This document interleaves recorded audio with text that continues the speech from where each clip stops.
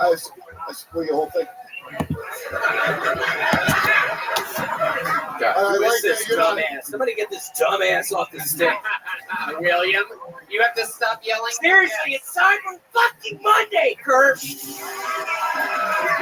You dumbass. You knew it was Cyber Monday.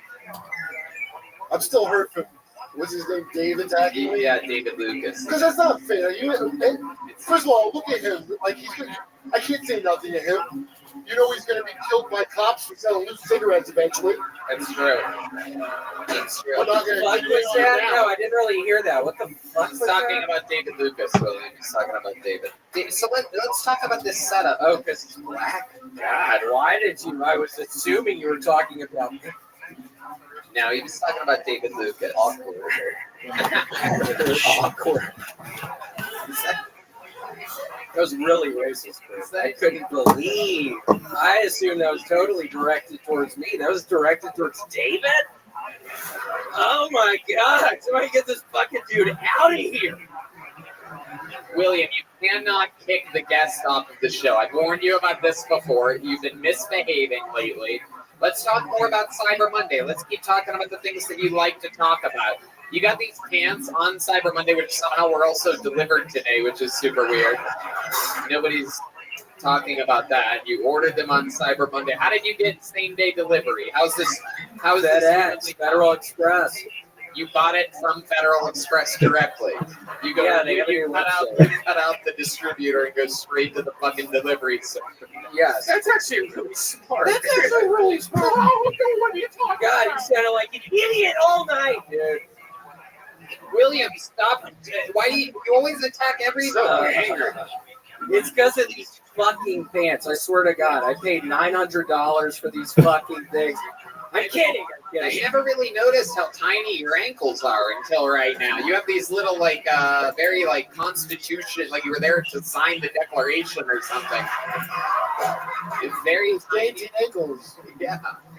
Yeah, I have little ankles. So what? Why do you think you have such little ankles, William? Drinking too much Capri Suns. Okay. Huh? Red man. I don't know why you do this to yourself. Yeah, I'm not even going to respond to that. No, stick with me over here. Why do you think, William, over here, why do you think you have tiny ankles? I don't know. I think it's a genetic thing. Oh, Both man, my I got fathers, shit. both my grandmothers had small ankles. I swear to God, it's a genetic thing. I used to break my ankles all the time. I used to play soccer. That's why I had that soccer joke tonight. I'm a giant soccer fan. I used to play all the time. I used to break my ankles like at least once a year. I was breaking at least one of my ankles. It was... Yeah, it's genetic. Okay. Okay, what else have you been doing? Tell us a little bit about your Thanksgiving. What did you do for Thanksgiving? Oh my gosh, went to Philip and Margarita's house. It was so nice. They're very good friends, Michelin star, award-winning chefs. Yeah, it was a very delightful lunch. I thought it was very sweet. Red Man read a prayer at the dinner. Yeah, he did. It was very, very interesting. Red Man. It was so weird. Can you recite the poem that he... Do you remember what he said? Dear Lord, thank you so much for all of us being here today. It is so sweet of you, sweet Lord, for letting us all be here for Thanksgiving. Oh, man, I Thank gotta Oh, you take a so shit. much that sweet Janice is finally with me again today, Lord. You know, we've been fighting. I gotta lot take a recently. dump. Sweet Lord, thank you so Legendary. much. Sweet Oh, this Janice is is good. sitting beside me right now. Sweet Lord, it is Thanksgiving. Thank you so much. We are all here. Thank you so much. Janice is talking to me again. Sweet. Wow. It was so awkward. Yeah, Janice was right there. I didn't know I'd been fighting. Right, that's beautiful. Yeah. I figured... I figured it would have been different than that. I didn't even notice I was sitting at the same table as all of you. I didn't notice him say grace at all. Well, I just got a volcano vaporizer, and I've been high as shit. Oh, The shit. past couple fucking days, I found this wonderful game on PlayStation 2. It's called Hot Shots. I'm pretty much a professional tennis player right now. Whoa. you're playing tennis. Yup, And you're hot hot. shots. Oh, PlayStation 2. Yeah, that's incredible. That's good. I thought maybe it was Nintendo Wii. I was worried you might break an ankle out there. Yeah. Man. Not on Cyber Monday, Tony. I'm not breaking any ankles tonight. I swear to God, I'm going to be running outside after this, and I still haven't gotten anybody. I haven't with my taken belt. shit. I have. I've been hitting people. I did in a couple states over.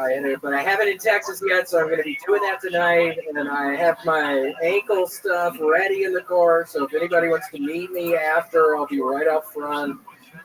Gonna get some homeless people tonight, one last time. So you're thinking about ending your Cyber Monday by committing I've never ended Cyber Monday!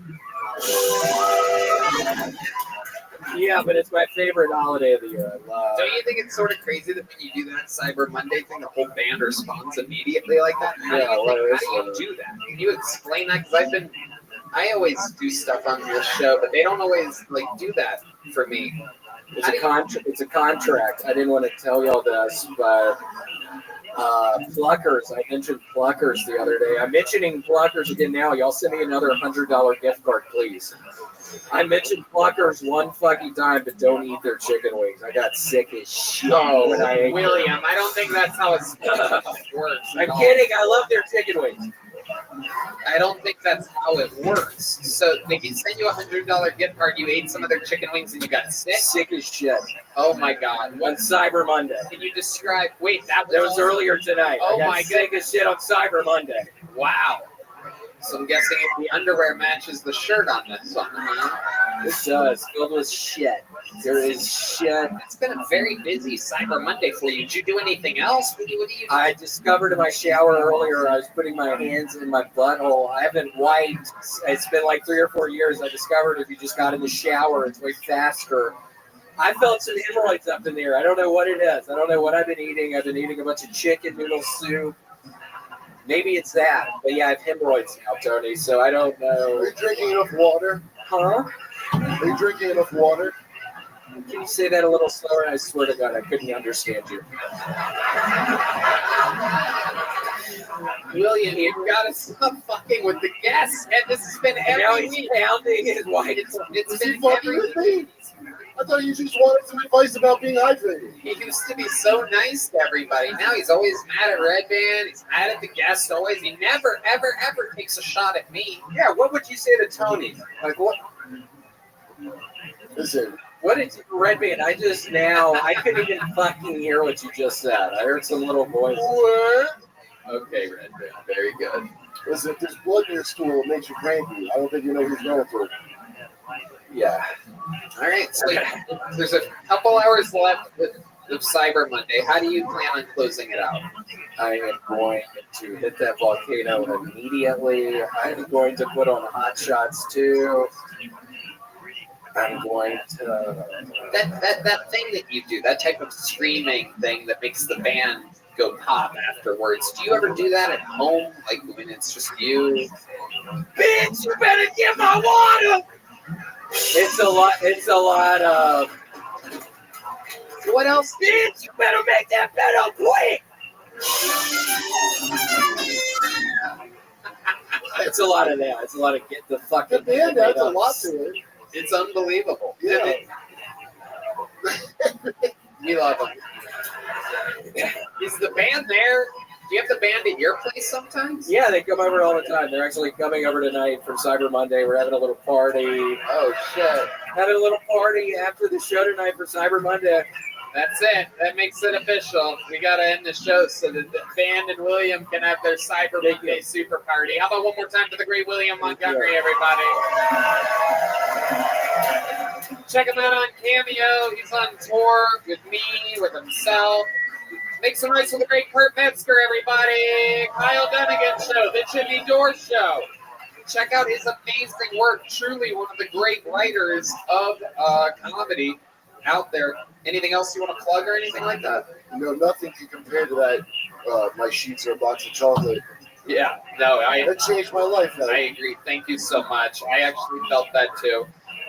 Kurt, you've been in many great writing rooms and you've written many great things. So I respect your opinion a lot. I'm so grateful that you came by. There's the drawing from Ryan J. Ebel. He draws every single episode.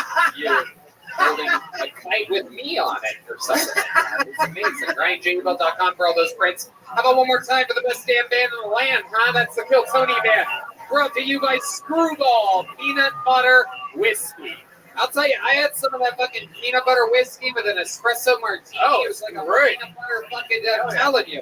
It's the shit. We've been having fun every single Monday. One more time for Michael Gonzalez on the drums. Sean Dees on the keys. The great Paul Deemer on the horns. That's Daniel Howard is joining us on the band tonight. And how about one more time for the great D Madness, everybody. This has been Kill Tony live again in Austin, Texas. A lot of fun announcements and fun things around the corner. I love you guys. Thank you so much for coming out. We'll see you around. Good night, everyone.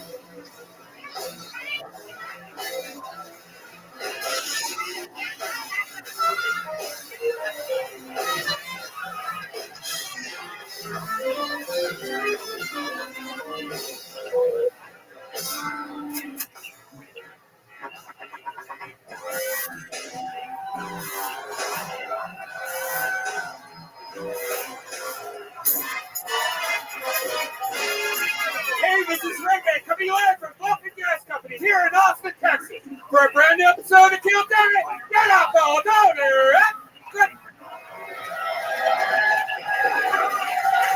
Who's ready to fuck some shit up tonight, huh?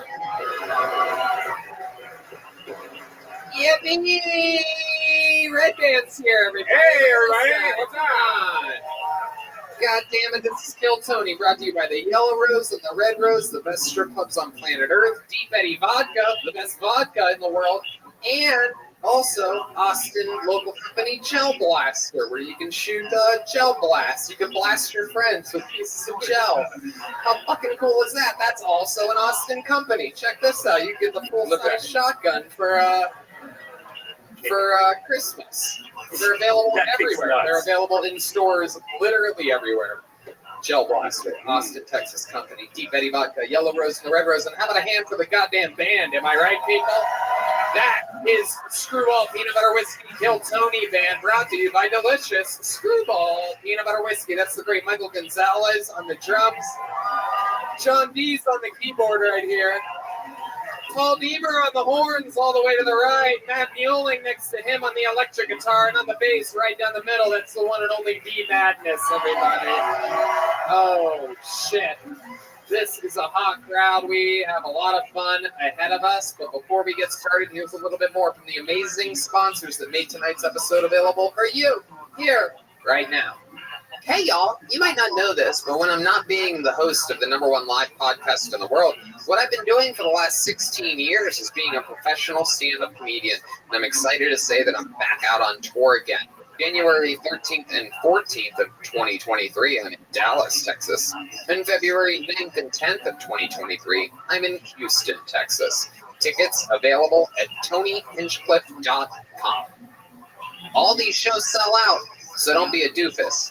Go to the website now. Get tickets while you still can. Hey, y'all. Awesome is the feeling that's sparked from the unexpected, and that's exactly what the curators from Bespoke Post have delivered in their new winter lineup of must-have box of awesome collections. Bespoke Post partners with small businesses and emerging brands to bring you the most unique goods every single month. I have some of my favorite box of awesome gifts that I've been given. The Frontier box, which is the pocket knife that was developed in 1980 and has become synonymous with French design and utility. Pablo Picasso used the number 8 to carve his sculpture. Arctic explorer Jean-Louis Etienne and record-setting sailor Elaine Prolas all swore by their pocket knives. I have one. I got it from Bespoke Post, the box of awesome. Red Band, you got some good stuff too, right? Yeah, man, I got all these awesome hot sauces. It's called Scorch, and they're hot sauces, and they're all small brands from all over the country, with some from Texas, Nevada, California,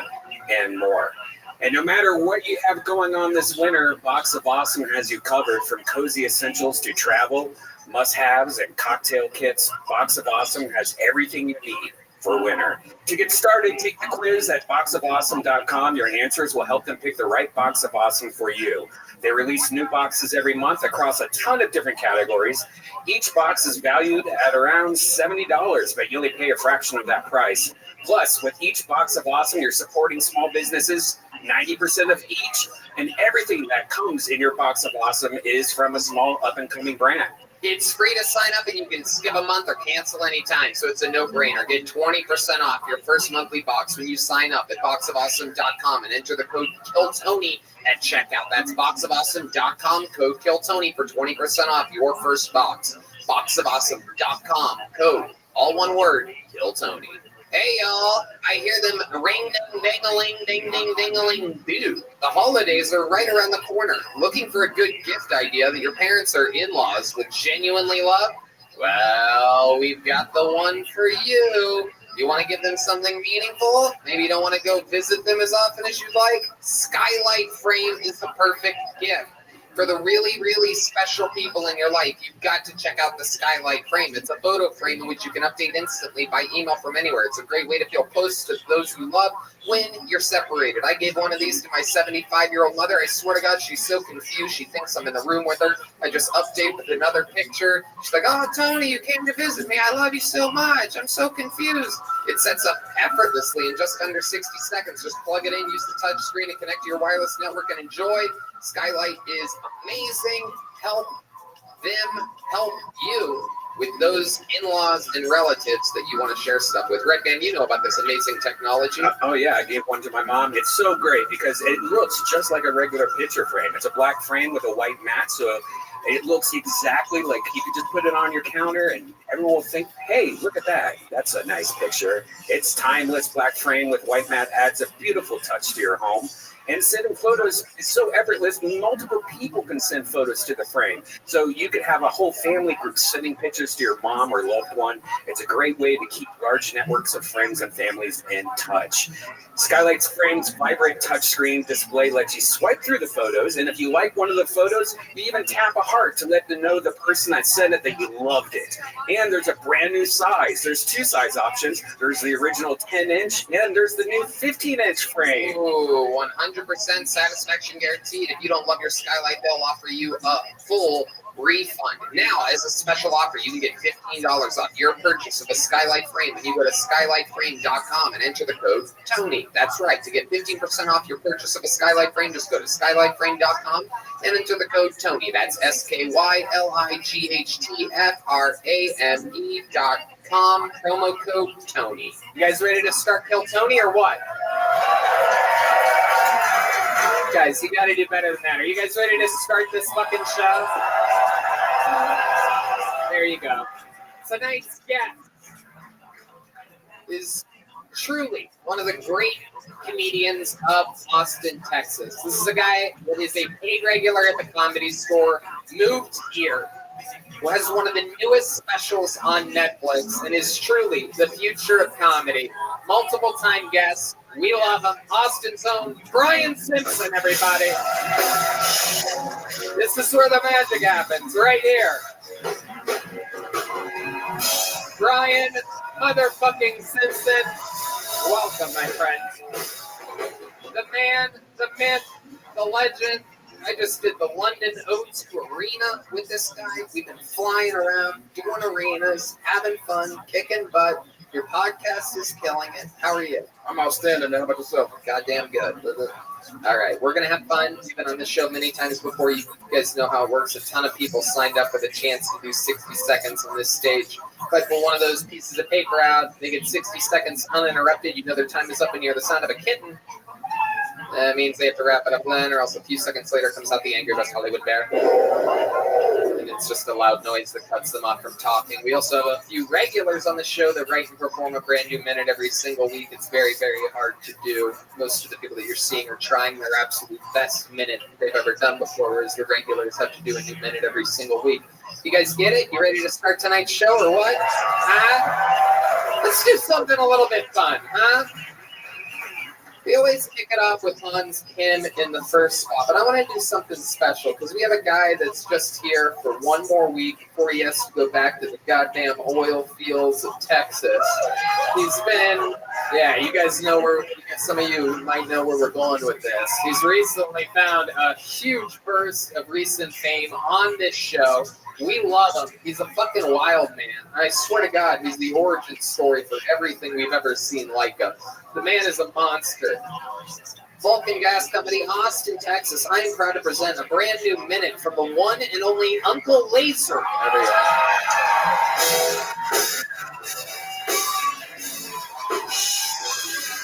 Here he is.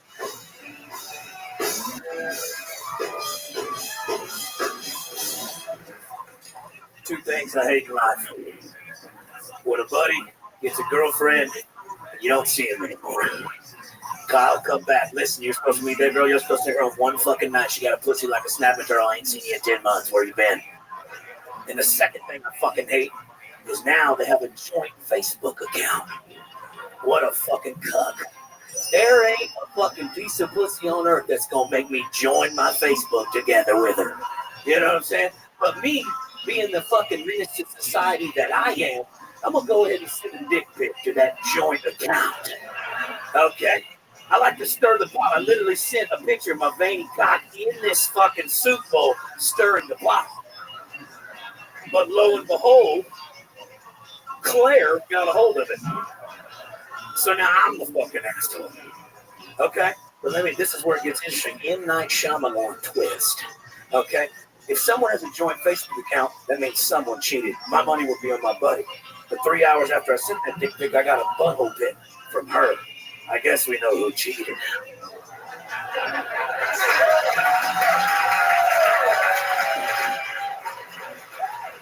I fucking love you. Yo, on some real shit though, her butthole was super hairy. So it looked like a pig's tail, those curly piggly willies at the back end. Listen, dude, her butthole sucks and she's a whore. Get away from her. Hell yeah. Uncle Laser. When you hear that laser, you know Uncle Laser's in the fucking house. Maybe she wants you to laser her butthole for her. Have you thought about that? It's going to cost you extra. I bet. Oh my goodness. Have you ever had to remove hair from a female's body before? Not per se, not in like the technical sense, no, but just friction. But when I was 17, I dated a girl who was an esthetician at the Ada Vedova Institute. I don't know that word.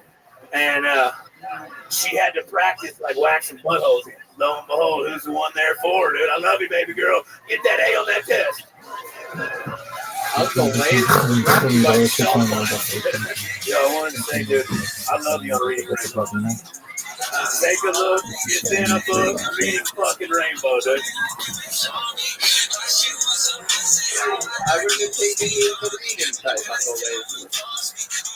Relax, I'm gonna take some colors. Be honest. I'm gonna take some colors.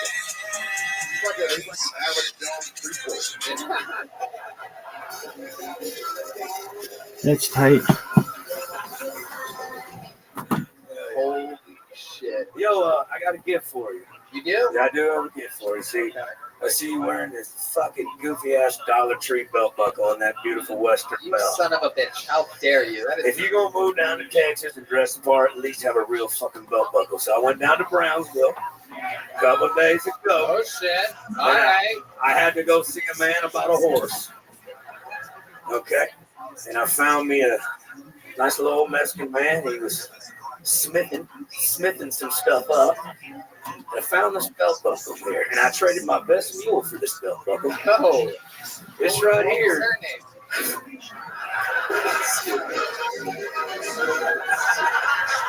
This right here, 24 karat gold plated, pearl inlaid scorpion. They got to feed twice a week. Wait, that's still alive in there? Still alive. I He's tap love it. Yes. Oh, shit. Yeah. Don't get sting. You can get that pecker stung. It's going to swell up Thank like a you so balloon. much, Uncle Laser. This is so nice. Merry fucking Christmas. I think mine's pretty sweet, but I'm going to replace it. Okay. I'm going to replace it. I'm going to wear this in honor of you. That's a Chinese scorpion right there. Yeah, but they have the same eyes, dude. Relax. Oh, shit. That was Uncle Laser. I didn't say it. You can't cancel Uncle Laser, folks. I can't even read. Uncle Laser, you have to get back to the oil fields for a few weeks. Isn't that right? Yeah, what dream's gonna die. Yeah, I gotta leave Saturday shooting a television show and then leaving from straight there. Ooh, Yeah. television. We're gonna hunt hogs at nighttime with AK-47s. Oh, shit. And we're taking a bunch of fucking people out there that don't know how to shoot guns, and we're gonna get them drunk, and we're gonna put them in the dark, and we're gonna make them hunt hogs. Oh, my So goodness. surely nothing's gonna go wrong there. Maybe D Madness can give them some advice on how to kill in the dark. You know what I'm saying? I beat you to it. Uncle Laser, so what are those oil fields like out there? Explain to us the type of work that you're doing. What's it like? Well, it's not like the clampets where you like shoot the ground and oil comes out, and you actually got to dig for it. Right. And it's just long, strenuous hours with fucking convicts. That's all it is. That's all they hire out there. Some people that do that work, but they're good people. Are you a convict? I have a warrant out for my arrest right now, You Tommy. too? Yeah, Is that why you go by Uncle Laser? that's right, dude. I'm like that shitty uncle that got out on parole, but can't be like 500 yards from the playground, but I can still look at him through the chain link fence. Oh, shit. You know what I'm talking about? You just got Uncle Laser. What's the warrant for? Do you know? Fraud. Fastest answer, 2022. I took out a credit card in my mama's name. And She called the cops on me. What a bitch. damn. Yeah, I know. I thought we were family. Blood thicker water, bullshit. She sold me out for a fucking $1,500 bounty. I hate you, Mom.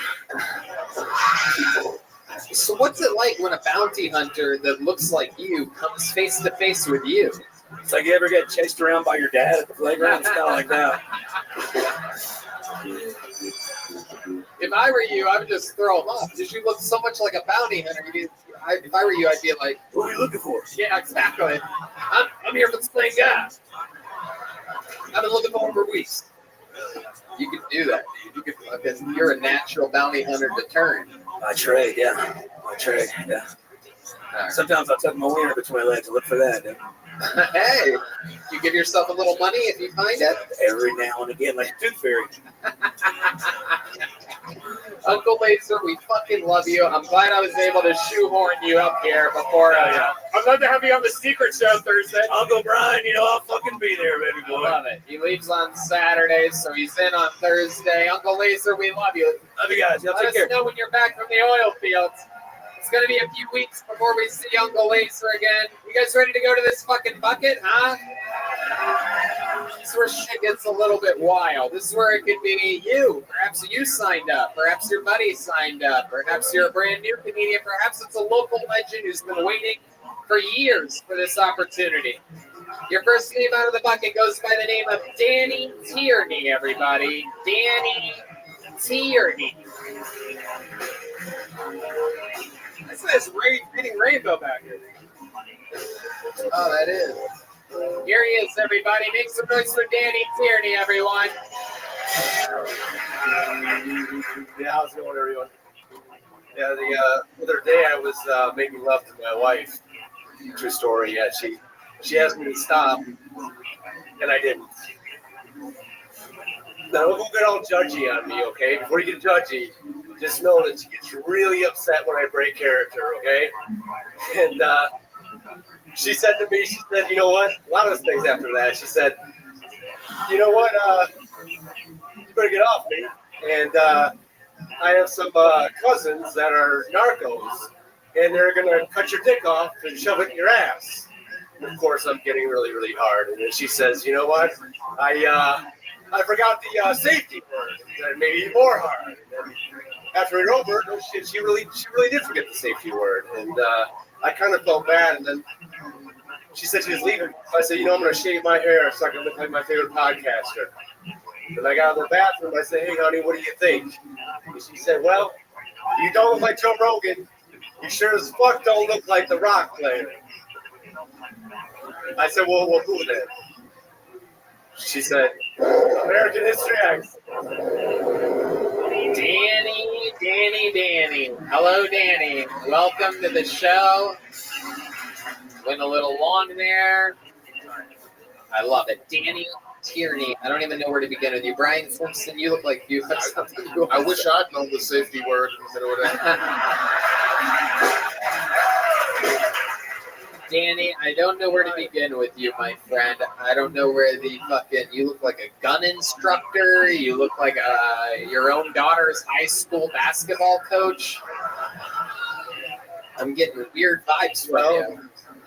What do you do for work, Danny? I am a contractor. For what? For homes. I build homes. Oh, okay. I thought you were looking for like people's lives and stuff or something. You have a look, which could be like a little bit crazy. I shaved my head recently. And, how do you feel about it? I'm gonna grow it back out. Oh, okay. Yeah. All right. Yeah. What made you do it? You just wanted to surprise? It was a long hot summer, and I just wanted to change. I wanted to see how I looked. And it looks like you did it very recently. I did it. It's been a little bit chilly for the last few weeks. I kept it going. Oh, okay. Yeah. All right. So you were just so hot one day, you're like, fuck it. I'm going to fucking look like an alien. That's right. Okay. So you're a contractor. How long have you been with your wife? 10 years. What does she do? She is an esthetician. Oh, okay. Yeah, she does facials. I do believe Uncle Laser's fucked around with her before. Yeah, it probably does.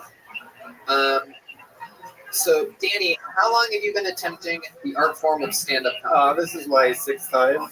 Your 6th time ever? Yeah. Well, okay, when was my last time? Uh-huh. Was here. Oh, it was? Yeah.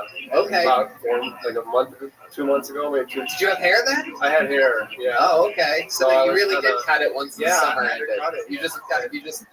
Did you shave your eyebrows also? Oh, you have eyebrows. Yeah, I have eyebrows. I can't see them. Yeah. You look like RoboCop has AIDS. No. RoboCop has AIDS. You look like Darth Vader when they take the mask off. Oh, wow. There you go. Wow. Taking a shot at the throne here. You look like Darth Vader after he died. Whoa. Red Band's roasting back. From AIDS. Whoa. Double AIDS on you. Double AIDS. Bum, bum, bum, bum. It's double AIDS. It's double AIDS. It's double AIDS. Hell yeah. All right, Danny. So let's talk about it. What's the most interesting thing about you that we could find out during the interview of a podcast? Okay. All right. It looked like he was trying to remember whether he was talking about his real identity or his undercover identity. You don't look like a Simpson. You look like the doctor from The Simpsons. Okay, Danny, stop trying to make fun of people. You're really not good at it. Okay, thank you for your Simpsons sound effect, Red Band. It shows all that comedy every 2 months he's working on there. You'll be all right. Danny, what's going on? What's going on in your real life? Are you happy? I'm a little bit happy. I'm kind of missing LA. How long have you lived in LA? For 10 years. And how long have you been here? Since March. Since March. What are you possibly missing about LA? The weather. What's up with you and the weather, dude? Are you all right? What's wrong? It's been 65, fucking 70 degrees all week this week. It was 100 degrees for 7 months. And, and I'm more like a northern honky. God, you are the tallest pussy I've ever seen in my entire life. I think he's also One of the things I like about it is I like the people, though. That's the one. Like the people here in Texas. Well, we don't like you, Danny. No. I don't like the people from LA, just the people that are from here, though. So. All right. Okay. All right. How old are you? I'm 47. Wait, why did you think about it like that? You know, thinking about it. I don't think about my age that much. All right. Okay, Danny. Well, I don't know if you're exactly built for show business. I don't know. Do you have any special skills or talents or anything like that? Is there something that we're missing I here? can rap. You can rap? No way. You cannot rap. There's no way. There's no fucking way on earth that you can rap. This is incredible. What are you going to do? A little Kanye, look white skinhead? Yeah. What type of rap can you do? Are you talking about gift rap, perhaps? Or it is the holiday season. I do believe that you're the type of guy that Anything off the top. anything off the top. Not anything off Well, the what top. can you rap? Just rap, yeah, I can rap. You can rap. Yeah, why not? So if these guys gave you a beat, Give me a you're gonna beat. rap. Okay, not too loud either, guys, because I want to be able to hear this shit. Oh shit! Yeah. Freeze.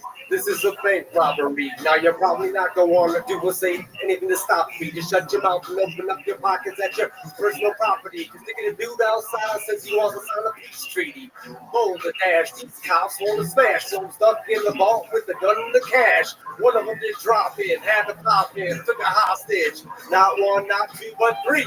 The banker, the teller, and one of them is my homie. But they don't know that he know me. And they don't know about the underground abandoned subway system that's below me. Brian Simpson can blow me. I'm up in the house with my cousin and this other dude. All right, Danny, that's enough. That's enough.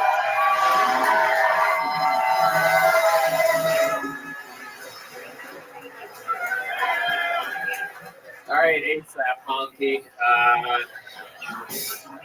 Oh my God. It didn't even need to make sense. It worked. I don't know.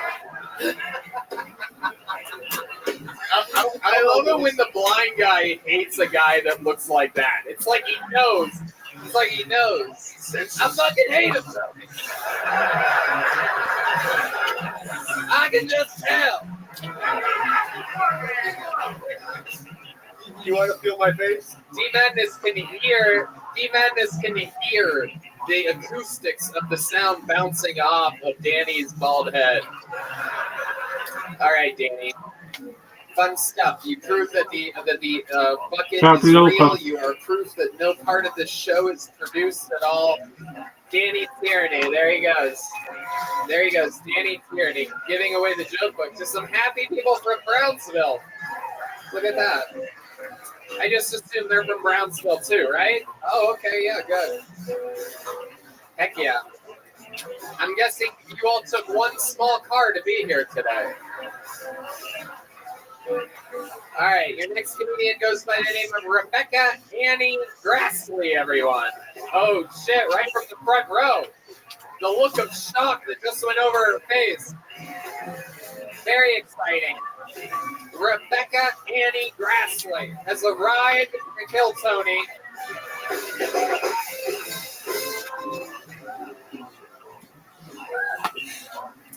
My white boyfriend loves dating an Oriental, but there are some things about me that confuse him.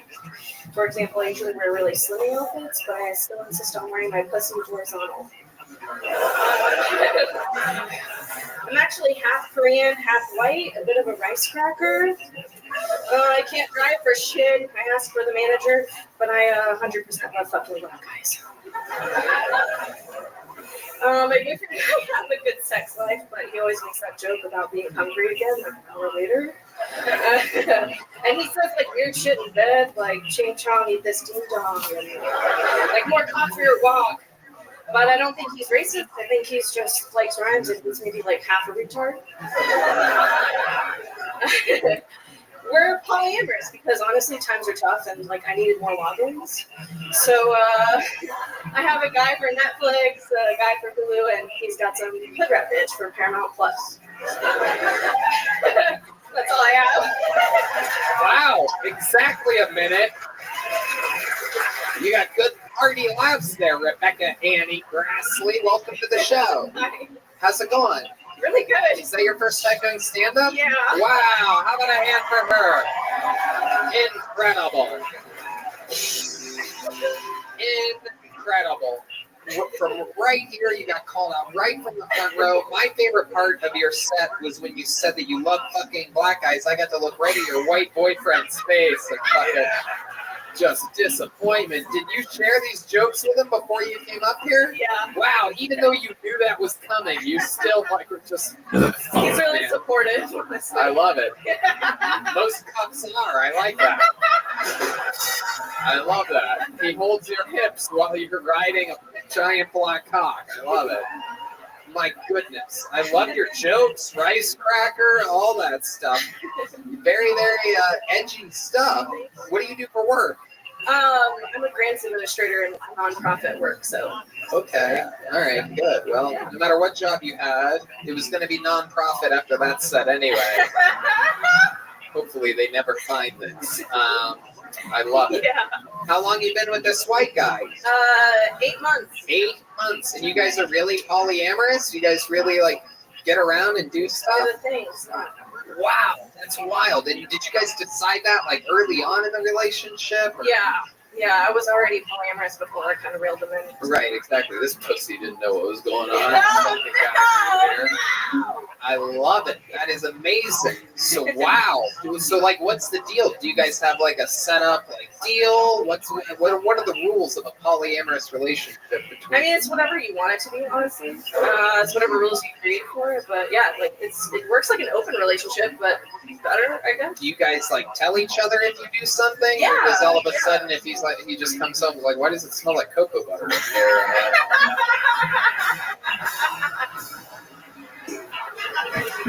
Wine dropping. Yeah. Babe, where'd all my barbecue sauce go?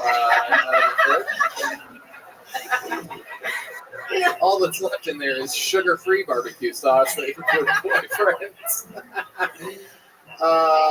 So did you guys like tell each other? Hold on, we gotta make sure this wizard gets back to his seat properly. Jesus, sir, what the fuck? Don't you have a magic spell for that or something? Okay. Yeah, no, it works out for sure. High level communication, you know. Right. Okay. Get it all. It's dope. Okay. The look on his face doesn't say that it's that dope. I don't know. Do you think he can tell after you hook up with a black guy? Does it take him a little bit longer to come or anything like that? Is it like throwing a pencil down the hallway or something like that after? All right. Do you think it's different? With any thoughts on anything that I'm saying? Honestly, I'm just so nervous right now. No, I bet. I can't even imagine what that's like because I've always been over here. I can't imagine what it's like on the other side. All right, you guys looking for a third? Oh shit! Hell yeah! Ooh, don't tap me, bro. Are you down? I bet you. Oh shit! This just happened. Oh my god! This guy's in. Look at that. I love it. I can't wait to watch him put the sleep apnea mask on Brian's face.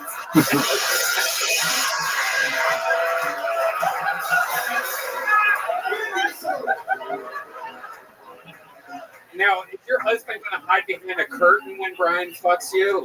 Do you have like one of those? Active participant. I think you guys could do some really interesting role play. I see this guy's got a little Derek Chauvin vibe to him right here. He could put a fucking.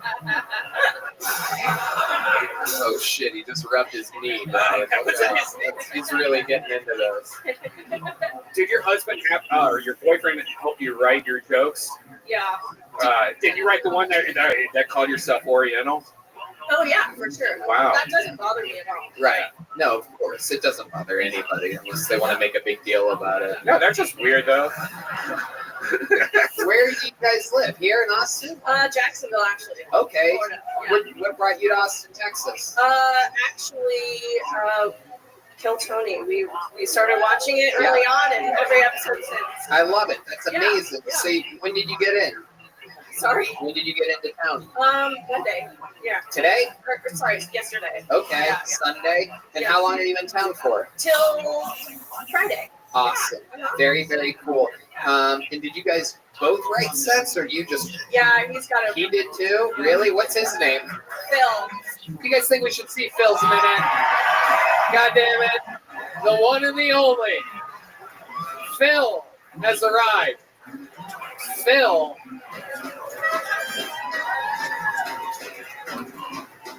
Here he is, everybody. Phil from Jacksonville, Florida.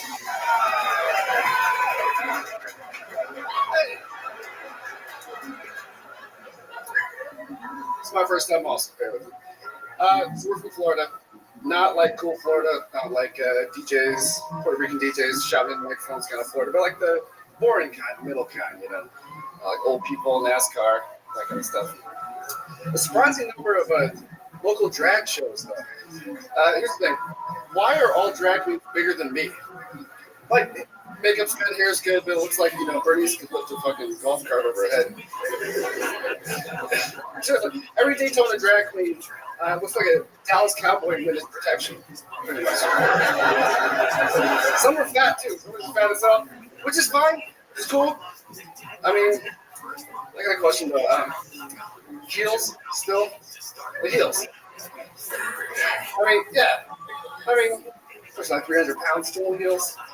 I mean, ankles look like grapefruits on the golf team. Still, I mean, it's wild. Okay, Phil, there we go. I'd imagine this is what a threesome with you two is like. We all got to watch Rebecca have a lot more fun up here. Phil, amazing. And it's interesting that your name is Phil, since that's what you let other guys do to your girlfriend.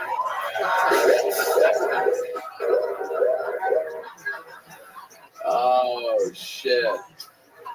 Oh, my goodness. You got to go second tonight, which is exactly how I think it's going to go when Brian joins the fray. Oh, my goodness. Phil, how do you feel? Your first time doing stand-up comedy. Let's get that out of the way. A hand for Phil. It takes a lot of courage to do that, but then again, we happen to know you have a lot of courage in the first place. My goodness. Tough following Rebecca. What's harder? Following Rebecca doing her minute or fucking her after a black guy dies? Well, I ran out of time this time around. I finished real fast, but you know. I'd imagine that happens quite a bit too, actually. I love it. Phil, what do you do for work? I'm a nurse. Oh, hell yeah. We see who wears the fucking pants in this relationship. What type of nurse are you? I like oncology, surgical. Okay, wow. So you're like a legit nurse. Okay. Fuck yeah. Okay. So there's definitely, I bet you guys role play that every once in a while, right? I can put the sleep apnea machine on. Oh, hell yeah. Brian, this shit is on, dude. This shit is on. The water tank. Oh, yeah. Sterile water. Up to the fill line, I guess. There you go. I got it. That is correct. Very good. You get a discount on Narcan? No, we don't. Yeah, Red Band looking for his next fix of Narcan, everyone. I love it. Okay, so let's talk about it. Do you have any special skills or talents, Phil? Not particular, no.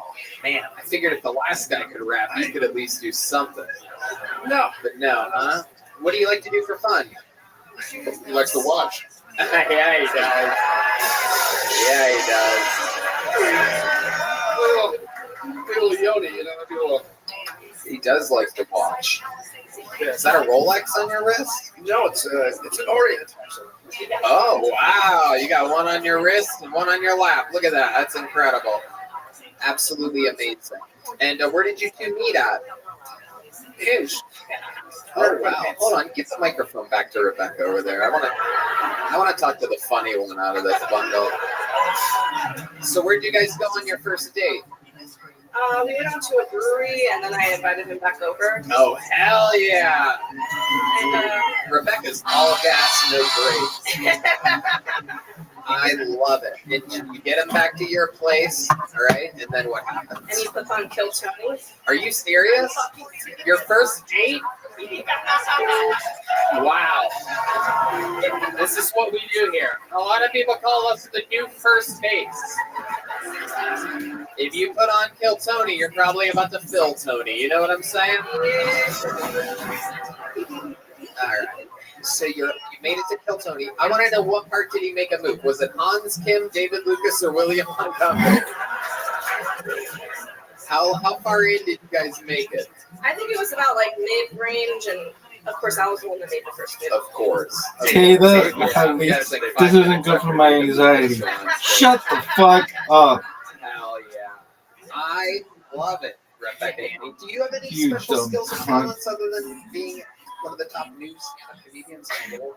Stuffies I just enthusiast? signed up for a Get a kickball league. fucking life, really? bitch. Kickball? Oh my goodness, is the ball? Okie dokie. I'm sorry. I forgot we all love Rebecca. I'm sorry. You can't. The unroastable Rebecca, everyone. I love it. I love it. Kickball. Wow. Jeez. So you're just planning on bringing a bunch of plain white guys back to your place again, huh? I love it. I've been wondering why the Kill Tony numbers have been skyrocketing in Jacksonville lately. I love it. Anything else crazy we should know about you two before we let you go and enjoy the rest of your week here in Austin, Texas? All right. You guys are absolutely adorable. Thank you so much. That was great. So noise for Phil and Rebecca Annie Grassley. Here you guys go. Take a couple of those home with you. Those are giant books by the great Bonsai. All right. We're having fun here. Let's get another one of our regulars up here. Ladies and gentlemen, this guy went from broke to arenas. Now he's got a little bit of a fucking attitude on him, if you ask me. Ladies and gentlemen, sing it if you know the words. The words are, this is Hans Tim. This is Hans Tim. This is Hans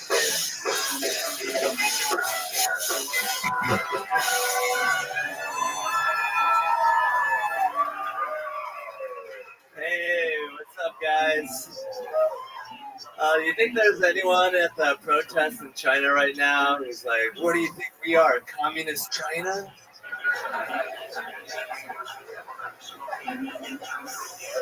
Oh, yeah, we are. Sorry, I'll go home. I would hate to be in a crowd crush like what happened in Seoul or Travis Scott concert. That's one of my worst fears. But if I was ever in a crowd crush, I would try to use that opportunity to get laid. Like, sorry, my cock's in the way.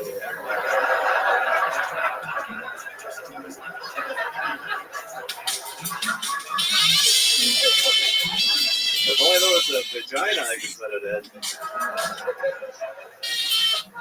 in. Save some space.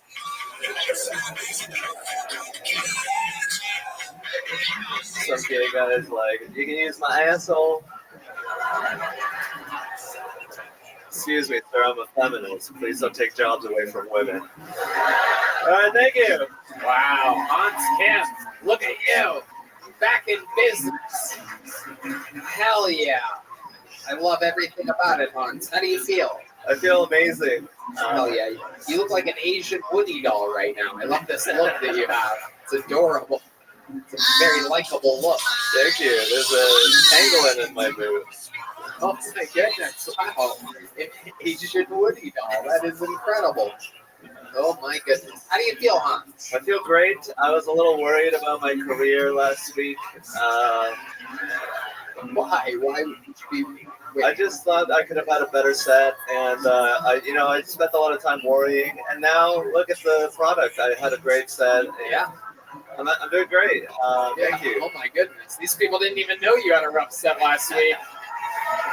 Here you are. Thank you. Giving them information they didn't even know. Now guys in wearing bucket hats are judging you extra hard right now. Congratulations.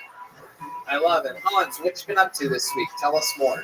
I've been traveling around. I went from Phoenix on Thursday to Massachusetts on Friday.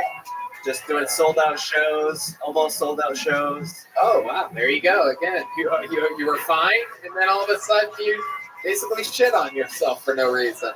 No one would have cared had you not said some almost sold out shows. I love it. You're very, you're famously honest on this show, Hans. Some people call you Honest Hans. Yeah, which is my thing. That sounded like a lie. That's the crazy part. Is him agreeing that he's honest sounds like a lie. Can you lie? Yeah, for sure. Lie to us right now. How many of you guys want to see Hans Kim lie? Yo. No, you don't have to rap it. I know the music got him excited.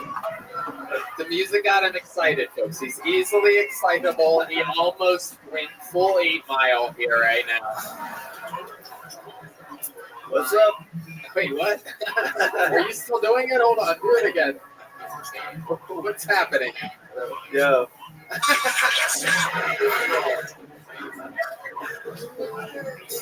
Slow me. Yo, I'm rapping. I'm Kill Tony. I feel great, not phony. You think I'm made out of phony? But Stop it. I'm going to stop you right there.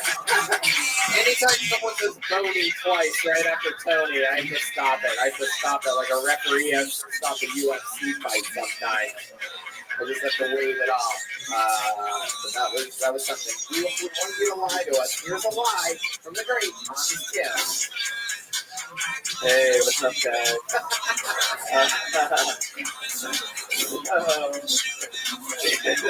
Really buttering them up for this one. You know, not everything they say about me is true. I love being gay. Yeah, that's another episode of Hans Live. Incredible. I love that. You're very good at that. Thank you, Tony. Wait, what's that on your pocket there? Is there something on there? Is there a hole? Over there.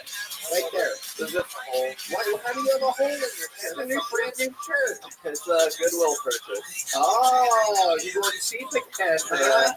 I actually bought this shirt 6 months ago, but you made fun of this hole on my shirt, and I haven't worn it since. Wait a second. Are you fucking serious? Yeah. I don't ever talk about it. You know, a lot of comedians like to smoke out in front of everybody and everything to fucking whoop. I just smoke a ton right before the show starts. And normally you go up first, so I don't ever remember anything that we ever talked about. You could have lied every episode, and I wouldn't even remember. I love being honest. You look such a sweet boy. Hans, what else were you up to this week? What did you do for fun? I got high on mushrooms here last Kill Tony. Wait, a week ago? Yeah. After After the show. or during? After. I was having a great after Kill Tony. You were? Yeah. Even though you didn't like the set. No, the afterwards part was way more fun. Yeah. And we were signing a book for our good friend, and we all signed it, and for some reason someone thought it was Joe White's birthday, so they wrote happy birthday in the book. All right, that's a whole different thing. All right, forget it. Jordan, you remember a couple weeks ago, I think it was 2 weeks ago, and you said something about staying at a hotel that was next to a train station, and it was like, we found out some facts that were true, like 45 minutes apart. Oh, South Central LA and Koreatown. Oh, yeah, that's right. You said that you were staying in South Central and Koreatown, which is very far away from one another. If you Google Map South Central, it's actually quite close to Koreatown. It's definitely not. I mean, it's just not. I don't know LA that well. It was honestly, it was an honest mistake. I really don't know where anything is. All right. John Dees is saying that he can't stop lying right now. Are you lying down, Tom? No, I'm being very honest. Thank you for having me. It's an honor to be here. Is it really an honor for you to be here? All right, we're going to get him out of here. There he goes. The great, powerful Hans Kim. Selling out shows. Almost selling out some other shows. Big tickets. That's the move. Seeing a real comedian like that who's just starting to headline out on clubs. Him, David, William. All right, your next comedian out of the bucket. It's our first time, I do believe, meeting George Red Seats, everyone. Here we go. You guys having fun out there, huh? Brownsville. That was on Skin. That was on Skin. That was on Skin. Here he is, George Red Speaks, ladies and gentlemen. What's up? What's up? How y'all doing? Y'all feeling good? Man, I feel better than you. I'm just out of prison. That's good, right? I have not robbed none of you yet. Yeah, man. The first thing I did not do was see my son. It's yeah, it was during the pandemic. And then Abby came up and he said we 35%. So then I opened it up, did a barbecue. Cop showed up and said, what are you doing? Oh shit, I fucked up. He was like, what are you doing? You can't open up. This is a lockdown. And I said, oh my god, this is what I'm doing. And he said, what's up? Where we going? Go ahead. I want to hear what you were trying to do. Think so. You can do it. I'm with you. I like your style. Let's fucking get it right. Look, I got out of prison. I couldn't wait to see my son. It was just 50%. Get up on the sun. Hell yeah. It was badass, man. I was so proud. I was like, 3 more years. And his mom says, 3 more years for what? I said, until I don't have to pay your bitch ass child support no more. Yeah. But then she educated me. She said, you know what? You have to pay child support till he graduates college. That's a new law. Did you know that? Yeah, it's fucked up.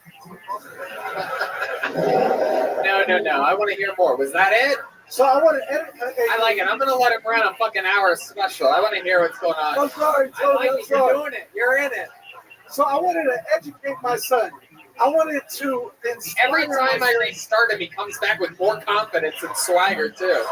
You just keep doing this until you're fucking... I'm sorry. I want to educate. I want to inspire. I said, Neil, you can quit school right now. I'm just saying, Sonic has a fast track to management. Is what I'm sorry. You're good.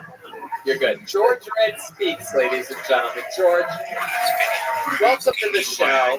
Thank you, Tommy. Hell yeah. Okay, so let's talk about it. This is your first time here. Yes, sir. This is your first time doing stand-up comedy, right? Tonight, yeah, here at Tony. So how long have you been doing stand-up? 5 years. 5 years? I'm sorry. What do you mean? Is that your catchphrase? I'm sorry? There we go. Okay. So George, without apologizing, let's talk about this. Where have you been doing stand-up for 5 years? Improv. Actually, I met you at Hyenas. You were headlining in the main room. I was headlining the red room at Forward. Okay. You mean I was doing the show that people buy tickets for. Yeah. So and you were in the lobby. I was in the lobby. Where they put people that weren't able to get tickets for my show. Exactly. Okay. Perfect. That's exactly so people understand we weren't just in 2 different rooms at some magical club. You were in the fucking waiting room. And a waiting room, they were waiting for me, George. I know you probably told this story to other people. Yo, me and Hitchcock were competing, man. Yo, we would fucking hit the head. And then they put me in prison, dog. And then I was fucking all like, what the fuck? Oh shit, I fucked up. I'm sorry. That's exactly the way it went down, dude. I hope they brought this in graphic where he walked on stage and did this. Yeah. And the piece of lettuce flew. Yeah. I thought I was seeing solid stuff. I was outside. Were you eating a Euro out there? Sharma. Oh yeah. That's Or whatever. Sharma. It's called Sharma for when you're in prison. They're used to making that shit on a radiator, Cheez-Its and shit. Yeah. How long were you in prison for? 2.5 years. 2.5 years. Holy shit. Can I ask what got you in prison?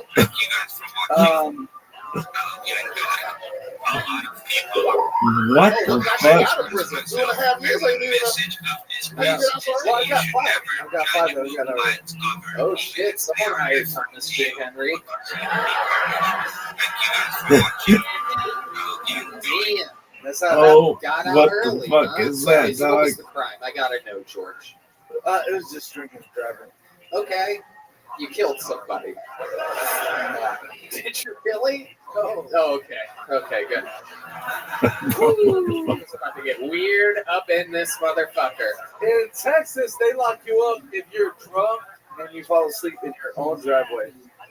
For 5 years, they don't. Yeah, that's not what happened to you. Well, What that's what happened. What I don't know happens what to if say. you fall asleep in someone else's driveway with the car on top of someone's body? And a child. Oh, yeah. Exactly. Time for school, Dad. Yeah. 2.5 years. And you have one son? I have one son. Were you still with your baby mama when the No. Is this when real? you guys were already split up? Yeah. Okay. How long ago did you guys break up? Ugh. Shit, he's 15, so about 10 years ago. 10 years ago. Okay. He was Cinco. Cinco. All right. So what do you do for work, George? When did you get out of prison exactly? I got out 3.5 years ago. It's funny. Well, or Sometimes 3 years ago, I got out March 25th during the pandemic. right. Got that part. Yeah. Wasn't you doing comedy for like 4.5 years, though? Yeah, but see, I was doing comedy inside there too. Ah, look at you. Stephen Like Rosenfield. Mexican Johnny Cash over here. Stephen Rosenfield, man. Fucking Johnny Pesos. Hey, y'all, I'm George, and I'm sorry. There's a little tune called I Didn't Prepare Hard Enough for This. And I was just a baby.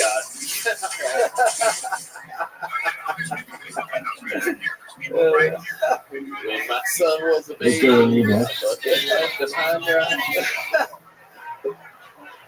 Oh my goodness. So, what was I about to get at? What kind of jokes would you do in the prison? Let's hear a little of your fucking prison material. Prison material?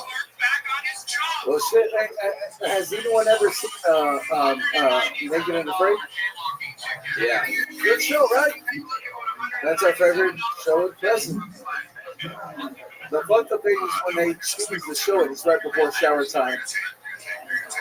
Yeah. Talk about being naked and afraid.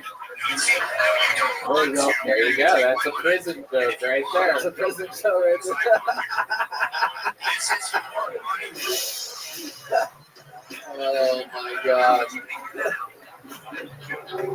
Oh my god. I love it. You have any more prison jokes? We like prison jokes here on Keltoni. We never get to hear prison jokes. You ever meet anybody in prison? Tell the truth. 2.5 years is a long time. Lord knows I would drop the soap day one. I mean, I would go in there and Oh, that's Only when fucking they're paying. hilarious. Hey, dude, only when they're paying, Tony. Only when they're paying, Tony. oh shit. Tony would drop the body soap. It wouldn't even be regular soap. It'd just be squirting it all over. Thank you, Dad. Yeah. Thank you. This undercover cop has to get back to the show. Is this the guy? Is this your guard right here? Don't say nothing. George, do you have any more prison jokes? Oh, D. D's all hyped up. He had 6 sugar-free Red Bulls before tonight's show. I love how mad you get that I'm sending you a Red Bull. No, Love it, dog. That was great. why you say that shit? Heroic, even.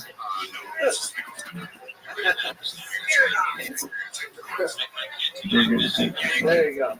I guess it's Black Bull to you, the madness. I guess red doesn't really.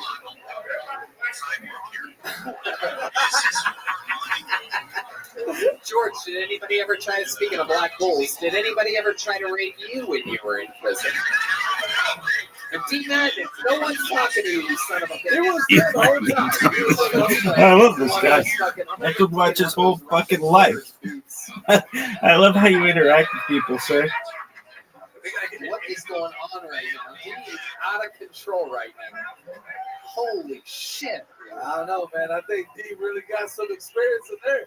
He stepped up and everything. I think D just tried to fight me for a second there. I got scared, dog. I got scared. You know that if the convicted felon is scared, then everyone should be. Did you have any more prison jokes, George? Yeah, anytime when Red Man will put me on the show. No, that's not happening. Oh, that ain't happening. Oh, I wouldn't even. I tried. Hey, if you're available Thursday, I'd like you to mow my lawn. Oh shit! Oh shit! Red band, red band, red band. He's quick with Red it. band.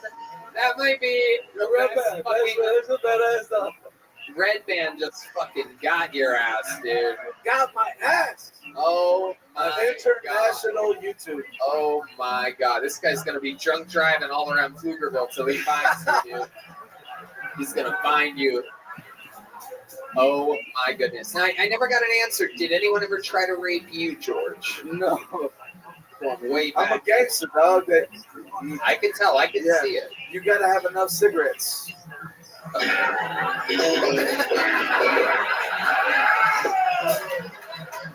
George Red speaks. Is there anything else we should know about you before I let you go? I find you to be an incredibly charismatic character. You're so entertaining. This is like what, you know.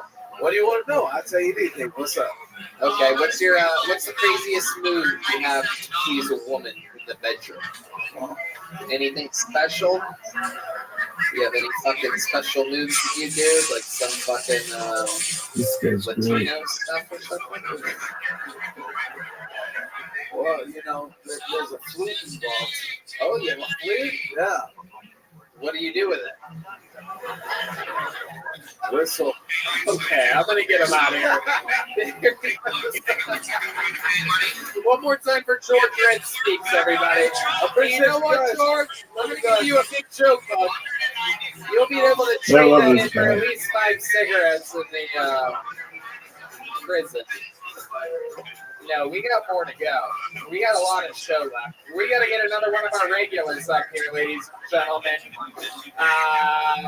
Absolute legend, one of my favorite fucking comedians on planet Earth.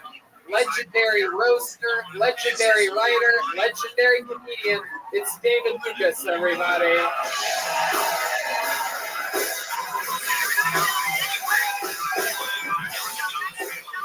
Make some noise for David, everyone.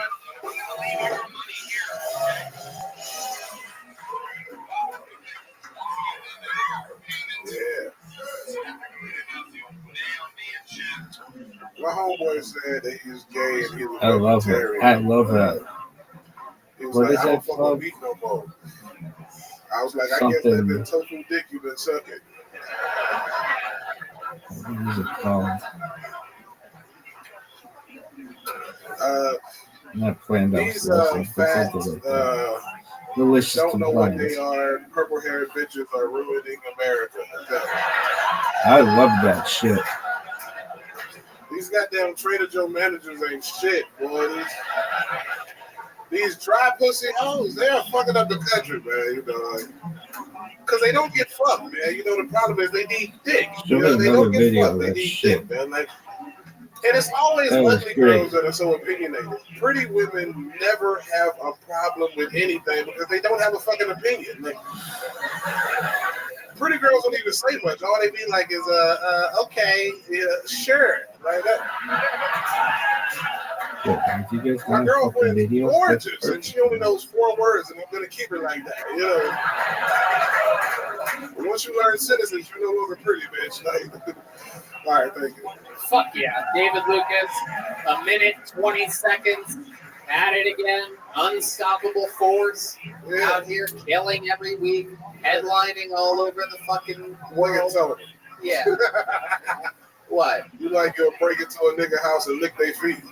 Wait, why do I look like that? That motherfucking black shit you got on, nigga. You look like, what's that shit? Fuck Enter the Dragon, Enter My Asshole, nigga. What the fuck? That's a kung fu movie for Tony. You look like you're dressed like Enter the In and Out. Look at that. Those pant legs are strangling your ankles right now. Those things are a little tight down there. You get fucking as if your feet are already getting enough blood to them.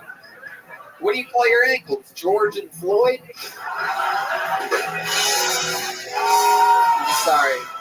I'm sorry, Brian. Tony said I'm sorry. I'm apologizing to Brian, not to you. Don't get it twisted here. Yeah, because Brian is my intellectual guest. I have no regrets about saying that to you, though, whatsoever. I would never apologize to you. I can't. Only out of my booty hole. I'm sorry, David. That's what my butthole sounds like.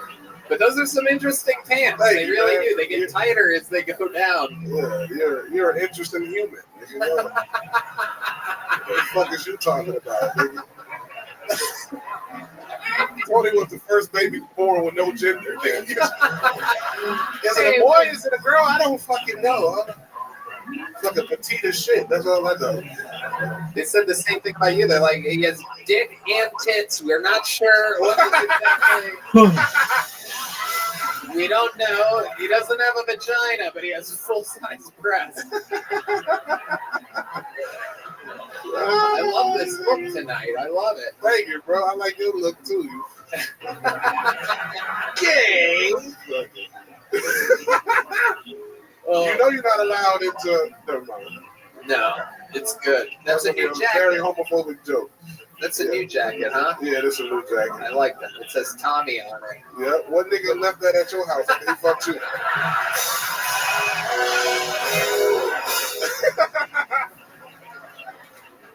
I don't have to buy clothes because men always leave their shit. Show ass up out of here. Oh my god. All Tony wants for Christmas is a hard dick.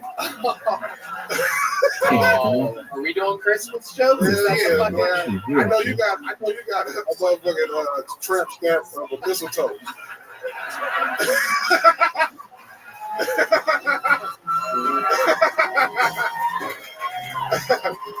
You can't get in until you kiss under the mistletoe.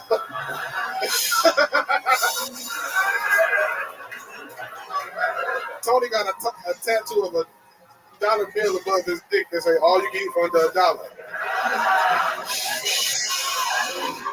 If I had a sign there, you'd probably fucking pay for it. That is incredible. Mistletoe is what the doctor that removes one of your toes is going to call your toe because they're going to launch it into a trash can like a missile. Your toe off of your diabetic foot.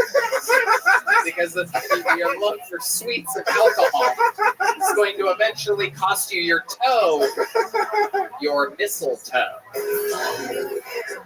I don't want to laugh for Christmas. No, stop. If I knew that song, I'd make a joke to it. Oh, man. Frosty the Snowman. I would make a joke about something underneath the Christmas tree, but it wouldn't have anything to do with you hanging there. It's the next lyrics of the song, and I said that I wouldn't make that joke. I said I would never. If I was pitched in a writer's room, I would say, no. That's all I'm saying. I'm saying that I wouldn't. Tony, when you was a kid, you used to put the charcoal in the carrot at the bottom of the snowman. That's true. And I have really good eyesight now for how much of the Somebody carrot I comments put about down my me. throat. That nigga, your Somebody booty be cheeks like, had oh, frostbite. motherfucker, Rabbi sucks. It's true. That's why I said Yes. snowman. Sometimes I would put the carrot on the bottom of the Bitchin'. snowman, and I would pull out Oh, my we get to pants. translate this one. I believe it was the great Juvenile that once said, "Back that ass up." Oh, this motherfucker's great. Time came. It's like fishing. Vision, man. Tony has 2020. This motherfucker sucks. In German. In the beginning, this lads, I've already blocked the sender from Rabbi Rothschild. But he keeps coming back under a different number. Oh, wow. Yeah. Yeah, this is the first time I've ever heard of this, dog. Okay, Red Man. First time for everything. Oh, man, this is going to be so illegal in the future. It's going to be like, what are they going to call it? Like troll terrorism or some bullshit. Trolling terrorism. Trollerism. Oh, dude, this motherfucker's accused of trollerism. Wow. Incredible. I can't wait to see what's coming up. Right, that motherfucker gonna pass out when Kill Tony on the way. They're gonna fall dead of a heart attack in that hallway back there. I love it.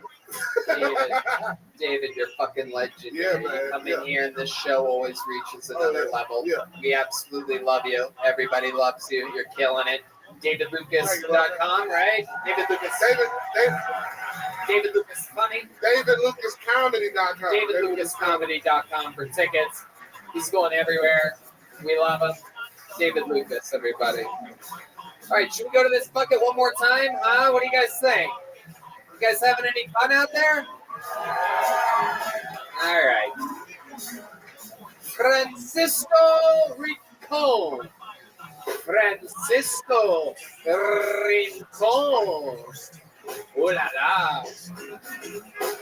Here we go, coming from upstairs, making his way to the stage, everybody. These people wait all night for this. Put your hands together for Francisco Rincon.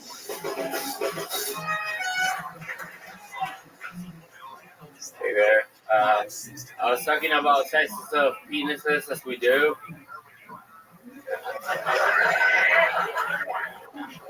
And we came to the conclusion that you don't need a massive dick. Okay, sir? Your penis is big enough as long as you're able to grab it with two hands. That's why I let my little cousin grab mine. And he's only 4. Turns out I'm doing pretty okay myself. Alright, that's a fucked up joke. His hands were way bigger. But I like you guys. You guys are laughing. You're not a bunch of faggots. That's good. Yo, welcome. How you living, pimp? Hey, you shouldn't say faggot. What's good? Like, look, it took me 20 years to learn. Well, guess what? I didn't want to fucking talk to you anyway, you little bitch. Now you want me to forget some words? Fuck you, faggot. Go play it. Hey.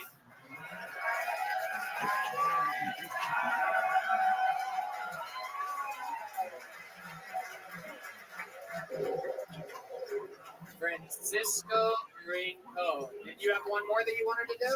It's not like I learned from a professor. I learned from you motherfuckers in high school calling me a faggot. Hell yeah, there it is. The final faggot from Francisco Rincon. I have more, but it's okay. Wow. Incredible. Incredible. Welcome, Francisco. How long have you been doing stand-up? 4 years. 4 years. And it actually seems like it. You were doing jokes there. Very, very funny. Where have you been doing it at? So first time I ever did stand-up was in Shanghai, China. Oh, wow. Yes, indeed. And then I did it in Houston, Texas for about 8 months. Oh, wow. Those are complete polar opposites right there. And then here in Austin. Right. For the last few years. Yes. I moved here before COVID. This is where you live? Yes, sir. Absolutely. And your family came up here from Mexico? Almost. They are from Venezuela. Yeah, but I mean, I'm originally from Ohio, so you have to understand. Yeah, it's all El Paso to me. You know what I mean? It's all the same thing. I don't know if some of you guys don't know where Venezuela is. If you don't know, it's a small country in the middle of North Korea. Feels like that. Still don't like your style. A little bit. This guy's great. Yeah, man, I'm not. Yeah. What do you do for work, Francisco? I'm gonna watch a I whole am show about both. I studied mechanical engineering. Wah, wah, I wah. got fired last week. You got He's fired fucking from amazing. being a student or being an engineer? No, engineer. So you made it to being an engineer. Yes, sir. I've been doing engineering for about 10 years now. Best of Okay. both. So why did you get fired last week? The very because I best didn't of do both. the job. Oh, this is gonna be amazing. Yeah. Why didn't you do your job? Why did you not want to do it? I don't know. I'm always in my head, and I was thinking about lunchtime and Part of the experience I had. Wow. Wow. You did all that studying. You became a mechanical engineer. I know my parents in Venezuela sent me here to be an engineer. I'm a total failure. Yeah. He's like a list of horrible hospitals. Oh, thank you. Thank you. I love him. I really love. He's my English teacher. He's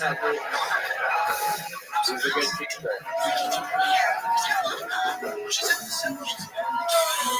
Home run derby over here for Francisco. Oh, Francisco, you're a good-looking guy. What's your love life like? Thank you so much.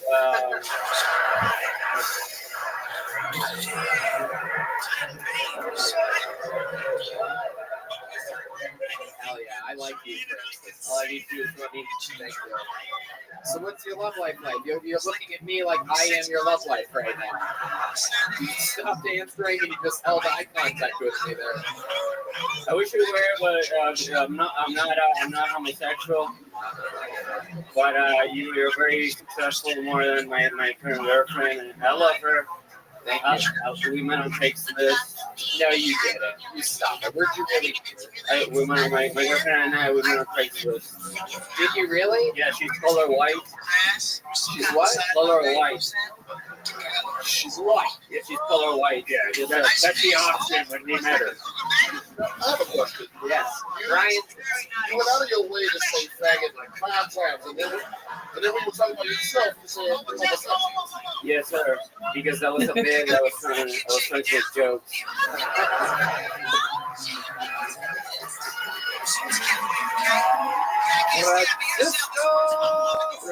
Whoa. Wow. Look at you.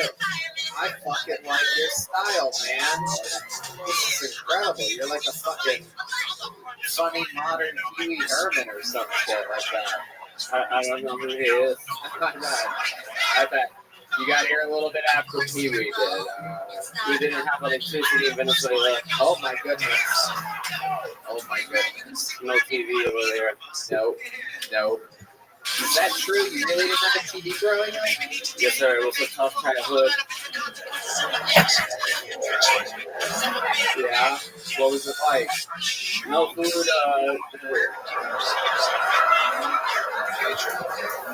Yeah, there's no food over there. They're dying. They're a bunch of losers. Oh my goodness. Oh my goodness. I'm a fucking winner. I'm a winner here in America. So much food here. You're goddamn right.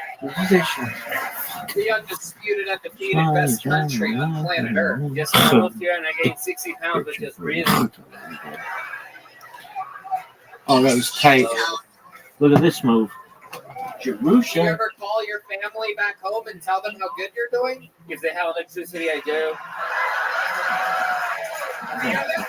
Shit. Holy shit. My dad asked me yesterday on WhatsApp, obviously.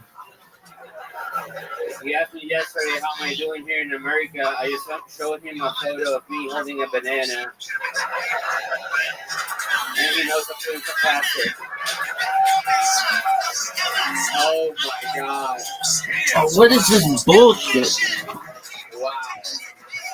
Look at this. I would love to have you open up the secret chef first.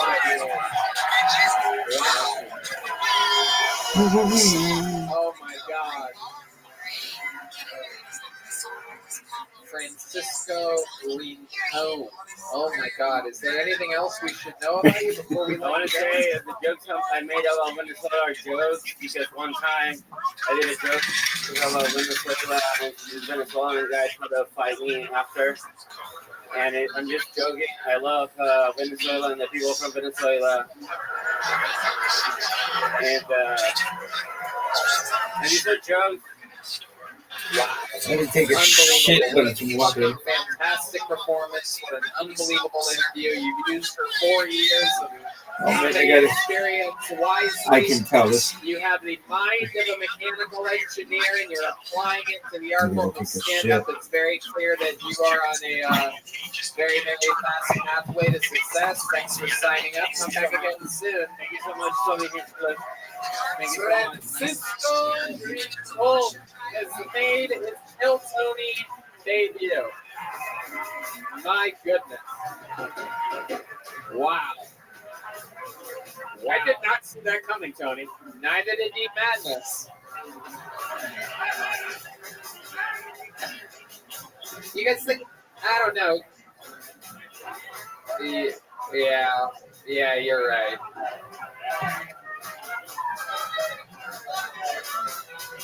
You guys think we should do one more out of the bucket?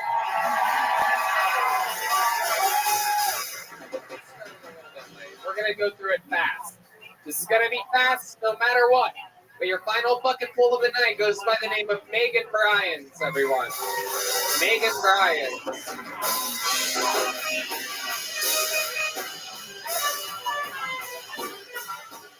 Megan Bryans. We got movement. You guys see movement?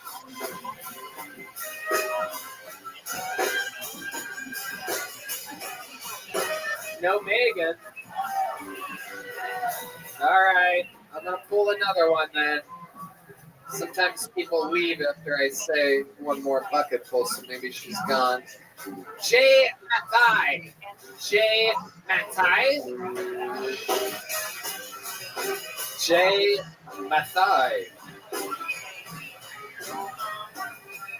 No? All right. Random people raising their hands in the audience. That's not how it works. Okay, this looks like a fun name. Make some noise for Mr. Hip Hop. Mr. Hip Hop. I guarantee you Mr. Hip Hop is here. Mr. Hip Hop is not the kind of name that leaves early. Here he is. Exactly what you thought he would look like. Mr. Hip Hop, everyone. One more time for Mr. Hip Hop. Hello. Hello, everybody. Wow, this is my first time ever being on Kill Tony Live. I'm really excited. I'm a super big fan of the show. I watch it every single day of my life. And the only problem I have with the show is it gives me massive secondhand embarrassment. Some of these comments are really bad, and it just makes me go, ugh, really bad. Especially when you reach the bucket and you pull out a woman's name. I'm like, oh no, I'm skipping this hoe. You're getting skipped. Man, the thing is, she might could be funny. She might could. No, she's not going to be funny. Stand-up comedy's a man's game, sweetheart. I'm sorry. Yeah, no, I didn't mean. I'm sorry. Nah. What was I going to say? There was one last part to the show. All right, I'm going to cut you off there at 1:05, Mr. Hip Hop. Welcome to the show. Thank you very much. Came up here just pretty much insulted female comedians, which is crazy because when you first came up here, I thought you were one. You look more like a Miss Hip Hop to me. I wonder how many people skipped over you when they saw you come up here. Incredible. This is very interesting. I've never had a lesbian get out of bed for this show. This is very exciting. Are you one of the characters from Home Alone or something? What's going on right here? Why are you in pajama pants right now, Mr. Man, I was just really nervous, and I just want to be comfortable. I bet, Mr. Hip Hop. What's your real name? Johnny. Johnny, where are you from? San Antonio. How many times have you done stand-up? This is my first time. His first time, everyone. He gave it a shot. Kind of. Is any of that true? Are you really a fan of the show? Oh, I'm a huge fan. Right. And you said that you watch it every day, but it only comes out once a week. I rewatch it. Wow. Okay. Every day. All right. I'm pretty sure this is how villains are created right here when we're seeing this type of performance. Johnny, how old are you? I'm 22. 22. Very young. What do you do for work? I work for the family business. It's a screen printing business, printing T-shirts and stuff. Oh, okay. Wow. People love screen printing. Very good. All right. So you're making money. Screen printing. What do you like to do for fun, Johnny? I like to rap. No way.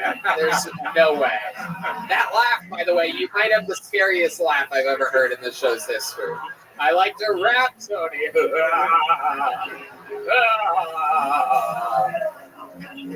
All right. Do you really know how to rap? I think so. I think I'm pretty. All the ladies in the crowd hate you right now. I'm sorry. It was a joke. I didn't mean it. Oh my goodness. Okay, Mr. Hip Hop, because your name is Mr. Hip Hop, I kind of believe you. All right, Johnny, I want to see what kind of rap you can do. You want to tell these guys a fucking rhythm or a beat or something or whatever, or they'll just give you something. Oh shit. Oh shit. I thought he was a lesbian. He's a gay boy. Look how he claps. Oh shit. Here we go. Here's Mr. Kill Tony. I'm a kill Tony. Jay-Z calls me big homie. You can't control me. The truth is known by me solely. Get below me and blow me. Holy cannoli. Yo, I'ma be the flow king. You could be the slow dweeb retard mongoloid. He's not the forward, ain't got a choice. And commentary shaking when I drop the phone. Don't even gotta say it. Just know it's heat as hot as flames. It's knowledge as a rocket shape. All right, stop. What's that? Jesus Christ. Hip hop. Tony, you know what we have to have? We have to have the band. You guys ever play Guitar Hero when you start fucking up and the song starts to like, we gotta have the band start doing that. Like they like fuck up. No. I like it to go. See, the thing is, you pissed off all the women. Yeah. Because this whole time she looked at you like, yeah. I'm sorry. I'm really sorry. I didn't mean Don't to be offend sorry. anybody. Be you. All right. What's that like? What's something we would find interesting about you, Johnny? You're 22, screen printing, but what else do you do? What do you do for fun? That's about it, man. I don't know. Nothing. Did you drive here from San Antonio? What kind of car do you have? I got a 4Runner, Toyota 4Runner 2003. Oh, okay. 2003, balling. Oh, yeah. Control. I love it. And what did you listen to on the way here? Nothing. Nothing, just silence. Another sign that you're a young school shooter on the rise. My favorite thing in the world, Tony, silence. No sweeter sound than silence and my own laugh mixed in sometimes. Mr. Hip. Very, very interesting. Any childhood trauma that you had to deal with? Not that I can remember. None that you can remember. Is there any that you forgot? Maybe. I think there's a strong chance. Yeah. Okay. Probably something buried deep down. Mr. Hip Hop, you have graced us with your presence. You have reinforced the fact that anytime I do one more bucket pull after something great happens, it never works. Historically, in the show's history, you could go hundreds of episodes and you will find that. Can you catch? Yeah. Something other than monkeypox? There he goes, Mr. Hip Hop, everybody. All right. Another time that I shouldn't have gone to the bucket one more time. I should have gone to where we go now. Ladies and gentlemen, the longest standing regular in the show's history. Coming fresh up on the weekend, opening up for the first time for Tom Segura. He opens for Joe Rogan, me, Duncan Trussell, the Big Red Machine, William, Lights Out, Montgomery.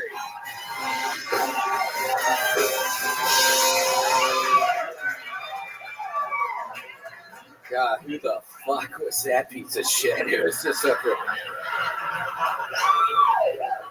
I met someone recently from the Blue Man Group, and I can't stop thinking, was that really him? I mean, how are you supposed to know? It's kind of like not a lot of people know, but Gene Simmons from Kiss has been dead for 10 years, but nobody has a clue because he wears that stupid-ass makeup. I fucking hate Gene Simmons. I swear to God, I can't stand fucking with this stupid ass fucking maker. What an idiot. Okay. Oxford's new word of the year was decided by the public for the first time, and the votes are in. Goblin mode. For those who don't know what goblin mode is, I'll tell you. It means I put on my Sunday's best, set up a dinner date with your mom or dad, and after dinner I gobble up that asshole. I think that's what it means. Goblin mode, gobble mode, I don't know. If I sound a little under the weather, y'all are very correct. I actually went to a super spreader event on Saturday at a casino. Bono was there. He was the one coughing in everybody's mouth when we had to walk in the door. It was super exclusive. But yeah, I'm sick as shit right now, so I want to apologize for everybody who I've infected up in the green room. I greatly apologize. I'm sick as shit right now. All right, that's my time. Thank you, Tony. All right, a new minute, 23 seconds from the man who's done it more than anybody else in the show's history. Another new set by William Montgomery. William, big weekend this past weekend for you, and we're excited to find out all about it. It was open. How many shows for Tom Segura? It was 6 shows with Segura. No, it was great. I bet fucking the dude from Kiss couldn't do that. The piece of shit, Gene Simmons, he probably couldn't fucking do that. I don't know what you have against Gene Simmons. Do you know that he performed on the very stage that you're on just a few weeks ago here at Vulcan Gas Company? There's no way it was him. That's literally not really Gene Simmons. That's what I literally lost $1,000 in a bet because I didn't think he was going to perform here either. I literally bet the owner of the club $1,000 when he told me that Kiss was going to be performing here, and I had to pay him, you guessed it, $1,000 because he literally performed here. But I was on your side in the beginning. Wait, Gene Simmons is alive? Yes, and he was here, and he's probably making the same jokes about you right now. That piece of shit is actually still alive. I swear to God, I thought he died in a car crash like 10 years ago. Oh, okay. No. But yeah, the shows were great. The first theater was like 3,000 people, fucking destroyed in front of 3,000 people, those shows. I didn't, Tom did. I was pretty much bombing really hard the whole time.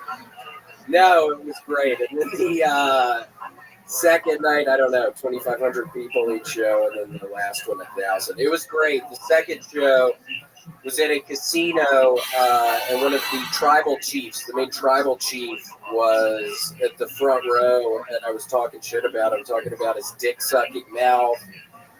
And when he opened up his mouth, I could smell the dick smell coming out of it. That was a recurring theme when I was going after people in the audiences during those shows, that I could smell the dick smell emanating from their mouth. And then I'm literally walking off the stage, and Tom is laughing really hard. And I'm like, what's going on? He's like, this is a tribal chief. That was pretty funny. That honestly was pretty funny. I was like, oh, shit. Yeah, that was pretty good. Gambled that night, played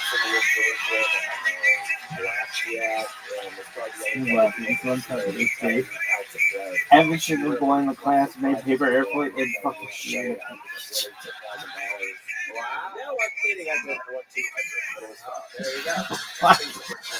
What? Yeah. So you're out there, you're traveling, you guys traveling by bus when you're out there? We plane again from the place Friday to Saturday bus. I slept on the bus for 5 hours. I was going to get a 5-hour walk back. That was the first time. There you are. Very good stuff. I love it. Literally took off the microphone up to you. I'm finally having a nice fucking conversation up here. I'm literally sick as shit right now, and I see your dumbass to fucking say something. Look at you sleeping on a bus. Like, I've never done that either. Sleeping on a bus. That seems weird. You know? I do know. That's just that weird.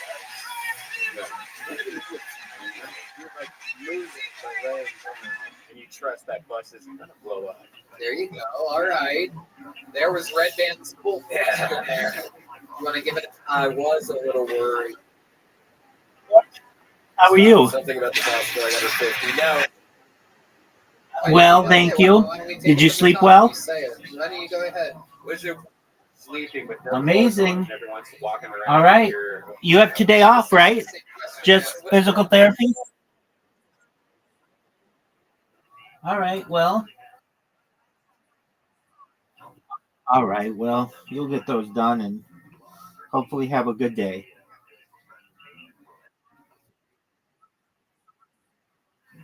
Right. Well, you go do it.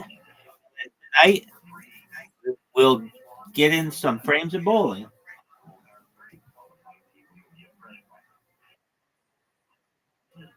Sounds like a plan. Have a wonderful day, Miss Aquarius. Thank you so much. Take care. I will. Take care. Bye bye.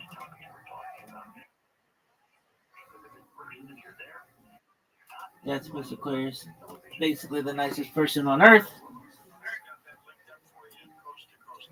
Basically, I don't know anybody who's nicer than that lady. Really? That lady's like the nicest person ever. Except for this pimp. What the fuck, dude? Verify your email. What is this bullshit?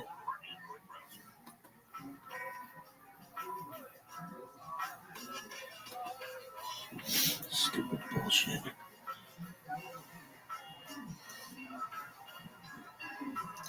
Dude, my shirt is fucking ripping.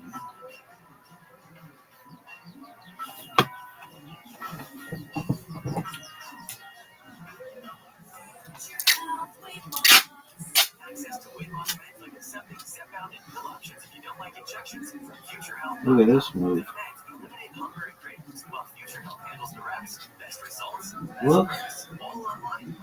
Look at this move.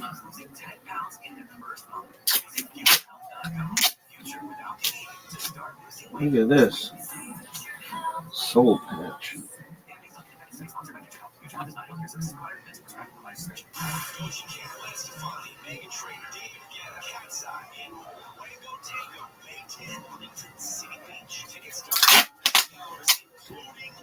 What's going on there? Some bullshit. Look at this move. Look at this move. One of the most fantastic moves in the history of mankind.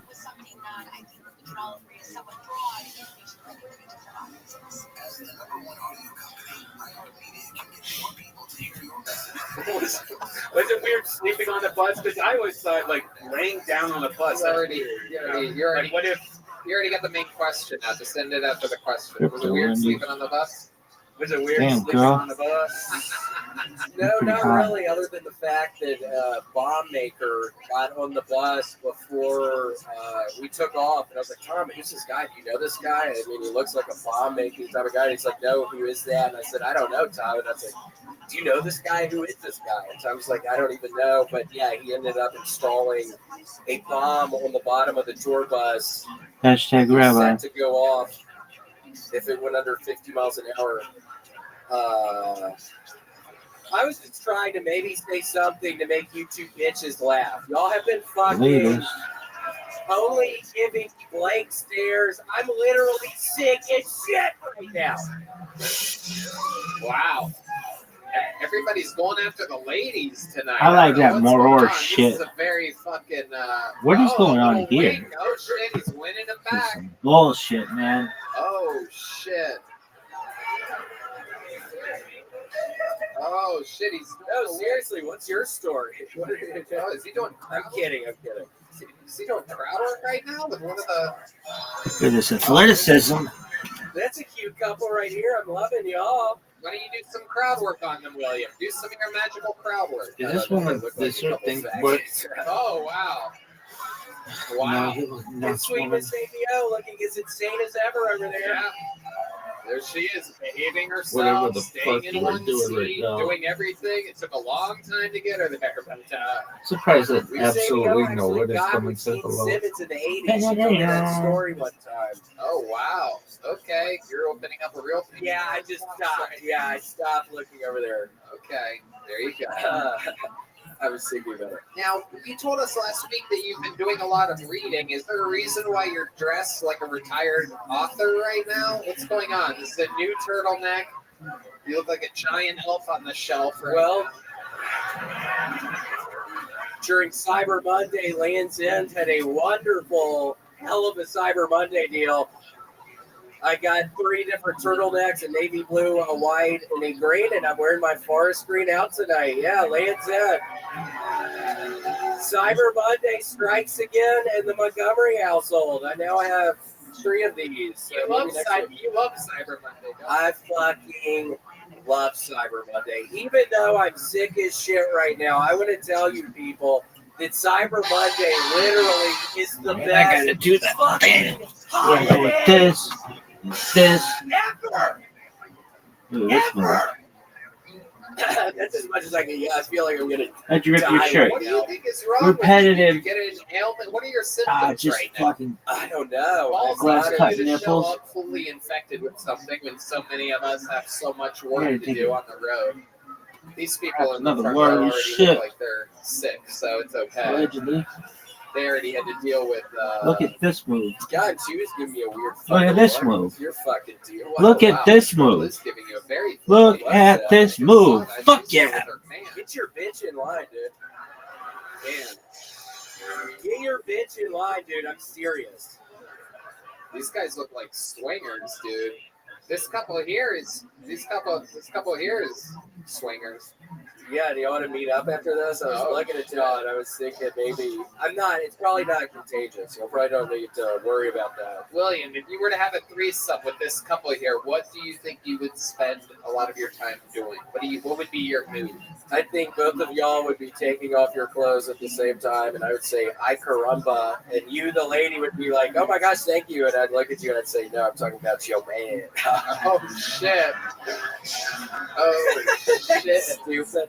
Oh my But yeah, maybe after we can't meet up. Seriously, I'm not even fucking around.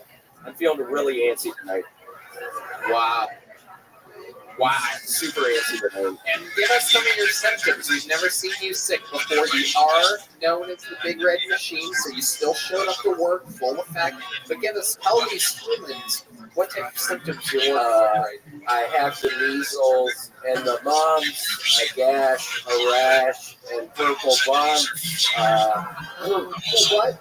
My eyes are glazed. I can't count to 3. I don't know. It's a wonderful Shel Silverstein poem. That would have been cool if I could say. William, I love it. We got to find out about your weekend with Tom Segura. You got that on this show. We watched you go from 0 to 100. You're opening for me.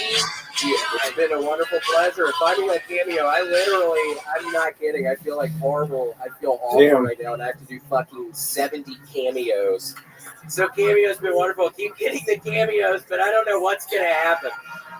It's a lot of them I have to do. I feel overwhelmed right now, so I'm going to have to go do opener, that. Joe Rogan's opener, Duncan Trussell's opener, and now Tom Segura's opener.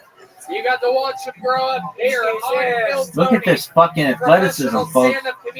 This is some of the most athletic prowess I've seen in my entire broadcasting career. This motherfucker don't stop, can't stop, won't stop. Rockefeller, West Side. Check out his podcast. This motherfucker was going at 4:07 in the morning in some fucking time zone. Thank you to the Why? Yellow Rose, the Red Because Rose, it's 5 the o'clock Vodka, somewhere, Gel motherfucker. Blaster, and Screwball Peanut Doesn't even Butter make Whiskey. And sense. one more time for the band. Doesn't have to make sense. It just has Michael to sound cool, Gonzalez, which John it does. Steve Madness, Matt Mueling, and Paul Deemer on the horns. We did it again. Thank you guys so much. We love you. We'll see you again next week. Bye. Good night, everybody. Thank you.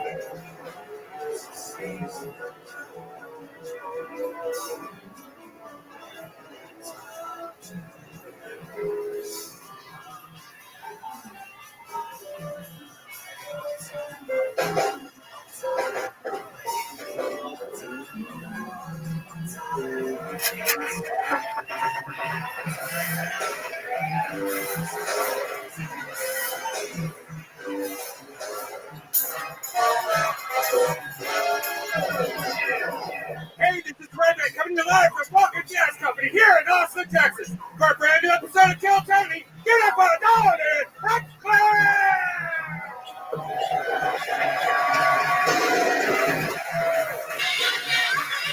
You guys ready for a great fucking Monday night or what?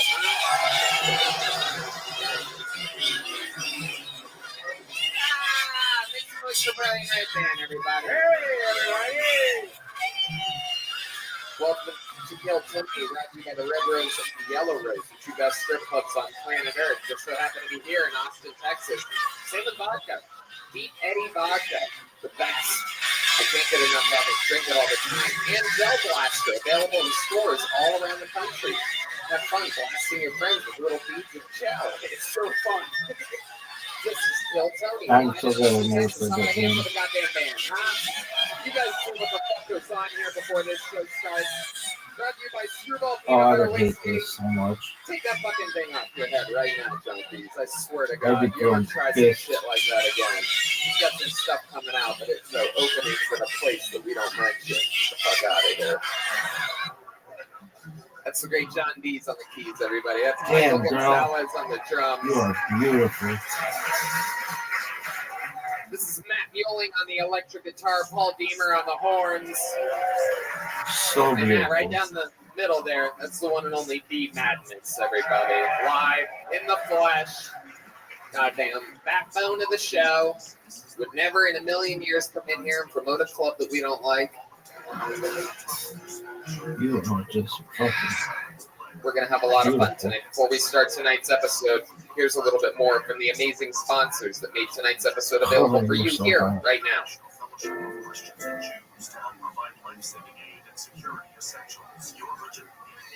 That bitch can get it so badly. Friends, it's me, Santa. I come here and gifts. Do you people normally stay up this late? Drop the bag and get your ass back up that chimney. That bitch is so hot. What? You in my house. This isn't your house. I walk a mile, dragging my balls through broken glass just to hear her fart on a walkie-talkie. in Texas, and I'm about to fill you with some holiday cheer, Nick. Oh, hold on. Nobody calls Santa that word. What word, Nick? Nobody calls Santa the N-word. What are you even thinking?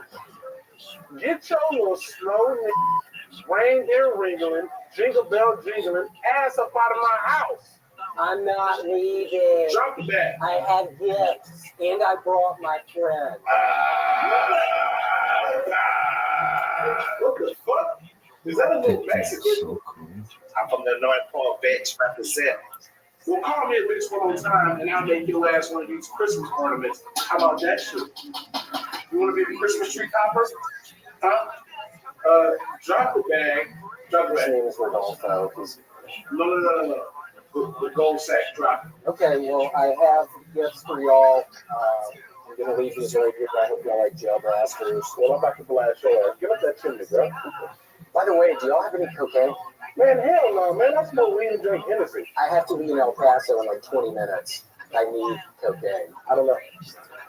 Okay, fine. I guess that's my time. Thank you. Good night. Oh, wow. I guess Saturday the bitch ass after all.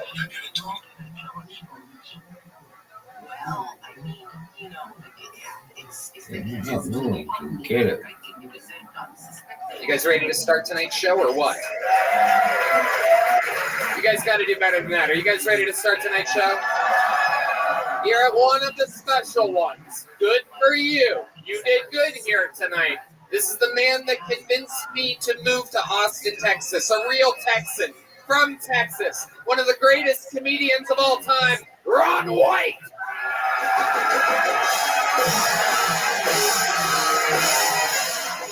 Yeah. Woo! The one and the only. The fucking best.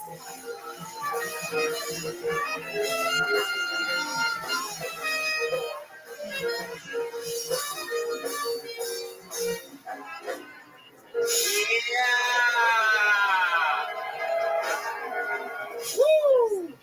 God damn it, it never gets old. I'm just gonna lay my head down and take a nap. Thank you so much. You guys are so sweet, man. Thank you. Ron, you know how this shit works. I sure do. We've done it a million times. Fucking a bunch of comedians signed up for the chance to get pulled out of this bucket. If I pull one of these names out, that means they get 60 seconds uninterrupted on this stage. You know their time is up and you hear the sound of a kitten. Meow. That means they have to wrap it up then, or else they bring out the angry West Hollywood Bear. I thought you were going to do that. I was hoping you were doing that. No, I just want to do a little one. I don't like to do it. Hell yeah. That just interrupts people after their time is up. And then I interview them. We talk to them. Maybe they'll get some insight from the great Ron White, some feedback from him. You guys know how it works. The whole thing's improvised. We don't know what's going to happen. You guys ready to start tonight's show?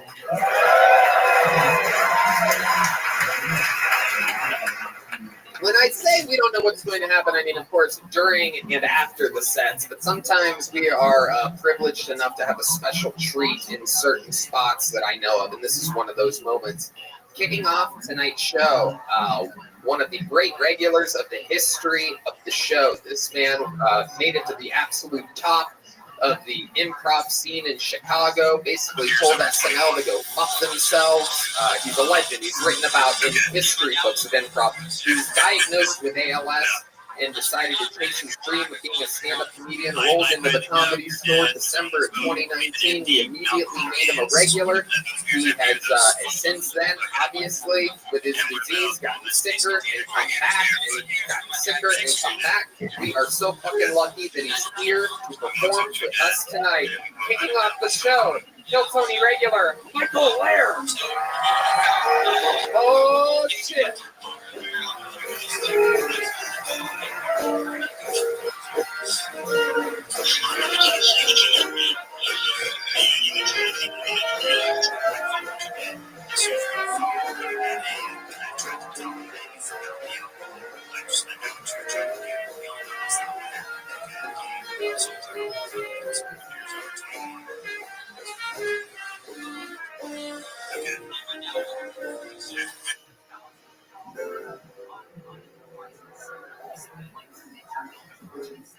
One more time for the great fucking Michael Lair, everybody.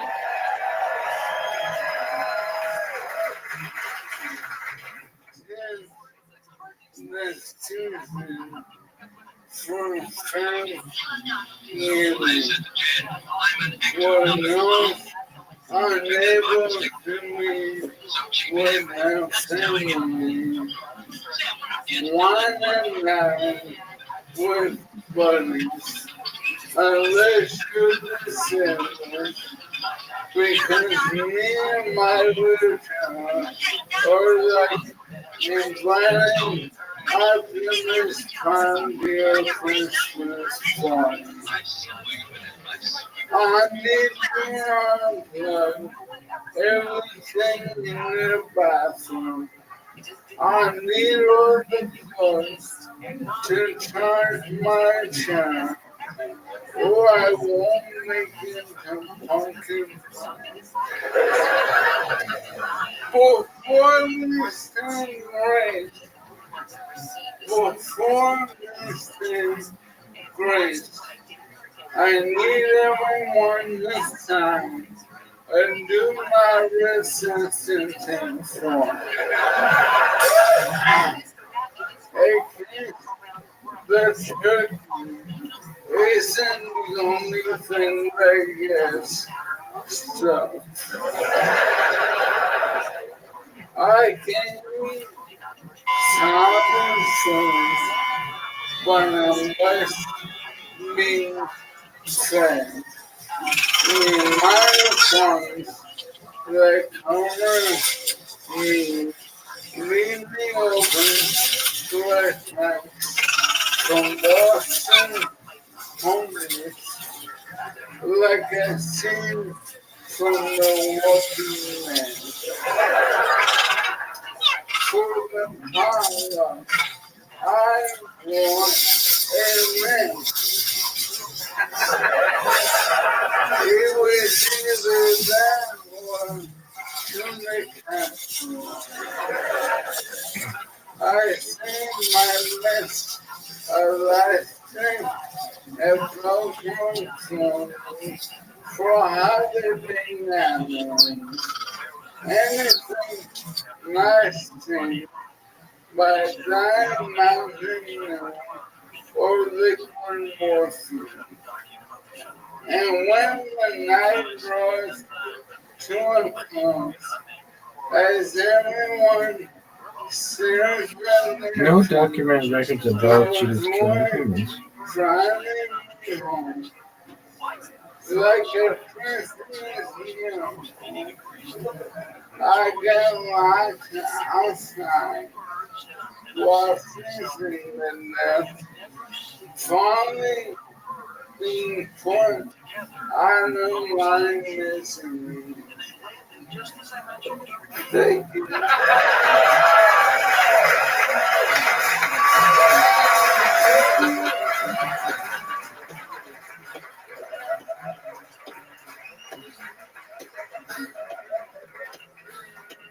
I love the whole thing. Little awkward ending there. I like it. I get it.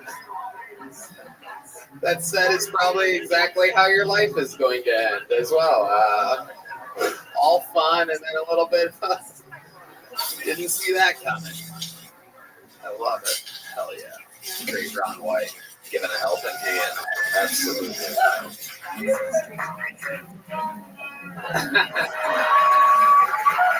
That's it. Michael Lair's leaving. No interview necessary. The man, the myth, the legend. Make some noise for Michael Lair, everybody.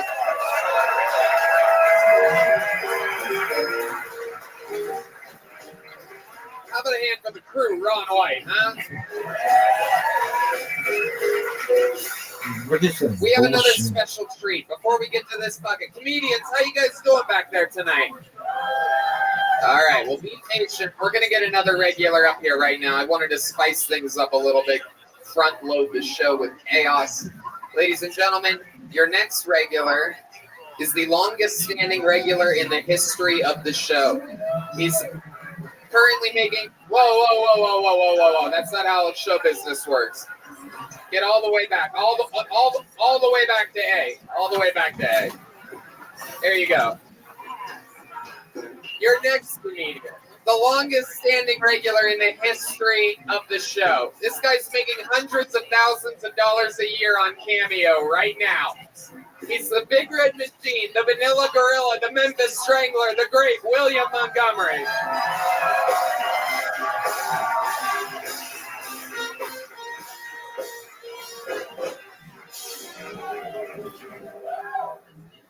Another World Cup soccer journalist has died, but at this point, are we sure he isn't just flopping? Biden and Russia have just completed a very festive prisoner swap right in time for the holiday season. Biden released an arms dealer nicknamed the Merchant of Death, who was responsible for deaths of thousands of American soldiers in exchange for WNBA player Brittany Griner. It's pretty obvious why Biden traded for Griner, because she checks off three very important boxes in the current political climate. Tall, check. Like cereal, check. Enjoys music, check.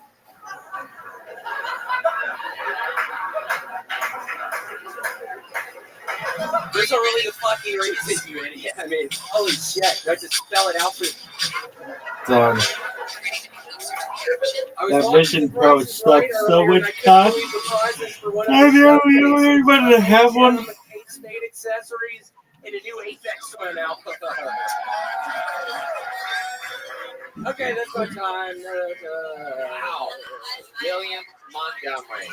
Fucking rocking and rolling, coming up with a lot of energy. Very excited to hit the stage tonight. I know, I'm so sorry. I was too busy touching that sweet man's beautiful face, and I didn't think about I shouldn't come up so quickly. So, who the fuck are you, man? Why'd you fuck that up for me so much?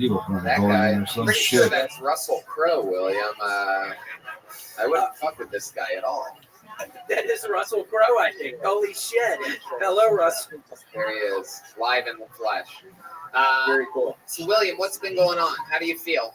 Feeling really good. Did those 4 shows with you in Arlington this past weekend. Had a wonderful time, Ron. I think you'll be very excited to know. I wasn't going to talk about this again, but I killed fucking 3 Brazilians.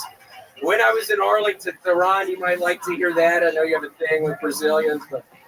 Wait, what? I'm kidding. I have no idea, Ron. I was just trying to suck you into that. I apologize. Sorry. But yeah, no, it was fun doing that. I just downloaded a new Need for Speed game. I just added a new engine to my Honda earlier. So things are really looking up. My Honda's fast as shit. I'm hitting 155 consistently right now. So, wow. That's what I'm going to be doing right after until probably 6 in the morning tonight. Take some Adderall and play Need for Speed Unleashed. You bought a video game where you can have any car you want. You went with a Honda? Yeah, it's a nice steel color. I've upgraded the tires. I've upgraded the suspension system. I added the new engine in today. Again, I'm topping out at 155 right now. You've been on the show more than anybody else ever in the history, almost 10 years of doing this show all around the world and every single Monday at its home base. And I've never asked you, what kind of car do you have in real life? We all picture you in like a fire truck or something like that. I have a black Volvo. Do you want me to give you the license plate number as well? No, hell no.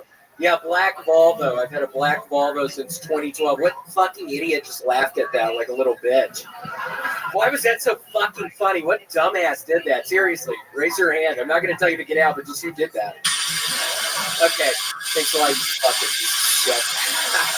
William is a wild man. Ron, you've been watching William grow in this. He rides a Vespa. I saw him pull up on it later today. I saw him pull up on it later today. It's a teal Vespa. You're right. Really.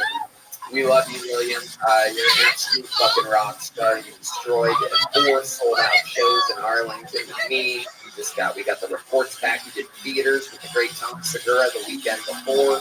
I know, it's all positive. And y'all please keep on getting these cameos, even though I literally have fucking 70 to do right now. So they're really backing up on me. I've got to do fucking like 20 or 30 a day. So please. God, get away from the fucking edge. Fun fact for you is that William literally drove with his girlfriend early May of 2021. When he hit the road, everything was fine. He finds out a few hours into the trip that literally they're trying to cancel my entire career in life. And he came here, he was a full-blown alcoholic, cocaine addict. I found the cocaine guy right when I fucking moved here. I literally found the blow guy right when I fucking moved here. The people from Toronto already have an Austin cocaine guy. It happens quick. It's not that hard. This guy kept driving all the way to Texas, drunk, on blow, on Adderall, and fucking now is sober and has me, Duncan, Rogan, and Segura all fighting to have him open for us. What a fucking success story! Yeah, it's been wonderful. That is a success story. And that was the great William Montgomery, everybody. There you go. You look great, Where the fuck are the drafts? Let's go. It's fucking bucket time. This is where shit gets crazy. We're going to meet somebody right now together. Anything Dude, can happen. assholes developed The this people app. that It's you've so already shitty. seen, we fucking know. This is the part where shit gets a little bit wild. Could be a future star, could be a complete failure. Anything could happen. Your first Stupid comedian fuck. out of the bucket tonight goes by the name of Matt Decker. Matt Decker. Kicking us off from the bucket. tonight, live. We're all going to meet up together. How's the balcony doing tonight? You guys good up there? Give it up, give it up. Here comes Matt Decker. One more time to Matt, everybody. Oh shit! How's it going, everybody? Same thing on the opening night. So, when I was 9 years old, I saw something I never forget. Lived in the hood up in Wisconsin. And these two black guys were arguing right near the street. This little kid looking outside the window being nosy. And they literally reached down his dick mid-conversation in the middle of the argument and just started kissing right in the argument. And I never forget it. That's so funny. I looked at the comments. I love myself. I'm so sick. Motherfuckers, I am so cool. I never thought I'd be this cool, but psych, I knew it. Probably should be even sicker than I am. Psych. Not possible. 10 out of 10. I like to give you a little piece of advice here, huh? Whenever you're talking out of a microphone, talk right into the microphone there. You kind of lift it away from it. But even if you had talked into the microphone, you didn't have anything to say when you got up here. Man, and that needs to be part of your plan. You need to be set up, punchline, something funny. Man, I wish I had something better to say, dude. I thought I had some plan until I got up there. I got lucky because I've never, I don't think I had lucky right now. I was doing my own little vibration. Are you nervous? Yes. I've been here. This is my fifth time coming. First time ever doing comedy. Right. And I didn't expect Ron White to be here. Right. There's no way to know. I never announced who the guests are. Literally nobody expected Ron White to be here. Nobody did. Ron White didn't even be here tonight until about 3 or 4 p.m. this afternoon. I grew up with this guy, and it's awesome to see you do. It's crazy. He's a big fan of Game of Thrones, so to see a Dothraki live in the flesh is very exciting. We love how you guys ride horses and swing curved swords, so very exciting. I didn't know they came in the version of 5'4", but that's very exciting. 5'9", just I love it. Let's talk about a match. Was your first time doing stand-up comedy ever? Yes, sir. First time you were listening to my Congratulations. Very good. Right, you're ridiculously bad with the microphone. So here's what you ought to do. On your way to do a set next time, stop at the convenience store and just tell them the joke. And if nobody laughs at it, man, I gotta be honest. Like, I'm glad I bombed my first time because I told the story. People have laughed, but it's like it's trying to put into 1 minute. You know, what do you say? What don't you say? The dick has already been seen. Now that's how you want to talk about it. Well, the hard part is you get up here and you do that, and then you're learning some mic skills. So you write a joke, you're on the way, buddy. Yeah, I wanted to kill Tony for my first time, and I know there's a couple of open mics you can do, so I'm gonna start doing those now too. But it's you should have maybe done those first. Oh, hey, and then use it as a ramp. Yeah. Hey, I'm gonna bomb. I'd love to get roasted by the best. So I mean, like, might as well. You know, I guess so, but you don't really deserve it yet. Oh, yeah. You kind of have to earn to get roasted by the best. You just sort of won it. Yeah, that's just very lottery, and you're like, that's just regular stuff. Oh, this is so sick. I'm not gonna knock your argument at all. You deserve to get roasted by the worst, is what you need right now. At this point in your career, I'll get roasted by anybody. You need a homeless guy to tell you that shit ain't funny, Holmes.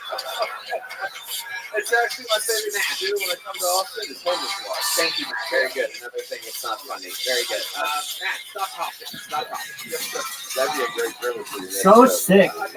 Dog, I'm so cool. Matt. I'm bursting at the seams. So sick.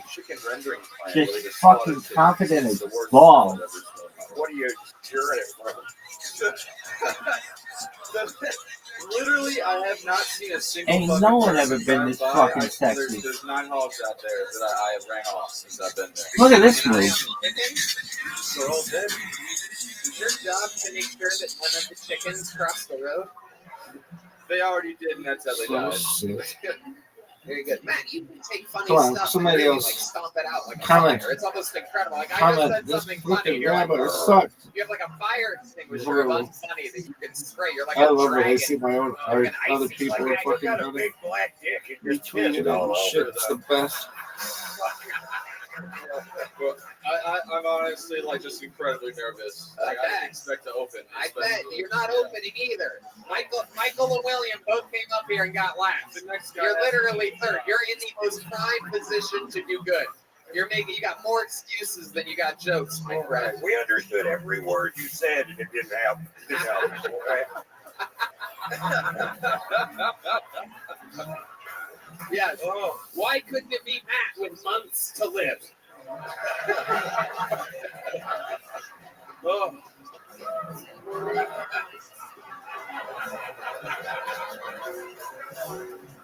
Somehow you're shaking up here, and the guy that has had ALS for 4 years wasn't. Explain yourself, Matt Decker. And he went up first. He opened the show. He didn't say anything about having to open the show. He asked to open the show. He asked me for that hard spot. And then here you are going up there. Well, I didn't know I'd be opening the What's show. that fucking? I also didn't know Ron concert. White would be here. Michael I liked it Jackson. brighter than I thought they would be. So funny. Thank you. That's my time. Fucking hilarious. The fuck kind of rock and roll show is this? Jesus Christ, Matt Decker. But you gave it a shot. That's what these little Josephs are for. It literally says, Bones, I even put nice try on the back. Literally. These just get better and better every week. If you guys aren't getting these, going to Bones Eye's Instagram and buying them straight from the source. Hey, man, I appreciate the opportunity. I'll come back. I'll be better, man. Well, I hope so, Matt Decker. There you go.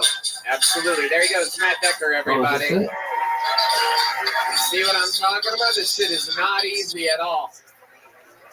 Back to the It's not that hard. But it's not That's the one before this. Nasty. Nasty boy. It's not that hard, right? But boy, did he make it look that way. All right, your next comedian goes by the name of Ashley Sharp. Here we go. Ashley Sharp. Bullshit. Hilarious. All right. Here comes Ashley Sharp. Somewhere, anywhere. Where the fuck are they coming from? They're probably scared as fuck to come on stage. Sometimes they're up on the balcony. We got any movement? Is this Ashley? Ashley Sharp. Oh, that's not Ashley Sharp. That's just some guy. Is this really Ashley Sharp? Are you Ashley Sharp? Nope. On your right. I swear to God, I'm Ashley Sharp. Okay, Ashley Sharp, everybody. Put your hands together for Ashley. Sorry. I know you guys just expect some little white girl to come cartwheeling out here, on pigtails and some shit. Brother come up, like, what the fuck is this shit? I got this name from my mom, bless her heart. Very lovely relationship. She got my name from Gone with the Wind. Yeah, crazy as fuck. Gone with the Wind. My mother grew up directly in the hood and was watching this shit. I was like, you know what? I'm gonna name my child after this. This is a good idea. Nothing wrong with having that. Like Gone with the fucking Wind. Like I want to see this woman watch like BET, like black exploitation movies and fucking Lifetime. You guys love that shit. I don't know why you guys love Lifetime. You guys always get your ass kicked on there or abused us somewhere. I'm like, what the fuck, man?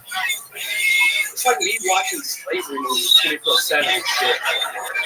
Like, yeah, I love this shit. Get Cooper. Get him. Like, what the fuck? You know what Gone with the Wind is? It's like the white people version of rape.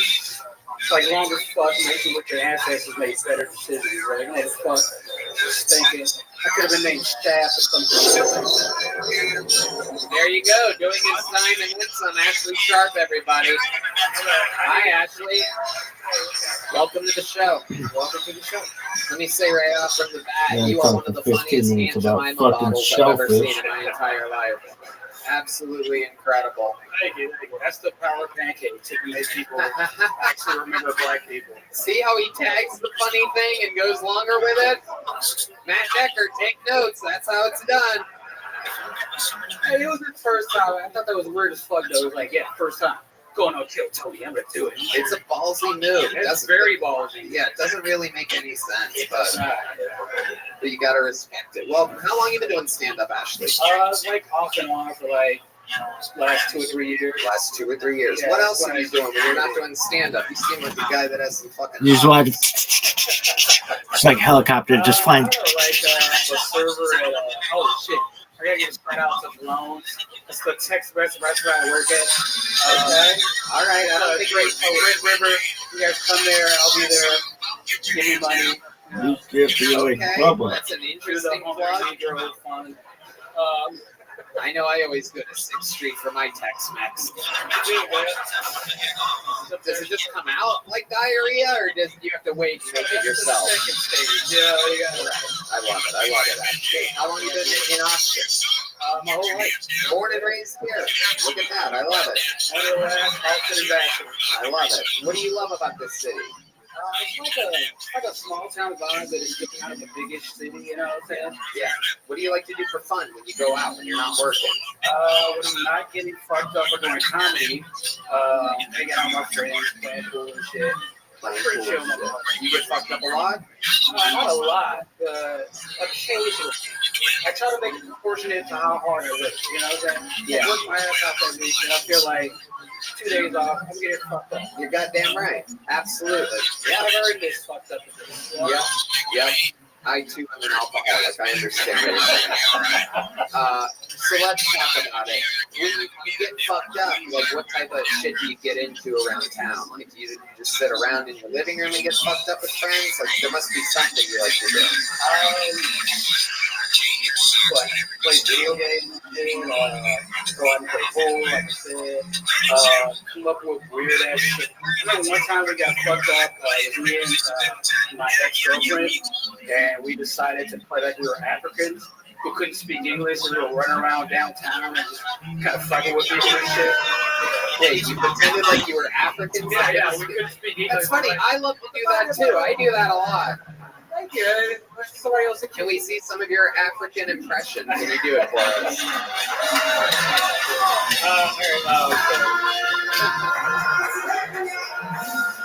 We got you good with that one. That was on the soundboard. That wasn't him. I know that was believable. You're like, wow, he sounds good. I want to Lion King somebody's kid, though. You know, just kind of right with the corn. What does that mean? When you hold them up and play their feet. Red Band, nailing it. The band is trying to play some African music for you, which they can do because they are indeed, some of them, African. I noticed that Matt Mueling is taking a break right now. There's no real lead electric in the African music industry. I don't know if you guys know that, but...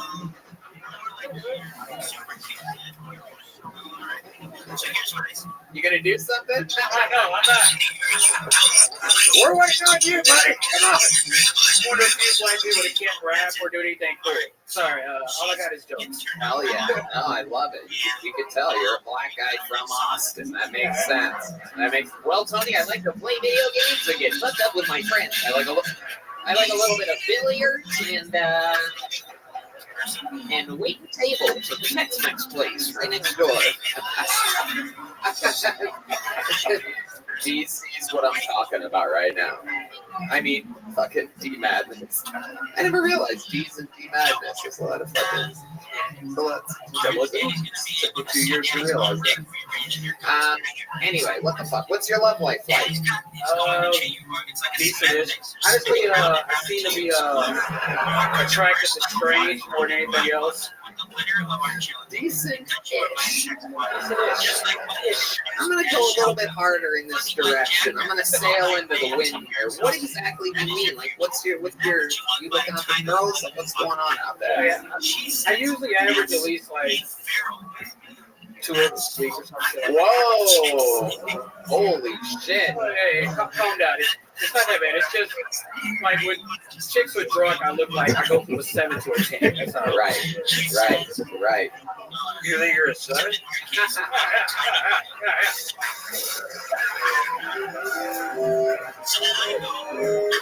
I don't think the outfit's helping. Dude. No. This is my broke ass shit. I love it. Well, you're a real comedian. You fucking came up here. You did it. You rolled with the punches. Great interview. You're a fucking present performer. You're the type of guy that we love on this show. Congratulations. Ashley Sharp, everybody. Nice job, man. This is a big joke book, man. Handmade leather. Have one of these. There he goes. The great Ashley Sharp, everyone, making his Kill Tony debut.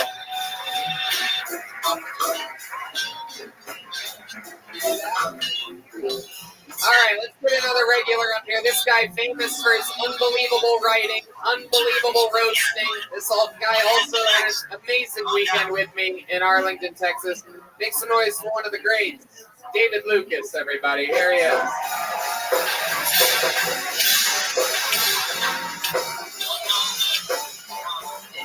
Come on, David Lucas, everybody.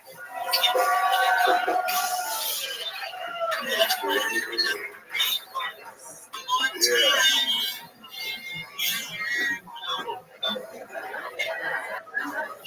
Party foul. I don't think being a gay man is sustainable long term. Like that shit might be cool in your 20s, 30s, early 40s. But when erectile dysfunction hit in, y'all niggas just roommates. For real. Like erectile dysfunction will fuck up a whole gay situation. You know what I'm saying? Like erectile dysfunction ain't shit. Clearly. Because you can gummy worm your dick into a pussy.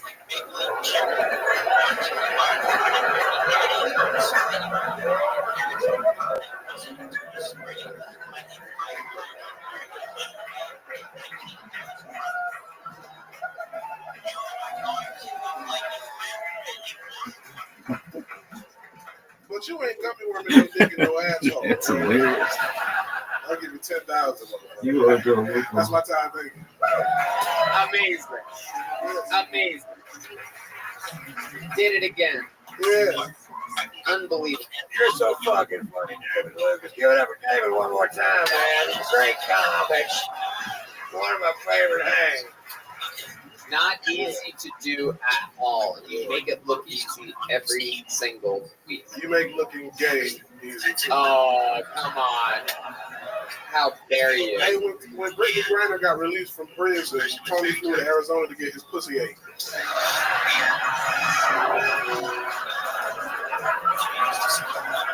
Brittany Griner ate your pussy like an inmate last still on death row.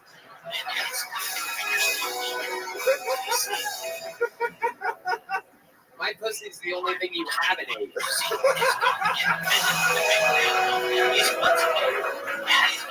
You look like your fucking pussy smell like an In-N-Out burger, nigga. I look like my pussy smell like an In-N-Out burger. You know, some pussy got that meaty smell. You know, with onions and shit. Oh my goodness. Especially them thick girls. They be meaty. They smell like meat. Oh my. But you skinny. You let all that air get up between your legs. That shit. That's right. I'm like a super soaker. Yeah. Something like that. Red man, can we make it a little less of a big deal? A fucking can of beer. You have to help the host. Jesus Christ. Unbelievable. David, I love it. Yeah. Fucking, you come up here, you insult me. Insult is also how David likes all of his food prepared, so. Extra sodium. This guy came up here dropping his vape instead of dropping the weight. Tony, you got a refrigerator full of cucumbers, nigga. Your ass out here. Cucumbers. Not only do you not eat cucumbers, you can't even say cucumbers. He doesn't know how to say healthy foods. Tony up here taking his vitamins.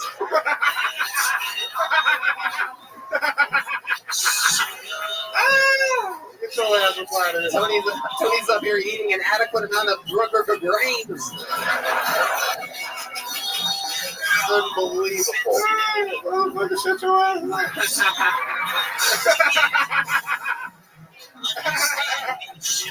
We have fun. We do this all the time. You ready for Christmas? Oh yeah, you know me. I'm gonna sit on top of that tree. I know where you're going, you son of a bitch. Hell yeah. You don't need no tree stand. You put the tree right in your ass. You see Cody laying out on somebody's living room floor with a tree covered out. Splinters all in his booty cheeks. Oh my goodness. Oh my goodness. Yeah, you gotta get water 2 times a day, nigga. Oh my god. That motherfucking tree sucked that moisture up out of that ass. You son of a bitch. You gonna let Santa some fucking cookie crumbs? You gonna squeeze one of your titties, give him some milk? You asked Santa if you want to use the live in restroom. a water park, girl. Let me see you pull your pants down. You're gonna look like you live in a water Bringing in park. one of my patriot racist friends to help make it. Look at that. That's why his nickname Powder. If you were white powder. I love it. What's your favorite part of the Christmas time? What do you love? What traditions do you love? There's gonna be some sentimental shit. Look at this move. There's some criticism. Go ahead, let's talk about it. It's really When I unprecedented. was a kid, Christmas time was the only time I got to see all the family because they was in the military and lived in other places. Yeah, sure. They was in the military. Yeah, all of his black relatives was out there fighting for our service. Tony, what's a kid? What's a what, Red Band? Jimmy Akin's Mysterious World is brought to you What's a by the kid? Star Quest Production Network. It is made possible by our many generous patrons. If you'd like to support the podcast, please visit sqpn.com/give.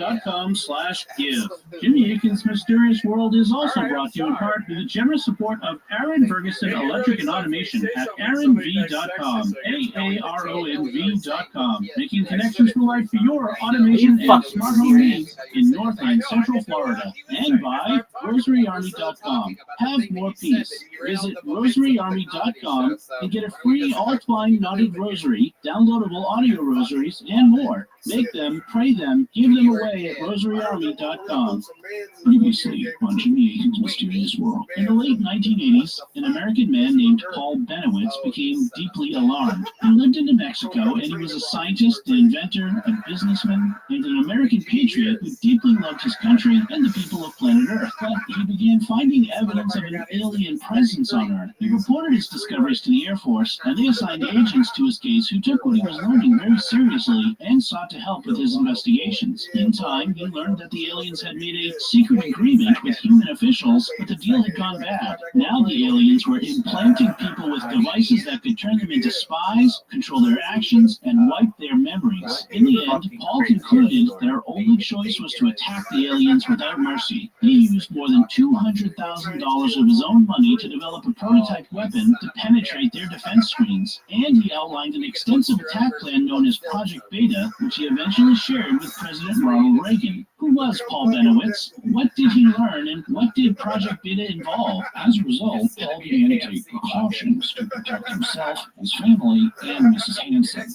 On June 3rd, 1980, Leo Sprinkle rang the doorbell, and after a long pause, Benowitz appeared, toting a pistol on his hip and a rifle in his right hand. He told me that the aliens could come swarming over the walls at any minute. Next episode, we'll tell you the end of the Paul Benowitz story and go into analysis mode to figure out what really happened. Were they able to stop the alien invasion that he feared? Has it been covered up all this time? Why did the Air Force call in the Army's Delta Force? And what was the huge price that Paul Benowitz personally We paid? have so much fun all the time. The man is an unbelievable comedian. Not easy to write real material every single week. This funny guy does. You're listening to episode 144 of Jimmy Akin's Mysterious World, where we look at mysteries from the twin perspectives of faith and reason. In this episode, we're talking about Paul Benowitz, his friend Richard Doty, and Doty's shocking UFO revelations. Here he comes. I'm Dom Bettinelli, and joining me today is Jimmy Aiken. Hi, Jimmy. Howdy, Dom. Folks, be sure to stick around to the end of the episode. We have your feedback on our recent episode on the Mark of the Beast. But first, in the 1980s, New Mexico scientist and businessman Paul Benowitz became extremely alarmed. He began to discover evidence not just of an alien presence on Earth, but that the aliens were staging a slow-motion takeover of the planet. They were abducting people and implanting them with devices that could turn them into walking cameras and microphones, control their behavior, and wipe their memories. At any moment, the implanted people could have their switch pulled and be totally controlled by the aliens. Already, this had been done to hundreds of thousands of people in the U.S., and the military had been compromised. Paul reported his findings to the Air Force, which took them seriously and encouraged him to keep investigating. In time, Paul developed a daring plan known as Project Beta to rid the Earth of aliens. He even invested $200,000 of his own money to develop a prototype weapon that could penetrate their defense screens. What happened with Project Beta? Has it been covered up all these years? What role did Delta Force play? And what was the terrible price that Paul Benowitz paid? That's what we'll be talking about on this episode of Jimmy Aiken's Mysterious World. Jimmy, where did we leave off at the end of our last episode? Paul had recommended his attack plan, Project Beta, to President Ronald Reagan. He recognized that some human... Folks. You don't get it. Just for saying that. That's weird. Sorry. Fuck that up. Yeah, that's not how that works, or else everybody's just gonna go, if I get the secret, show you a minute. Nope. Sorry, Toby. But it was a great performance. That's the wild part. My question is, why did it matter to you that they didn't respond to the mechanical bull part? I don't see why you didn't finish it. You were doing great. You had everything. I was hoping some people yell out, but they were dead silent. But you wanted them to yell out, yeah, I love the mechanical. Like, yeah. Yeah. And then what would you have said? I have a couple different options. I like. You didn't know crowd work. I like to do crowd work. I'm not really a joke guy. You've got 60 fucking seconds, dude. You're going to try to get some crowd riffing going on? My bad. You did a really good job. You came up here, you set the microphone on the stage, you said, how you doing? Vulcan, which is a wasted poop. You should just start doing the joke, right? And which you did, and it worked. And it actually had a place to go, and I thought it was really a well thought out plan. And then how you fucked that up, I don't know. You only had 60 seconds to get it going and then fuck it up, and then you wanted to do some crowd work. And you don't need to, my point in asking why you did that is because you don't need to do that. We've covered this quite a few times on the show, but it's a real veteran comedy move to set up your bit and just go into it. You don't need their fucking approval. They probably everybody in this room has seen what you're talking about. You don't need them to agree that they know what a mechanical bull is or ridden a mechanical bull. You could have gone right into the thing. I want to know what it was. I want to know what you bailed out of. What are the two options? If the whole crowd went, yes, we love mechanical bulls. Tell us more. All in sync like that, like a fucking cult. What would you have done? You really want to know? It's not going to be bad. All right, two options. So, like, if a girl would have said, yeah, I would ask her how long she stayed out. I said, that's how long I lasted on the plunger. If a guy would have said something, I'd be like, one guy in the back going, I rode the mechanical bull. And then he went home and rode a human bear. Yeah, it doesn't work. I did not want to do that. I did not want to do that. Red Band is in the zone on that soundboard tonight. Very well placed. Yeah. Very well placed sad music. Shit. Okay. You don't need that. You don't need that stuff. You have real jokes. I know what that's like too. I've seen it forever. People want to do this crowd work thing and make it appear as though like magically came up with that. But in all reality, you were slamming these people for 50, 55 seconds. And then all of a sudden you go into this thing and like, I think there's just a great lesson to be learned here. You know what I'm saying? Yes, I agree with you. I dropped the ball, Tony. But very, very extremely funny first fucking part of your set. You're from Buffalo, right? Yeah. Yeah. You were hilarious last time you were on. I remember you well. Thank you. Yeah. So both sets are super solid. How long have you been doing it again? 4.5 years. 4.5 years. You've already got a tight 55 seconds.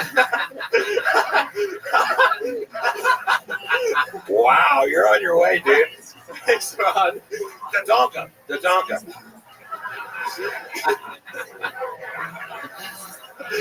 I fucking love it. And you just moved here to Austin, right? Yeah. How long ago? About 5 weeks. 5 weeks.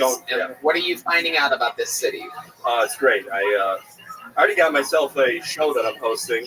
It's called, it's at a bar called Axis ATX. And, yeah. I'm finding out a lot about myself. Tell me. Oh my goodness. Access ATX. You've been here 5 weeks. What have you been doing for fun? Tell us about your nightlife. The most fun I've been having here is at Banana Phone on Sundays at the Creek of the Cave. Okay. Yeah, I've literally never heard of this before. How many of you have heard of this? Banana Phone, you guys have heard of it? You've heard of it? Well, wait till you get the Banana Phone at your house. See what I mean? Okay. Yeah, it's like a heckle mic, and you can yell out roasts, which I like. You like roasts? Yes. Very good. Have you ever been on a roast or done a roast? No, I just signed up for Roast Battle, though. Okay. Who you going up against? Owen Gallivan. Okay. What are you going to make fun of? Give us an example. Well, first of all, he looks like Tim Allen, that mug shot when he got arrested for cocaine. Okay. What's the joke part of it? Oh. That's more like a fun fact. You're making me do all my jokes. I'm saving for later. Oh, you're going to save the good ones for later, a lot like you did tonight during your set. I like that. No, I love it, Zach. You're a fucking, this is what it's all about. People moving here. You guarantee you're one of the funniest people coming out of Buffalo right now, and you had a choice. A lot of people have to decide whether they're going to go to New York City or LA or Austin, and I'm convinced a lot of the best talents moving here. And this is your first time seeing Zach Black, everybody. There you go, Zach Black. Thank you. Thank you for having me. This guy's good. He's good. I'm busting his balls, but he's good. All right, back to the bucket we go. Angela Ramirez.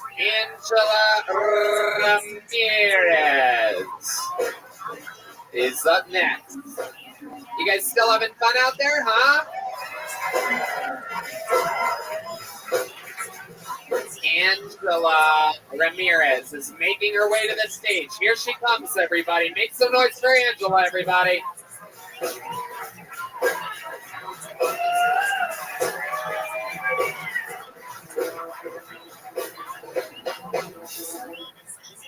Hello, I'm Angela. Put my name in a hat on a whim. Did not know I would do this, but thank you, Title IX Gods, for making me get up here, because I was like, there's a girl over there? One of the only ones? And also like to thank Affirmative Action, because I was one of the only Latinos in the But it's nice to be up here. This is like my third night out in Austin. I'm not from here. I'm from the middle of actual nowhere by Amarillo. And it's really nice to be out here. I'm a simple country girl, and you know what they say, we make do. And I almost made do over there and peed in the corner because I've been holding it for like 2 hours. And since I am Latino, I know how to, pee standing up, because, whenever guys shoot on white girls, they make fake TikToks. Whenever guys shoot on black girls, they just listen to the new SZA album. Whenever guys shoot on Latinos, we piss on their fucking belongings. And we do it the old-fashioned way. We drink half a bottle of Patron, a gallon of Mountain Dew, make sure, right on the verge of kidney stones, make it real hot. And then you get it first. Okay, there you go. That's our time. Angela Ramirez, everybody. Okay. So welcome to the show. I'm going to interview you now. Okay, hi. You don't know where you're at right now. You just signed up and stood in the corner? Yeah. It was supposed to be like my brother and my uncle on here, What? They signed up too? Yeah. Incredible. And they brought you here. Yeah. Dressed like that. Oh my goodness. That is, whoa, shit. Jesus Christ. I don't know what's going on up here, but It's so good to be here. hell yeah. You have the energies of a girl that has keyed all your ex-boyfriend's cars. This girl has keyed a lot of souped up fucking Hondas. My goodness. Look at you. Wow. And you've never performed on a stage before? Nothing at all on a stage? Nothing of any kind? I mean, I've been trying to get it out there near Amarillo, middle of nowhere, extra money to make. Maybe no one will recognize you from, I'm guessing, only elementary school you went to? Yeah. I'm just a simple country girl. You're a little old country girl. Yeah. I love it. What do you do for work? I cut fruit for a living. You cut fruit for a living? Can we get some fucking Latino super music? Oh, not that sound. That's, again, there you go. That's the right so sound. funny. It's so funny you say that because they literally call me Maria at work. Like, they don't know my name. What? They don't call me by my name. They call me Maria. Like, it's just, they just assume my name is Maria. Right, right. Because you are a Latino. I love it. So it's a long drive here tonight. You're up here performing. Yeah. I love it. How does it feel on the stage? I really like it. Right. Okay. Okay. What do you like to do for fun? Give us some of your hobbies. You're out there in the middle of nowhere. It seems like that would be a place to really party it up. There's like country songs about near Amarillo and shit. I mean, what we do for fun is in the country song. Go ahead. It's like, I was talking about, making do. I've never used the corn stalk. Look at this athleticism, folks. Whoa. This motherfucker's like a coat of arms. This motherfucker's like a man at arms. This motherfucker. Incredible. Incredible. And what's your love life like? I'd imagine you're at near Amarillo 10. Look at this one.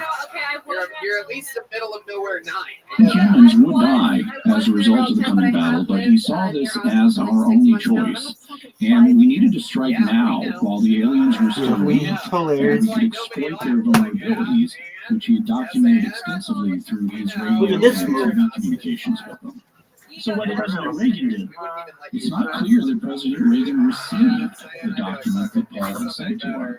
All Paul got back was a boilerplate letter explaining that the government no longer investigated UFOs since the closing of Project Blue Book in 1970. Only that clashed with information Paul had received in the form of the Aquarius document, which indicated that the government was still investigating UFOs on a covert basis, with information being funneled up to our space agency, NASA. Why might President Reagan not have seen Paul's battle plan? Well, one possibility is that it was typical Washington and Defense Department bureaucracy. The Aquarius document indicated that the government's covert UFO investigation was classified top secret, and that the information it generated was distributed on a highly limited basis.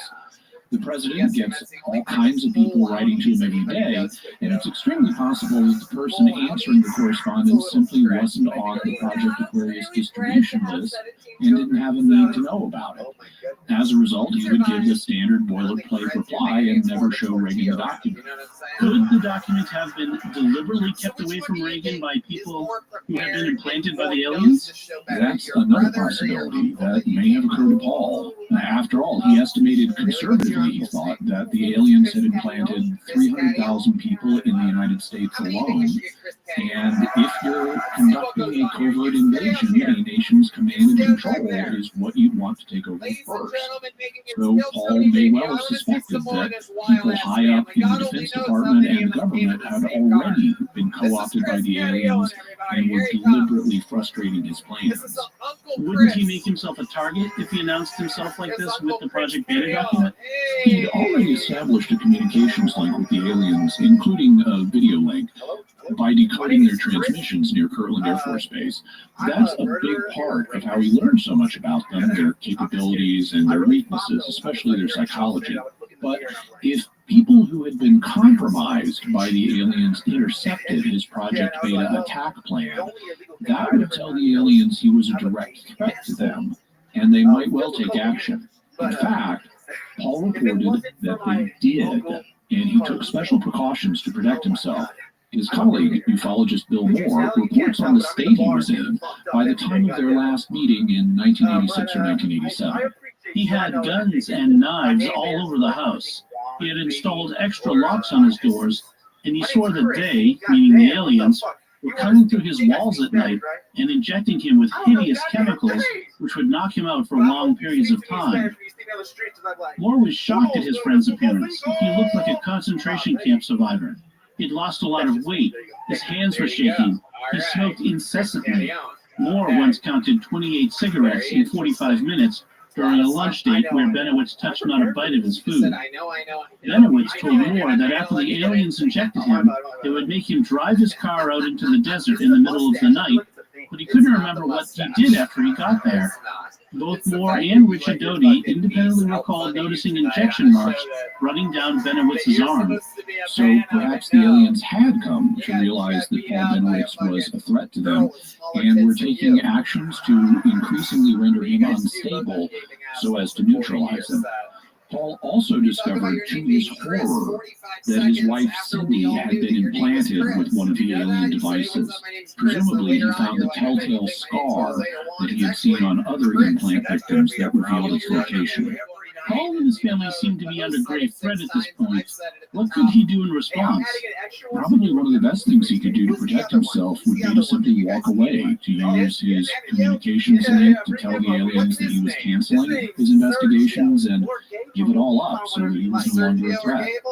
That would mean letting their plot against Earth go forward, but at least he might save himself and his family. And, in fact, people were counseling him to stop. His family members were telling him that he needed to stop, and his friend, Air Force Special Agent Richard Doty, recalls, I actually sat down with Paul and told Paul, listen, Paul, I think you ought to stop doing this. I think you've gone as far as you can go, and this is a friend. This is Richard Doty, a friend. It wasn't for Richard Doty, a special agent of the OSI talking to him. I said, this is a friend talking to you, Paul, because I became a friend with him. He was a very wonderful person, and I didn't want to see him harm. And I said, Paul, stop it. Listen to your son, listen to your wife, end it. Get rid of the equipment, lock this stuff away, go on with your life, go back to your work at your business, and stop it. Paul listened to me, and I thought maybe he was going to take my advice, but he didn't. He continued and continued and continued, and at that point we ended the investigation. We ended every involvement with Paul Benowitz. So the Air Force was concerned enough that they ended their involvement with Paul. But he was determined to go on. After all, the fate of the Earth was at stake. But the strain was too much. In his book, Project Beta, Greg Bishop reports, by August of 1988, after 8 very long years of unrelenting stress and fear, the 61-year-old Paul Benowitz could no longer function normally. He had turned over much of the day-to-day operations of his business, Thunder Scientific Labs, to associates and his 2 adult sons. Former acquaintance Gary Massey says that Benowitz had finally barricaded himself in the house and had piled sandbags all around the windows. His family, finally convinced that his sanity and health were in immediate danger, took him to the Anna Caseman Mental Health Facility in Albuquerque, just a couple of miles up the road from Thunder Scientific headquarters, and checked him in for nervous exhaustion. And you can understand why Paul would have nervous exhaustion after all the shocking things he'd been through. After he got out of the hospital, Paul finally did back off and cease his UFO studies, though he still believed in the aliens and all the things he discovered up until the end of his life. He passed in 2003 at the age of 75. And there are just a few remaining questions we need to look at. Like, how much of all this was the Air Force and his friend Richard Doty lying to Paul about? We'll have more on that shocking revelation after we take a moment to thank our patrons who make this show possible, including Teresa S., Jess K., Megan F., Patrick W., and Paul B. Their generous donations at sqpn.com/give make it possible for us to continue Jimmy Aiken's Mysterious World and all the shows at StarQuest. And now's a great time to become a StarQuest patron, thanks to a generous gift from a StarQuest supporter. When you start a new Patreon monthly pledge at sqpn.com/give, the first 3 months will be matched by an equal amount from our donor. So if you become a new patron at $10 a month, after 3 months, our donor will give $30 to StarQuest to support all our shows, including this one, making your gift go even further. So if you've been thinking of becoming a StarQuest patron, now's the time. Visit sqpn.com/give today. Jimmy Aiken's Mysterious World is also brought to you in part with the generous support of Aaron Ferguson Electric and Automation at aaronv.com, AARONV.com, making connections for your automation and smart home needs in North and Central Florida. And by rosaryarmy.com. Have more peace. Visit rosaryarmy.com and get a free all-twine knotted rosary, downloadable audio rosaries, and more. Make them, pray them, give them away at rosaryarmy.com. So, Jimmy, let's talk about the theories concerning this whole subject. What theories are there about Paul Benowitz and Project Beta? I've already mentioned the big one. How much was Paul being lied to? And to the extent he was being lied to, how did the disinformation campaign unfold? Also, why did they lie to him? What was the Air Force trying to do? And since every good disinformation campaign has elements of truth in it, how much of what he was told about the UFOs happened to be true? And then finally, we'll need to review our findings from the faith perspective. All right, what can we say about what happened to Paul Benowitz from the reason perspective? Let's start by talking about his friend, Special Agent Richard Doty. What do we know about him? He was born in 1950, and he has a pedigree connected with UFOs, as his uncle, Major Edward Doty, headed Project Twinkle, which investigated the green fireballs over New Mexico in 1948 that people thought were connected with UFOs. As we indicated, Special Agent Doty was an Air Force officer assigned to the Office of Special Investigations. They provide criminal investigative services, protective services, and counterintelligence services. And it's the latter capacity that Doty was involved with Paul in here. In his dealings with Paul Benowitz, Agent Doty was functioning as a counterintelligence officer. That is, an officer whose job is to thwart intelligence efforts directed against the United States. How does Doty describe the beginning of his relationship with Paul? At the point they met, Paul had been getting film footage of strange lights over Kirtland Air Force Base, as well as picking up unusual radio transmissions from the base. Paul contacted base security, wanting to alert them to a potential security threat, and Agent Doty initially thought it might be coming from the Soviets. After all, this was during the Cold War, and that shaped their initial meeting. In the documentary we've mentioned, which is called Mirage Men, Doty says this: Paul didn't know initially what he got. He didn't analyze it. When he had gotten the first series of transmissions, we recorded them, and then he contacted the security officer for permit. I began a dialogue with Paul, trying to find out everything he had. And as I did, then I learned that a lot of the information he had wasn't anything to do with a Soviet threat or some kind of hostile threat against Kirtland.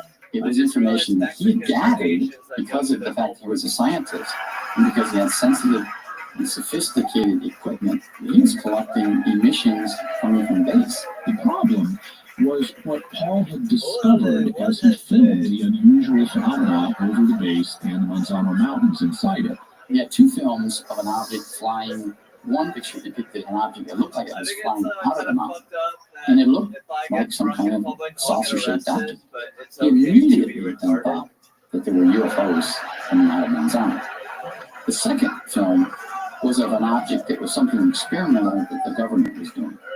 When he filmed that, then again, the flag went up, that he just filmed a classified project. So Paul had a film of something that looked like a UFO and another project that was classified. And now the Air Force had a decision to make. And we had to decide on what we were going to do then. Were we going to allow this to happen, or we were trying to convince them otherwise? They let Paul come to the base and have a meeting with many important people, as we mentioned in the last episode. Paul made a presentation to the Air Force officials on what he had been doing and about what he had been collecting. He showed some of his film. He showed some of his pictures. He had an audio recorder that was playing the sounds that he collected from the base. The highest ranking person in the room, which was a brigadier general, said, "You have some very convincing information, Paul." And that kind of set everything in motion with Paul to let him think that, he is. We briefed everybody in the room. So they knew what we were doing, basically. And so after the meeting, there was a number of questions asked to him. What do you want the Air Force to do? And Paul says, I'd like a grant to investigate UFOs on the base, and a grant to continue this contact that he claimed he had with some of these aliens. And, as we discussed last episode, he received a $75,000 grant to continue his studies from one of the agencies involved. But the overall decision was the Air Force would lie to Paul Benowitz in order to convince him that everything he was detecting was due to aliens. The more he had contact with me and others within the intelligence community, the more he started analyzing the information. So we kind of planted the seed in Paul that what he was seeing and what he was hearing and what he was collecting was, in fact, probably UFOs. And they exploited the fact that Paul was a patriotic American against him. And it was very easy to convince Paul. Paul was a World War II veteran. He's very patriotic. He always flew his flag. Those type of people you can convince that, listen, just tell him Paul. You can't tell anybody else about this because it's, you're getting in the wrong hands. And so immediately Paul became a cooperating source, and he held everything that he had gotten in secrecy. So they didn't have to do very much, at least in the beginning. There wasn't a whole lot that we did. It was just a simple, really simple nod and statement to Paul that what he was seeing was probably UFOs. But Paul was off and running, and over time, the lies became more elaborate. How did that happen? The liars apparently started to involve more than just the Air Force Office of Special Investigations. Richard Doty reports, at one point, another agency was conducting an investigation, and they set up a surveillance across the street from me. And Paul's son contacted me and said, leave my father alone. You guys are across the street, and you're bothering my father. He's getting to the point that he's being paranoid. Well, I knew it wasn't us. In fact, it was the National Security Agency, or NSA, that had set up an outpost in the house across the street from Paul. Greg Bishop reports, he said he saw people coming in and out of the house and looking out from the curtains and things like that. And as it turns out, the NSA had some people in this house that were watching him and actually beaming messages straight across the street into his antenna setup. He started picking up these signals, and the NSA was scared that anybody could figure that out. They decided to just take complete control of what he was seeing and give him exactly what he thought he should be getting. They replaced his computer with their own computer. The computer had software that would decode the messages he was getting in the way they wanted him to see them. And if you look at the transcript of it, it seems like almost gibberish, but because people want to pull out content from a random order, it starts to make some kind of sense. They said that they were from a planet with no water, and they were trying to find a new place to live, and they wanted to take over the Earth, and they can only trust Paul. They were going to have some kind of agreement with him, but he said, you can't trust anything they say, these aliens are evil, and served to make him look silly, which is exactly what they're trying to do. So after Paul started picking up transmissions from Kirtland AFB that were connected with a classified project, the NSA moved in. This is an organization that, as we have since learned, conducts massive global surveillance, including of telephone calls. The NSA took control of the equipment that Paul had set up in his house. They started beaming radio and television signals directly into what he'd set up. They replaced his computer with one of their own, and they're responsible for the alleged translations of alien signals he got, as well as the visual images of aliens he saw on his monitors. And All of his family noticed the strange people who were set up in the neighboring house, yet Paul never walked across the short distance to confront them and ask them what they were doing. Maybe he thought they were people who had been co-opted by the aliens and were being controlled by them. One of the people we mentioned last episode was Paul's friend and fellow UFO researcher, Bill Moore. How does he fit into all this? He had been co-opted by the intelligence community. Sometime previously, he had been contacted by a man from the Defense Intelligence Agency, or DIA, whose identity he's never revealed. Instead, he referred to this man by the nickname Falcon.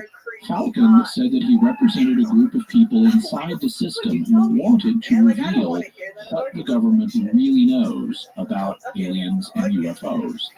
And they wanted to reveal it to the public slowly through a trustworthy, reputable ufologist like Bill. And that's reasonably you want the public to freak out all at once. You want to introduce them to this stuff slowly. But there was a catch. There's always a catch with this kind of deal. So what was the catch here? Basically, Falcon and his associates wanted information about what was going on in the UFO community, what it was aware of, the ideas that were circulating in it, that kind of thing. If Bill would keep tabs on what the UFO people were thinking, Falcon would give him information about what the government really knows. As an earnest of his good faith, he gave Bill a document about a UFO landing in New Mexico in 1969. The document referred to a government project by the name of Silver Sky, and Bill checked it out. He went around New Mexico looking for the witnesses to the UFO landing, and he didn't find any. The next time he met Falcon, he confronted him with the fact that the document was fake and none of the people that mentioned in it existed. Falcon said, "Congratulations, you passed the test." They'd given him the document to see if he was really a competent investigator who could be trusted with sensitive information. If he hadn't been the type of researcher they were looking for, he would have gone straight to the public without checking it out to see if Project Silver Sky even existed. But he didn't. He showed them that he was the kind of quality person they were looking for, and now they were ready to start giving him the real stuff. So they started doing business. And how did he become involved with Paul Benowitz? Falcon introduced Bill to our other friend, Richard Doty, and in February 1981, Falcon and Doty asked him to give Paul a copy of the Aquarius document that we mentioned last episode. Just as a refresher, the Aquarius document said that despite the closure of Project Blue Book, the government was still secretly investigating UFOs, that NASA was receiving the information it was developing, and that something known as Project Aquarius was involved. So was a group nobody had heard of named MJ-12. And most relevant to our story today, NASA was following the information that Paul Benowitz was developing. But there was a problem. Bill Moore had seen an earlier version of the Aquarius document, and the one they gave him now was different. It had been edited. Greg Bishop reports, the document in its pristine condition was only seen by Bill Moore in the offices of AFOSI, and once again in February of 1981, when he was handed a heavily edited and rewritten version of the message and told that he was to give this copy to Paul Benowitz. When he asked why the new version was riddled with changes, Falcon replied that it had to be sanitized to protect sensitive projects. It was the first time that he'd been asked to lie to a fellow researcher. This sort of commitment to the deception bothered Moore, and he sat on the document for a few months until he was gently warned that all operations were off unless he followed through. Moore explained, "My understanding, although I never knew for sure, was that Benowitz was expected to wave it to the press and others as proof of what he was saying about an alien invasion, at which point the document would be denounced as counterfeit and Benowitz would be further discredited." So Bill suspected that the edited document was meant as a setup for Paul to discredit him, and he didn't want that to happen because he'd gotten to know Paul and they'd become friends. But if Bill didn't deliver it to him, he wouldn't be learning anything more from Falcon about what the government really knows about UFOs. So he sat on it for a few months. But then he got an almost Solomonic split-the-middle idea. He would deliver the document to Paul, satisfying Falcon, but he would tell Paul not to use it, thus protecting him and thwarting Falcon's plans. And as we discussed last episode, in the summer of 1981, he made an appointment with Paul at his business, Thunder Scientific Labs, took him into a closet, turned up a radio so nobody and no listening devices could hear them, and whispered to Paul that he should just use the document for his own research, but otherwise just sit on it. So even though Bill knew he was giving Paul an edited and thus at least partially falsified document, he was still trying to be his friend. And as we'll see later, Bill eventually did a major voluntary act of public penance for his deeds and paid a heavy price. What about Paul's discovery of the alien base at Archuleta Mesa? How'd that happen? As we indicated, Paul suspected that there was an alien base in that area because of his interactions with abductee Myra Hansen and Officer Dave Valdez. But, of course, the Air Force helped foster this impression, as it helped take his attention off of some of the things that were happening with the secret projects over Kirkland AFB. Though there may have been secret projects elsewhere. In an interview for the documentary Mirage Man, Richard Doty states, Paul is a pilot in an airplane. We flew around those areas, and he saw things and he filmed things up there that again presented a problem for us, because what he was filming up there was actually a secretive military installation that was training commandos. So then we had to convince Paul that what he was seeing up there was a UFO. There's actually some confusion about this. Well, there apparently was a secret military base in the Archuleta Mesa area. There's a question about whether it was actively training commandos at that time. In his book, Project Beta, Greg Bishop reports, Kirkland AFOSI also rang up Fort Carson Army Base in southern Colorado and inquired if they still conducted training missions in the Dulce area. No, they said, but they wouldn't mind cranking it up again. The Army was given further encouragement by an Air Force offer to cover at least some of the costs of these extra training exercises by filling out expense vouchers. Faced with this unexpected gravy train, the Army infantry and the elite Delta Force detachment that used the area needed little encouragement. To sweeten the pot, AFOSI also told them that the ruse was part of a larger espionage project against the Russians, which in a sense it was, as we shall see.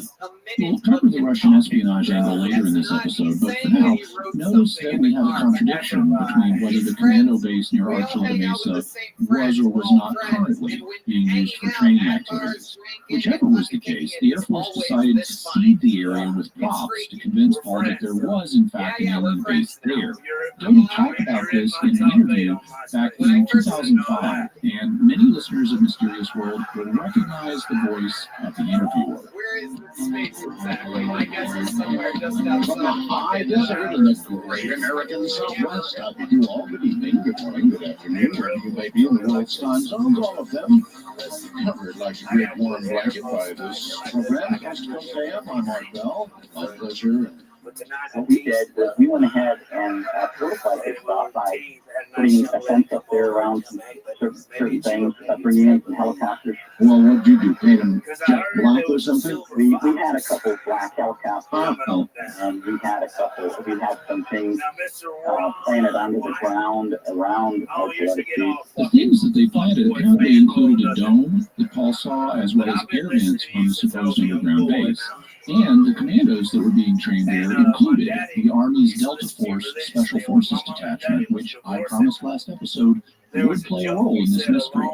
Greg Bishop reports, at one point in the proceedings, Officer Gabe Valdez was helping to coordinate a local Albuquerque news crew reconnaissance of the area for a documentary that had hired Benowitz as a consultant. Serendipitously enough for the AFOSI, the Delta Force was conducting one of their free-for-alls up on the Archuleta Mesa that day.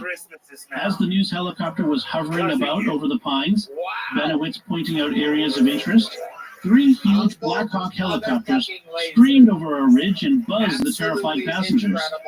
Thinking that they were under some sort of attack or harassment, they quickly retreated and landed back at the local airport with the Army in hot pursuit. The Delta Force set down a few hundred feet away and disgorged a few of their black-clad personnel, while Army tank trucks rolled out to refuel them. Still shaken and dubious about approaching the menacing group, Benowitz and the news people asked Valdez if he knew what was going on. Unnerved, but undaunted, Valdez approached the open door of the nearest helicopter. One of the officers shouted that Valdez was out of his jurisdiction, but the single-minded Valdez jumped aboard to take a close-up look at the identifying patches on one of the uniforms before he was threatened with more than a verbal warning and backed off. Recalling the incident, Valdez said, "This was my jurisdiction, damn it, and I wanted to see who was invading my town and scaring people." The AFOSI also asked the Army to fly low over farmhouses and pastures to drive home the point. Special forces were in the area, and something was going on up on Archuleta. Hotshot pilots were only too happy to fly. I like the way the bishop puts it. Valdez was threatened with more than a verbal warning. Nicely understated. I assume that means they pointed a gun at him. Paul also saw a crashed vehicle of some kind that he took to be a nuclear-powered UFO that humans were using, but that aliens shut down. What was that? It's unclear, and there have been various speculations about it. Some have suggested that it would have been an early stealth plane, and stealth technology was so classified at this time. Others have suggested it might have been an early drone. That raises the question of what technologies the Air Force and the other agencies were trying to protect by lying to Paul. What's the current thinking on that? There are a number of different theories. Obviously, whatever it was that crashed on Archuleta was whether a stealth plane or a drone was one of them. But there were also other technologies. One of them was the NSA communication system that Paul had hacked into and that they then turned against him to feed him messages from the aliens. In his book, Project Beta, Greg Bishop makes the case that one was another technology alternately known as Project Rainbow or as Tabor Orange, which involved tracking and controlling Soviet spy satellites. These were things we had learned how to do based on the efforts of people spying for us in Russia. Simple identification was not the end product of all this dangerous effort. The assets stationed in Russia had done their job so well that the Americans not only knew which pieces of technology were passing silently overhead, they also knew how to defeat some of the satellite security-coded systems, read the information stored in their memory, and even reprogram their guidance systems to steer them out of orbit. The secret lay in laser communication. The Russians had devised a way of talking to their spacecraft using laser pulses instead of more easily intercepted radio waves. Once the boys at Kirtland had identified and tracked the orbits of their targets, the information was immediately relayed to the Stallion Laser Facility located 200 miles south at White Sands Missile Range. There, laser experts and intelligence officers used the stolen codes to tap into the satellites and download any useful information, such as any sensitive areas that had been photographed, and then sent a command to steer the spacecraft into a useless orbit or attitude. By the time it appeared over the Russian horizon, Soviet technicians were completely bamboozled as to why their equipment was constantly screwing up. They would correct the problem as the satellite passed over them, only to have the thing come back around the next time with a whole new set of malfunctions. The satellite espionage program, which may have been known either as Project Rainbow or Tabor Orange, depending on who was talking, was an unqualified success. But Paul Benowitz represented the weak link in security. After the AFOSI found out he was taking pictures of the laser, they again broke into his home, located the pictures, and replaced them with blank frames. So this may have been one of the technologies that Paul stumbled across, and there may have been others as well. Who was giving Doty his orders? One theory that's been proposed in the ufological community is that nobody was giving him his orders, that he was a rogue agent who decided to do this on his own. Doty, of course, denies this. How did you become involved with this Benowitz case? I was the counterintelligence officer. All right. The information got to my desk, and I reached my commander, and he sent a little message at the headquarters, and we were tasked with obtaining all the information we could from Paul. That, of course, was only authorization to start finding out about Paul, not to lie to him. But Doty says that everything else that happened later on was also authorized. I followed orders. Everything we did was following orders. And I think that's right. Richard Doty's rank at the time he left the Air Force in 1988 was Master Sergeant. A Master Sergeant is a senior non-commissioned officer, so he wasn't even a commissioned officer. There's no way that someone with that rank would be able to personally authorize everything the Air Force did, like creating and installing props up on the Archuleta Mesa to make it look like an alien base was there, or underwriting funding to partially pay Delta Force to come in and train there, and things like that. Also, we know who Doty's immediate superior was, and he's named in the books on these topics, and Doty has said he got his orders from him. And we know that Doty's superior also had interactions with Benowitz as part of the deception. On at least one occasion, he flew over Archuleta with Paul. As far as I know, he hasn't spoken publicly about the Benowitz affair, but the evidence strongly supports Doty's superior as being involved. The real question would be, how high up the chain of command the project went? Do we have a sense of that? I'm sure it didn't go all the way up to Commander-in-Chief President Ronald Reagan. A president wouldn't be briefed on or approve decisions to run a disinformation campaign against a lone UFO guy like Paul Benowitz. So the answer seems to be that the person giving the orders was somewhere in the middle. Doty refers to having been in communication with headquarters about the affair, but that could mean different things. Also, since multiple agencies were involved, it may have involved key officers in several agencies. And here, Greg Bishop offers an interesting theory. Referring to ufologist Bill Moore, he says, so he came back to his contact, which a lot of people know as Falcon. That's what Bill Moore and his partner began to refer to this guy. He was apparently from the Defense Intelligence Agency. He actually was the head of, as far as I know, the head of the operation against Benowitz. The orders came down from him. So Falcon and the Defense Intelligence Agency may have been in charge of the overall disinformation effort. What was the motive for deceiving him? Why not just tell him the truth, that he'd stumbled upon some advanced technology work and should back off? Initially, Paul did think that he might have stumbled onto something classified and he wasn't sure it was UFOs. But Doty explains the decision this way. Initially, he thought maybe it was classified. He told us, listen, if I tapped into something, let me know. Well, we weren't going to do that because you don't know who his friends were. And you couldn't really live in a trusted person. By we didn't know who his friends were, Doty is referring to the possibility that Paul may have been in contact with people who were, even if he didn't know it, actually Soviet agents. Documentary maker and author Mark Pilkington explains. The ufologists were constantly seeking evidence for the extraterrestrial conspiracy and the UFO cover-up. They were digging through documents, they were hanging around secret air bases, and quite likely stumbling upon genuine military secrets. And a more serious possibility was that Soviet intelligence agents may have been infiltrating the UFO field in order to extract this kind of information about new technologies. I think it's no coincidence that the timing of the operation against Paul Benowitz dovetails with the development of the stealth program, and at the time, this was the absolute pinnacle of global aviation technology.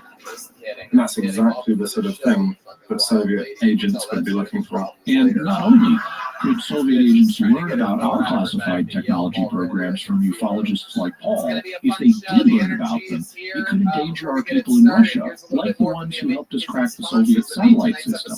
Greg Bishop explains. There were assets in Russia who were sending this information back, and if they found out that somebody over here was getting that information and using it from these satellites, through Paul Benowitz or anybody else, these people would have been, imprisoned or killed or whatever. And they figured, I think Richard can comment on this, that they figured that the one person getting paranoid and going off the deep end was worth, 10 or 12 or 15 or however many agents they had over in Russia doing this. Apart from the fact that it's just the basic information. Also, according to Richard Doty, they didn't foresee Paul becoming mentally unstable due to all this. Do you feel any guilt for this? category winning hydration brand. You're right around, yeah. Absolutely. It was meant to be a short-term operation to disinform him and then kind of walk away from it. So according to Doty, they didn't want to just tell Paul the truth because they were afraid that the information could get back to the Soviets. As Pilkington and Bishop explained, that would endanger both our defense posture and our human assets on the ground. They thus decided to deceive Paul and discredit him, so people wouldn't believe what he was saying. It would just sound like crazy UFO theories. But they didn't mean to drive him off the deep end. They thought that they'd make him look like a nut, and he could go to UFO conventions and say all the nutty things he wanted, none the worse for wear. Instead, he became mentally unbalanced. So this was really meant to be a minor operation that got out of control and had unintended consequences. At least, that's what Agent Doty would like us to believe. Do I detect a note of skepticism? Yes, because as we heard Richard Doty himself say earlier, it was very easy to convince Paul. Paul was a World War II veteran. He's very patriotic. He always flew his flag. Those type of people you can convince that, listen, just tell Paul. You can't tell anybody else about this because it's, it's getting in the wrong hands. So immediately Paul became a cooperating source, and he held everything that he'd gotten in secrecy. So Paul was exactly the kind of person they could trust to keep things secret. He even offered to back off if, as he initially suspected, he had stumbled across a classified program that had nothing to do with aliens. That suggests that the Air Force may have had a different motive. The explanation Doty would have us believe could be an example of what is referred to in the intelligence world as a limited hangout. Former Deputy Director of the CIA, Victor Marchetti, explains, limited hangout is spy jargon for a favorite and frequently used gimmick of the clandestine professions. When their veil of secrecy is shredded and they can no longer rely on a phony cover story to misinform the public, they resort to admitting, sometimes even volunteering, some of the truth while still managing to withhold the key and damaging facts in the case. The public, however, is usually so intrigued by the new information that it never thinks to pursue the matter further.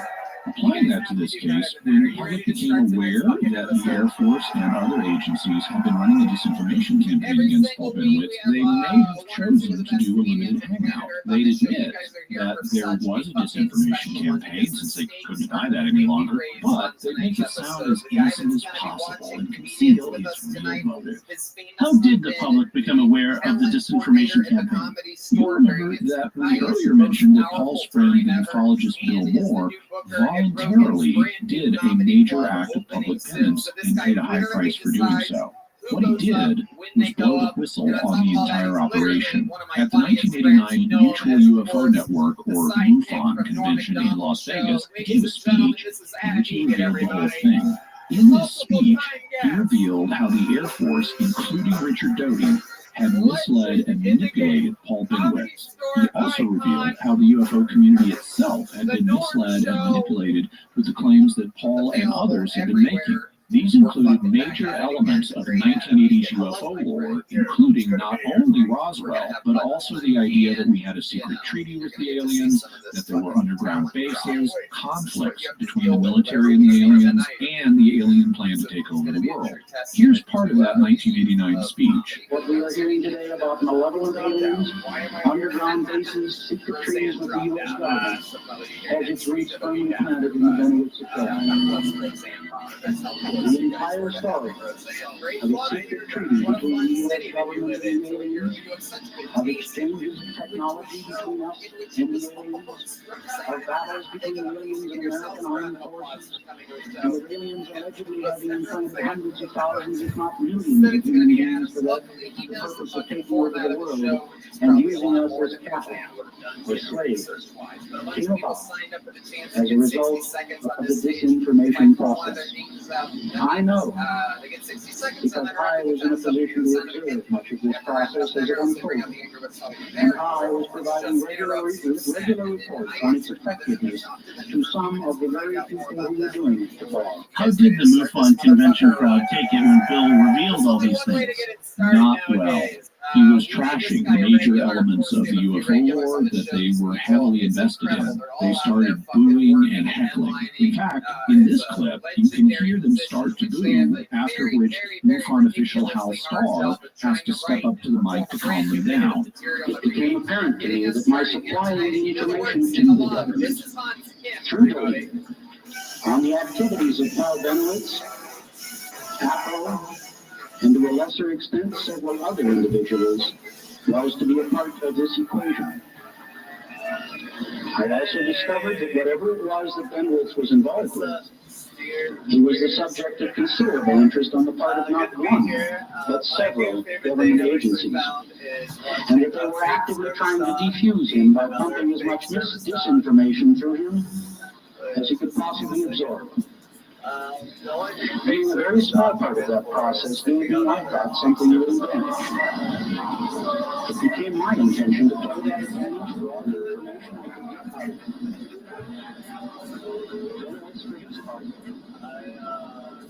I could I'm a little ashamed of some people in this audience, regardless of what you believe, what you hear, or not. Greg Bishop, who attended Bill's speech at the 1989 MUFON convention, reports, Moore's speech ran nearly 2 hours.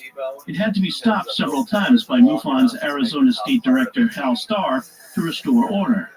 Another researcher stood up and rhetorically asked, "Where'd you get all that crap from, Bill?" The publisher of a major UFO magazine ran out in tears. People literally yelled, cried, and gritted their teeth in anger.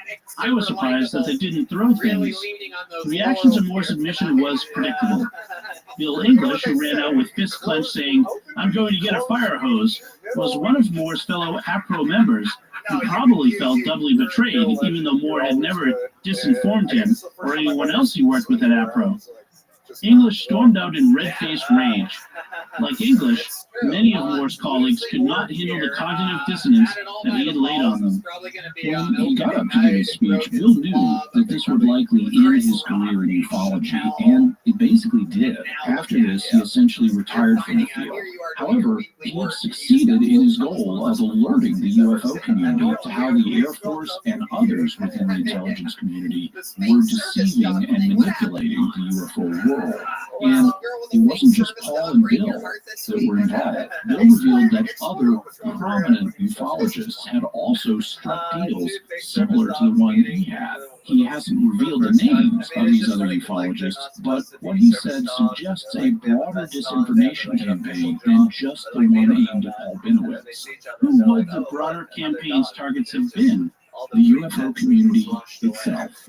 In the book version of Mirage Man, Mark Pilkington writes that the explanations that have been proposed do not explain the Air Force's sustained psychological assault on Paul's brilliant but fragile mind, nor do they explain why the Air Force, or whichever organization was responsible, would test its new toys, especially its most treasured alien toys, with an eye and camera shot of a housing development when it had several square miles of secluded open desert in which to do so.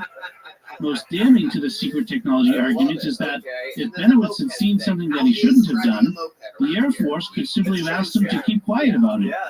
As a patriot and a military contractor, he would almost certainly have done so.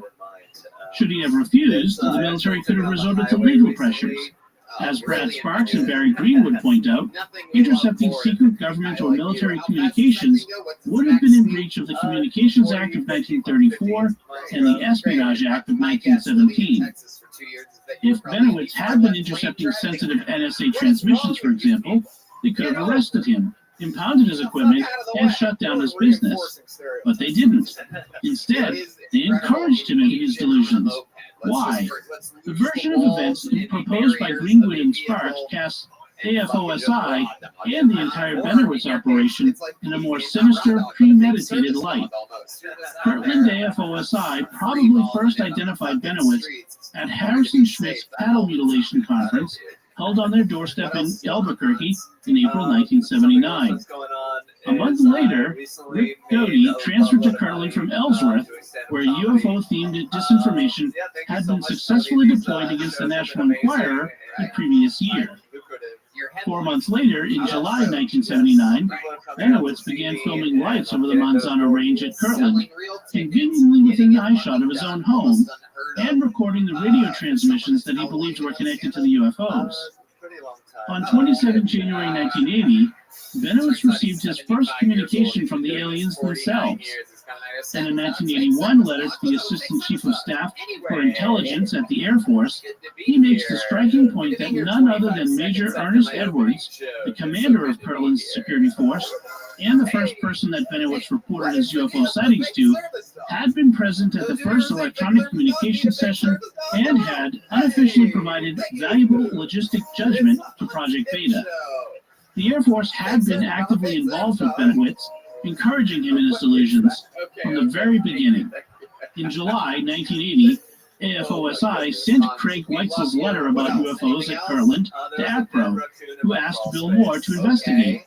And finally, that September, Moore was contacted by Falcon and Richard Doty, and the Benowitz operation went into second gear. Considered in this light, the affair takes on a whole new dimension. Benowitz didn't accidentally stumble onto the UFOs flying over Kirtland. They were a brightly lit lure, flown entirely for his benefit. The Weitzel letter, meanwhile, was expressly intended to draw in a UFO researcher. Both Moore and Benowitz were baited and trapped. AFOSI planned to use these men as conduits for their UFO disinformation from the very beginning. Their real target was not Benowitz at all, but the entire UFO community. So the idea proposed here is that the Air Force entrapped Paul and Bill into a pre-planned disinformation operation targeting the UFO community as a whole. Why would they want to do that? Mark Pilkington writes, imagine that you are the Air Force. Your goal is nothing less than total air supremacy, and to maintain this, you need to keep secrets. Lots of them. Operational secrets, tactical secrets, and technological secrets in the shape of aircraft, satellites, and weapons. Maintaining these secrets, particularly regarding your technology, is absolutely critical. Meanwhile, the ufologists are trying to get a peek at your black projects, bombarding you with Freedom of Information Act requests and accusing you of conspiring with DNA-stealing aliens to cover up the truth about UFOs, which you know don't exist. The ufologist's aim is to reveal all the secrets that you're spending many millions of dollars to protect. You are quite reasonably going to consider these people a threat, and you're going to want to neutralize them. By controlling Paul Benowitz, a noisy proponent of UFO conspiracies who lived right on your doorstep, and Bill Moore, one of the most well-respected members of the UFO community, you have the perfect base from which to launch an assault on this troublesome segment of the population. Benowitz's Project Beta served to focus and divide the UFO community, creating a wall of noise on a subject that made serious research difficult. Many people who might want to take the subject seriously were dissuaded from doing so. It was a masterclass in information warfare, but it came at a terrible price. So, according to this theory, Paul Benowitz was a victim of a broader plan to deceive the UFO community, to inject so much disinformation into UFO lore that it would make serious research much harder, and thus throw up a smokescreen that would better protect the U.S.'s secrets and strengthen our position in the Cold War. Let's look at this from the other perspective. A lot of people in the UFO community argue that, in a good disinformation campaign, some of the material has to be true in order to make it believable. So how much of what the Air Force told Paul might be true in this case? Some of it. I've heard it said that in such campaigns you always want to put a lie between two truths, but I'm not sure that's the right ratio. Doty himself has said that about 80% of the info in the UFO community is false and only 20% is true. It could easily be that all of the stuff they told Paul related to the aliens was fake, leaving only truths like, yes, we do have secret aircraft and one of them did crash at Archuleta. It just wasn't a secret military craft built on alien technology. Some in the UFO community have argued that in a disinformation campaign like this, you want to give away some of the biggest truths so that they can be discredited and people won't believe them. What do you make of that? I'm not persuaded. Let's consider a parallel. If the government knows aliens are real because they've recovered crashed saucers or have a secret treaty with them, then this is something as important as the Manhattan Project's development of the nuclear bomb back in the 1940s. We really did not want the German or the Japanese governments learning that we were making progress toward having nukes, as it would have caused them to frantically start funneling resources into their own nuclear programs, which we'll be discussing in future episodes. So what did we do? We didn't start spreading rumors that we were getting close to having the bomb, but then surround these rumors with crazy stories in order to bring discredit on the idea that we were running a nuclear program. Instead, we tried to keep an iron lid on the fact we were aggressively pursuing developing the bomb. And we used extensive security measures, which were not entirely successful, to keep the Manhattan Project entirely secret. Given that history, I think we'd likely do the same thing if we had proof aliens were visiting Earth. Leaking it and surrounding it with crazy stories could easily backfire. What about the claims some have made that we want to get this information out so that the Russians would know we've been reverse engineering UFO tech so that they won't mess with us? I think it's possible that we might have wanted to deceive the Russians and make them believe we had UFO tech so that they wouldn't mess with us. In that case, we might let rumors leak out to make us seem stronger than we really are. Some have suggested that this is what's happening now with the Navy's current UFO patents for Dr. Salvatore Pais that we've discussed in previous episodes, that they're meant as a disinformation campaign against the Chinese to make them think we have tech that we really don't. But if we actually had alien-based technology, I don't think we'd leak rumors to the public about it. We would either secretly tell the Russians or the Chinese, not the UFO community, that we had tech that was way out of their league, or we would have announced it publicly like we did with the stealth fighter and the stealth bomber, or we would have kept it completely secret like we did with the Manhattan Project and the nuclear bomb. Because if you actually have a piece of advanced technology, you don't need to scare your opponent into thinking you're stronger than you are. You really are strong. Weren't there actually some very strange events that were part of the Paul Bennett story that the Air Force didn't know how to explain? There were. As we covered last episode, the Kirtland papers indicate that one of their guards encountered an unexplained glowing disc-shaped object at Kirtland Air Force Base and other similar things. There also was a mysterious jamming of military and civilian radar in the area that came from a source within Kirtland. When abductee Myra Hansen was hypnotized, she was able to describe the interior of one of the facilities at Manzano Base in great detail, despite the fact she was a civilian who shouldn't have access to it. And both Bill Moore and Richard Doty reported seeing a strange glowing orb in Paul's house. These things could indicate that there was something more to the story than disinformation, but I'm not convinced. Why not? How would you explain them? The Air Force papers discussing the glowing disc-shaped object could themselves be disinformation, or the object could have been a secret project of some kind that the people preparing the papers weren't cleared to know about. The radar jamming could have been another secret project, which the people preparing the reports also weren't cleared to know about. Myrna Hansen could have been an undercover asset used to entrap Paul, and she may have been given information about the Manzano facility. Or Paul was told her information was accurate, even though it might have been totally off. Or maybe she remote viewed the facility under hypnosis, who knows? And the glowing orb in Paul's home could have been a projection of some kind, perhaps a trick by the NSA, since we already know they were projecting other things into his house, like the transmissions. While some reports suggest that the orb looked solid, like the one we heard, the fact it simply vanished and that Bill Moore looked around to see if he could find a projector suggests it might have just been a projected light. So I don't think that these facts provide proof that any elements of the story have paranormal explanations. What does Richard Doty have to say about how much of the story was real?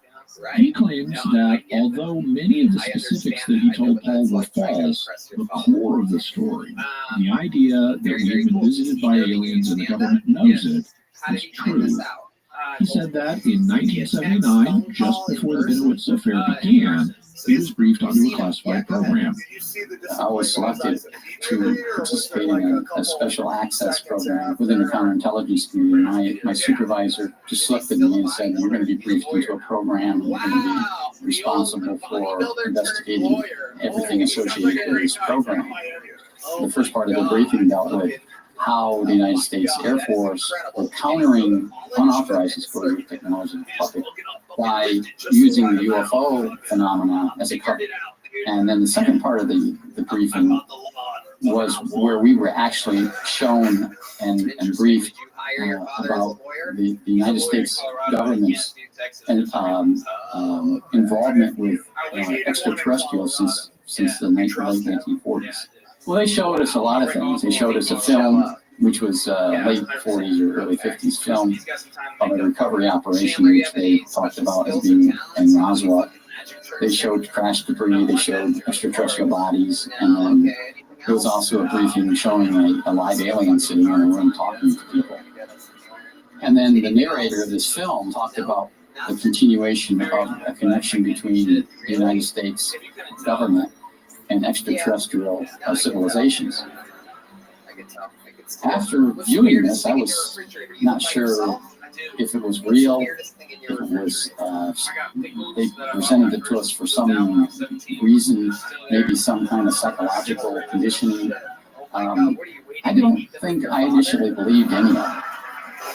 But after the film was over with, an Air Force colonel in uniform then started talking about the operation of the program and how the United States government, and it was always the United States government, it wasn't the Air Force or Army, it was the United States government, how they progressed from the early days, meaning the crash retrieval operations in the late 40s until now, which was the late 70s. And then the more he spoke, the more I realized that what I saw was real. I mean, this guy wouldn't be standing here talking to us with the people in the room, briefing into this high-level program if it was hoax. Roswell, two crashes, one in Roswell and one in Roswell. They didn't find the craft for a couple of years. It was all one crash, but it took them a couple of years to find the second crash. So today, Doty says that Roswell really was an alien crash and that the government had subsequent contact with the aliens. How credible do you find him? How do we know he's telling the truth at this point? Art Bell asked him that exact question. You were a disinformation specialist. How in God's name am I supposed to understand I'm hearing the truth from you now?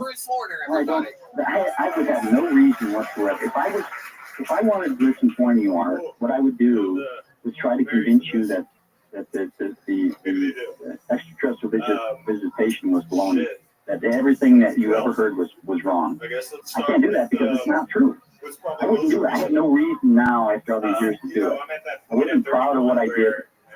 I mean, I did a job. I'm not proud of what I did then. I'm really not. I mean, I'm somewhat embarrassed at times about. But maybe you're proud of what you're doing now. Well, I'm truthful now. I'm full with now. I mean, I'm open now. So Doty says he should be believed now because he's no longer working for the Air Force. He no longer is doing the job he had then, allowing him to be open and truthful. And because if he wanted to disinform, he would simply try to get us to believe that there hasn't been any alien contact.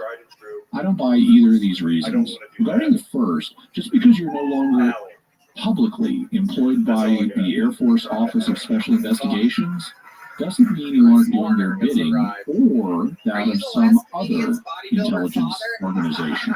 Intelligence agents can stay on retainer even after their official employment ends, or they can be hired by other intelligence agencies like the NSA or the DIA or the CIA, and this fact isn't publicly announced. So Doty could well be doing the bidding of an intelligence agency. What about the claim that if Doty wanted to disinform Art, he would be trying to convince him there was no alien contact? The basis of this claim is that since the Binowitz affair, the Air Force has come out and said that the Roswell incident, which we discussed in episode 49, did not involve a UFO. Fine. In the 1990s, the Air Force said that what really crashed was a secret balloon project to detect Soviet nuclear tests, and we didn't want them to know we were monitoring the tests, which is why they wanted to keep the nature of the crash secret. But does the 1990s statement really represent a change in Air Force policy on UFOs? No. Back in the early 1980s, the Air Force's position was dismissive of UFOs. That was the justification for closing Project Blue Book in 1970. We looked into this. We didn't find anything significant. We didn't find anything threatening to our national defense. And if there is anything to this alien business, we have no proof. And that's essentially the Air Force's attitude today, with the added detail that what crashed in Roswell was a Cold War spying project.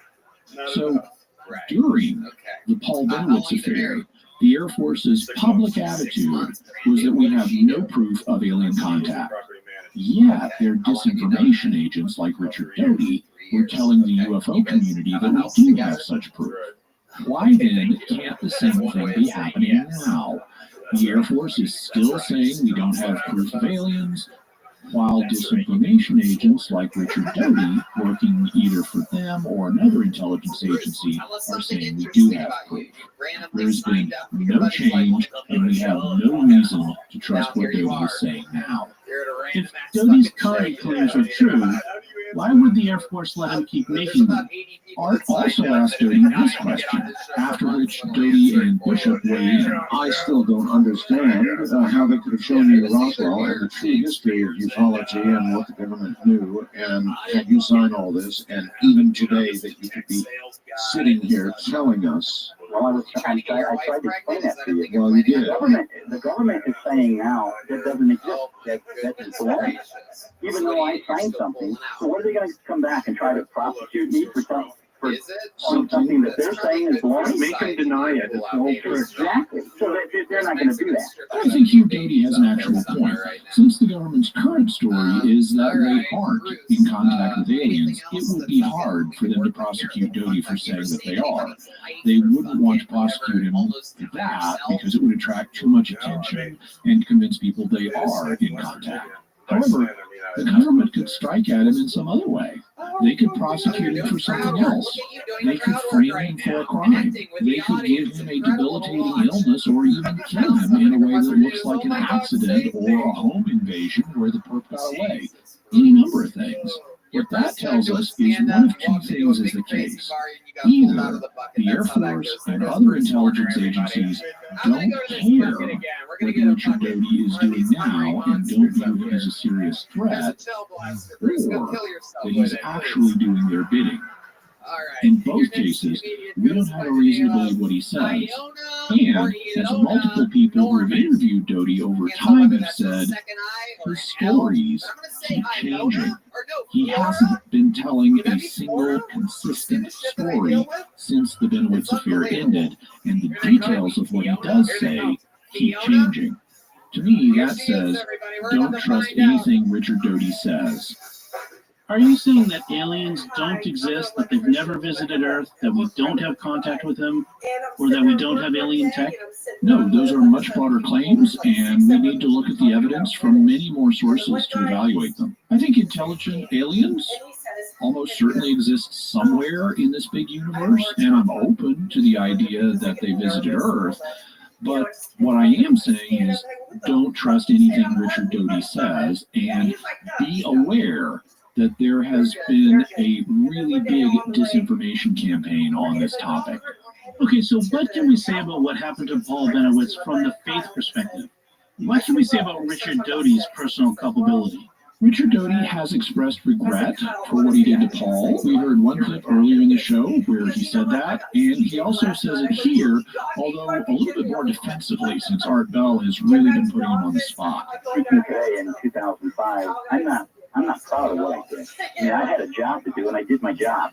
I followed orders. He also says that he didn't intend Paul to go off the deep end, and that he meant this to be a short-term deception that wouldn't actually harm Paul. And when things started getting serious, he says he tried to warn Paul to back off the subject. Then, after Paul was hospitalized, he tried to confess to Paul. the end of this operation, I tried to convince Paul. Now, this wasn't me as a OFI, this was me as a person, because I was concerned about Paul's health. Yes. I was trying to convince Paul, and I went to his son to do this, is that, hey, everything we told you before, Paul, is the truth. And I explained to him why we were doing it. But he never believed it. He said, no, I can't believe you, Rick, because... Well, right, lie to me once, and lie to me twice, that kind of thing. Right? So, I can see why that, he would just think you were in official denial. Emergency mode, we've got to deny all this. He even says that he went against orders in his effort to undeceive Paul. That's something that happened to Paul. I mean, I went to talk to Paul about it, trying to convince him against my commander's orders.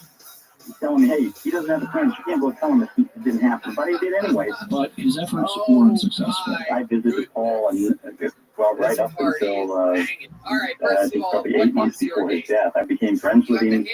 Took him to dinner. And he never. I tried to talk to him. I tried to talk to him away from that subject, and he was totally committed. From Bill Moore's perspective, Richard Doty wasn't the real problem here. In his 1989 talk, he told the MUFON audience, Rick is not the man you're after. It's the person in the control position that's important here. In my opinion, he was simply a pawn in a much larger game. Just as I was. And I think that's right. I can't judge Richard Doty's heart or anybody else's. I'm glad that he has expressed regret over what he did, and I hope he's effectually repented. But he was only a small part of this. The people ultimately responsible are those in charge of the overall disinformation campaign. I know we can't judge their hearts either, but what can we say about the morality of the overall campaign? As we say in many episodes that involve espionage, it's going to depend on your overall theory of lying. If you think that lying is never permissible, then obviously disinformation campaigns are immoral. However, if you think there are circumstances where lying can be warranted, like tactical deceptions to save lives, especially in wartime, like telling the Nazis you don't have any Jews in your attic, then the situation's more complex. This was during the Cold War, and lives, potentially millions of lives, were on the line if things went badly with the Russians and we got into a nuclear war. Many people would look at that and say, most definitely, our intelligence agencies are warranted in telling some lies to the Russians, and even to the American people as a way of keeping the Russians in the dark. Then the question would be, was this one of those cases? What do you say? It depends on what the overall motive was. If the story that they would have us believe is true, that they were just trying to keep Paul from realizing that he had stumbled onto some classified projects, then lying would not be justified. Paul was a World War II vet and a patriotic American. He had offered to back off if what he had discovered was just some classified tech, and he certainly would have cooperated and kept it all secret if they had just admitted that. There was no need to lie to him. On the other hand, if all of this was part of a much larger, intentional disinformation campaign, the situation would be more complex. On the one hand, we need to keep the Soviets from discovering our secrets. But was a widespread disinformation campaign against the UFO community really the way to do that? I don't know all the secrets or the intelligence methods the Soviets would use to try to get at them, so I can't ultimately say. But I can say that the whole thing leaves me absolutely queasy. The government should not be lying to a large number of American citizens without a very, very good reason. And it is not obvious to me why such a disinformation campaign would be necessary in this case. How common is this kind of campaign? Do you think similar operations are happening right now? Here's what Richard Doty told our Bell.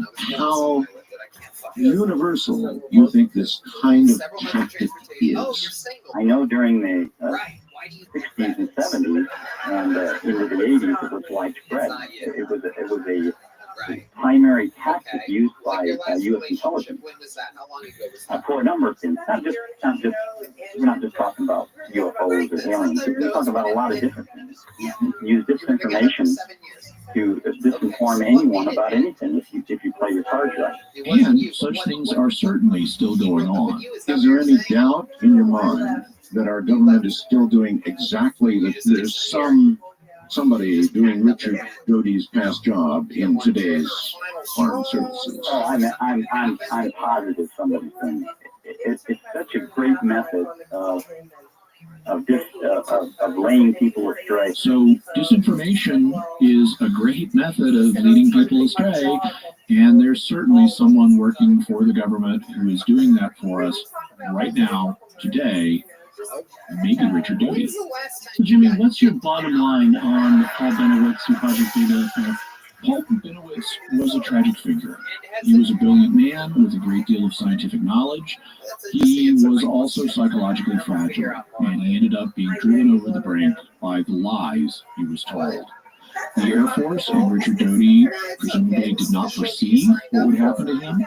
Paul may or may not have been entrapped by the Air Force and the intelligence community, but they did tell multiple lies to him and others, and the necessity of these is unclear at best and absent at worst.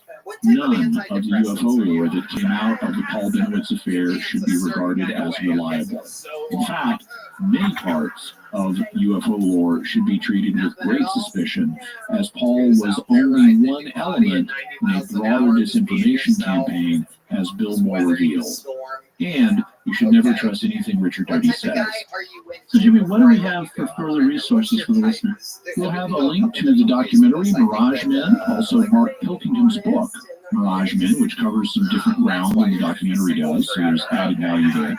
Greg Bishop's book, Project Beta, Gabe Valdez Jr.'s book on Dulce Base, an open letter from Alejandro Rojas, who was one of the people who was accused Doty of just being a rogue agent who didn't have orders, and so he explores that idea in this open letter. Also, the link to the original Coast to Coast AM interview with Greg Bishop and Richard Doty, so you can hear the whole thing if you're a Coast subscriber. Article on Paul Benowitz, an article on Dulce Base, one on Kirtland Air Force Base, the Albuquerque Historical Society's article on Kirtland Air Force Base, an article on the Aerial Phenomena Research Organization, or APRO, one on the Air Force Office of Special Investigations, one on the National Security Agency, a copy of Richard Doty's military records, and an article on what limited hangouts are.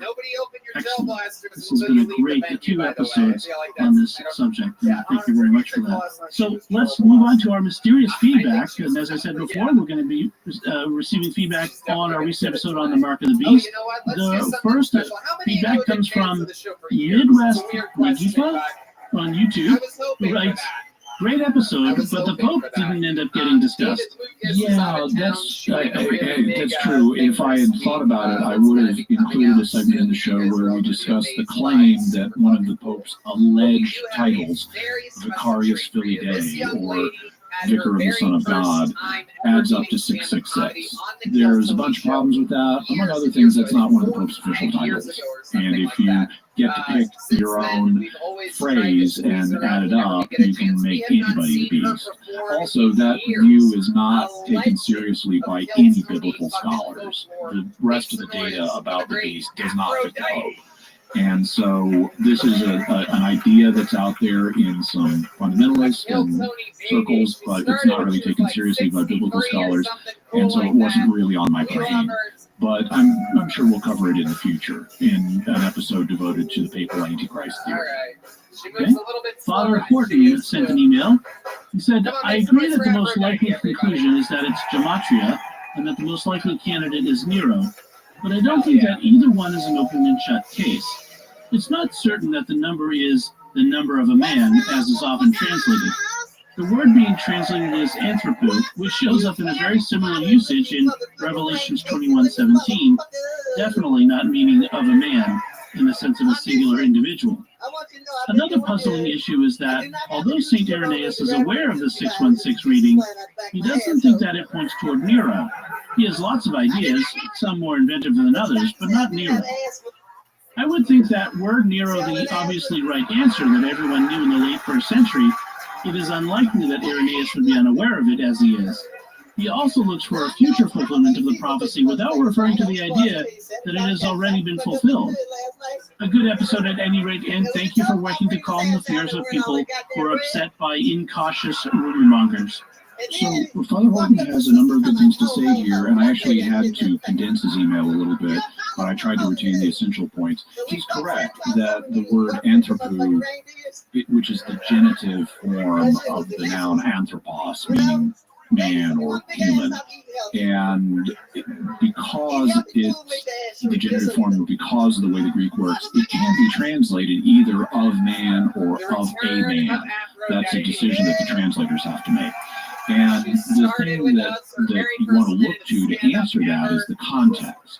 So when anthropos shows up in Revelation 21:17, John has been measuring the heavenly city, and he's using the measure anthropo, the measure of man or human measurement, to do it. It wouldn't make sense to say, I've been measuring the city with a big rod that is according to the measure of a man, meaning some specific guy. It's clearly in that case the context points you to man as a general term. But I think the context is different in Revelation 13, where we read about the number of the beast and the number of man or of a man. Because there we're told we need to import everything we know about the beast, which strongly links it to the Roman Empire and the line of Roman emperors, specifically. The 7 heads represent 7 kings or emperors. And when we then find that one of those emperors has a name that adds up to 666, and he persecuted Christians, and he fulfills all the other things about the beast, I think that context helps serve as confirmation that, yeah, we've got the right interpretation here. Now, I agree, St. Irenaeus of Lyon, who was writing about 120 years later by my reckoning, he's writing around the year 189 AD, he did not link it to Nero. He had various other theories, but I don't think that it was obvious to everyone in the first century that Nero was the answer. John specifically says it takes wisdom to calculate this. So John expects some people to get it, but not everyone to get it. And I think some people did get it, which is why we have the number 616. But I think not everybody got it, because that's why we don't have everybody in the 2nd and 3rd and 4th century saying, oh yeah, that was Nero, or that was linked to Nero. So I think the knowledge of who it was fairly limited and died out fairly quickly. And I think one of the reasons it died out is because of the hermeneutic that Irenaeus and others tended to apply to Revelation. I think they took an overly literal hermeneutic, and so they expected things to be fulfilled in a more spectacular way than they actually were in the 1st century. And so that left them expecting these events to just have fulfillments in the future. And as part of the overly literal hermeneutic, Irenaeus and others think that, like, the Revelation 20's millennium is going to be a physical earthly reign of Christ for 1,000 years and stuff. So I think these guys had an overly literal interpretation, so they didn't notice the fulfillments that actually did occur, and they kept it in the future, and that's why they didn't associate the beast with Nero, and that's why the knowledge of that fulfillment became eclipsed. Charlie K. writes on YouTube, the Boss Metal Zone guitar pedal is known by guitar players to be one of the worst sounding pedals ever made, which means the schematic was probably more of an inside joke to guitar players than anything. When I found out this was the case, I thought it was hilarious. So this refers to a claim that we covered in the Mark of the Beast episode, where some people had put up a schematic on the web and claimed that it was a schematic for a Mark of the Beast chip that you would get with the COVID vaccine, when actually it was a schematic for this guitar pedal. And I, and not being a guitar player myself, much less a rock guitar, electric guitar player, I had no idea that this was regarded as one of the worst, and that only adds to the irony of the situation. So thank you, Charlie, for sharing. If the Jar Jar Binks guitar pedal. Sherry Not Shirley on YouTube writes, so very helpful, glad I found this video. relieved. And thank you, Sherry Not Shirley. That's why I did the episode. That's why we got it into the schedule really quick, because we knew that people were worried about this and we wanted to provide relief. Flying Car 100 on YouTube wrote, they actually don't even allow for Social Security numbers. Start with 666. I'm not surprised. I haven't verified that for myself, but I can easily see why when they set up Social Security, they wouldn't want any numbers starting with 666, because it would only confirm in people's minds that it was somehow connected to the beast. Kung Fu You Too on YouTube wrote, I got the first of 2 COVID-19 vaccine shots and 665 appeared on my forehead. I'm nervous about getting the second dose. I would be too if that happened to me. Crystal M on Facebook wrote, thank you. I am a Catholic convert from a very end times focused Protestant background. I know we're not supposed to be afraid and to trust in God, but I'm human and this stuff freaks me out. This episode made so much sense and I feel a lot more calm about it.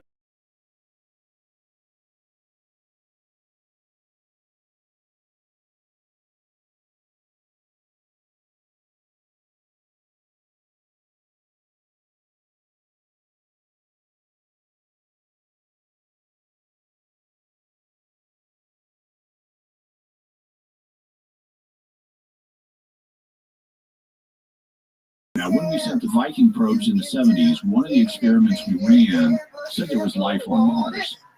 And they then quickly tried to debunk that, but actually the guy who ran the debunking has subsequently been debunked.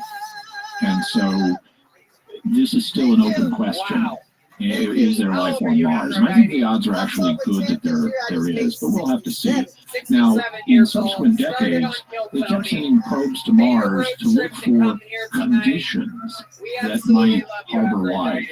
And it was so frustrating for people. I remember, for example, George Knapp, one of the weekend hosts on Coast to Coast, complaining about, why are you searching for life-supporting conditions? Just send a probe to test for life. Well, they're finally doing that. And so, as of a few days ago, before this episode releases, the Perseverance rover will have arrived at Mars and either landed successfully or failed spectacularly. But hopefully it landed successfully, because its purpose is to search for life in the soil of Mars and return samples to Earth, where they can be studied by scientists under a microscope, and we can look and see, are there really microbes here? So we'll have a link to NASA's official page about that. Also, speaking of searching for living or formerly living things off of Earth, there may be dinosaur bones on the moon. Because when the big asteroid or asteroids hit Earth 60 million years ago, there was so much ejecta that some of it would have ended up on the moon, and there could be dinosaur bones and frozen dinosaur meat up there. We'll have to find out. Once we get back to the moon in a few years, maybe we'll run across some interesting flash frozen dinosaurs. And if life can go up from Earth, life can come down to Earth. There is a report of a meteor in Peru that has made people sick. So there's this weird meteor sickness that's happened down in Peru. It hypothetically could be due to a number of things. One of them is there could be a virus or other pathogen on the meteor, other microorganism on the meteor. It's also possible that it could be due to something else. It could be hysteria, although I think the evidence may point against that. But it also could be things like when the meteor smacked into the ground, it made a big dent, and that could have gotten some arsenic into the water supply or something. So there are some different options, but we'll have a link to the article and you can read all about it. Excellent. That's some good lines. So that about does it for us. We want to hear from you, your feedback on what your theories about Paul Benowitz and Project Beta and everything that happened with him. Now that you've got the complete picture of the 2 episodes, what are your theories now? You can let us know by visiting sqpn.com or the Jimmy Akin's Mysterious World Facebook page, or send an email to mysterious@sqpn.com, or send a tweet to @mys_world with the hashtag of mysterious feedback. So Jimmy, what's our next episode going to be about? Next episode, we'll be answering our patrons' questions, so we'll be talking about subjects like gravity illusions, the Winchester Mansion, Marian apparitions outside the Catholic Church, precognitive dreams, evangelizing extraterrestrials, and how I find accurate information in today's world. Excellent.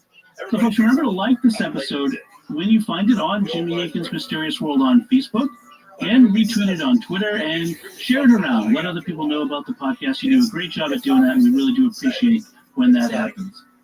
You can find links to Jimmy's resources from our discussion and links to those mysterious headlines on our show notes at sqpn.com/mysterious. And remember, to help us continue to produce the podcast, please visit sqpn.com/give. Until next time, Jimmy Akin, thank you for exploring with us our mysterious world. Thanks, Dom. And once again, I'm Dom Bettinelli. Thank you for listening to Jimmy Akin's Mysterious World on StarQuest.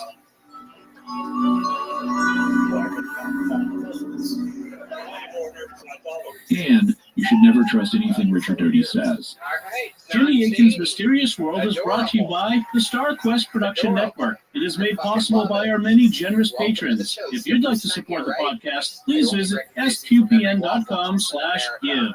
Jimmy Akin's Mysterious World is also brought to you in part through the generous support of Aaron Ferguson Electric and Automation, making connections for life for your automation and smart home needs in North and Central Florida at aaronv.com, and by rosaryarmy.com. Have more peace. Visit rosaryarmy.com and get a free all-twine knotted rosary, downloadable audio rosaries, and more. Make them, pray them, give them away at rosaryarmy.com. And by the Colchester Curry House, helping people make authentic Indian cuisine from the comfort of their home. Find authentic Indian spice blends and recipes at colchestercurryhouse.com. Previously on Jimmy Akin's Mysterious World. My crew and I need more information before we can make our recommendations to stop it. But I'm puzzled over you bringing a Betazoid to this meeting. If her purpose is to promote my thoughts. I can sense some strong emotions, Doctor. Frequencies are concerned. I have asked you here to discuss a mutual problem. Doctor, I sense considerable deception on Doc's part and danger. People to keep the whole goddamn thing together. What'd you see over there? Anything crazy? Okay, well, yeah. All right. You're listening to episode 130 of Jimmy Akin's Mysterious World, where we look at mysteries from the twin perspectives of faith and reason. In this episode, we're talking about lie detectors. I'm Dom Bettinelli, and joining me today is Jimmy Akin. Hi, Jimmy. Howdy, Dom. Folks, I want to encourage you, please be sure to stick around to the end of the show. This week's feedback is going to be from our Death at the National Hotel episode we did recently, and so you want to make sure to stick around for that one. But first, let's talk about lie detectors. Human beings have been deceiving each other since the dawn of history, and that's made finding ways to detect lies a high priority. Various techniques have been used throughout history, and with the rise of modern technology, new methods have been invented. The 20th century saw the development of lie detectors such as the polygraph machine. But do they really work? How reliable are they? How have people beaten them? And what should you do if you're ever asked to take a lie detector test? That's what we'll be talking about on this episode of Jimmy Akin's Mysterious World. So, Jimmy, why did you want to do this episode? Periodically, we do what I think of as foundational episodes. In these, we develop conceptual tools that we use to evaluate other mysteries. An example was episode 79, where we looked at the conceptual distinctions between magic, religion, psychic phenomena, and science. Another example was episode 52, where we discussed hypnosis, a tool that's frequently used for memory retrieval in true crime, espionage, and UFO cases. Unfortunately, it's also highly unreliable and not to be trusted. In this episode, it'll be similar because lie detectors also are used when investigating true crime, espionage, and UFO encounters, as we saw in our recent two-parter on the Pascagoula UFO abduction of Charlie Hickson and Calvin Parker. As we heard in that episode, or pair of episodes, one of the key issues discussed both by their critics and their supporters was the fact that they passed lie detector tests, and the controversy involved how good those tests were. So we've encountered lie detectors before and we'll encounter them again. And I wanted to do an episode on how they work and how accurate they are. Also, it's just an interesting subject and there's a good bit to say about it.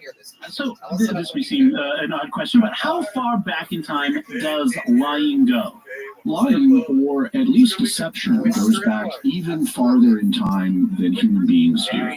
Numerous animal species practice deception. Some of them even have it built into their physical form, like their species are designed to look like something other than what they are. For example, some predators are physically built to disguise themselves so that their prey won't recognize them. This is the case, for example, with anglerfish, which have a long filament growing out of their foreheads, and they can just sit there and wriggle that filament so that it looks like a nice, juicy prey animal that a passing fish could eat. But what they're really doing is wiggling the filament as bait so that they can draw in a passing fish and eat him. On the other hand, some animals are physically built to look like predators. This is the case, for example, with the red milk snake, which has alternating bands of color that go red, black, yellow, black, red. That's very similar to the color pattern on a coral snake, which has bands that go red, yellow, black, yellow, red. The difference is that on a milk snake, the bands for red and yellow are always separated by black, while on a coral snake, the bands of red and yellow always go together, leading to the saying, red and yellow can kill a fellow, because coral snakes are poisonous, but red milk snakes are not. The red milk snake thus deters predators by making them think it's a dangerous coral snake when it isn't. Other animals use their behavior to deceive either predators or prey. A famous example of that is the American opossum, the only marsupial in North America, which famously goes limp or plays dead to deceive potential predators. That leads to the famous expression, playing possum. And by the way, for our listeners outside North America, when I was growing up, we had cats and we put food out for them on the front porch at night, and then possums would waddle up in the middle of the night to eat the cat crunchies. So I had personal experience with possums. So what about deception in human beings? All of the examples we mentioned in the animal kingdom deal with creatures that don't have the kind of spiritual nature that humans do, so they aren't subject to human morality. But after using the process of evolution to produce the human body, God endowed the first human beings with true human souls, and when he did that, he elevated their nature beyond what evolution itself was capable of producing. He gave us his grace in a way that elevated our nature and made it possible for us to live in perfect harmony with him and with other human beings. So love of God and love of neighbor could prevail, and we wouldn't need to do things like lying. But man fell by original sin and lost that elevated nature, putting us in opposition to God and to our fellow man. That means that lies are something human beings have been telling each other ever since the fall. In the Genesis narrative, the first lies told by a human being are attributed to Cain. As we read in Genesis 4, now Adam knew Eve his wife, and she conceived and bore Cain. And again she bore his brother Abel.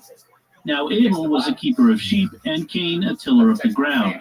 In the course of time, Cain brought to the Lord an offering of the fruit of the ground, and Abel brought some of the firstlings of his flock and of their fat portions. And the Lord had regard for Abel and his offering, but for Cain and his offering he had no regard. So Cain was very angry, and his countenance fell. The Lord said to Cain, "Why are you angry, and why has your countenance fallen? If you do well, will you not be accepted? And if you do not do well, sin is lurking at the door. Its desire is for you, but you must master it." Cain said to Abel his brother, "Let us go out to the field." And when they were in the field, Cain rose up against his brother Abel and killed him. Then the Lord said to Cain, "Where is Abel your brother?" He said, "I do not know. Am I my brother's keeper?" And the Lord said, "What have you done? The voice of your brother's blood is crying to me from the ground." In this passage, Cain tells two lies. First, he deceives his brother Abel by inviting him to go out into the field without revealing that he's planning on killing him. Depending on what your definition of a lie is, you could quibble about that, whether it's technically a lie, but it's at least a case of deception, since Cain expects Abel to believe that he will still be alive at the end of this excursion when that isn't the case. And secondly, he directly lies to God by saying he doesn't know where Abel is, when in fact he's killed Abel and does know. Also, there's a little subtlety in the text that may not be obvious. You'll notice the text says Abel was a keeper of sheep. And when Cain was talking to God, he says, I don't know, am I my brother's keeper? Like, am I his shepherd? Am I supposed to keep track of him? So, in any event, lying is something that humans have been prone to ever since the fall, and that means that we've had a need to detect lies ever since we acquired original sin. What's the earliest form of lie detection that we know about? The earliest form is simply watching other people and trying to form an estimate of whether they're telling the truth or not. That involves watching their behavior and seeing if they show signs of deception, like being nervous or anxious when telling us about something they shouldn't be nervous or anxious about. It also involves taking other facts we know and comparing them with what a person is telling us. So if he says something that conflicts with what we know to be true, it's a sign he's lying. But these methods don't cover all the cases we encounter, so we've also developed more specialized lie detection strategies. What are some of the techniques that were used in the ancient world before we got modern technology? One example is found in the 11th century BC during the reign of the Israelite judge Jephthah, who we read about in the book of Judges, chapters 10 to 12. This was a little before 1000 BC. Now, Jephthah was a man from the territory of Gilead, and he defended Israel against its enemies. But some of the Israelites got jealous. These included men from the tribe of Ephraim who thought that Jephthah had slighted them by not calling on them when Israel needed to be defended. Jephthah's answer was, hey, I asked you before and you didn't show up, so I didn't bother asking you the most recent time. What's the big deal, you bunch of slackers? Their answer was, we don't care what you think of us. We will burn down your house over you with fire, so get ready to be burned alive, buddy. The Ephraimites then attacked the Gileadites, who defeated them in battle. But some Ephraimites were trapped in Gilead after this battle, and they wanted to get home. The Gileadites were in control of the way home, so the Ephraimites needed to pretend to be Gileadites so they could move around without interference. And Gileadites knew they were trying to sneak out by pretending not to be Ephraimites, and so to expose the deception, they employed a lie detecting technique. And when any of the fugitives of Ephraim said, let me go over, the men of Gilead said to him, are you an Ephraimite? When he said no, they said to him, then say Shibboleth. And he said, Sibboleth, for he could not pronounce it right. Then they seized him and slew him at the fords of the Jordan. This is a clever technique. People from different areas have different accents, different ways of pronouncing the same words, and it can be very difficult to pronounce a word in a way that you're not used to. At that time, one of these words was shibboleth, which apparently referred to an ear of grain, like on the end of a stalk of wheat. In Gilead, people would pronounce this word with a sh sound on the front of it, so it would be pronounced shibboleth. But in Ephraim, they didn't say the word with the aspirated initial sound, and so they just used an S sound and said it sibboleth. That allowed them to tell the true Gileadites from the Ephraimite fakers, and that let them detect the lie based on a subtle clue that people didn't have easy conscious control over. They detected the lie by listening for a subtle shift in their voices. This test is interesting because it involves a subtle, involuntary cue that people would send, in this case, by their speech. Are there other lie detection techniques used in the Bible? One is found in the story of Susanna, which is in the Deuterocanonical edition of the book of Daniel. It's chapter 13 of the book. In this account, a righteous woman named Susanna has been falsely accused of committing adultery in a garden that had trees. The false accusation is made by two older men, so the young prophet Daniel has the two old men separated so they can't hear each other, and then he asks them what they saw. Specifically, he asked them under what kind of tree each of them saw the innocent woman committing adultery. Since the two old men can't confer to get their stories straight, they each say that the woman committed adultery under a different kind of tree, and thus Daniel exposes their stories as lies. This reflects a sound interrogation technique, separating the witnesses so they can't coordinate their stories, but it's not directed to the kind of lie detection that we'll be focused on in this episode. Are there other specialized lie detection techniques that people in the ancient world used? Around 500 BC, so about half a millennium after Jephthah, priests in India supposedly had a technique that would involve donkeys that were supposed to bray if their tail was being held by a person telling a lie. In this case, the donkey was functioning as the ancient equivalent of a lie detector. The priests told people accused of crimes that they would be left in a room and needed to hold the tail of the donkey. If the donkey brayed, it meant that they were liars who had committed the crime. But if the donkey stayed silent, it meant they were telling the truth and had not committed it. They then left the accused in the room with the donkey and listened to whether or not it brayed. Normally it didn't, and the accused person cited this as evidence of his innocence. But this didn't matter, because the donkeys in this test weren't really special and couldn't really tell if you were lying or not. Instead, what was important was whether you followed the priest's instructions and grabbed the donkey's tail. If you grabbed the tail, that showed you were innocent, because the priests had put soot on the donkey's tail, and now that soot was on your hands, showing that you weren't afraid of the lie detector test and revealing that you were a truth teller who had not committed the crime.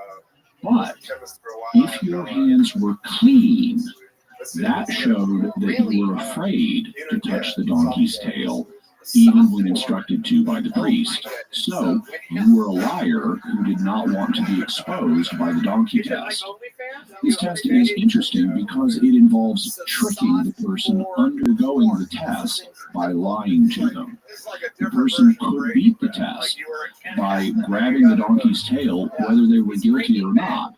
So the test wouldn't work unless the subject were deceived into thinking that it worked.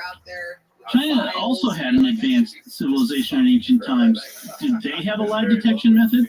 Apparently in ancient China, a physiological test was used. If you were a suspect, they had you put dry rice in your mouth. You spit it out, and then they checked whether you still had any rice sticking to your tongue. The idea was that liars tend to be nervous, and so they get dry mouth. If you had rice still sticking to your tongue, that meant you were lying. But if you were telling the truth, you'd produce enough saliva for all the rice to come off your tongue, and there wouldn't be any still sticking to it. This test is interesting because it involves another subtle involuntary cue, this time a physiological one, saliva production, rather than an involuntary speech cue, as in the shibboleth example. How reliable were these ancient lie detection methods? Not very. They were all either easy to beat or otherwise likely to give false results. But the ancient world was a rough place, and these were what they had to work with. So naturally, people were interested in more reliable methods, which seemed to become possible with the advent of modern technology. How did the modern era of lie detection begin? One of the things that accompanied the scientific revolution was taking lots and lots of measurements, as well as improved methods of taking more precise measurements. By the beginning of the 20th century, people were starting to wonder if these measurements could be used to detect subtle cues involved in lying. That's like the Say-Shibboleth test or the Chinese rice test, both of which involve detecting subtle cues, one in the voice and one being a physiological change. And both strategies would be revived in the 20th century in new forms. In 1900, the Italian psychologist Vittorio Benucci started exploring physiological changes and proposed that the timing of your breathing changed when you were lying. In 1913, the American psychologist and comic book writer William Moulton Marston proposed that your blood pressure changed when lying. He was the inventor of the systolic blood pressure test, and his wife noticed, because of course he experimented on his wife noticed that when she got mad or excited, her blood pressure went up. Marston, incidentally, was the creator of Wonder Woman, who is famous for having a magic golden lasso, and when she puts it on people, they are compelled to tell the truth. They can't lie if she's got them in the golden lasso. Despite this, there is a debate about whether or not Wonder Woman's golden lasso was directly inspired by Marston's work on lie detecting. There was a problem, though, with Marston's blood pressure-based lie detection. As you know from going to the doctor's office, when they take your blood pressure, they put you in a cuff, which they then inflate with air to squeeze your arm, and then they let the air out of it to take the readings. That takes time, and so you can only do blood pressure readings every so often. You don't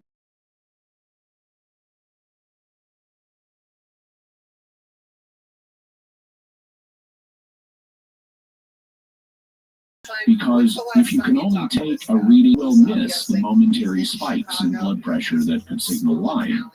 The solution to this was to try to get a continuous blood pressure reading, but there's also a problem with that, which we'll discuss below.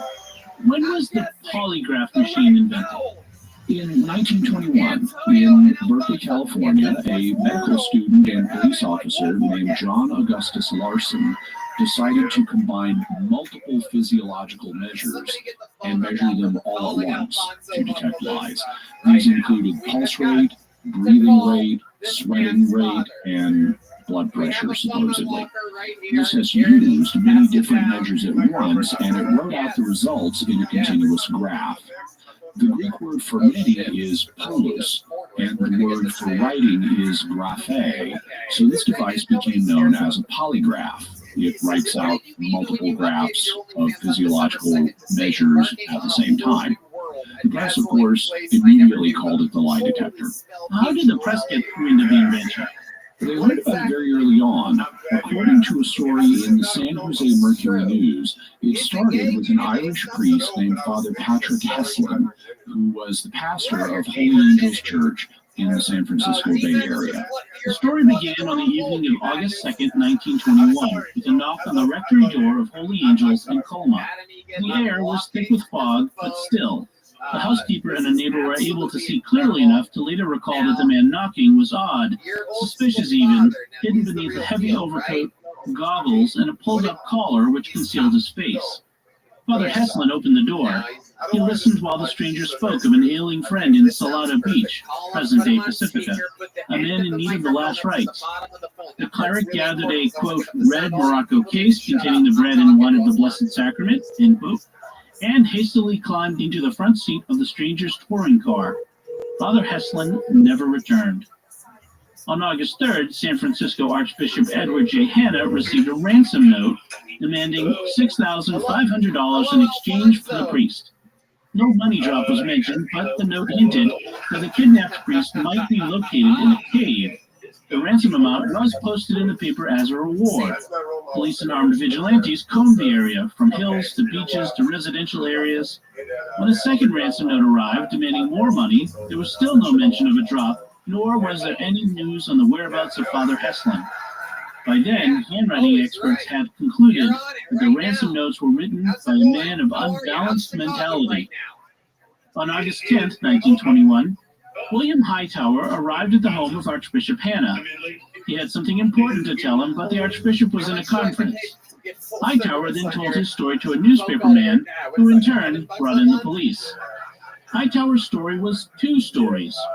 The first was that a woman, Dolly Mason, had told Hightower that some guy shot some other guy and then buried the victim in the sand at a popular swimming spot in Salada Beach, beneath an advertisement for Alber's Milling Company, which featured a miner cooking flapjacks over an open fire.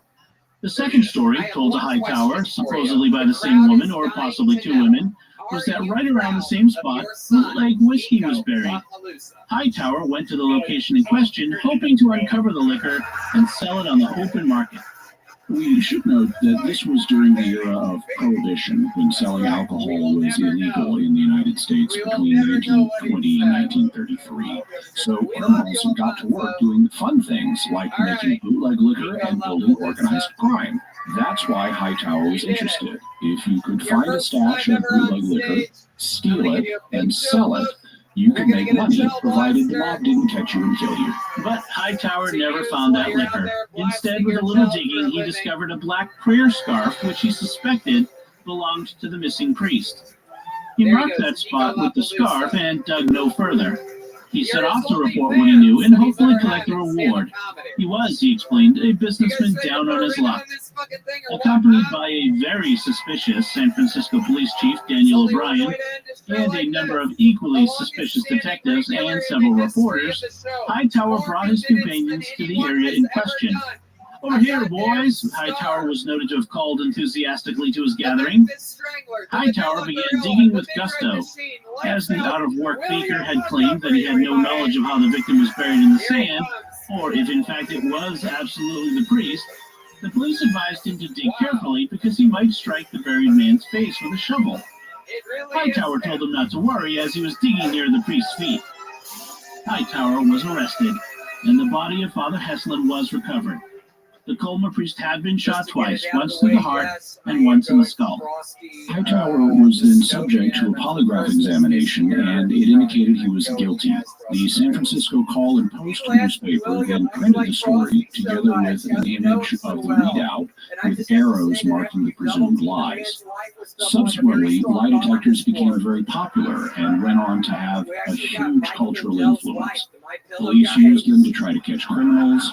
Governments used them to try to catch spies, lawyers used them to try to catch false witnesses, UFO researchers used them to try to evaluate people who reported encounters, and there were even television shows that used them to try to sort out controversies. For example, I remember watching F. Lee Bailey's TV show Lie Detector back in 1983. I remember that too. Have there been new types of lie detection proposed since the invention of the polygraph in 1921?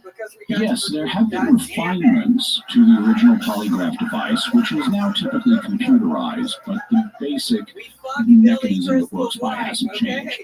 However, many new physiological cues have been proposed. Some involve voice stress analysis, the amount of stress in your voice, which is a verbal cue like the Shibboleth test from the 11th century BC, only it's measuring something different.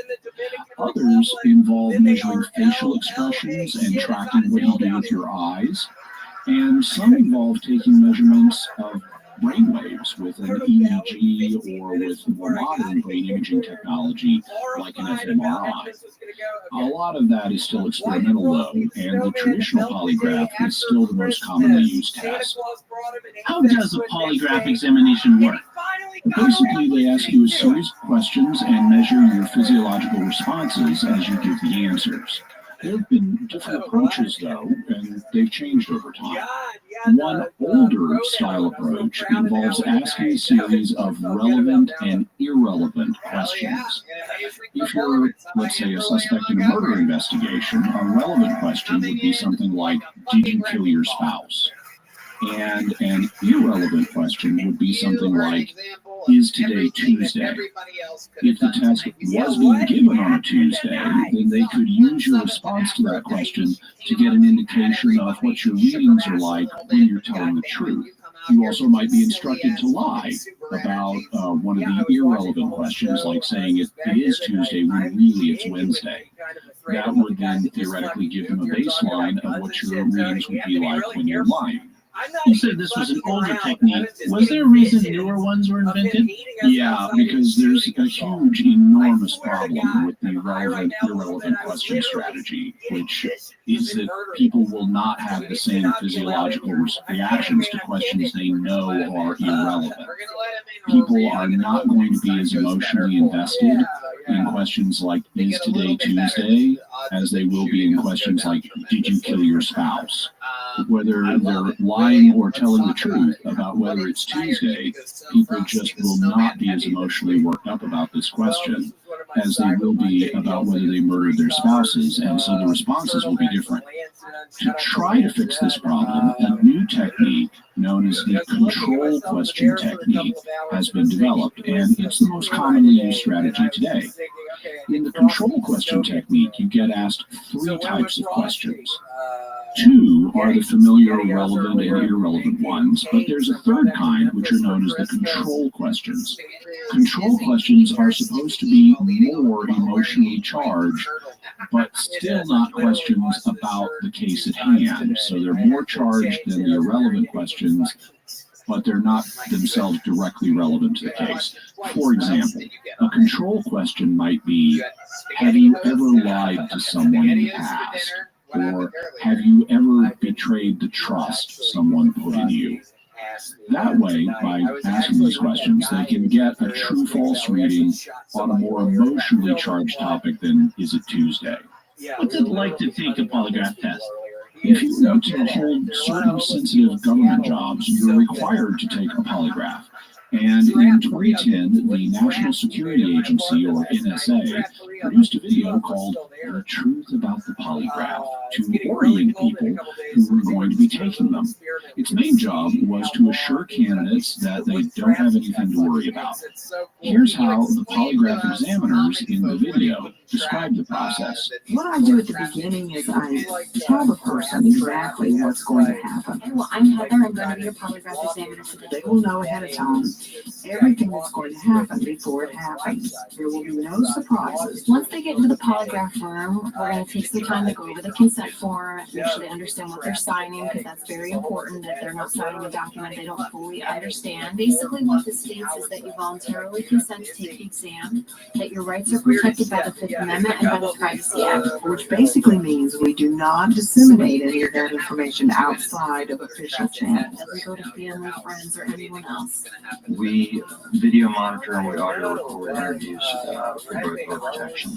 I want to make sure that I am capturing everything correctly that you say. It also allows you the comfort of knowing that I'm going to be professional. We start by talking about what the scope of the test will be, the different types of questions. And the questions that are given for defined for you in the pre-test, they're not going to change. That's what I'm going to ask you for every test. So I want you to be able to say, yeah, I know what's coming, so I'm just going through and get through the test. That question will be, have you engaged in espionage against the United States? And you're going to answer, no. Any concerns or questions about that? No. We go through their forms with them. We go over the instrumentation, how everything works, what the process will be. The blue cuff over there you've seen a dozen times, and that just records heart rate and blood flow. We do a practice test to help them to get used to what the actual test will be like, and then we typically go into test. The actual testing portion of the polygraph is the shortest part of the entire process. The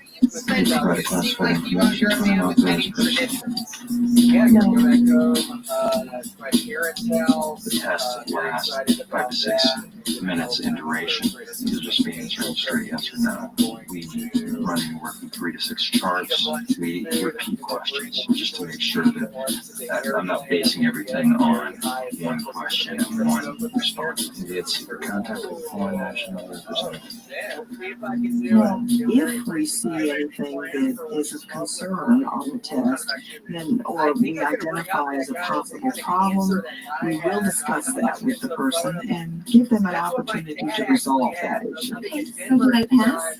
Well, right now, it's a good through quality control. We do not give the final results while the person is there in the office. The reason being that all of the information has to go through a quality control process before the final determination.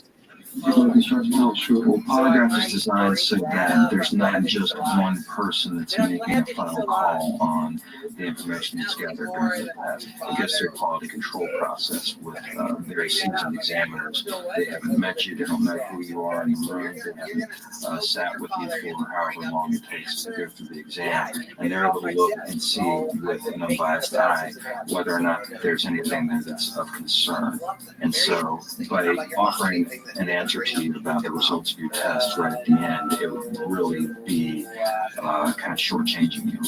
I don't know what else. It's not the end if you don't get through your first exam. What do you guys think? 9 times out of 10, really, if you don't get through your first exam, you're going to come back for another exam. And that's because we understand what it is to go through a polygraph and how nerve-wracking that can be and how hard it is to kind of really absorb everything. And so we want to give you every opportunity to be able to come in and successfully complete it. So they bring you into the examination room, they try to be very reassuring, they go over and have you sign the consent form, they tell you they won't disseminate the results outside official channels, they show you the machine, they tell you how it works, they go over the questions they'll cover in the examination, they do a practice test with you so you have practice answering the questions, and then they do the real test. Afterwards, they don't give you the results immediately because they need to go through quality control with an independent evaluator. But they do give you a chance to clarify any potentially problematic answers. And if you don't make it through your first test, you get a chance to come back and take another. And that's what the NSA wants you to know about the lie detector in their video, the truth about the polygraph. It's all so comforting. We want to give you every opportunity to be able to come in and successfully. I don't look like that fucking person from Rudolph the Red-Nosed Reindeer. I don't know why. Yeah, you definitely do. Yeah, no, the question is, how much is the NSA lying and distorting the truth in what they're telling you? All right. So after this next segment, we're going to talk about our theories and reason and faith perspectives. But first, I'm not lying when I say I want to thank our patrons who make this show possible, including Donald A., Father Burke, Daniel E., Seth, and Philip G. Their generous donations at sqpn.com/give make it possible for us to continue Jimmy Akin's Mysterious World and all the shows at StarQuest. You can join them by visiting sqpn.com/give. And that's the truth. Jimmy Akin's Mysterious World is also brought to you in part through the generous support of Aaron Ferguson Electric and Automation, making connections for life for your automation and smart home needs in North and Central Florida at aaronv.com, and by rosaryarmy.com. Have more peace. Visit rosaryarmy.com and get a free all-twine knotted rosary, downloadable audio rosaries, and more. Make them, pray them, give them away at rosaryarmy.com. And by Colchester Curry House, helping people make authentic Indian cuisine from the comfort of their own home. Find authentic Indian spice blends and recipes at colchestercurryhouse.com. So, Jimmy, let's talk about our theories, or more appropriate, I think this time is the questions we need to consider about lie detectors. What are they? First, what is the NSA lying about or not telling you in its video? Also, how accurate are polygraphs? What will happen with them in the future? Was the very first guy to be polygraphed in a criminal case, William Hightower, was he really guilty of murder? And what are the faith implications of using polygraphs? Let's start with the reason perspective. What can we say about lie detectors from the reason perspective? What about that very first criminal case in 1921? Was William Hightower guilty of killing Father Heslin? Could he have been an early victim of a false polygraph reading? It's a question worth asking, but the evidence concerning him being guilty is actually pretty good. You'll recall that he told two different stories about what led him to the burial site. One was a story about hearing a rumor about a body being buried there, and the other one was about him hearing a rumor about a bootleg cache of liquor being buried there. So, which was it? One of these would seem to be a lie, or at least it would suggest that he was lying about something. Also, Even though he supposedly hadn't excavated the site on the beach, he told police that he was digging near Father Heslin's feet rather than his face, which he shouldn't have known. Also, the Mercury News reports that after the polygraph test, police work uncovered the .45 caliber pistol used to kill Father Heslin. They also found the typewriter used to type the ransom notes in Hightower's room at the Warren Hotel in San Francisco, along with a piece of bloody burlap and sand consistent with that of the burial site.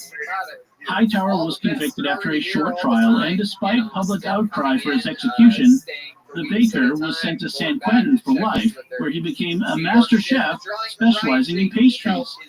In all his years there, he never spoke of the priest, and no motive was ever ascertained. He was paroled in 1965 at the age of 86. So they found the typewriter used to compose the ransom notes in Hightower's room, along with a piece of bloody burlap. Both of those are notable indicators of guilt even without modern DNA testing. So this is an ironic question, but what is the NSA lying about or not telling us in their video? The advocacy website antipolygraph.org issued a response to the NSA video in which they made several counterpoints. First, while it's true that the NSA won't distribute your test results outside official channels, this is misleading. They won't give them to your family or friends, but they will retain them forever, and that could harm you in the future. For example, they will share them with other government agencies, and it could stop you from getting a job with one of them. They will even share them with agencies that don't use polygraph tests. They'll still tell the other agency, this guy failed one of our tests, and so you get shut out of that job, even though you normally wouldn't have to take a polygraph to get it.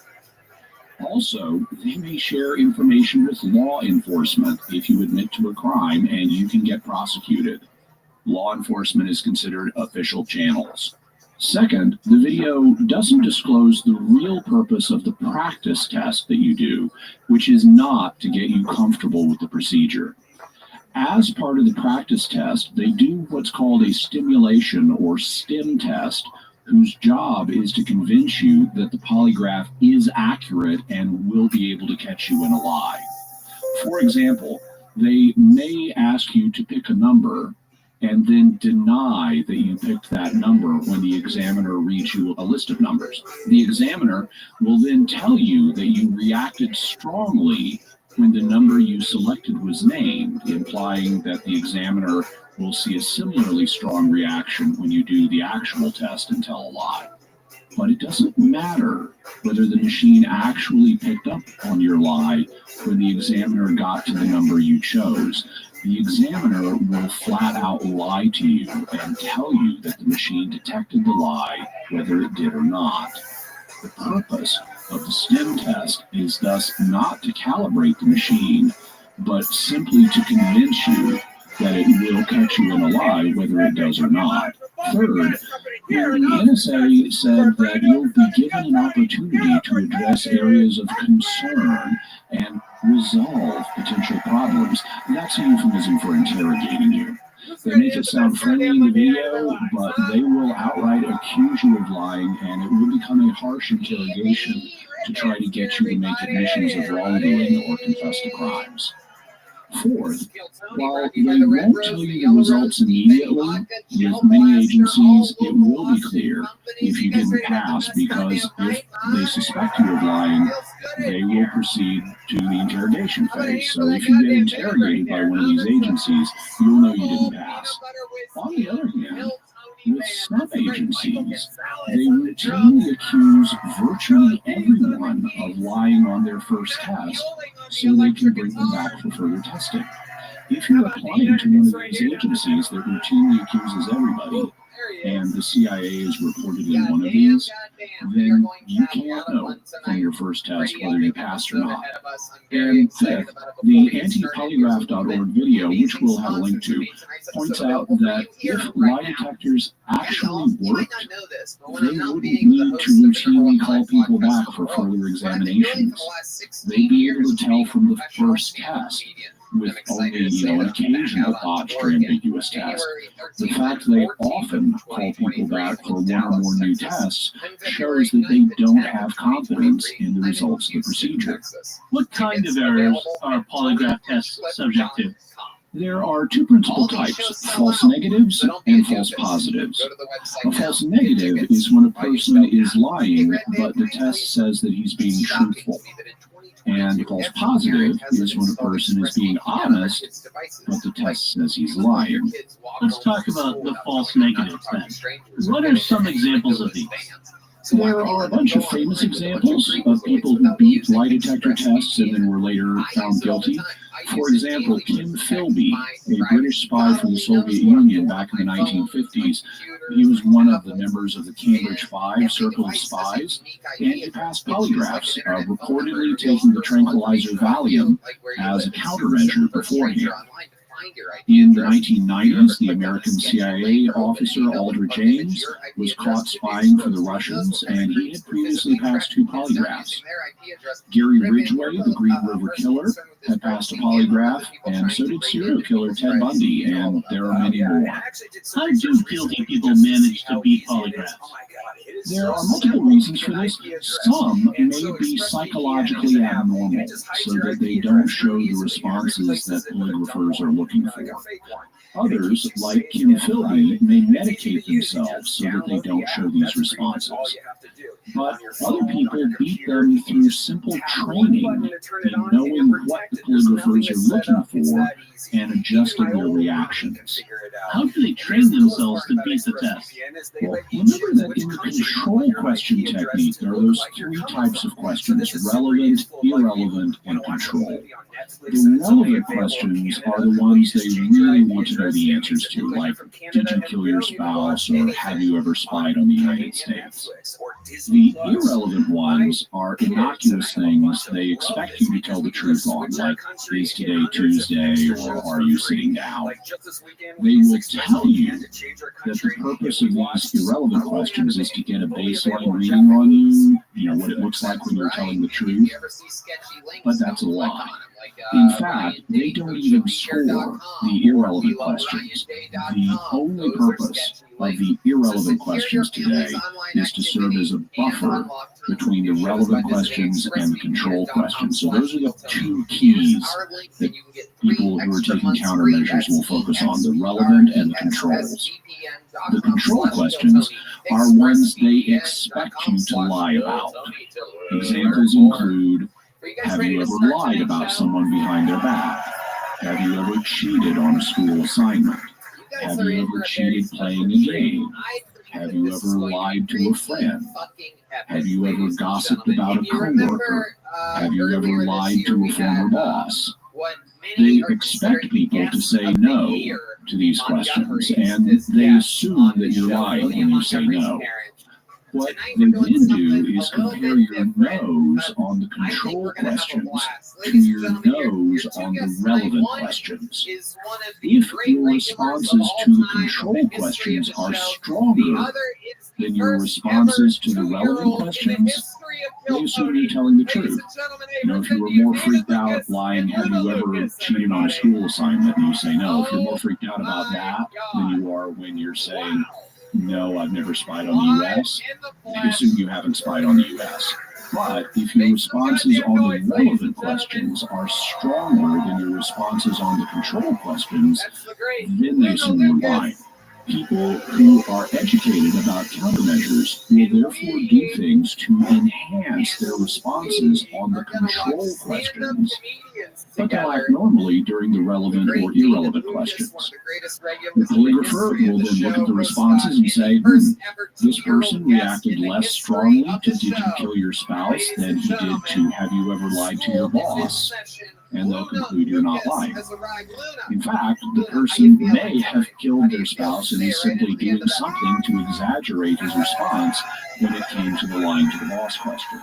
What kind of things do people do to exaggerate their response? There are a bunch of options, and I won't go through them all. My purpose here is not to teach you how to beat a lie detector test, though there are books and websites that will teach you exactly that. My purpose here is to illustrate the problems with the test, so we'll cover a few examples. One thing that people would do is keep thumbtacks in their shoes and then press down on them with their toes during a control question to generate a pain response. That's harder to get away with these days, since now they often put motion sensors under your feet and on the seat of your chair to detect if you're changing posture to do things like that. But there are still lots of other techniques. For example, some people will simply bite the side of their tongue when the control question is being asked to generate the same kind of pain response.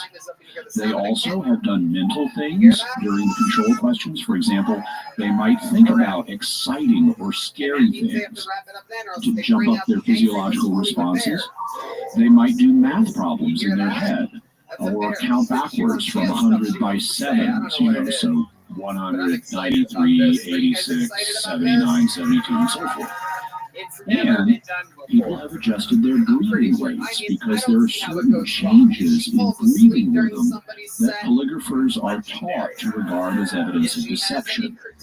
This can be as simple as holding your breath for 3 to 5 seconds after you exhale while a control question is being asked, or slowing your breathing rate during these questions, or breathing more shallowly, or taking longer to exhale than you do to inhale. Knowledge of these countermeasures is so common that it's now standard in polygraph tests for the examiner to tell you things like, it's understandable that people would read up on polygraph tests, and some resources claim to offer ways to beat them. But these are often wrong, so can I count on you not to do anything like that? The very fact that they need to bring up countermeasures is a sign that they do work, or they wouldn't bother asking you not to use them. So there are very definite ways to generate false negatives with polygraph tests. What about false positives? Are there examples of those? There are, but they're often not as famous. It's easier to prove someone guilty after they pass a polygraph test than to prove them innocent after failing one, and so there are fewer proven examples. Still, the risk of false positives was great enough that when American employers started routinely using polygraphs to test prospective or current employees back in the 1970s and 1980s, there was a backlash. As a result, Congress passed the Employee Polygraph Protection Act, and President Ronald Reagan signed it into law in 1988. It prohibits most employers from being able to use polygraphs on their employees, but there are notable exceptions. These include federal, state, and local government agencies, which can and do still use polygraph screenings. And that leads to false positives. One example was FBI agent Mark Malla. In 1995, he failed a routine screening and was accused of spying for the Israeli government. The FBI then launched an intensive investigation of him that eventually resulted in the collection of 12,000 pages of documentation in 32 volumes. He had to use the Freedom of Information Act to get access to this material, which took years, and much of it was redacted when he got it, so he didn't know what it said. Here's what he has to say about his case. A major investigation followed. Major in the sense that it was a top priority case commanding extensive resources. Believing the FBI would objectively review the facts and have no choice but to exonerate me, I cooperated eagerly. After a full day of polygraphs, interrogations, and a 3-hour train ride home, FBI agents appeared in our home that same night and asked for our consent to search it, which my wife and I provided. This unleashed a search team of about 7 agents, many in raid jackets. The search lasted about 3 hours and ended well after midnight. I allowed the FBI to take detailed financial records, appointment books, personal calendars, daily to-do lists, my innermost thoughts expressed in personal diaries, personal correspondences, and numerous other items. Following the search, and for about 2 months afterward, I was under surveillance 24 hours a day, 7 days a week. For at least a week during that time, a small airplane circled above our home every morning, then buzzed above me wherever I went. The FBI interviewed numerous friends, acquaintances, former roommates, colleagues, and my family. The Bureau accused one friend of being an accomplice and gave him a polygraph test, which he passed. They showed up unannounced and surprised my wife at her place of work, asking to interview her right then and there. She agreed to be interviewed later. During her interview, the FBI asked her to take a polygraph, which she declined, since she did not trust the device. The FBI asked both of my brothers to take a polygraph test. One agreed and he passed. An agent told one of my friends that there was significant evidence against me. The same agent told my brother he was certain that I was guilty. The experience was highly disturbing on a personal level for all the obvious reasons. It was invasive. My reputation was under constant assault. My career completely undermined. My integrity placed under suspicion, and I was definitively accused of sins which run completely against my values. This was, to say the least, a stressful and challenging odyssey. Perhaps even more disturbing are the larger implications. Nothing more than unsubstantiated polygraph charts launched a major investigation which squandered a vast amount of resources. I estimate that the FBI spent far in excess of $1 million on the case. And when it was all over, the FBI concluded that they didn't have proof of any wrongdoing on his part, and gun and top secret clearance. Yet, the investigation perversely continued, and Mala got so sick of it all that he quit the FBI. What causes false positives on lie detector tests? It can be a variety of things. One of these is the attitude of the examiner. If the examiner suspects you're lying or just wants to push you, he may ask the questions with particular vocal inflections that make you nervous and generate false positive results on the relevant questions. So the test is subject to manipulation by the examiner. He can make you fail. Often, though, it's just bad luck. The fact is, the things that the polygraph measures are not uniquely associated with lying. Your breathing can be altered, you can sweat more, and your heart rate and blood pressure can change based on other things. Although, we should note that modern polygraphs don't actually measure your blood pressure, like William Moulton Marston's original test did. To get a blood pressure reading, you have to let the air out of the cuff. And in modern polygraphs, they don't do that. They leave the cuff inflated, and the machine then generates a line that goes up and down, but that hasn't been medically studied and doesn't really represent your blood pressure. As a result, they're measuring a track line that has no medical definition and has not been studied as the subject of medical research, much less has it been shown to be indicative of lying. In any event, the responses that the polygraph measures can be generated by things other than deception. They can be generated by anxiety. So if you're nervous when you're asked a relevant question, that can throw off the reading. They can also be generated by anger. So if you're mad that you're being asked a relevant question, that can throw it off. And they can be generated by confusion. So if you're overwhelmed by what's happening to you during a relevant question, that can throw it off. The test simply does not measure responses that are uniquely associated with lying. And if, for whatever reason, you have a stronger response to a relevant question than to a control question, you'll be deemed as lying even though you're telling the truth. How often do false positives occur? All the time. The rate has varied, and it depends in part on how harshly the tests are being scored in a given period. Apparently, some years ago, the FBI's applicant screenings had a failure rate of about 20%, or 1 in 5 applicants was deemed to be lying about something that would disqualify them from employment. More recently, with harsher scoring, it's been reported that the failure rate has risen to something like 50%, or 1 in 2 applicants is deemed to be lying about something that would prevent their employment. Both of these figures seem very unlikely. It's hard to imagine that this many people who had committed serious enough offenses would be applying to the FBI and trying to fake their way through polygraph tests. I mean, really, 1/5 to 1/2 of all applicants are lying about a serious employment-determining matter? That's quite unbelievable and points to an abundance of false positives. But because the results of the polygraph get saved and shared with other government agencies, it constitutes a permanent black mark against a candidate ever getting a job. And if a candidate blows a routine screening after employment, it can destroy his career and irreparably harm him, his reputation, and his family. Surely the problems with polygraph accuracy must be obvious to the government, so why do they keep using them? Probably for several reasons. One is the policymakers who order the use of the tests probably aren't that familiar with the science or the statistics involved. Also, the polygraphers aren't likely to blow the whistle on themselves. They'd be out of jobs if they convinced their bosses to stop the tests. In fact, the polygraphers themselves probably aren't that read up on the science either, or they've only read slanted cherry-picked accounts. Like some reports which will say that this test is 70% accurate.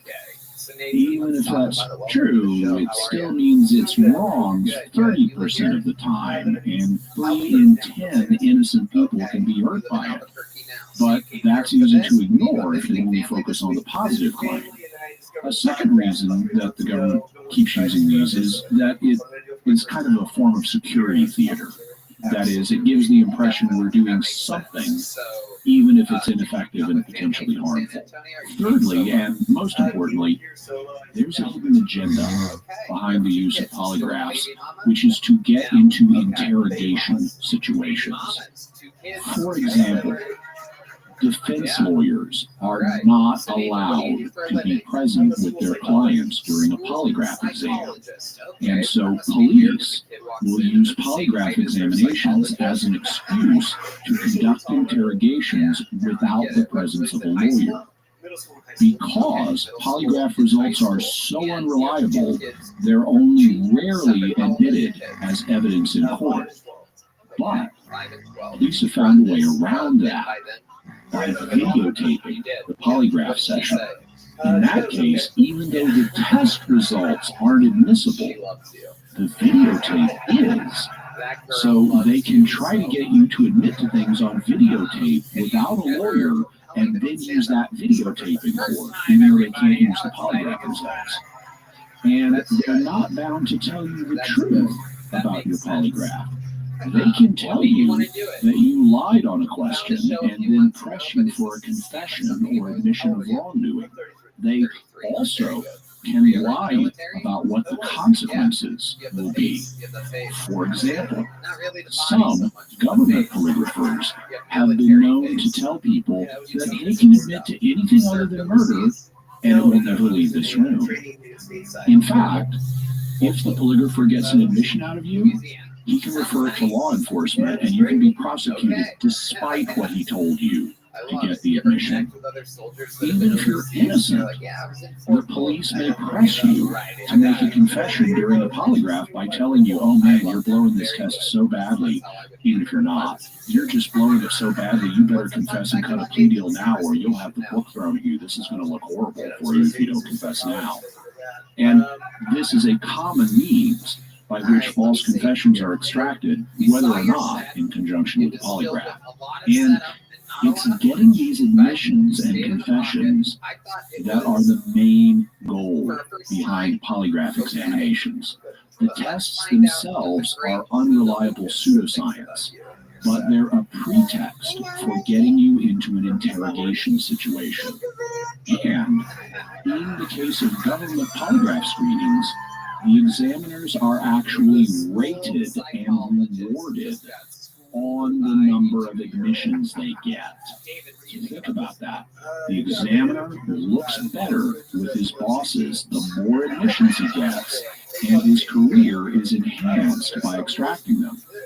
So the polygraphers are incentivized to accuse you of lying, and the test is fundamentally biased against the person taking it, even if he's innocent. What have experts said about the reliability of the polygraph? You'll recall that the polygraph was invented by John Augustus Larson back in 1921. He very quickly realized there were problems with it. And before he died in 1965, he wrote, "Beyond my expectation, through uncontrollable factors, this scientific investigation became, for practical purposes, a Frankenstein's monster, which I've spent over 40 years combating. So the man who invented the thing realized it had become a nightmare, and by his own admission spent 40 years combating the abuse of the polygraph, which he says it became a Frankenstein's monster.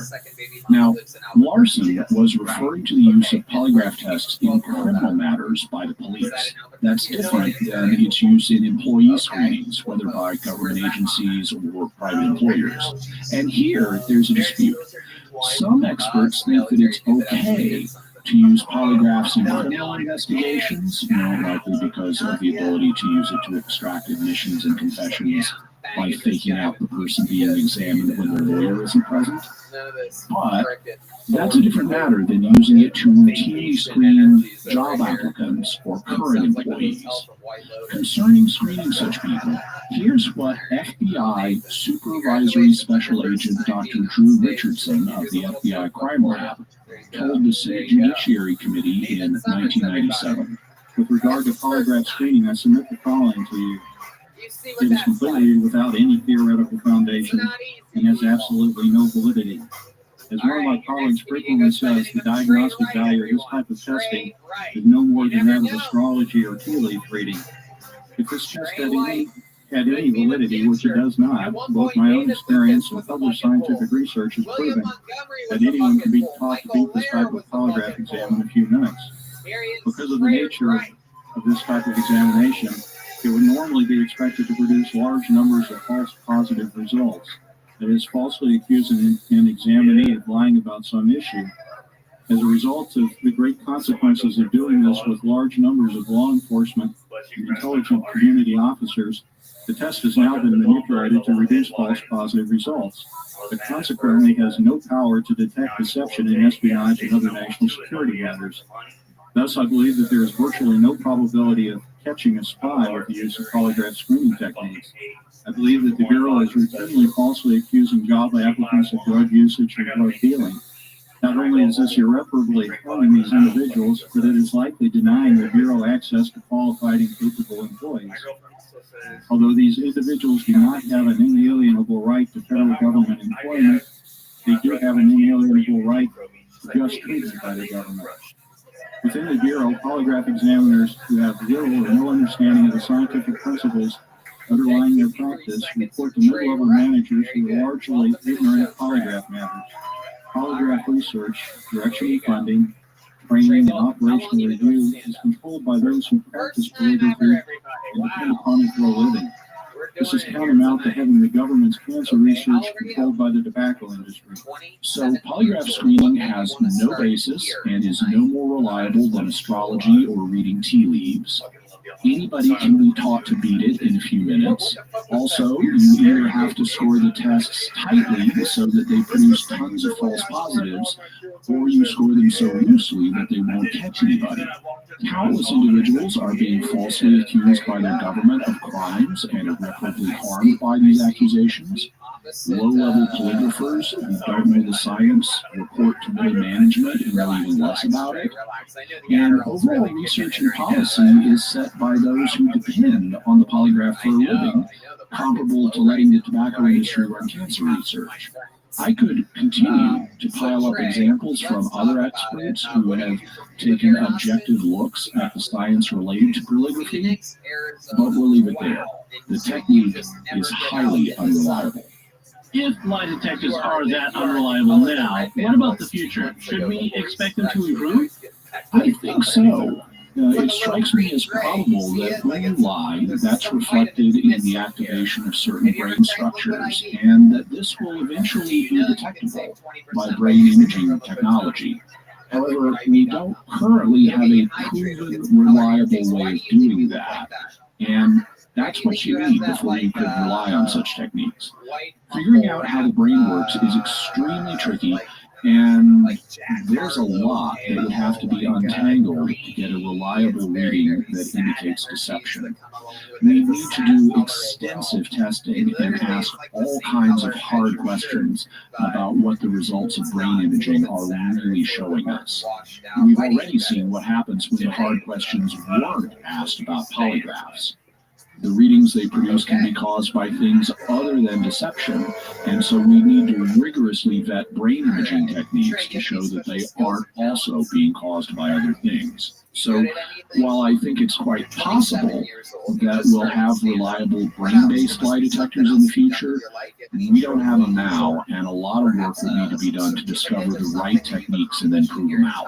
For the moment, none of the lie detecting techniques we have are reliable. That includes polygraphs, voice stress analysis, body language measurements, and everything else. What can we say about lie detectors from the faith perspective? What about the fact that current tests depend so heavily on deceiving the subject about how the test works? Your answer on this will depend on your theory of lying and whether it's ever permissible to deceive a person. If you think lying is never permitted, then current lie detector practices are dead right out of the gate because they lie to you about how the test works and what your results are and things like that. However, many people think that there are situations where it's permissible for government officials to tell tactical lies in order to catch criminals or spies. If the latter is the case, then the situation is more complex. But that doesn't mean the practice is justified. Consider the reported donkey tail test from ancient India that we mentioned at the top of the show. That depended entirely on whether the criminal was successfully deceived into believing that the donkey could detect whether he was lying. I'm guessing that a lot of criminals wouldn't believe this and would go ahead and grab the donkey's tail even though they knew they were guilty, and that would generate false negatives. On the other hand, I can also imagine a bunch of innocent people being afraid that the donkey will bray just because it doesn't like having its tail grabbed, and they would keep their hands to themselves, and that would generate false positives. So overall, the test would be so unreliable that, in my judgment, it wouldn't justify telling the lie to the people. It wouldn't be a case of justified deception. In the same way, modern lie detection methods are so unreliable that I consider their use highly problematic, at least in the large majority of circumstances. As Dr. Richardson said, you either calibrate the test so strictly that it generates lots of false positives, or so loosely that it generates lots of false negatives. The test is so unreliable that you normally wouldn't be able to justify lying to people as part of it. And then there's the fact that people can easily learn to beat the test, which means that guilty people will walk free and the test will be inherently biased against the innocent. And there's the fact that the examiners are biased against the innocent because they get ranked and rewarded on how many admissions they get. And there's the fact that even if you're innocent, they can lie to you and extract a false confession on the grounds that it will go easier on you if you confess now, rather than forcing them to use the polygraph evidence against you in the future. What should a person do if asked to take a polygraph? If you're applying for certain jobs or currently have certain jobs, especially with government, law enforcement, or security, you may have no choice. In that case, my best advice is to learn as much about the test as you can, including the specific testing method that will be applied to you, because there are variations in the specific testing method. That way, you're less likely to accidentally fail because of a lack of knowledge of how the test works and how it can be used against you. If you're not required to take a test, like if the police invite you to take one, refuse. Do it politely, but refuse the test and request a lawyer. In fact, do not voluntarily talk to the police as part of criminal investigations at all. We'll have some resources to explain why in a few moments. Jimmy, what's your bottom line on lie detectors? Polygraphs and other lie detection methods are fundamentally unreliable. Current methods demean and dehumanize those who are required to take them. They are easy to beat. They are biased against the innocent. Many people are irreparably harmed by them. They depend heavily on unjustifiable deception, and the systematic use of such deception and intimidation tactics will spread justified distrust of government and law enforcement. And what further resources can we offer to the listener on the subject? We'll have a link to the antipolygraph.org book, The Lie Behind the Lie Detector, so you can get that and read it. Also, we'll have a link to James Duane's book, You Have the Right to Remain Innocent. James Duane is an attorney who has a fascinating and really eye-opening discussion of what can happen if you consent to be interviewed by the police without a lawyer. And he, in fact, did a debate on YouTube with a police officer called, like, Don't Talk to the Police. And he presents his case from a lawyer's perspective about why you shouldn't talk to the police. And then the police officer gets up and agrees with him. So we'll definitely have a link to that video. It's a fascinating watch, and then you can get his book on how to assert your right to not speak without an attorney present, because there are apparently some subtleties that are involved in that. We'll have a link to an article on deception in animals.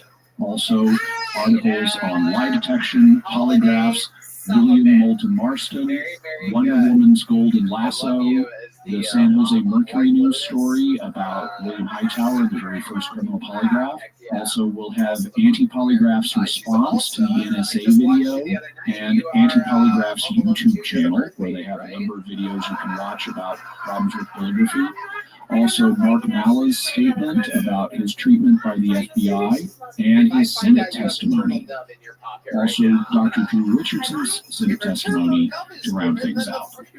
All right, so let's move on to our mysterious feedback. As I said, we'll be discussing feedback from the listeners on our episode on the deaths at the National Hotel.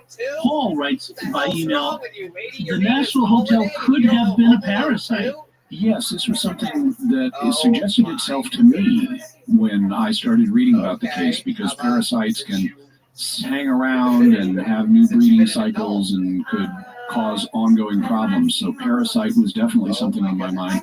Paul, by email, sent us a link to a Mayo Clinic webpage on a parasite called Giardia, which can produce symptoms like that of the National Hotel disease, and it can cause long-term problems.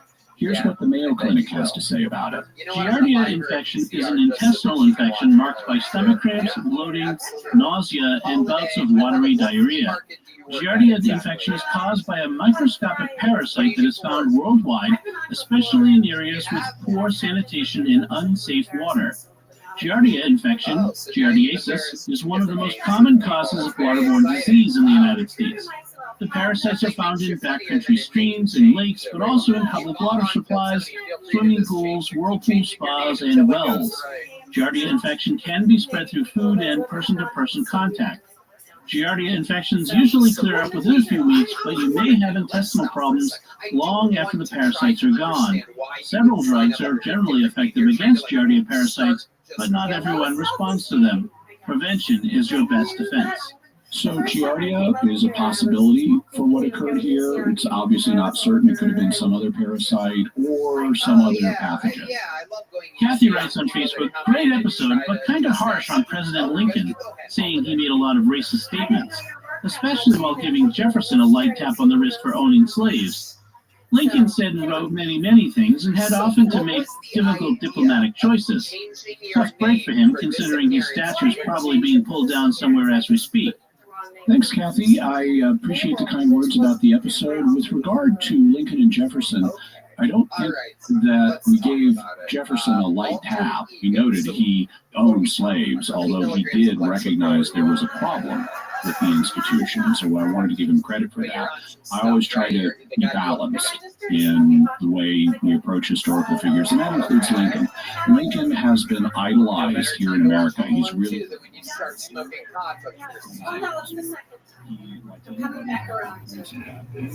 Okay. All right.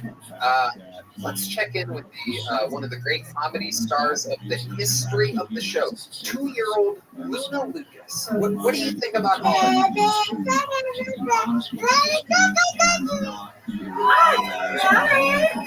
I get baby start, I guess, because you're a teacher. Oh, thank you. Say it again.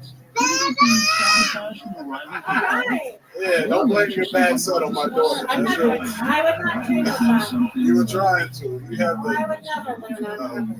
Good job. How old are you?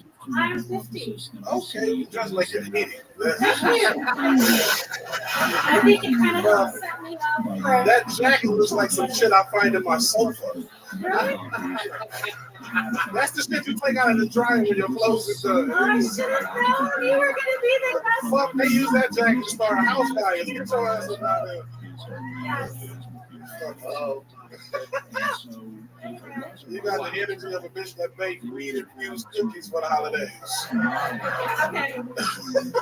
That is true. Holiday, what's your living situation? You live by yourself? You have a house, an apartment, a barrel fire? What exactly? Where do you live? Barrel fire, to be more specific. Yeah, okay, so like an alleyway, a barrel with a fire in it. That's what I'm picturing. A barrel? You know what a barrel is? Yes, exactly. A burning round trash can. I think that's a bonus. Yes, this is the show that you signed up for. Yeah. Welcome to another episode of Risk Reward, everybody. No amounts of antidepressants can stop the reality of the show that you thought you would be good on. With family members. Okay. With 2 dogs and 2 cats. Okay, how many turtles? No turtles. Snakes? No, not a snake. Fish? 2 dogs, 2 cats. One of the dogs is a puppy. Okay. So I take it to the doctor, and that's kind of one of my only. Let me ask you this, Holiday. When you go to the doctor, I'm stylish to the doctor. Because you dress like a true toy. This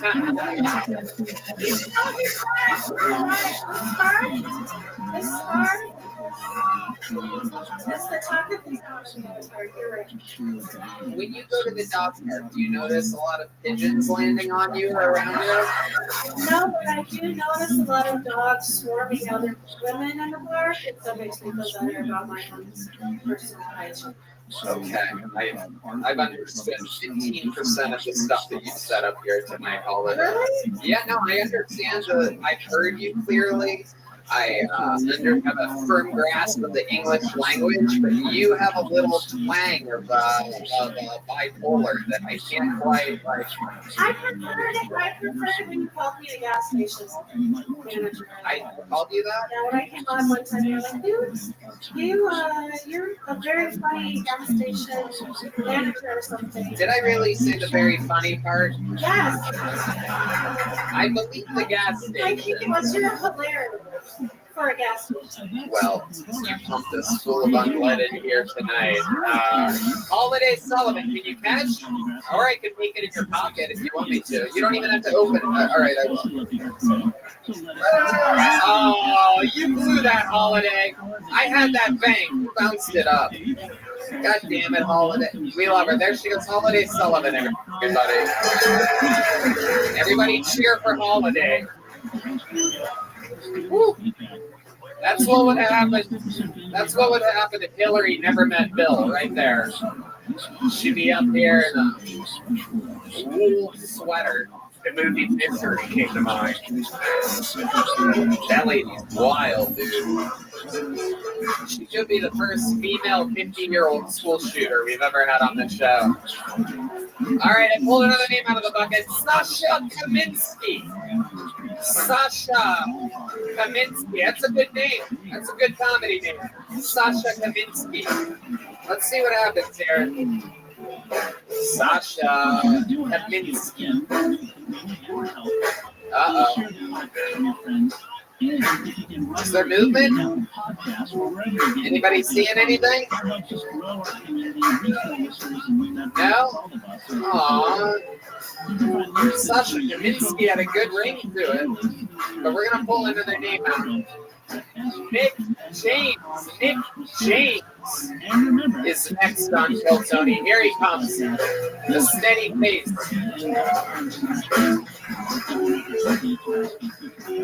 One more time for Nick James, everybody.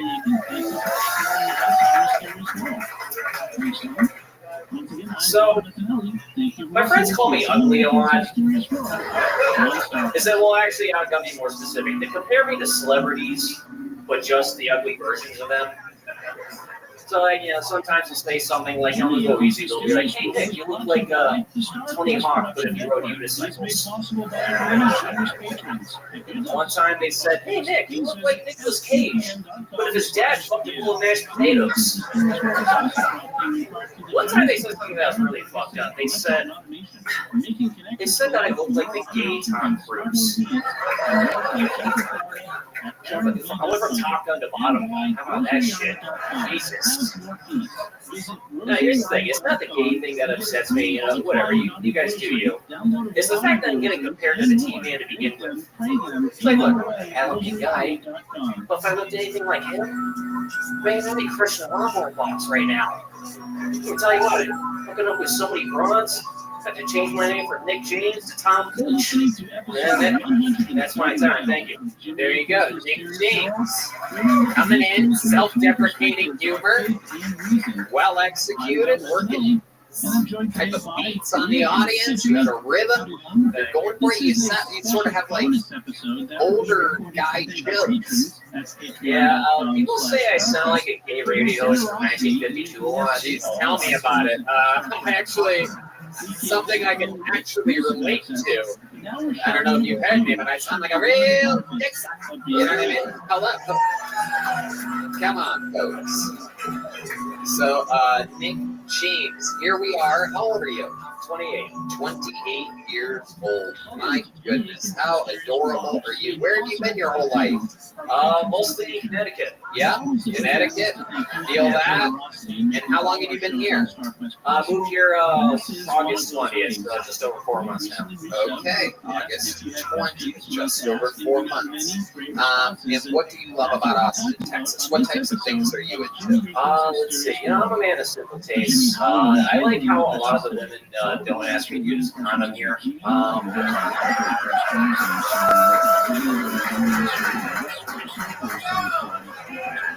That's how it happens. That's how we got Luna Lucas up here tonight.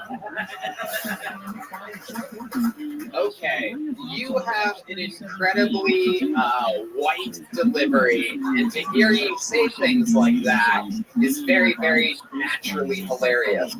So girls are asking you to not use a condom, and in Connecticut they were. Yeah, well, you know, I would always talk about it, you know, back home. Here, it's just like, I left it in the car. Oh, whatever, that's fine, honey. She called you honey, like you've been married for 15 years? Oh, that's fine, honey. We'll get it tomorrow. Yeah. So no condom. Do they let you keep that sweater on when you're fucking them? No, I already have a sweater on underneath this. Yeah. Okay. We gotta change Luna's diaper. Just kidding. Nobody keep their pants straight. That's it, Nick James. So let's talk about it. How long have you been doing stand-up? Almost 4 years now. 4 years. All of it in Connecticut. Mostly, yeah. Right. Connecticut, Rhode Island, Massachusetts, you know, traveling around a little bit. Gotcha. Absolutely. What do you think is the blackest thing about you? Ooh, so many things. I never call the girls after.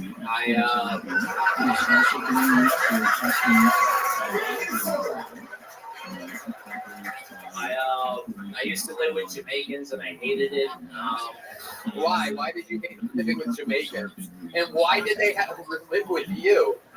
What did they have? They just had you answer the door when the cops came? Well, no, sir, no marijuana here. Well, they heard at the time, like, 15 an hour was like, holy shit, you're making 15 an hour? And then they heard that and they just assumed that I was rich. Wait, what? So, these are some broke motherfuckers, Tony. Like, I was living with 3 people, and one of them was a drug dealer. He still couldn't pay his bills. And basically, one by one, all of them just sort of stopped paying rent, and they just expected me to pick up this slack. Oh my goodness, that is hilarious. That is so funny. So they bullied you a little bit, and you thought you had some cool housemates. You're like, I'm cool. I'm just one of the guys. Yeah, good shrooms, man. You know, it was all right. Oh wow, you eat mushrooms. What types of things do you like to do after eating mushrooms? I could see you going straight to Wordle or something like that. Well, I've been microdosing a lot lately, and whenever I do that, it's usually just so I can have like a better writing session in, or to make video, or so that video games will hit again. You know, right? Yeah, I get it. Okay, what do you think is the most interesting thing about you in your entire life? People are always surprised at how big my dick is. Really? Okay. So let's talk about it. Because I would be surprised as well if your dick was 4 inches. I'd be shocked. So give us the ballpark of what we're dealing with here. I don't want to be crude and give it an exact measurement. No. Go ahead. All right. Well. So, if a girl ever asks me for a dick pic, I just sort of like it hard first, and then I grab a Coke bottle, and then I just sort of do a size comparison, and then just sort of balance it right up on my Oh my God, are we talking about a Mexican Coca-Cola? Just a standard plastic bottle. Oh, a plastic 20 ounce. Yeah. Okay. So like the size of Luna's arm. All right. Red Band, you don't compare dicks to the baby's arms that were just up here. What the fuck is wrong with you? Coincidentally, it does look like a baby holding it now. There you go. All right. I guess it was a good point after all. Okay. So very, very interesting. And where do you find these girls? Where are you going? Are you going to you seem like the kind of guy that goes to speed dating meetups or something like that? Nah, I got kicked out of those. Mostly Hinge. Get a lot of Hinge bitches. David, can you believe this guy? Actually, I can because I used to have a friend that I used to make pay the rent as well. And he used to get hella. He would get hella bitches, and then we would steal his bitches. Did the Jamaicans understand your bitches? No. Well, not that I know of, David. Now I tend to fall asleep, I'm a hard sleeper, and they would not be there when I would wake up sometimes. But yeah, they just stole my money. That's it. Wow. In Connecticut. Yeah, those were Jamaicans that got kicked out of Boston. So yeah. Those are third string Bob Marley cover band. Fucking. He reminds me of Marcy's husband from Married with Children. If anybody knows that show. People who watch that show remember. You remember Marcy's husband from Married with Children was a lesbian bitch? And she used to fucking ask her dude around. You ever seen Married with Children? No. I grew up, my granddaddy raised me, so I watched all that old shit, man. You should watch. Steve, there we go. Oh, shit. All right, I'll take it. Well, Dan, congratulations on getting pulled out of this bucket tonight, my friend. 4 years in the game. Sign up again. Show us another minute sometime.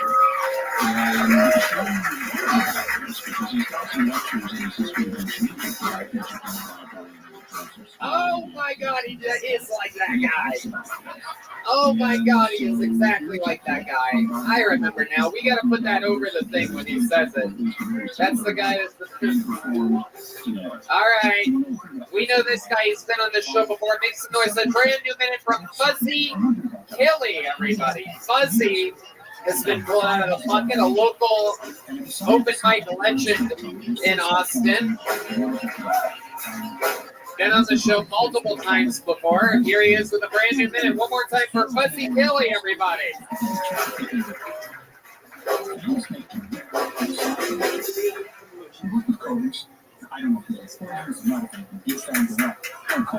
Real shit, I thought I was black before 9/11 happened.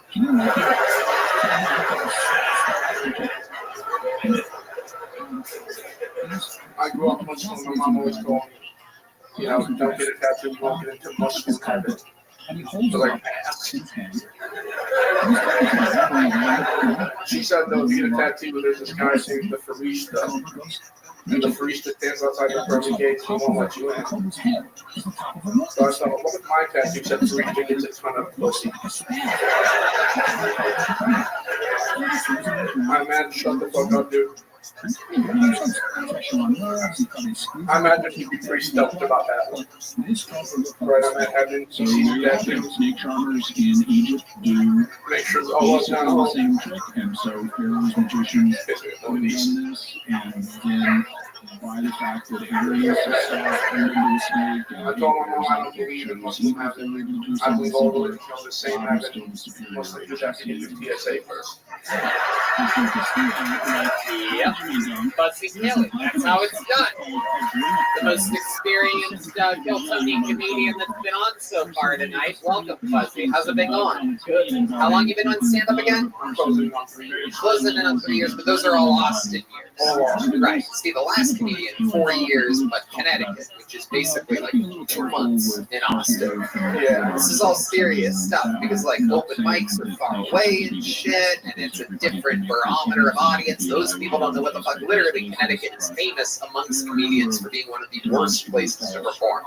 Weirdly enough, Boston, Providence, unbelievably epic places to do stand-up comedy, but Connecticut is where laughter goes to die because you have an audience of people that don't, that never moved out of Connecticut. You understand? So naturally, they're going to be completely stupid because they're in Connecticut. Does this make sense to you guys? This is just an educational part of Kiltony. Every once in a while, I throw in a little knowledge.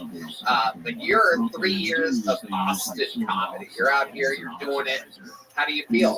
I feel great. It's going good. I think I'm getting quality stage time, better opportunities, definitely. What do you do for work?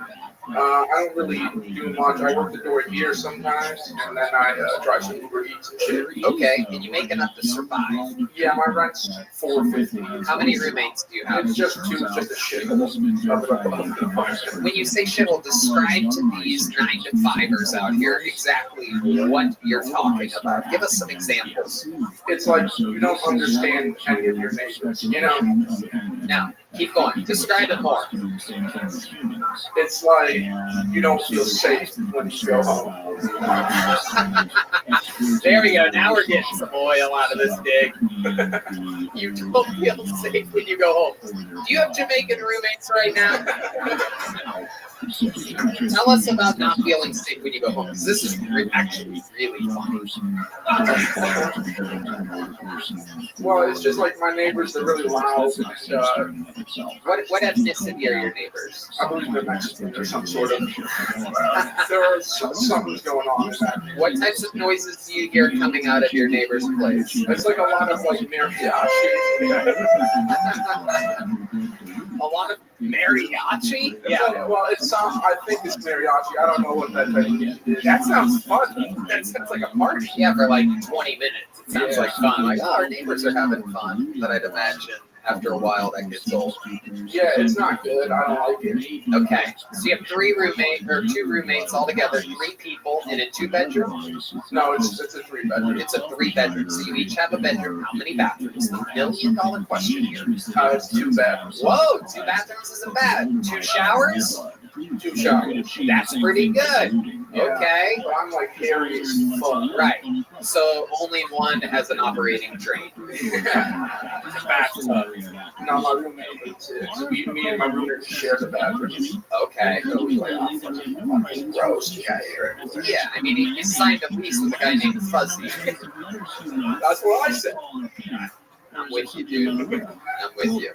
So, let me ask you this. You guys all share one refrigerator, correct? Yeah. What's the weirdest thing that you have in that refrigerator, or the weirdest thing that anybody has in the refrigerator, and you look at it and it bothers you every time you go to your home refrigerator? Is there anything like that? There's some edamame in there. I love edamame. Yeah, I think you do? It seems like the last thing you would order on a Chinese menu ever. Now let me go with these straight vegetables. Yeah, good estrogen. There's some edamame in there, standing for the month. It's weird. It's gross. Okay. Fuzzy, what's your love life like? It's not like. It's not popping, you know? What does that mean exactly? When's the last time you hooked up with somebody? Probably like 2 months ago. Yeah, 2-3 months ago. I get pussy, but it's like fat, ugly pussy. Oh, wow. Very honest. Again, another strong dose of honesty. 500 milligrams of honesty served up in the great pharmacy of Fuzzy Billy. Now, Condom or no condom? I tried to go no condom. That doesn't matter. Let's skip that. When you say, did you say fat and ugly? Yeah, I would say, well, yeah. Okay, yeah. That's a hard. It's at least one of the two. Can you describe one of the grossest things that you've seen or woken up next to? Something that really stood out to you, in which even you were like, God, I have to get this chick out of my place. She looked like Fiona from Shrek. Oh, wow. Pre-Princess, the ogre. Okay. Right now, she's telling her friends that she fucked a guy that looks like Saudi Arabian Shrek. So it all makes sense. David Lucas, have you seen this guy before on the streets? Yeah, I think I've seen him a couple of times. What ethnicity are your roommates? Got that one. They're both white. Yeah. But you can get bitches, bro. You know, just like clean your shirt before you put it on. You know, give a fuck about your shoes. You got the beard. Girls love the beard. Yeah, put a hat on. You know, rock a hat. You know what I'm saying? Probably better. Because a hat will probably knock 15 years off you. Because you look about 43 right now. I'm assuming you're about 30, 31. I just turned 28. Oh, wow. Oh, my goodness. I didn't realize it was that bad. It's time to try the edamame that's been in your refrigerator.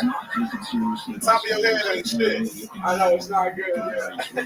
Look how they looking at it from up there. They think they're looking through a screen door. Yeah, but I feel like you gotta just be yourself. You know, I was hiding from it. I was wearing oversized shirts. I'm fat and I'm bald and I'm doing it, dog. You know? That's cool. Man, get the fuck out of here with that Lizzo speech, nigga. Don't nobody feel bad for your ass, nigga.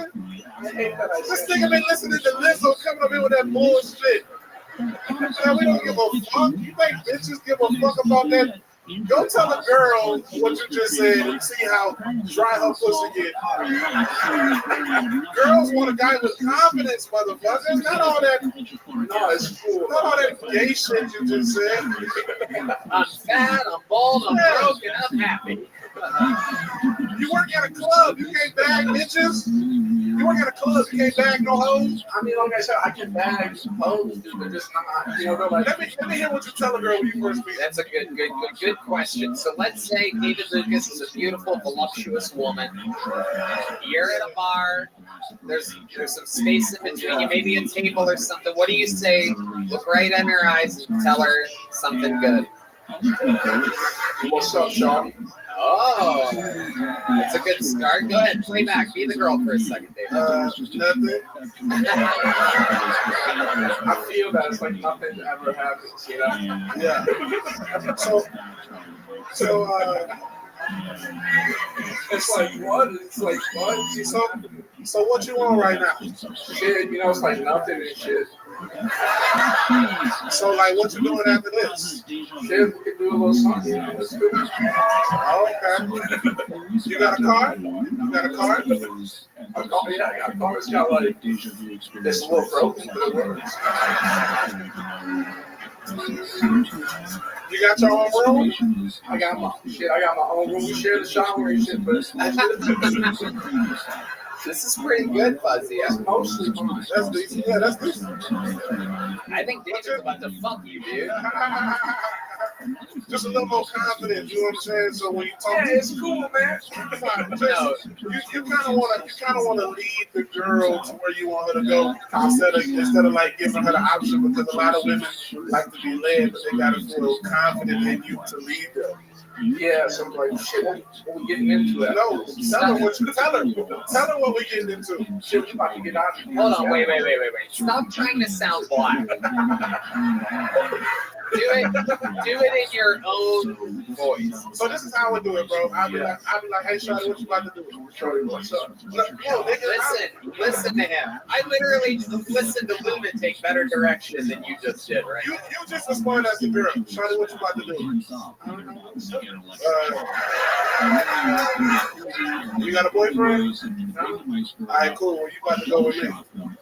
Sounds cool to me. There you go. That's how it is. Give her the option. Like, don't give her other option. All she can say is no. Don't give her the option. Kidnap and rape. No.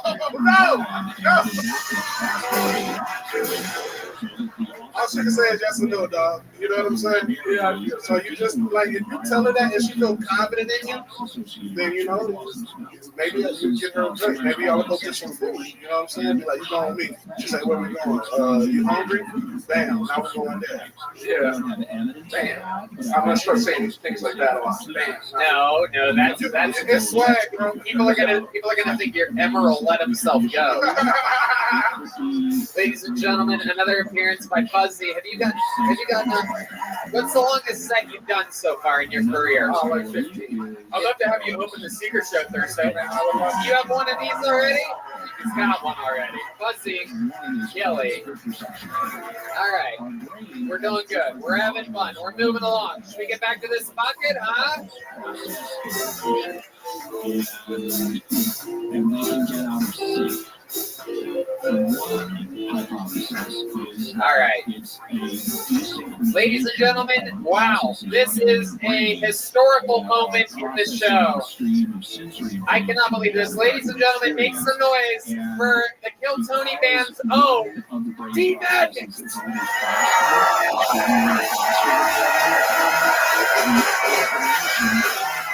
D-Madness. This is an epic moment. This has never happened before. We were warned that he was signing up for this.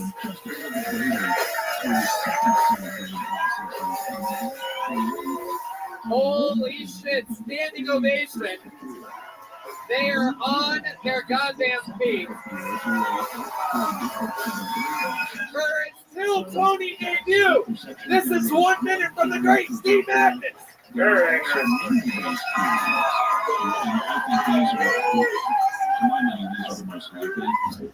It's a form of amnesia. And forgot it. This is true memory. Maybe you experienced a dream and forgot it.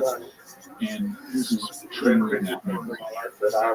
Jonathan Hill writes, KGB a few years back, there was a news story about a gentleman from Muskegon, Michigan, Kevin Dykstra, had a theory that at the end of the Civil War, a large amount of Confederate gold was being moved by Jefferson Davis to Texas. On the way, members of the 7th Michigan Cavalry captured him. The theory goes that officers in the cavalry secretly buried part of the gold and years later sold it to Michigan. Eventually, he was being transported across Michigan on a ferry from Frankfort, Michigan, and its boxcar that it was in was pushed into the lake. There is a history channel show about the curse of the Civil War gold. I've heard slightly different versions of the story as well, and other theories, but they all surround this idea of a lost Confederate treasure. Does Jimmy have a theory on it, or is this already on the list for a future episode? Well, it is on the list for a future episode. I am familiar with Hell yeah. I like that quote. That's a good closing part. And I got John Dean on bass up here. Yes, you do. So, tell me I can't see. Hell yeah. Make some noise for D-Madness in the house.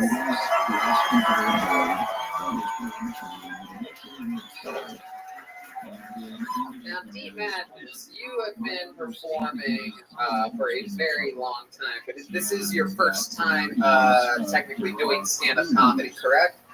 Yes. I love it. And how long have you been playing music? Can you tell us a little bit about the history of D-Madness, your own version of it? Yes, sir. And apparently some people found themselves over the years. So we will be talking about the legend of the Confederate Gold and future episodes.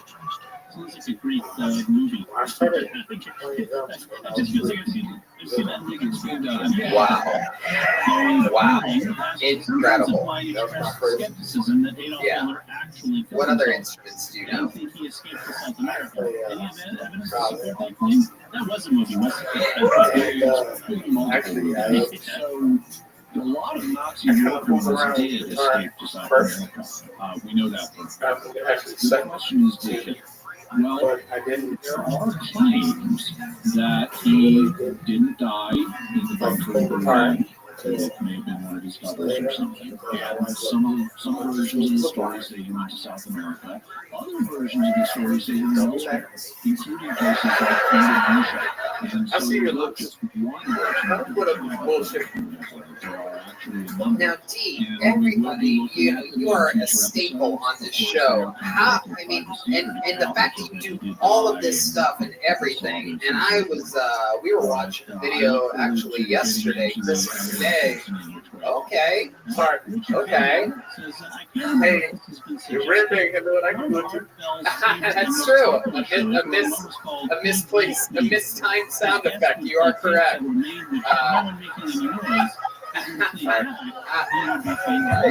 So, being blind, I don't know where to start with that, but what's that like? Like, Being in the dark. yeah. Questions sometimes, and the voice in the tape answer. Yeah, so EVP is abbreviation for electronic voice phenomenon, and it is, as Richard describes, and Art did used to cover this as well as related phenomena. I have not had a chance to look into it in detail, but I can certainly remember this for the future if it's not already there. Like what? Is that this is a case of I think I've gotten stuck behind you a couple times on the 35. Well, I'm actually saying yeah. Yeah. There you go. And like I was saying, we watched a video yesterday. We were all watching great live music moments, and we found a video of the great Stevie Wonder playing music. What was that like? I knew my brain was being captured, and something similar happens with noise. When we listen to random input noise, our brains can indeed find patterns in it. In fact, there's a known phenomenon where some people like hearing the sound of music. That is true. The blind leading the blind, I believe the term. Darker Life is Torch. Now, I'm going to be honest with you. It's been a long time since we've had a drum off on this show, and I don't even think. Oh no. Oh no. These people have never seen you play the drums before. Will you give us a little fucking something? Oh.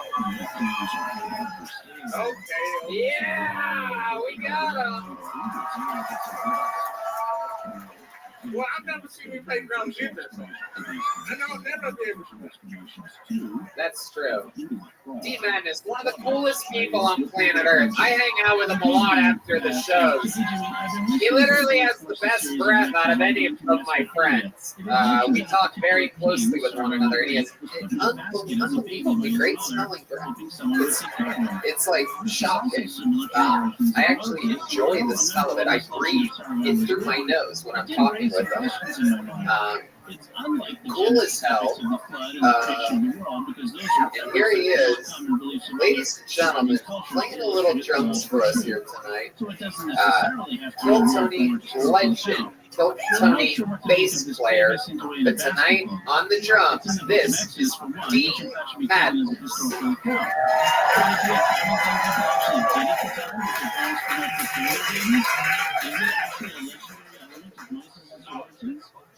So everybody knows that Moses was not the basket to escape. He was put on a rock to escape. Oh wait, that's a different guy. Okay, so baby in the basket. The Courses has a couple of histories of ancient Mesopotamia. I'm not sure. I've got them both. I've listened to one of them, and it's actually not really good, by the way. It's actually a very interesting set of courses. The professor oddly sounds a lot like Maurice Service, who played Deanna Troy on Star Trek The Next Generation. Yeah, now on the show, she doesn't use her native accent, which is great. She speaks in this kind of husky way. But when you hear Maurice Service talk with her native accent, it's very British and higher pitched. And the professor sounds like that. So it's like having Maurice Service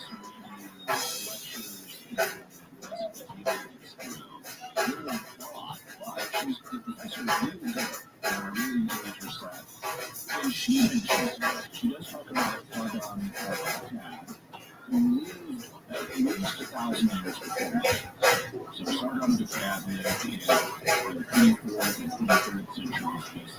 Most of the depending on dating, the theory that is set was sometime between the 14th and 12th centuries BC.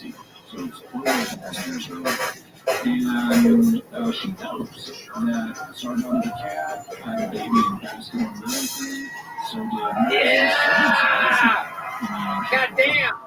Rock and roll! The Great Team Madness!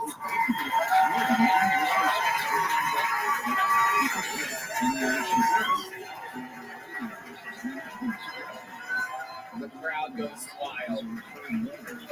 The legendary Team Madness. How loud can this place get for the Great Team Madness, everybody?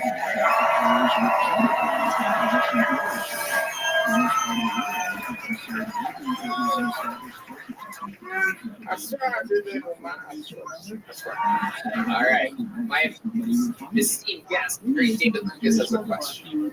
Hey, so man, I got a question. Like, when I get drunk and I close my eyes, I get this feeling. What happens when you get drunk and close your eyes? Well, nothing.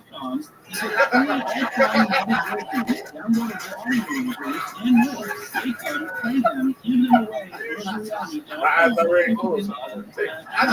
That's not fair. I hate this thing. You want to keep driving all night, but you already, yeah, you know.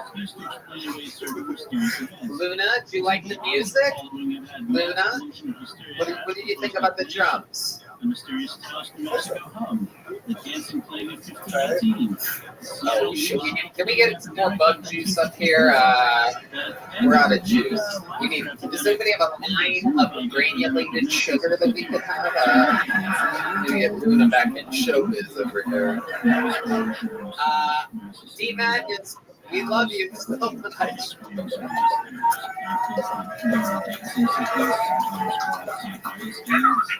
Oh, yeah. You let it bleed.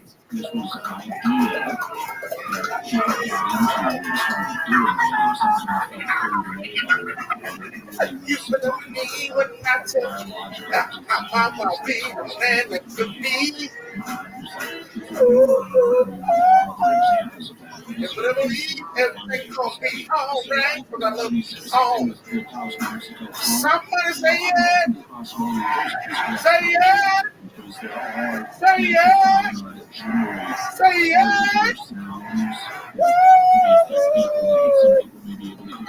So I'm open on that one, but I also recognize it could be just a suggestion. Ain't no bad things like that. Make them elevation, make the things inside mine. Keep at it. Wow. Wow. The motherfucking Madness getting a standing ovation.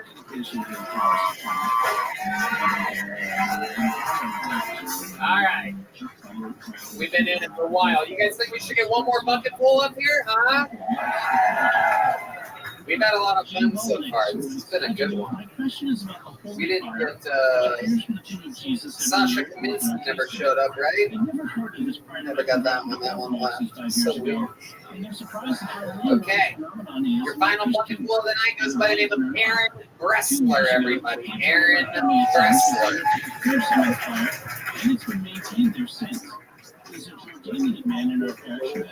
Here he is. Oh, hell yeah.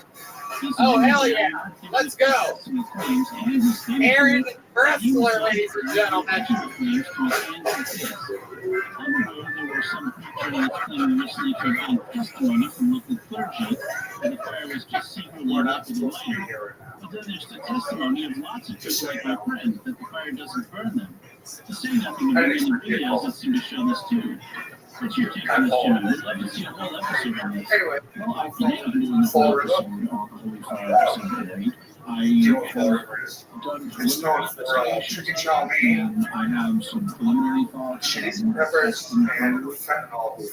I think both natural and supernatural explanations need to be considered. Sorry. Certainly don't rule out the possibility that they would perform miracles, even though I'm Catholic. God cares about everybody. So we can perform miracles outside the Catholic Church, and I we got can talk about that in hemorrhoids. episodes, and we'll talk about it in future episodes as well. So just because this isn't About 14 years ago, and I think natural explanations need to be considered. 1991, And I'm want to do further research, so I will be presenting my conclusions. Anyway, so I never go to treatment, and Hi, Tom and Jimmy. I love I the have, Golden State Killer. sorry, Along those same lines, remember everything about the Zodiac Killer? giant palace. My mom was in Indianapolis during that time. and I remember driving Okay. to school. All right. Very good. Aaron, you're good. Aaron, you're good. I know. Aaron, relax. Aaron, relax. Relax. It's over. It's over. Just breathe a little bit. In through your nose, out through your... Aaron, before you ramble more nonsense, breathe a little bit. You listening to me? Try one. Can you try one? You have not taken a breath since you got up here. I just pour in, pour out. Very good. I love it. I love it. Absolutely. That's good. So, Aaron, let's talk about it. You look like if Santa Claus lived in Costa Rica. Wow. Hold on. Uh-oh. Okay. That's not my phone. Right. Yeah. Okay. Go ahead. Very good. Aaron, I like your style. I remember you from the famous painting for the movie Goodfellas, where the guy's on the boat, one dog's looking one way, the other dog's looking the other way. That is exactly what you look like. I have it photographic memory. Okay, Aaron, we have our first pedophile on the stage tonight. This is quite the showdown. Aaron with a beautiful 2-year-old on this stage. We're having a real Mexican stare down right now. Aaron, let's talk about it. You're from Fall River, is that what you said? I say Fall River. Fall River. Is that Massachusetts?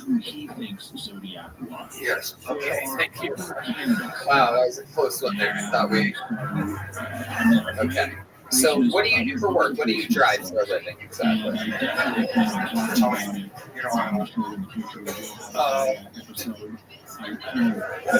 I totally quit. Go ahead, Aaron. There was a question that I asked you 25 seconds I ago. worked 2 doors down. Okay. Quit my job back home. Just drove to California. But I landed here. And I stayed. Yes. Another very, very, very hard yes from Aaron. Hard to squeeze that out of you. Okay, so you were planning on going all the way to California from Massachusetts. You swung through Austin. You fell in love. What do you love about this city? Robert Relic. What? Robert Relic. Robert Relic. Yes, sir. Okay, is that a friend of yours or something? Okie doke. Aaron, we're just gonna keep it flying through here. Tell us something interesting about your life. Do you have any kids or anything? Absolutely not. Absolutely not. I tried. I'm on there plugging away every day. What happened? You're out there busting inside of women? Is that what you're saying? Dust. It's just dust. Okay. All right. Have you ever done stand-up comedy before? Absolutely not. Absolutely not. So that's his first time. Is it something that you care about at all? Do you have any passion in your bones for this whatsoever? They're both hard. And I hate comedians. Can't stand them. Okay. Love comedy. And I've met So what kind of comedy do you like if you hate stand-up comedians? Like, well thought out, not trash. But wow, these people are booing you for saying you don't like bring that, but that's not the word. So who are some of your favorites? What do you like? What's high on your? You don't like trash. You only like the good stuff. So who are some of your favorites right now? Robert Trevor. Okay, who else? Who else? Rogan. I know it's fun, but the first DVD killed it. It was great. You're talking about DVDs right now. Holy shit. This is fucking. We live in a psych ward called Austin, Texas. Rogan, the first DVD was good, and then he fell off after that before. Okay.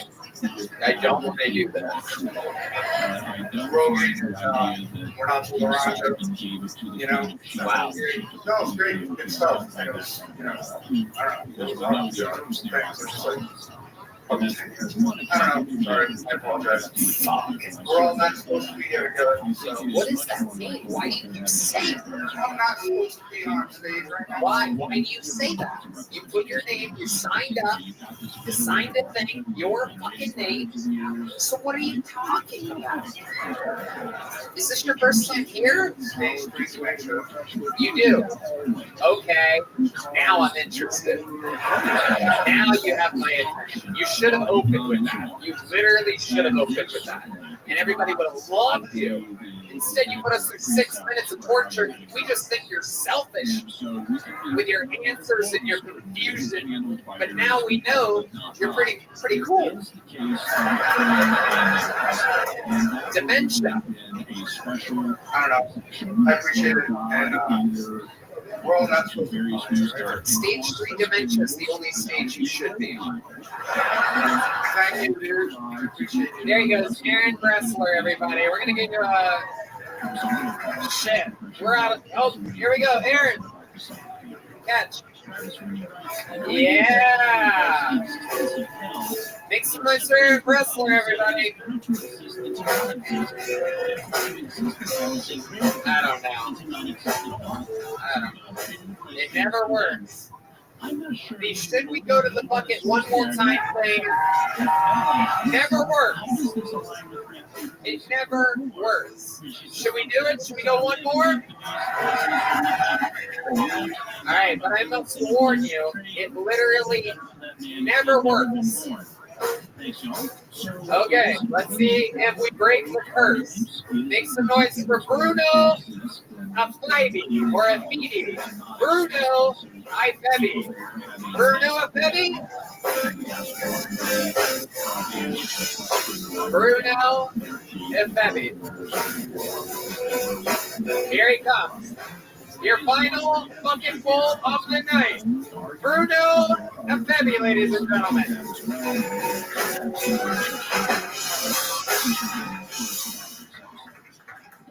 Yo, I used to be a big fan of rap music. Listen to it all the time, but I have to stop listening because rappers don't make smart decisions with their money.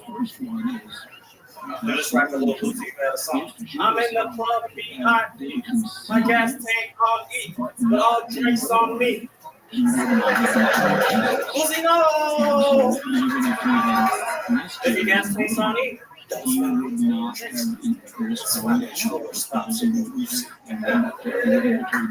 I'm a visitor from New York. Sorry,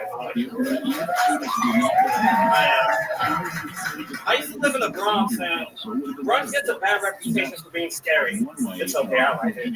The only scary thing is the people there are desensitized to violence. One morning I was trying to catch the train, so you stop and she's like, "Hey, young man, don't go over there. Niggas shit." I was like, "Man, I'm getting to work now." She's like, "Yeah, I know. It's too early in the day for us." Too early in the day for us. Lady, that's a weird thing to say about gun violence. That means in your mind, there's no appropriate time of the day. Fuck yeah, Bruno Afebi. Am I saying that right? Afebi? A Febby? Yeah, I was outside. I got the last part full of school already. Yeah, a Febby? A Febby, yeah. A Febby. Bruno, welcome. What part of New York do you live in? I live in Brooklyn. Yeah. Awesome. Is that where you're from, born and raised? Dallas, but I'm on like 2 weeks school break, so I thought. So school break, you're going to school in New York? Yeah. What are you studying up there? I'm a second year medical student. Wow, look at you. Hell yeah. I love that. What are you going to do with all that? I'm thinking of being a pediatrician, so. Okay, all right. What? Don't be an OB. Oh, wow. Don't be an OBGY. Is that what you said? I think so. Oh, wow. What a stupid bitch you are. Wow. What a random dumb heckle. I'm surprised you didn't blow your crazy ass out of the bucket earlier. Look at you. Melting down. Just white wine coming in from Westlake. I love it. You almost held it together. This is why we shouldn't do one more bucket full. This is the end of the night. So. My favorite is a disappointed husband who has to deal with this shit all the time. He's shaking his head like, God damn it, we almost made it through. You embarrass him a lot, don't you? You thought you were going to be funny, didn't you? Yeah. Anyway. I think he might be an OB. No. She is a disgusting pussy, though. So that's close. I'm kidding. It doesn't even make it. No. Don't be an OBGYN. Very good. Okay, so Bruno, I like you, man. You seem cool as hell. How long have you been doing stand-up? I did it pre-pandemic, but like COVID happened, and then I got into medical school. So yeah. Right. How do you pay for medical school? The government loans. Very good. Absolutely. That's what you get. You know what's funny? So at the freaking cave in Queens, like I used to like smoke weed and like just chill out with campus. Yeah. So it's funny. It's a small world. It really is. Hans probably thought he was smoking weed with Idris Elba. Fuck it. That's a compliment. Yeah, I know. You didn't have to say that. You could have just absorbed it. More like Idris Elba. It's true. David, what do you think about Bruno? What do you got for this? Yeah, I was born in Nigeria. Yeah. It's the facial structure. They got good. I don't know how they explain it, but I can always tell. Yeah. The original thing. Yeah. He turned down the volume. He did it. Somehow he made that noise while Redman hit that sound effect. That was incredible, Bruno. My God. People have been so weak out of this bucket tonight. I forgot what it's like when someone's funny for a moment. Hey, what's your shirt piece? I got you. We got you good on that one. Right, yeah. We don't care. Hey, can I hear you rap that little Boosie line one more time? You know what's funny? Whenever I do that in a black audience, they forget it's a comedy show. Yeah. It was the way you said it that I'm like, stop. There's a punchline. it was the way he did it that threw me off. You guys are alike. You have 2 X's on the outside of your shirt. He has 3 X's on the tag on his shirt. So.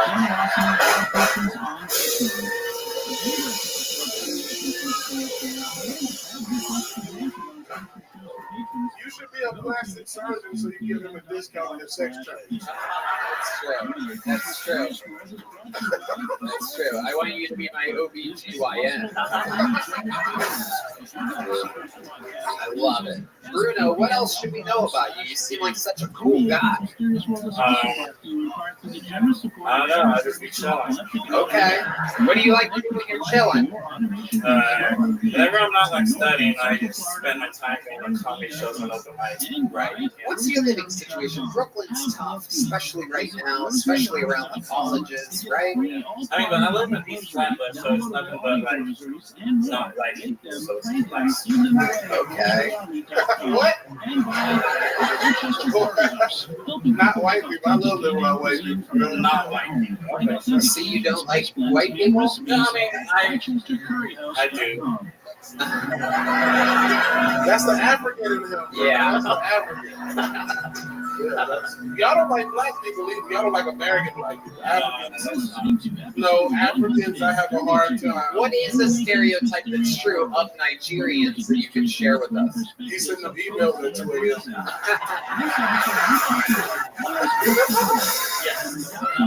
You have won the Nigerian lottery. All you have to do is cash out me $12,000. What is a true Nigerian stereotype that we don't know about? Not true. What do you notice of you and your family or anything like that? You guys do anything? They're very loud. Tell us one we don't know. All right, I didn't get the laugh I was expecting it to. I got it. Here in Texas, sometimes they don't know like the black jokes. They're like, are they loud? I don't know. I don't have any neighbors for miles. I don't hang out with them, so I don't know their volume level. Okay, I love it. You seem like a good-looking guy. You out there just getting whatever you want in life? You happy? Yeah, I'm pretty happy. I'm on the show, which is pretty cool. Yeah, exactly. You did it, dude. And you're getting a big joke book tonight. How about that? Bruno and Phoebe. Big noise for Bruno, everybody. All right. Now, here we go. We're going to put a ribbon on this thing. Unfortunately, the great, the powerful William Montgomery got stuck in Tennessee today. However, we do have our other regular here to close out the show. Ladies and gentlemen, sing along if you know the words. This is Hans Kim. A brand new minute from the legendary Hans Kim. Hey. It's good to be here. It's great to see the amazing Luna Lucas here tonight. As an Asian, thank you. As an Asian, I rarely get to see baby girls.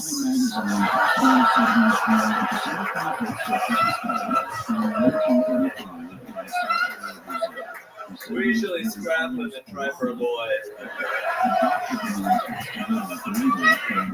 Bring your daughter to work day is usually a try.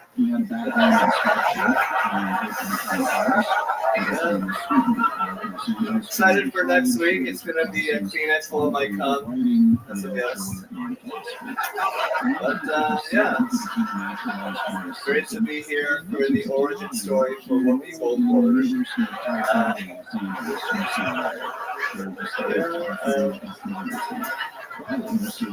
I am a men's shoe size 10.5, which means I'm a woman's 12. It's good to know I have a giant woman's dick. All right, thank you. Hell yeah, Hans Kim. Hans Kim has written 12 seconds worth of material since last week. Came up here riffing on Luna Lucas. Called her Whoopi Goldberg at one point. I didn't know Whoopi Goldberg was a thing. I was getting nervous. Got it all out there. With the roast of my daughter. Ours, you look like a back pocket for a jean. All that goddamn blue on, nigga. How dare you take shots of the great Luna Lucas? Yeah, man, what's wrong? Your eyes look just like that bike,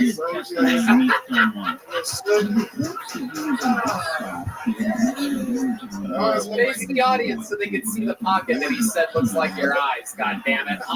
Give the people what they need. It's a comedy show. Don't lean in. Right. You look like you always just got pepper spray, motherfucker. My eyes is money. Saskatchewan pepper spray. Oh my goodness. Hans Kim, how do you feel? What's going on? That was a fun set. I feel good. You know, David Lucas, I thought this day would never come. He roasted me. I was afraid of this moment, but it's not as bad. It's all in good spirit. My friend. Okay, yeah. Hans scared. Hans is scared. That's my dog, man. It's weird. Asians can be a little picky and choosy when they want to get made fun of and when they don't. I've seen this before. Trust me. They'll turn on you in a second. He'll take you out of context and post it on the internet and say, "This was Christmas. This is how David Lucas talked to me on Christmas Day. Oh, government observed Christmas Day." Hashtag happy government observed Christmas Day. Yeah, it's good to be here on Christmas. Observe Christmas Day. Yeah. What'd you get for Christmas? What'd you do? Anything good? I did a bunch of sold out shows in Tacoma. Yeah. That's near where your parents live, right? Yeah. Did they come out? No. Did you talk to them when you were there? No. You didn't speak to your Well, parents? they moved to Oakland, and I visited during Thanksgiving, so... Oh, okay. What's an Asian Thanksgiving with the Kims like? It's like a replica of a white Thanksgiving, except more Asian languages being spoken. Okay. And they just go straight Thanksgiving? There's no, like, rice or anything? There's kids, right? Well, we do like have like a white section of the kitchen, and then like we have the Korean section. Oh, okay. What's in the Korean section? Tteokbokki.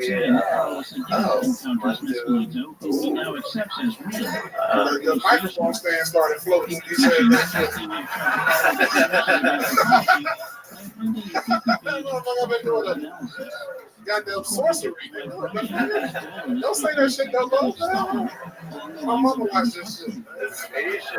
She gonna think I'm in the devil worshiping. Not like much anime with the subtitles, maybe most of Asian languages. Why would we do that? Just to be closer to the source material. Now, Hans, you're single again. How's that been going for you? It's been great. I got kisses in Portland and Spokane. Okay. And a blowjob to completion in Skyline, Appleton. Wow. A blowjob to completion in Wisconsin. The crowd goes wild, folks. You know he's being honest. A blowjob to completion in Wisconsin. That is said. You can tell that's said by a man who gets a lot of half blowjobs. A blowjob to completion. I watched the movie the other day, to the end. Good for you, Hans. Thank you. That is incredible. So, very interesting. Where'd you meet this girl in Appleton, Wisconsin? Yeah, the Skyline Comedy Club. Okay, really giving them a shout out. Best place to get blowjobs 2022. Skyline Comedy Club. I know that place. We've done that place before. That's where the great Schulberg once said that a lady looks like a Benjamin Franklin. You remember that one? Classic. Because she looked like Benjamin Franklin. It was insane. Okay, Hans. Anything else crazy we should know about before letting you go? I got a lot of drugs during my little trip to Tacoma. Got some cocaine. Ooh. Okay. And what did you do with the cocaine? I just saved it for later.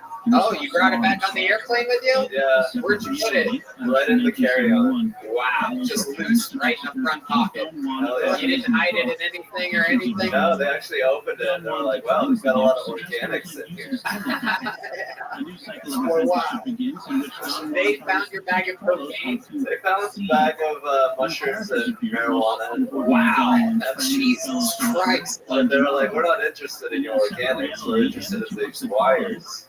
So I got to come home with mushrooms and cocaine. What were the wires? It was just my camera stuff. Okay. My podcast stuff. Very good. You're out here hustling, you're fucking touring, doing sold out shows all over. It's absolutely incredible. You and all the other regulars. We got another brand new minute from you here tonight. You're light on your feet, right, making jokes that are about the show, about the night. It's absolutely great. We watched you evolve tremendously. How loud can this place get for the great Hans Kim, everybody? Thank you. You guys are here on a special night. The man that has been drawing the show since it started 9.5 years ago is here tonight. He threw tonight's episode. This is the great Ryan J. Ebel. Texas Soul, Ryan J. Ebo. Oh, Queen Luna. Oh my God. I love it. I might be buying that one. That one's cool as hell. David Lucas Comedy. He's got the Roast Club. What's going on? Tell these people. January 13th, I'm at Hyenas in Dallas. And last week when I was in LA, I shot something very big that y'all gonna see in February. Did he give us a hit? Huh? Did he hit? Maybe it's during a very, very large sporting event. In February, get my drill. Yeah, keep an eye on it. That's huge. David's here. These Austin guys are booking LA big ass shit, flying there and coming back home to Austin. So literally, we're fucking living the dream, getting to do all the coolest stuff we got to do in LA while living here. David moved here as a full-time resident, and we're having a lot of fun, man. One more time for the great David Lucas, everybody. He's on Cameo. He's on Instagram. See him live on tour. Thank you to the Red Rose, the Yellow Rose, Steve Eddie Vodka, Gel Blaster. How about one more time for the Screwball Peanut Butter Whiskey Kill Tony Band? Michael Gonzalez, John D, Matt Mueling, and how about one more time for D Madness, everybody? Really? A huge night for D Madness. I love it. We got through it. We're going to do it again next week. Red Band? Love you guys. Love you. Good night, everybody. Thank you. The Kill Tony After Party starts now. Did Casanova do anything besides just publish books?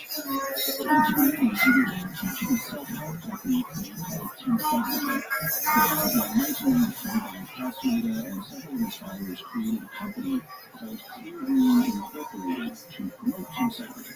The word tensegrity comes from architecture. It was coined by Buckminster Fuller, and here's how Merriam-Webster's dictionary defines it: the property of a skeletal structure having continuous tension members, such as wires, and discontinuous compression members, such as metal tubes, so that each member performs efficiently in producing a rigid form.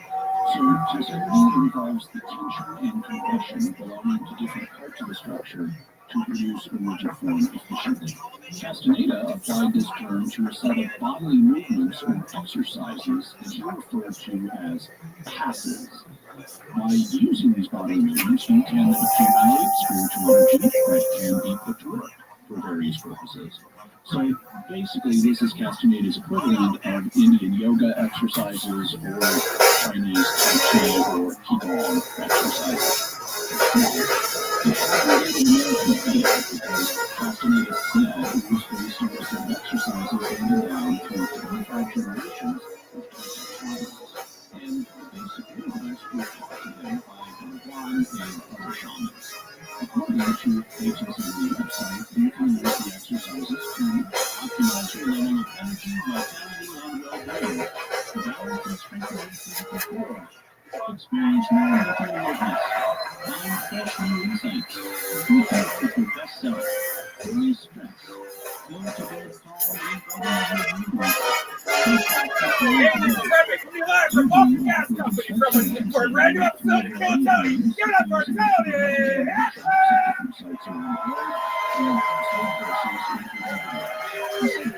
Who's ready to fuck some shit up tonight, huh?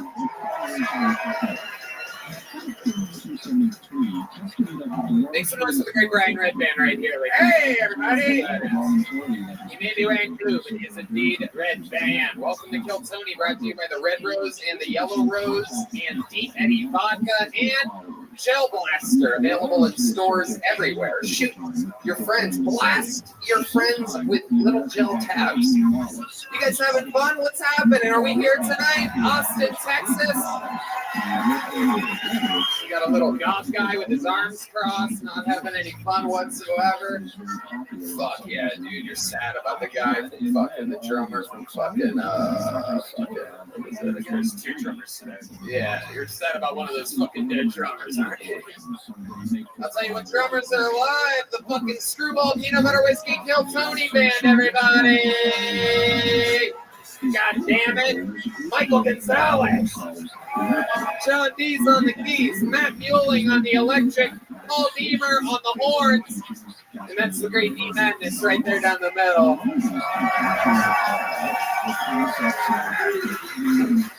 We're going to have a lot of fun tonight. Before we get started, here's a little bit more from the amazing sponsors that made tonight's episode available for you here, the listener, right now. Hey, y'all, you might not know this, but when I'm not being the host of the #1 live podcast in the world, what I've been doing for the last 16 years is being a professional stand-up comedian, and I'm excited to say that I'm back out on tour again. January 13th and 14th of 2023, I'm in Dallas, Texas, and February 9th and 10th of 2023, I'm in Houston, Texas. Tickets available at TonyHinchcliffe.com. All these shows sell out, so don't be a doofus. Go to the website now. Get tickets while you still can. I love food, and with HelloFresh, you get farm-fresh, pre-portioned ingredients and seasonal recipes delivered right to your doorstep. Skip trips to the grocery store and count on HelloFresh to make home cooking easy, fun, and affordable. That's why it's America's #1 meal kit. You've got New Year's goals, and HelloFresh is here to help you achieve them. Skip the grocery store and take control of your time and budget with delicious recipes delivered right to your door. Fast and fresh recipes. HelloFresh's latest line of meals featuring robust flavors and filling portions are ready in less than 15 minutes. Enjoy taste and quality done quick with recipes like falafel power bowls, seared steak and potatoes with béarnaise sauce, or Southwest pork and bean burritos. Red Band, you absolutely love food. Tell us about this. I love HelloFresh. You know, and it saves you money also. It's 25% cheaper than the takeout and cheaper than grocery store shopping. How many times have you wanted to like make a meal and you buy all these ingredients, you only use half of them, and it's just expensive to make anything.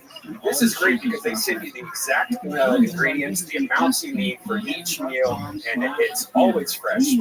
Like me and my girlfriend, look, we're guilty of ordering takeout all the time, and we always try to go to the grocery store and it's like, what do we make? Well, you know, it's hard to do finding, you know, recipes and stuff. This way they send you personalized recipes. You know, it's fun. You open up the box and go, oh, this week we're going to have this. It's great. And it takes everything out. You just know exactly how to do it and easy to follow instructions. I love it. It's fun. I love it too, and you will as well. Go to HelloFresh.com/Tony22 and use code Tony22 for 22 free meals plus free shipping. Again, that's HelloFresh.com/Tony22 and use code Tony22 for 22 free meals plus free shipping. Again, go to HelloFresh.com/Tony22 and use code Tony22 for 22 free meals plus free shipping. It's HelloFresh, America's #1 meal kit. Are you guys ready to start tonight's episode? Guys, you're halfway there. You're like making noise like a fucking, like it's like a, you're making noise like you're in a taping of fucking Letterman or something. And they had new Letterman too, not the old Letterman. You guys sound like a new Letterman. You guys ready to fucking do this shit tonight or what? Every single week, I have some of the funniest, some of my favorites, some of my best friends in town this week. No different. If you're a longtime Kill Tony fan, you're in for a special treat. It's former band member and Kill Tony legend, one of my best friends, one of the best comedians on planet Earth. Make some noise for Jetski, Jesse Johnson, and Joe Rogan. What? Oh shit! Oh shit! What? Did he say? Fuck yeah! Jetski, Joe Rogan. Holy shit! A goddamn Monday night! This is Monday in Austin, Texas! Let's fucking go! All my favorite J's in one place. Jetski, Jesse Johnson, and Joe Rogan. How you guys doing? I'm so excited that you guys are here. I'm fucking pumped. You guys have done this before. What's shaking? I feel amazing. Great. My favorite show. I'm happy to be here. You guys both know what you're doing. Joe is one of our top guests ever, and Jeff's a former full-time band member on the show. She knows the show literally better than almost anybody ever. If you guys don't know, a ton of people signed up for the opportunity to get 60 seconds on this stage. I pulled one of these names out. They get 60 seconds of stand-up comedy time, uninterrupted. You know their time is up, and you hear the sound of a kitten. That means they have to wrap it up then, or else they bring out the Angry West Hollywood Bear, which just interrupts their set very loudly and aggressively, brings everything to an end. And then I interview them, and they talk to our esteemed panel for a few minutes, and we find out more about them. The entire thing is improvised and a lot of fucking fun. You guys ready to start this party or what? Very good. Now we have a special treat to start tonight. I wanted to start it with a little bit of energy, a little fucking jolt. So this guy, while he is not officially a regular on this show, he works out in the oil fields. And when he's in town, I love seeing a new 60 seconds from him. He's an anomaly. He's only been doing this for a few months, but I fucking love the guy. I think he's got a very promising future. Let's see a new minute from the one and only Uncle Laser, everybody.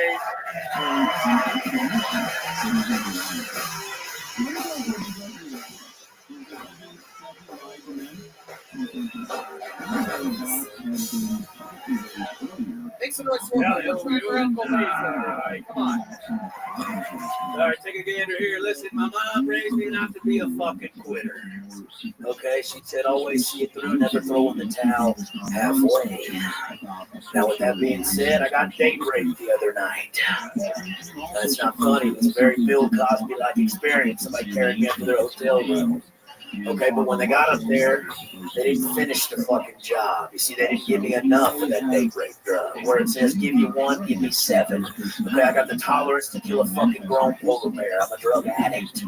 Okay, when I awoke, though, I noticed that my butthole wasn't sore the slightest. Okay, and I didn't have any lady juices around the remnants of my penis. So, needless to say, I was very, very unimpressed. So I did what I was raised to do, to never quit. So I went and jerked myself off to complete the fucking experience because mama didn't raise no fucking quitter. I used to use the towel that they threw in halfway as a cum rag, so it was quite blindfolded. Uncle Laser giving us a little story this time. This is different. Is this something that actually happened? Yeah, I both actually. And I didn't go to sleep in no cool apartment. I was in the back of my fucking truck. I even took my pants off halfway through it so they couldn't even get their fingerprints and get caught. I was really hoping they were going to finish the job. All right. You might want to work that story out with your friends a few times before you bring it to the stage. The story's got some fucking holes in it. So someone roofied you? All right, let's be real here. Yeah. I've been roofied one time before, and I felt the same way. But then I was reminded later, on a later date, that I actually took a fucking 100 milligram weed gummy. And that could have done it too, to be quite honest. Uncle Laser at it again. When you hear the sound of that laser, that means that we've been Uncle Laser. Okay, so my guess is the 100.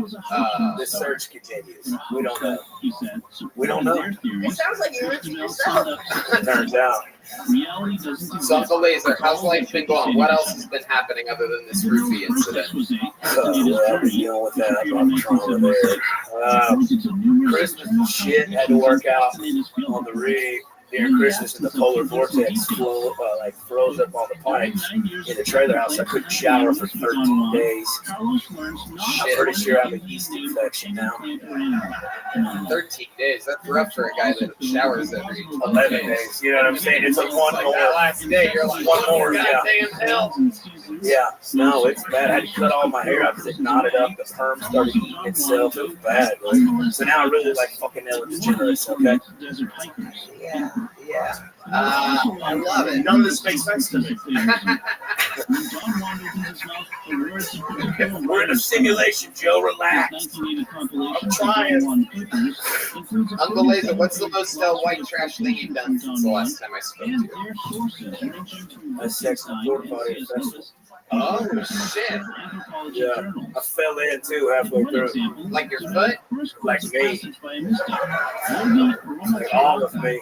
I believe the first part. First part was good. streaked by fine lines like standing up for all I can show you if you'd like. In a separate reality, a man looks like a human egg Motherfucking laser. I love it. Have these allergies affected you? No, dude, I'm never getting sick. I never even caught COVID. Really? What's your secret? Drink out of the water hose, don't wear condoms. Okay, all right. There you go. Pretty fucking simple. There you go. I'm allergic to latex. And I ain't wearing no fucking sheepskin. You out of your goddamn mind. That's for animals. God damn.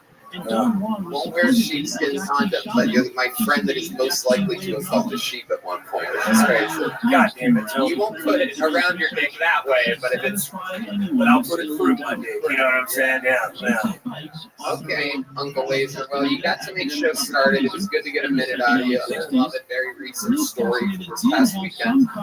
Anything else we should talk about before letting you go? Had a great time in New Year's. Yeah, you did. You had a great spot. You did great. It was the end of a comedy Saturday night here, sold out, chaos. We're all dressed up. So good. Yeah. What'd you rate it? How'd you rate it? On a scale of Brandon Schaub to 10, what'd you rate it?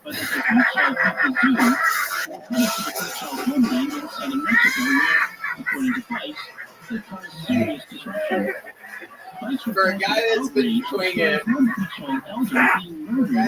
long have you been doing this? 5 months? 5 months. I will say it was. I give it 4 Brendan Schaub. There we go, baby. There he goes. I'll have to have you on Secret Show Thursday. He's gonna work it out again this Thursday at the Secret Show. There's a minute from Uncle Laser, like that to the fucking we go. This is where we meet complete strangers. Maybe it's a returning person from far across the globe. Maybe it's a first timer. Anything can happen. They get an uninterrupted 60 seconds. Your first comedian goes by the name of Josh Castro. Here we go. Josh Castro. Here he comes, everybody. Make some noise for him. Josh Castro, everyone. What's up, Austin? How y'all doing? I believe we're at a civil war. Yeah, it's going to happen. It's going to start here in Texas. That's going to start with breakfast tacos. Austin tries to be the capital of the world with breakfast tacos. It's not going to happen. You put kale inside of a tortilla and call it a taco. It's not a fucking taco. You're gentrifying food. Right? What's next? Conspiracy in restaurants, right? You order a Kennedy burger, it just comes with a top off. Hillary hot dogs with a side of suicide sauce. What if you had the Epstein tacos, right? Where do you find that? Right under the kids' menu.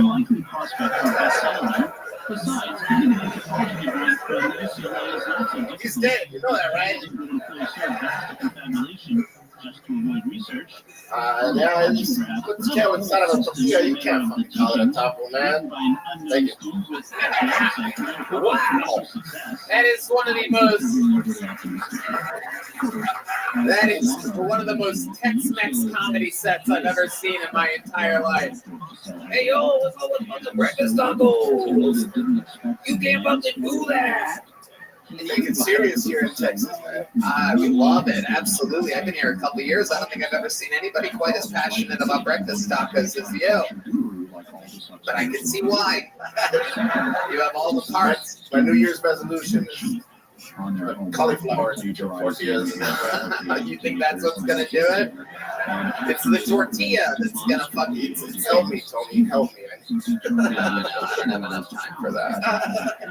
I do have a fix to some of your jokes. You're almost on track there. I would say that Hillary Clinton has hanger steak. Oh shit, that's a good one. Yeah.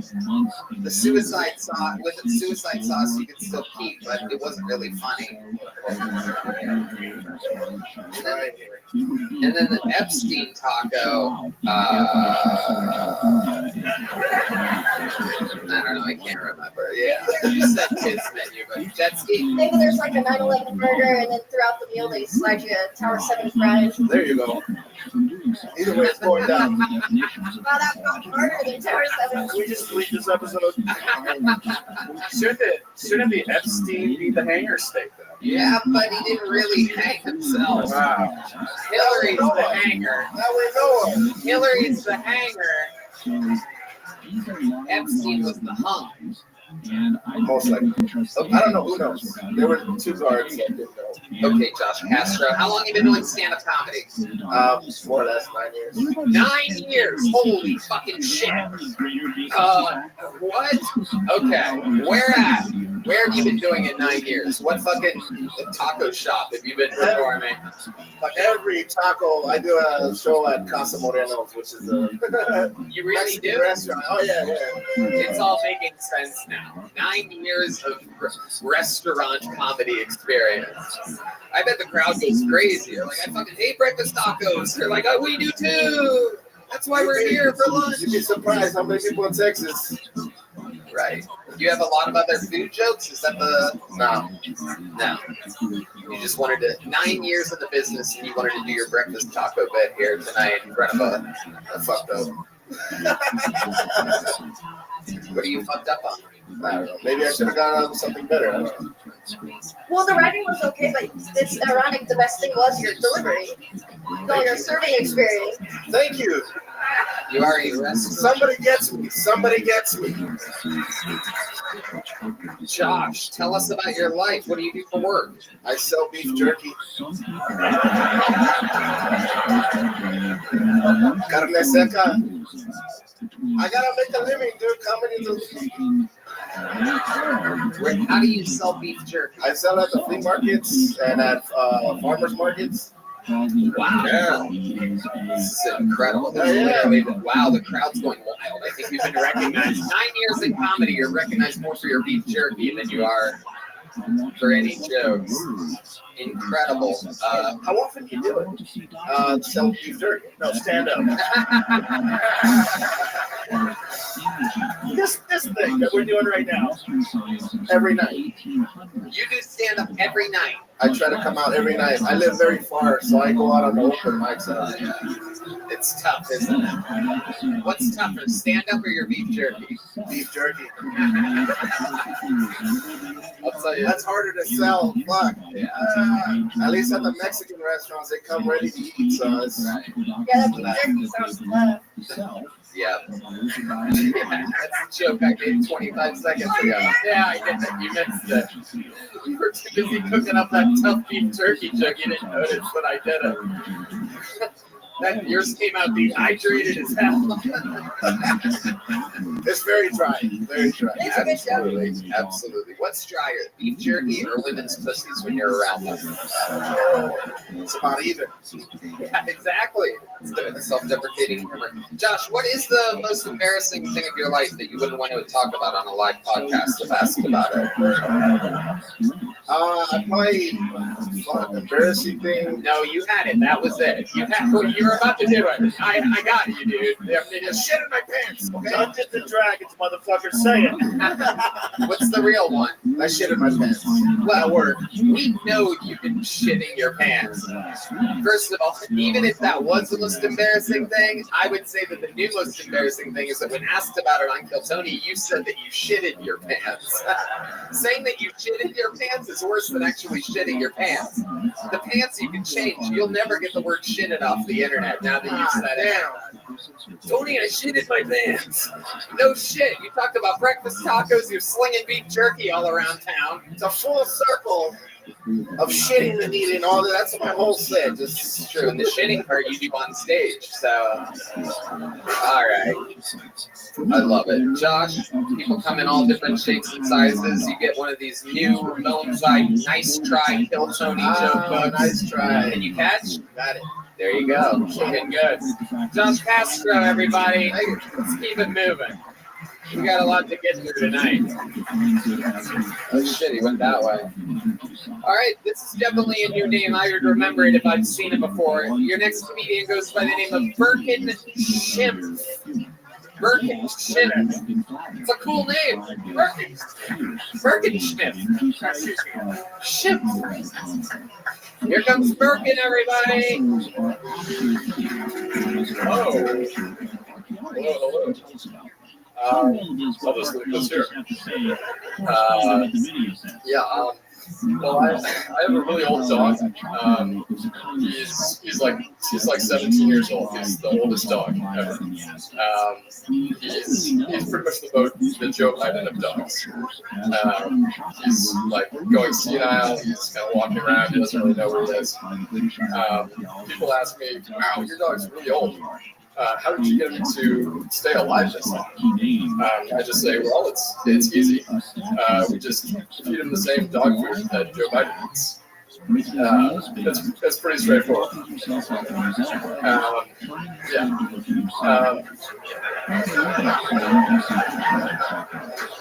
It doesn't. The dog food doesn't do much for retention of cognitive faculties, but it sure does wonders for prolonged senility. When Russians see my dog, they think, we could probably invade Ukraine right now and get away with it. Let's try. Okie dokie, Birkin. Yes. All right. I love it. Okay. Wow. Holy shit, Birkin. How's it going, man? It's all right. It's all right. Wow. All right. You look like you just had the set that you had up on that stage. You look like you stopped. Fucked up, dude. Thank you. Yeah. All right. So let's talk about it, Birkin. Is that your first time attempting stand-up comedy, or have you been performing in restaurants for 13 years?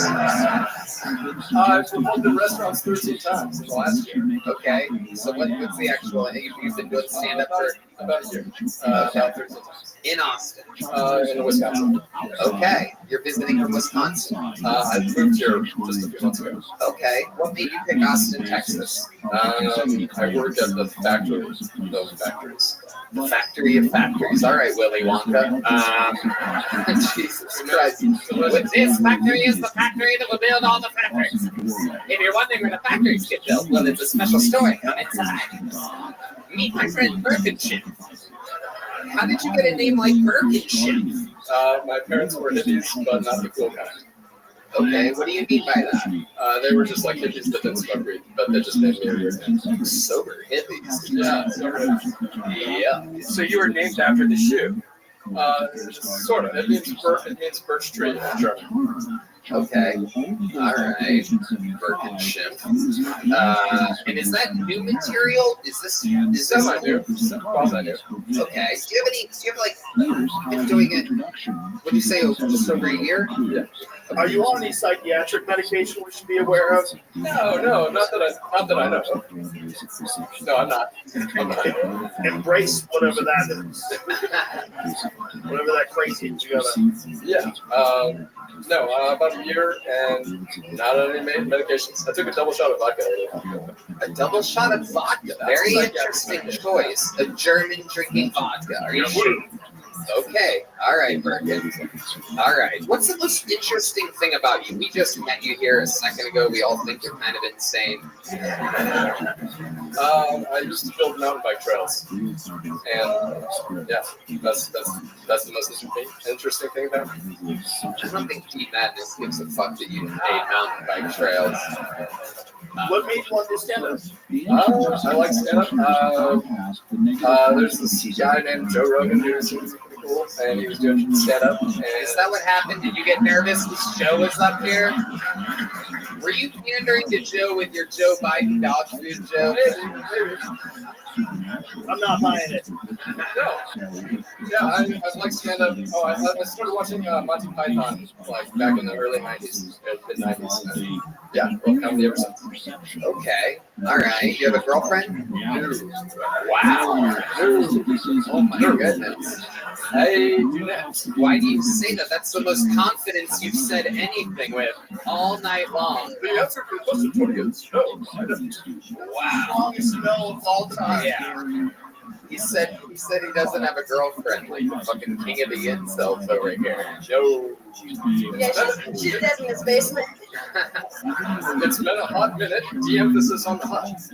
Wow. Sounds like the kind of guy that's listened to every Andrew Tate episode. You know what I mean? No, don't like women, don't need them. Like that thing you're doing with the microphone. Yeah, that's a thing. Okay, Bert, do you have any special skills or talents? Let's see. No.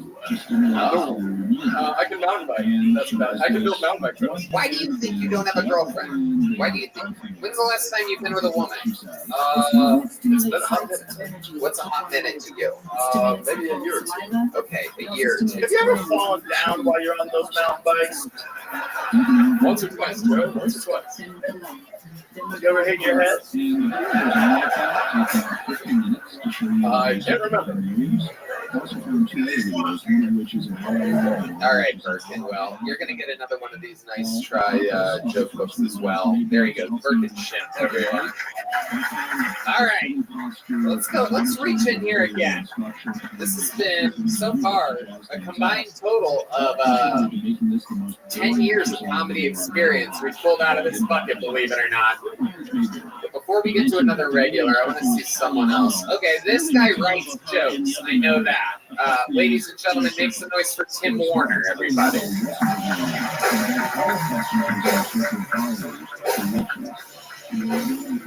Tim Warner.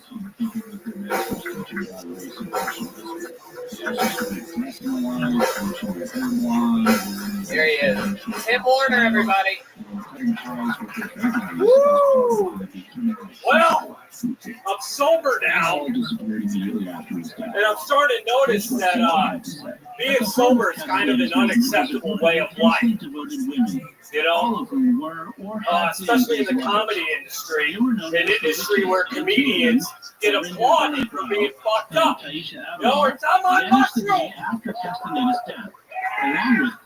Well, imagine if we allowed that for other industries. You know, where it's like, hi, I'm Dr. Thomas. I'm going to be doing your surgery today. And I'm on mushroom. What? No! In February 2006, a skeleton. Oh man, isn't the human body a fucking shrimp man? Nurse, come here, look! That's his kidney. Aren't kidneys weird? They're neither a kid nor a knee. That's fucking weird, man. So I'm in the program now. And when I say I'm in the program, that's the computer simulation we're all a part of. I mean, come on. I've done enough drugs to know we're not real. Okay. All right. Tim, how long have you been doing stand-up comedy? Okay, Tim, you have to answer the question. 12 years. 12 years we've had it. That's 22 years of comedians on out of this bucket so far. Yeah. This is a special start of this episode, I must say. Absolutely incredible. Tim, how do you think that went? Better than last time. Holy shit. What the fuck happened last time? Oh, dude, it's after my dad died. I did a bunch of fucking dead dad jokes that I felt didn't go well. And then you guys brought up everything my dad didn't like about me, so I just stared down at the ground and ruined the whole party. It was pretty brutal. Well, your dad would be proud if he could see you today. Ain't that the truth? Incredible, Tim. Have you ever thought about loosening the thing you have wrapped around your skull? Is that a recent brain injury? You're the only one that's at least letting us see the bandages of your brain damage here tonight. Everyone else covered it up with hair and fucking in Birkin shit or whatever the fuck. Well, last time I had the mohawk with the fucking buns, and now I just don't know what to do in my life. I love it. I love it. Tim, yes. You've been doing comedy for 10 years. How do you make money? How do I make money? I do Uber Eats. That's how I make money. Okay, you said that like you were lying about it. What do I do? What do I do? What do I do? I do Uber Eats. What do you do? No, just I don't know. I guess this. I don't think that much pride in it. I guess. Okay, that's all. What kind of car are you out there driving in Uber Eats? I have a problem. I have really bad luck. I order food a lot. I have the worst luck. I will get these people when I order like sushi or something, like a sushi tray. I'll get people on And I just know that it's vertically impossible to get me the sushi the way that it's supposed to come. These people are throwing shit in backpacks and everything nowadays. Oh, I got a nice little Bucky's hot bag. Okay. You know? What kind of car are you using? Volkswagen Golf 2015. Okay. How many miles do you think are on that? I know there's 106,345. Wow, look at you. Count miles. No, there's a thing that actually does it for me. I don't count it. Okay. Wow. Damn. He really is. Yeah. That's incredible. It really is in 2015. I've never heard of a car that has a fucking... Just a reader, that's all. A payer attentioner. That's the odometer reading of a man that does not want to pay for his next oil change. Is what that is. Coming up in 1,200 miles, by the way.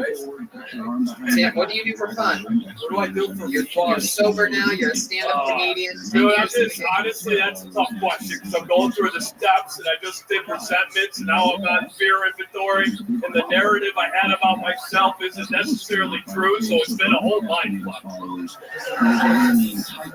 So I try not to go out and ruin people's parties. I do a lot of hugging now. Because I know comics need hugs because they're a lot like addicts. They're all selfish and self-centered and self-seeking. So it's just some of them don't know how to hug. So I'm just trying to help. Giving service like they want me to do in the program. Yeah, I like that. That's your best shit right there. Yeah, yeah. Do that. Yeah. Say what you just said. Yeah.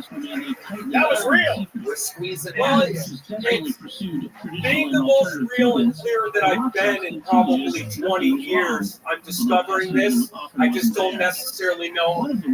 I haven't gotten to where I can mesh the two together yet. But I'm getting there. But you can do it right now. Oh, yeah, got it. Conversation. Yeah, I do have it. Just now. But you can do it. You 100% can do it. If you can do what you just did right there, especially after having a rough set, yeah, dude, you got it. You got it. You just got to figure out how to do that all the time. I also have to finish my fear inventory. Sometimes I get fucked up in my head and there's certain comics in the room and they book shows. I don't really get many shows, so I sit there like, oh, you gotta be funny. You gotta be funny. And then I'm not. Right. And then I'm like, God, shit, the calendar's still empty. I'm a loser. You go down that fucking tunnel and then you try to pray to God and fucking get yourself out of it. Fucking brutal. This is incredible. He's getting warmer as the championship rounds are going on. I'm doing. He does. He's here in the deep part of this interview, getting funnier and funnier. You went from being, oh, this guy's fucked to, I'd see that guy do stand up. Yeah. Oh, wow. Let me ask you this, Tim. It's funny shit, man. Are you ever funny during the meetings that you go to? Yeah. What's happened there? Can you give us I know it's anonymous and everything, but can you give us an example of what's gone on at one of your? Well, all right. First of all, take a second. They don't go in like, I'm going to do material, but, you know, they give a topic in the beginning, whether it's like a daily reflection or something out of the big book, whatever else. And then, I don't know, I guess. It sounds like a show at the Creek in the Cave or something like that. Well, all right, here's what we're doing today. Oh, the thing is, I will say, like, AA meetings and open mics, they're very similar. Yeah. And like the only difference is the addicts are getting better. That's really it.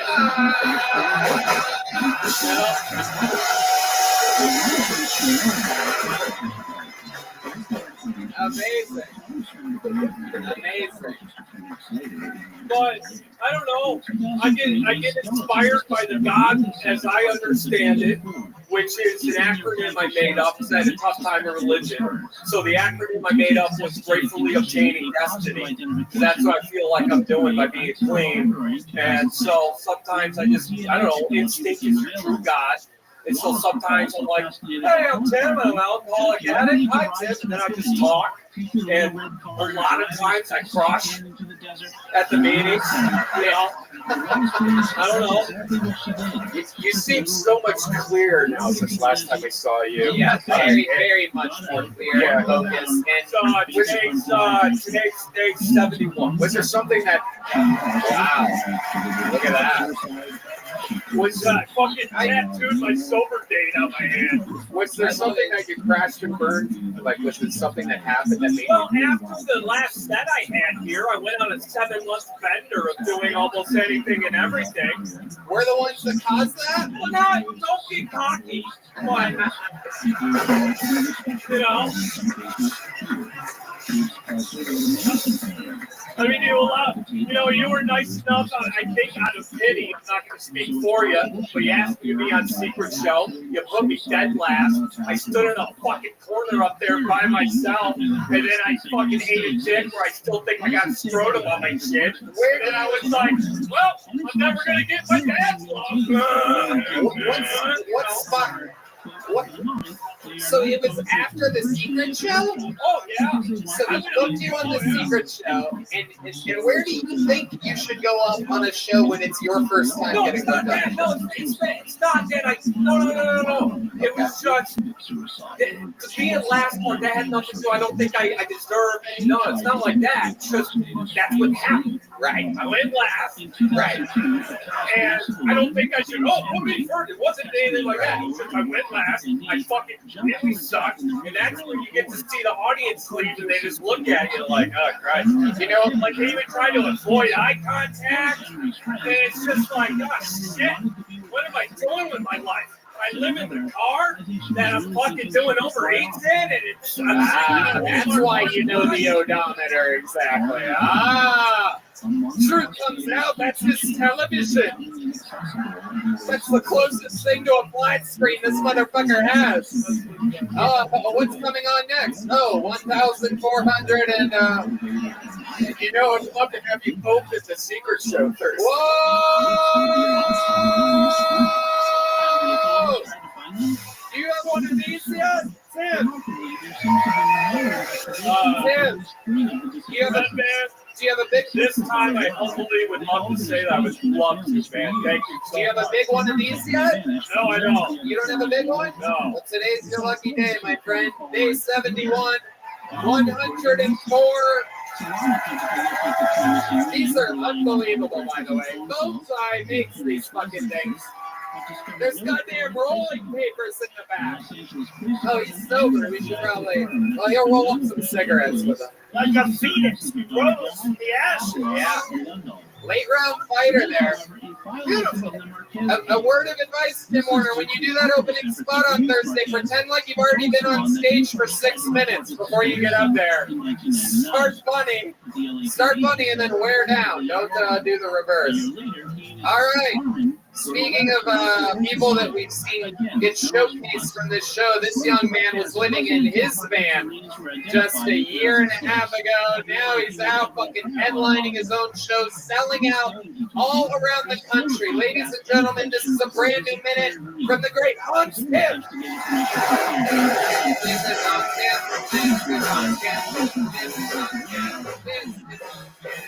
Hey. What's up, guys? My name is Hans Kim, and I hate liberals. Liberals are the type of people that will pull down their mask so that they can hear you better.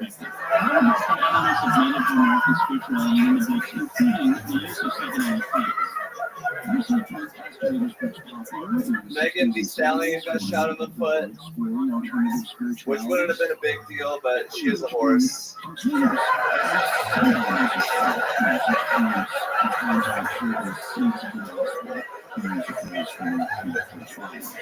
Let's put her down.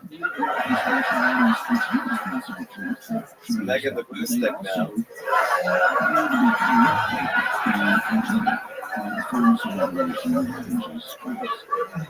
So yeah, I love the ladies. I kind of feel bad whenever I'm hitting on a girl that's hot. So I'm basically saying, "Girl, you're so hot. I want to make your kids ugly."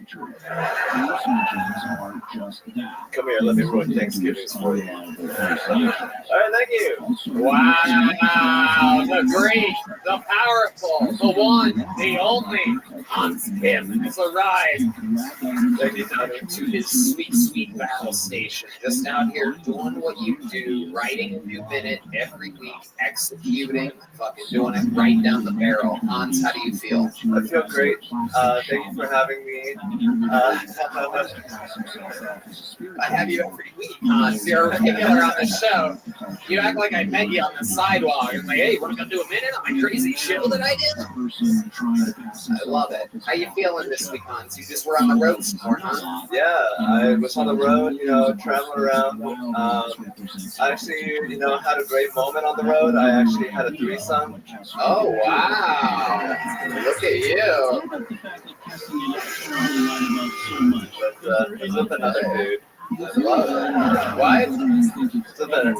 It's with a dude and a girl. Oh my God, it was? Yeah. Yes. Oh, that makes it so much funnier. Thank you, God. Let's talk about it. All right. So, how did you meet these two? What's the deal? Did he slide into your DMs? This girl was like laughing annoyingly during the show, and then I was like, "Hey, nice to meet you." And then she was like, "I can be loud for you tonight too." And I was like, "Oh, shit." Wait, she said this when you were still on stage? No, after the show. Oh, okay. The whole crowd was like, "Why is she laughing so loud? She's distracting the show." But then I was like, "Hey, she's just being, that's how she laughs." I didn't think she was faking it, so I was like, "Oh, well, whatever." Not yet, at least. Later on, you would be singing a different tune. That sweet, sweet orgasm. So let's talk about it. You met her at the meet and greet. When did she drop on you that she was with a man? That was a friend of mine.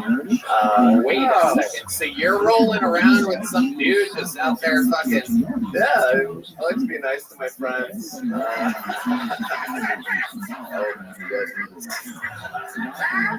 Wow. So it wasn't a meet and greet at all. It was a meet and meet. Hell yeah. We got him, Dave. We got him on that one. All right.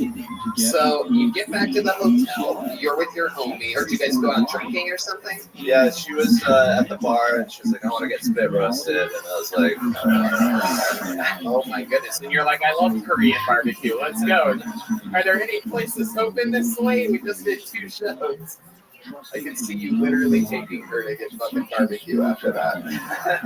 So spit roasted. So let's get into it. You get to the hotel. What happens first? Your boy takes off his pants. and then I start sucking in. No, Hans. No. God damn it, Hans. No. I told you not to do that anymore. Anymore. That's my Tony hole. No, don't do it. What the hell? No way. This is... You son of a bitch. Okay, so you get there. What happens? Give us the order of events exactly. And be honest. Give us honest Hans on this one. So there were actually 2 other girls that we thought we were going to have an orgy, but I left early with the girl, and then we had sex, regular missionary style. Okay. And then the dude was like, "Hey, I'm coming up." And I was like, "Oh, wait, was he on the phone or was he like out the window or something? Like, he called me. He called you, and your phone rang. And then he shows up alone. I'm like, "Oh, I guess this is fine." And it's just you and the girl, and now your homie is in your room.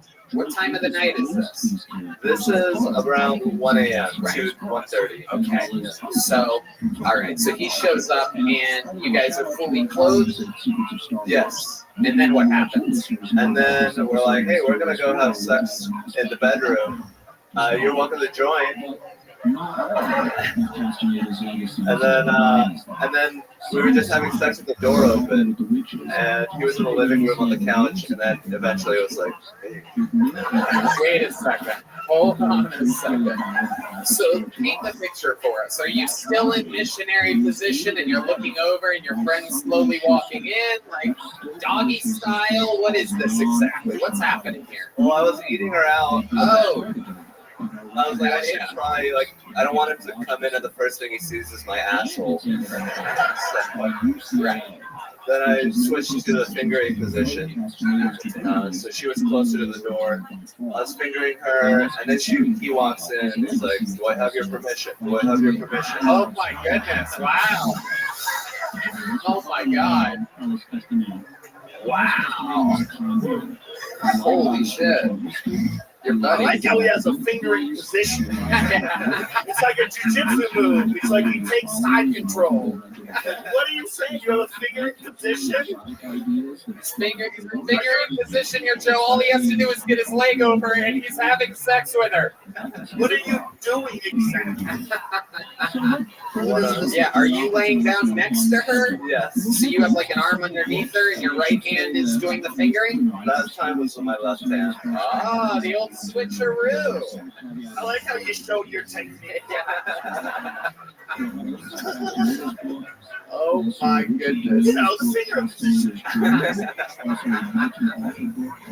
Okay, so you're in fingering position. Your friend walks in. He says, "Do I have permission? Do I have permission?" Do you say yes twice? I just like, "Hey, you want to suck him up?" And then she starts doing that, and then I'm still fingering her. Okay, yeah, And then she's like, "Let's do the spit roast." Okay. And so she's like, and then we can do that. My cock's in her mouth. He's fucking her. And then she's like, "Let me go find my butt plug." Oh shit! This bitch had a butt plug in her purse. Oh my God! Joe, isn't this called airtight when this happens? Oh my God! So have you been tested for STDs since being back from wherever the fuck island you went to for this? Jesus Christ! No. Have you spoken to this woman again? Yeah, she just texted me. What does she look like? She looks very beautiful, but she is autistic. Wow. Another girl that knows exactly how many miles on the odometer, huh? Wow.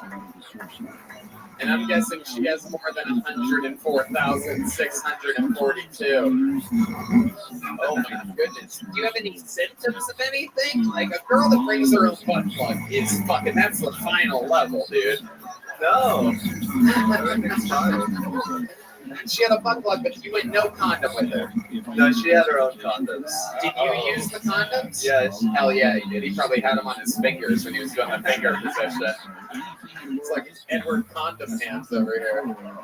Hans, I fucking love it. You're always so interesting. I mean, that just happened, what, this weekend? Yeah. There you go. You're a fucking machine. I love you.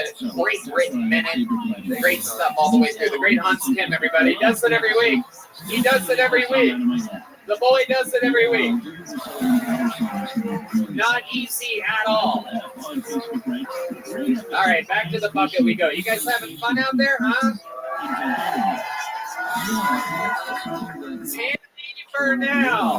Tammy Burnell is next out of the bucket, live on Bill Tony in Austin, motherfucking Texas. Here we go. Make some noise for Tammy Burnell, everyone.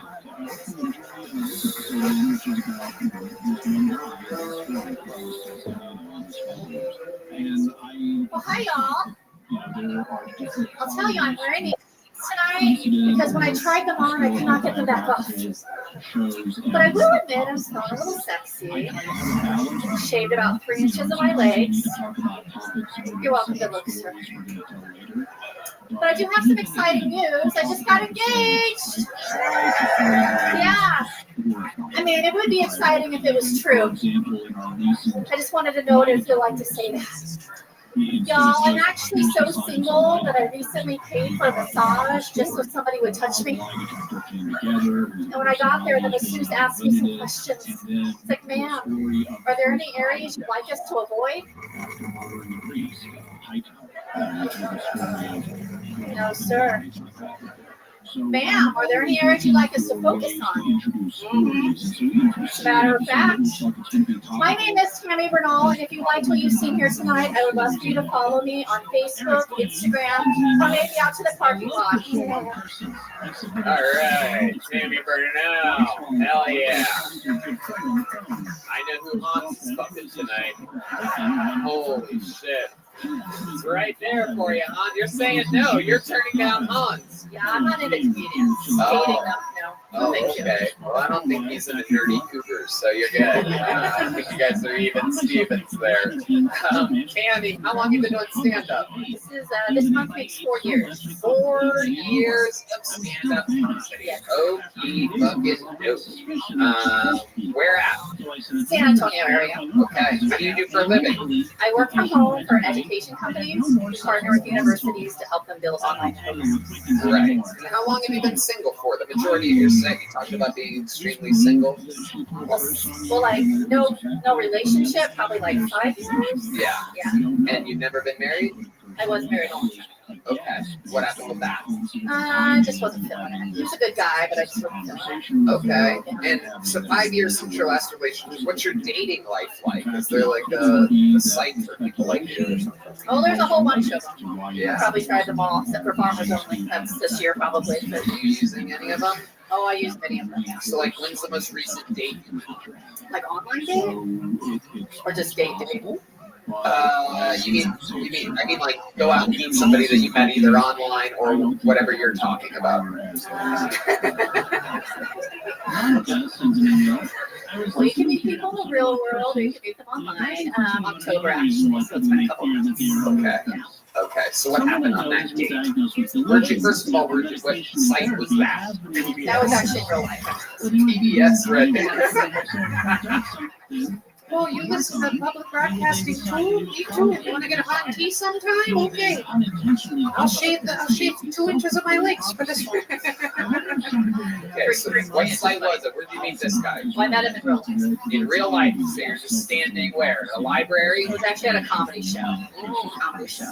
And he's a fan. He walked up to you. You were really funny. Yeah. Something like that. You noticed that he was laughing obnoxiously loud during your set. Thankfully not. He was very cute, but he was like a little too young. So. Right. So he was fun for the month of October, but we had to move on. Okay. Okay. Well, how young was he, if you had to guess? Oh, I know. He was 30. 30? Yeah. Okay. That's too young for you. What age of guy are you like looking for? Well, the older I get, the people that are my age seem too old. So probably like 35-ish and up would probably be okay. Okay, 35. What does a 30-year-old not have that a 35-year-old does have? Well, this one didn't have a real joke. Oh, Yeah. okay, yeah, that's not an option with you. Yeah. Mama Bear says you gotta get working out there, you know what I'm saying? You're not staying in my place anymore. So the 30, was he good at bed, the 30-year-old? He was. Right, you gotta give him that, right? Yes, 100%. I'll give it that. Indeed. Now, okay, and so you just cut it off. You're like, the guy fucks good, but I want to settle down a little bit, is what you were thinking. Well, he actually started kind of liking me, Ooh. and I knew that I wasn't going to go anywhere, so I had to cut it off. Yeah. Okay. What's your living situation like? I'm guessing 2 cats. 1 cat. Thank you very much. 1 cat. Wow. Rest in peace, Scribbles. A recent death in the family. Am I right? Did you have 2 cats at one point? Only she's been my only one ever. All right, the only one ever. What's his name? Her name is Bristow. Cristo. Bristow. Cristo. Why Cristo? Bristow with a B. Crispo. Crispo? Bristo. Oh, Bristow. Bristow. That's a weird name. Yeah. It was after Alias. Sydney Bristow was the main character in Alias back in the day, and I love that show. So I'm like, oh wow! Yeah. I am surprised you're not here protesting this show right now. This is incredible. This is absolutely incredible. I love it. It's awesome. You love it. I do. Okay. How do you guys feel about the comedy styles of Tammy Bernal? No, I'm asking my guests here, Joe Rogan and Jesse Johnson. Not you fucking liars out there that started clapping a second ago. You are a little stiff on stage, and I think that just translates because you really do just need to get fucked. Thank God she said that. I was like, how do I put this? I don't want to be rude. Fair. Tammy, let me ask you something. Have you ever been with a black man before? I've never prescribed this before in the show's history. Normally I say you should do this show or this tag or this joke, but I think Jetski's kind of onto something. Have you ever been with a black man? I've had a lot of offers.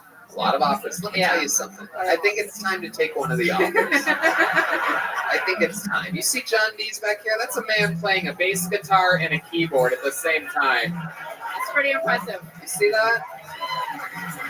He's over the age of 35. Yeah. And he wears black socks with white shoes. That's bold. I like that. Okay. You go straight for the fucking... You spot things that most ladies don't give a shit about. Oh, no. Now, Tony, you're so picky for a lady that's running out of time to find somebody.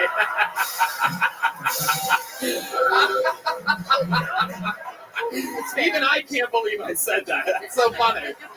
Sometimes I surprise myself on this show. You would think 9.5 years I'd run out of shit like that to say, but no. Black socks with white shoes, so he's out for Tammy Burnell.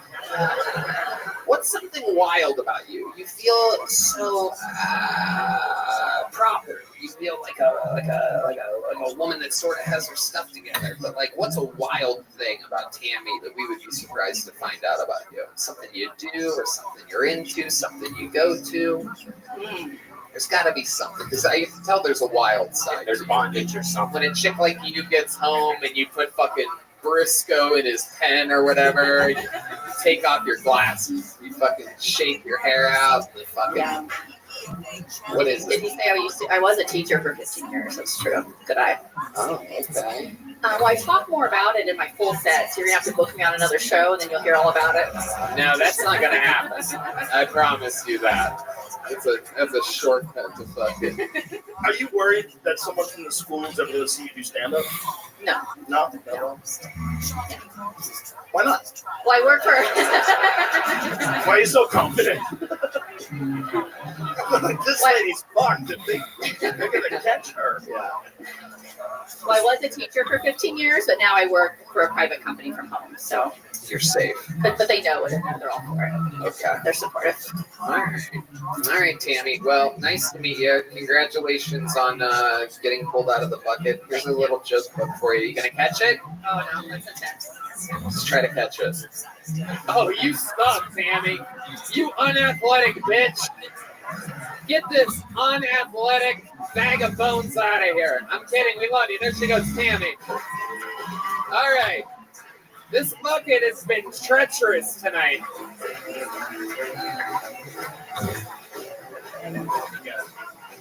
All right, back to the bucket we go. There's got to be something that's going to happen here. Make some noise for Nicholas Sapaglia, everybody. Nicholas Sapaglia. It's a wild bucket tonight. Wild bucket tonight, folks. Nicholas Sapaglia. Here he comes. He's been on this show before. We'll see what happens here. Nicholas Sapaglia, everybody. Make some noise for Nicholas.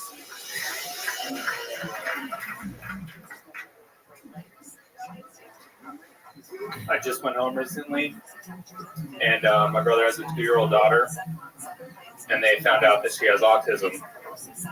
And his wife was like really upset when I asked when they plan to put her down.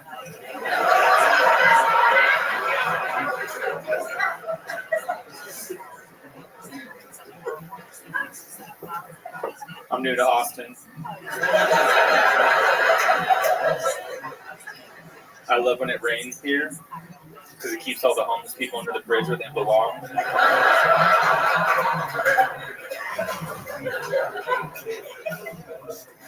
Like every time they ask me for money, I ask if they could break 100.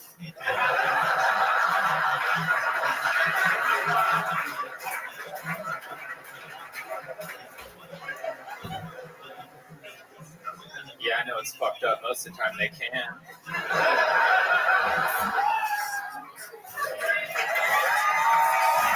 Nicholas Sapaglia. Now, here's what I love so far about tonight is that both Tim Warner and Nicholas are the only two people that have been on this show before, and it has not always gone great, but yet you guys are proving that you're getting better. You could agree that that was your best set you've ever had on this show, correct?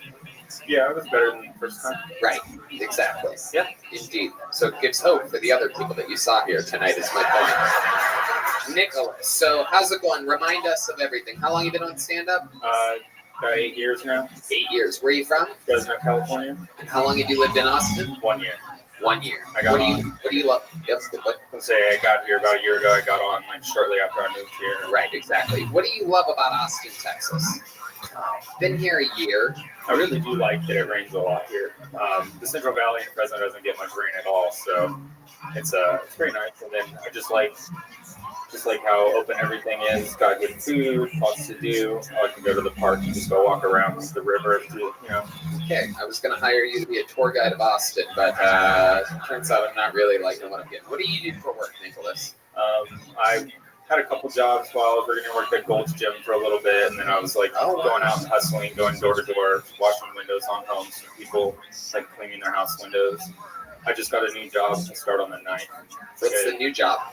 It's a sales position at a logistics company. Okay, do you know what you're doing? Basically, be selling like they're like, hey, anybody got any fucking window washing experience? We got some logistics we got to do here. No, I'll basically be selling freight costs to different companies, shipping their products all over. That sounds like a much more important job than washing people's windows. Yeah, when I moved here, I had my savings, and I just took a year off from having like a real person job. But yeah, so that was time to. What do you do for fun around here? I've been working on a lot of podcasts and just hanging out with people doing comedy, doing mushrooms and acid from time to time, and just enjoying being. Yeah, that explains why you've been walking around parks so much. Yeah, probably. You didn't mention that part when you said like a pedophile that you walk around the parks when I asked you what you do for fun. Oh yeah. So that makes more sense. Mushrooms and parks are fun. Yeah. I know a guy that makes mountain bike trails. Yeah. What's something wild about you that we don't know that we would find interesting? Say if you were on like a live podcast or something like that. Well, we mentioned it last time. We kind of briefly went over it. Like I used to pick up dead bodies for a living. Ah. I used to work for the coroner's office back in Fresno, and I was like. Enough about your dating life already. Let's talk about. And that's what you did for work. I did that for a little while. Yeah, it was pretty interesting. How much did that affect you? Like seeing that many dead people. It probably affected me. It definitely made my sense of humor. Seems darker. like it affected you. Yeah. Yeah, probably. Yeah. You have a deadpan delivery. Yeah. You took your time this time, I think, is one of the big differences. You've been doing a lot of spots? Yeah, I've been working pretty regularly, at least a few times a week to get a spot, or then Brian's been able to get me up with secret show spots from time to time. So you're a year into it, right? Stand up overall or just Austin? Just Austin. Right. You said 8 years. 8 years. So if you could give advice to yourself 8 years ago, what would you tell that Nicholas Sapaglia? I'd probably tell him never to invite friends to an open mic. Yeah, that's a good point. Yeah, just solid advice. Invite them to shows, but that, open mics for me, for practice, Right. When was the last time you saw a dead body? It was in 2012 when my stepdad died. Oh, jeez Louise. All right, No, but I mean, like, take all the joke books. My question Jesus was, Christ. I want to know, like, as you've gone further from, like, being around dead bodies all the time, has it changed you? No, I mean, it gives me a more appreciation of, like, life and having fun and experiencing more things and just not taking things for granted or people. And, because you never know when, just like that, someone could die. Being around people that are dead, I'm just seeing it does end. It does. They don't want to believe it, but it does. Yeah, it definitely makes you, like, notice that the body is more of like a shell. Because, I mean, while I was working there, I actually picked up a kid I went to high school with that I actually knew. We didn't, we weren't really good friends with him, but just saw him around school a bunch and had maybe, like, 1 or 2 classes. But then, like, when I saw him, I was like, oh, that's Alex, but it's not Alex. Wow. It's kind of weird. What's the story about that? Like, did he bully you or anything? Because that'd be pretty crazy if he used to shove you into lockers. And now all of a sudden, You know what I mean? Yeah, no, he was just a kid that, like, we had a couple mutual friends, but we were never all that close. All right. So, I mean, sorry, I wasn't that juicy, you know? You already have a big joke book? I do have. Hey, I'll go there on the Secret Show Thursday, man. Nicholas and Bagley, everybody! You get to see people get better on this show if you watch all the episodes. It's pretty crazy. It's a very, very interesting thing. If you keep doing it, you tend to get better. Speaking of which, this guy is one of the veteran regulars on the show, one of the best comedians, writers, and roasters on planet Earth. He's an Austin, Texas resident.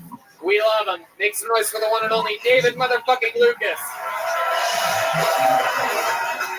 It's the real guy.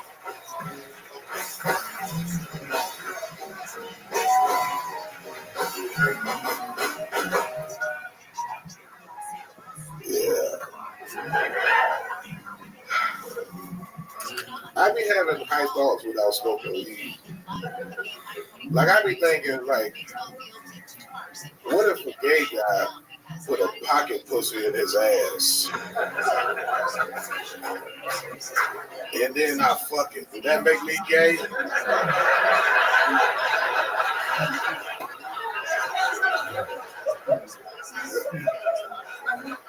It was like I didn't fuck his asshole. I fucked the pocket pussy that was living in his asshole.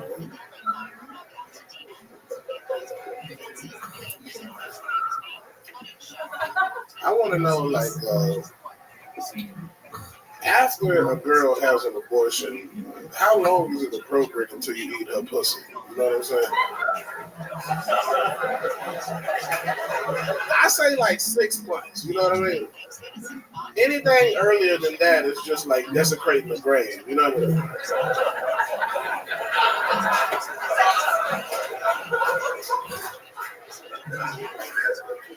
I ate this one girl pussy who had just had an abortion like 2 weeks ago, and when I was eating her pussy, I could hear babies on the inside crying. It was...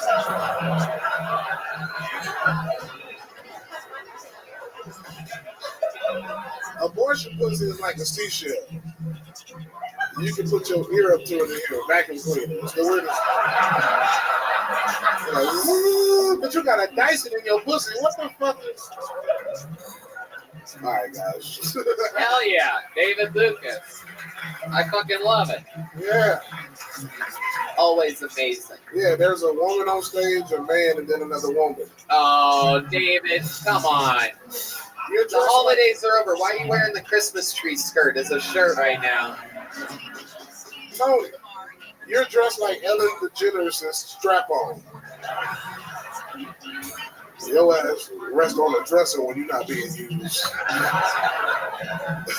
I can't believe you're making fun of what I'm wearing when you're wearing something that your mommy got you for Christmas right now, dude. It's so obvious, that post-Christmas gift. Hey, Tony, you shot champagne out of your ass for New Year's. I heard of an AIDS quilt. I've never heard of the diabetes quilt. That's amazing.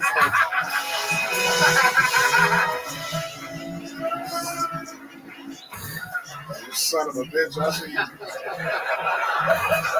How you show that? I thought the diabetes quilt was just made out of McDonald's napkins, but fucking here you are rocking it. I seen you in one of those HIV commercials riding a bicycle. I saw you in one of those KFC commercials eating out of a bucket.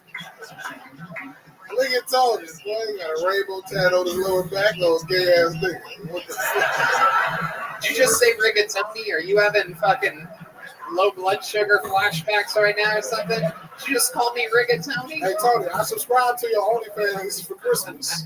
That motherfucker OnlyFans, $15, man, to see that nigga sit on a Coke bottle.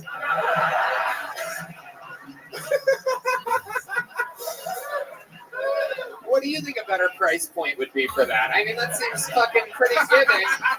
It was a holiday special, all right? Oh my God. Hell yeah. And it was a Mexican Coke bottle. That's an even taller 1 liter. Oh, I fucking love it. What did you do for the holidays? Anything special? Chill with my kids, man. You know what you did. Sit up under the mistletoe with your ass out.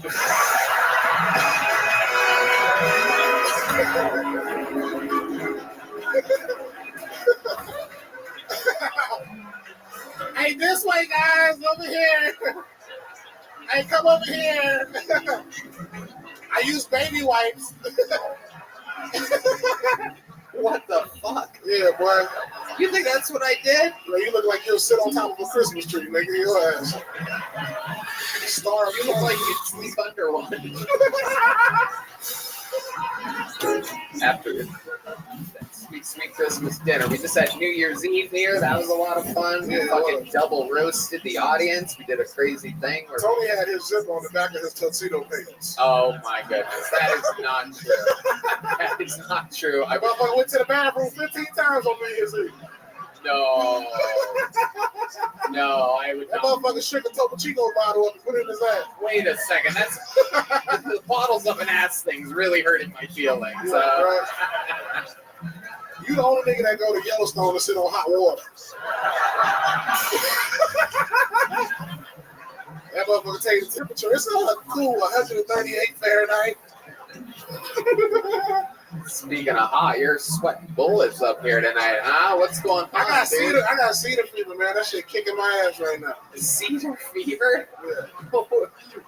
Wait, what? Is that obesity? Is that what you're talking about? Cedar fever. It's not like HIV. You don't got to watch your surroundings. Oh my goodness.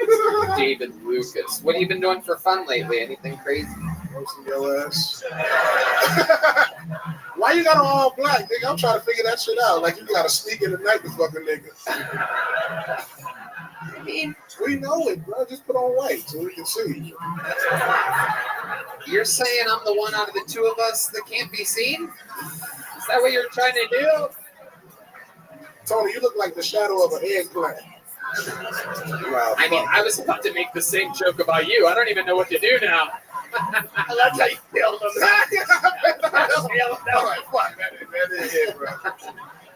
I love it. David, you're fucking killing it. You're absolutely unstoppable. Go treat your cedar fever with fucking bread or whatever you're going to do.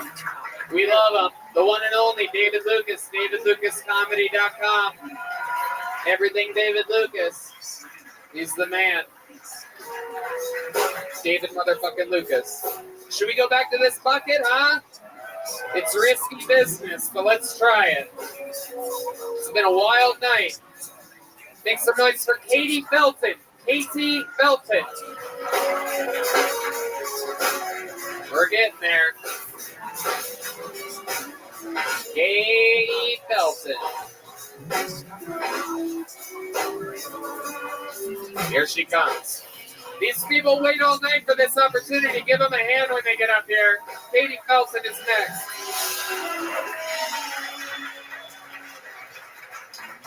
Happy New Year's, everybody. Thanks. My New Year's resolution is to get my nipples pierced. Thank you. I am an American hero. When I say that, though, I think most people think it's for kinky reasons. It's actually for modesty purposes. I'm going to put a little curtain on that rod so nobody can see my areola. Yeah. I like to smoke weed, though, so I put a beaded curtain on there when I get high so people still know I'm cool. 2022 was a hard year. I had depression. I wasn't sure if this was going to be my last year, but I like to be prepared, so I carry around my last wishes just in case anything happens to me. And I brought them here today to share with you guys, if that's okay. Thank you. Jet Ski, would you like to pick a color? Your options are red, blue, pink, or green. Pink, P-I-N-K. Your options are 1, 4, 5, and 8. I'll go with 8. Oh, good choice. To my friends, just because I saw no point to living doesn't mean you should too.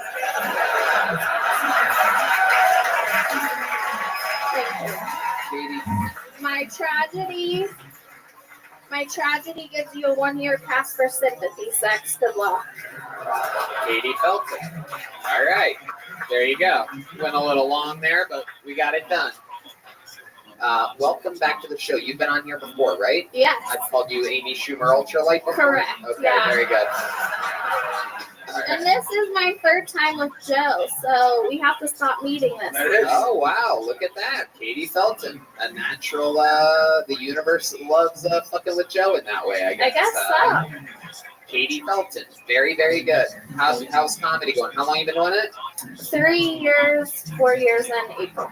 3 years, 4 years in April. All of it here in Austin? Correct, yeah. And this is where you're born and raised? No, I'm from Southern California, but I've been here for the last 8 years. What made you move here 8 years ago?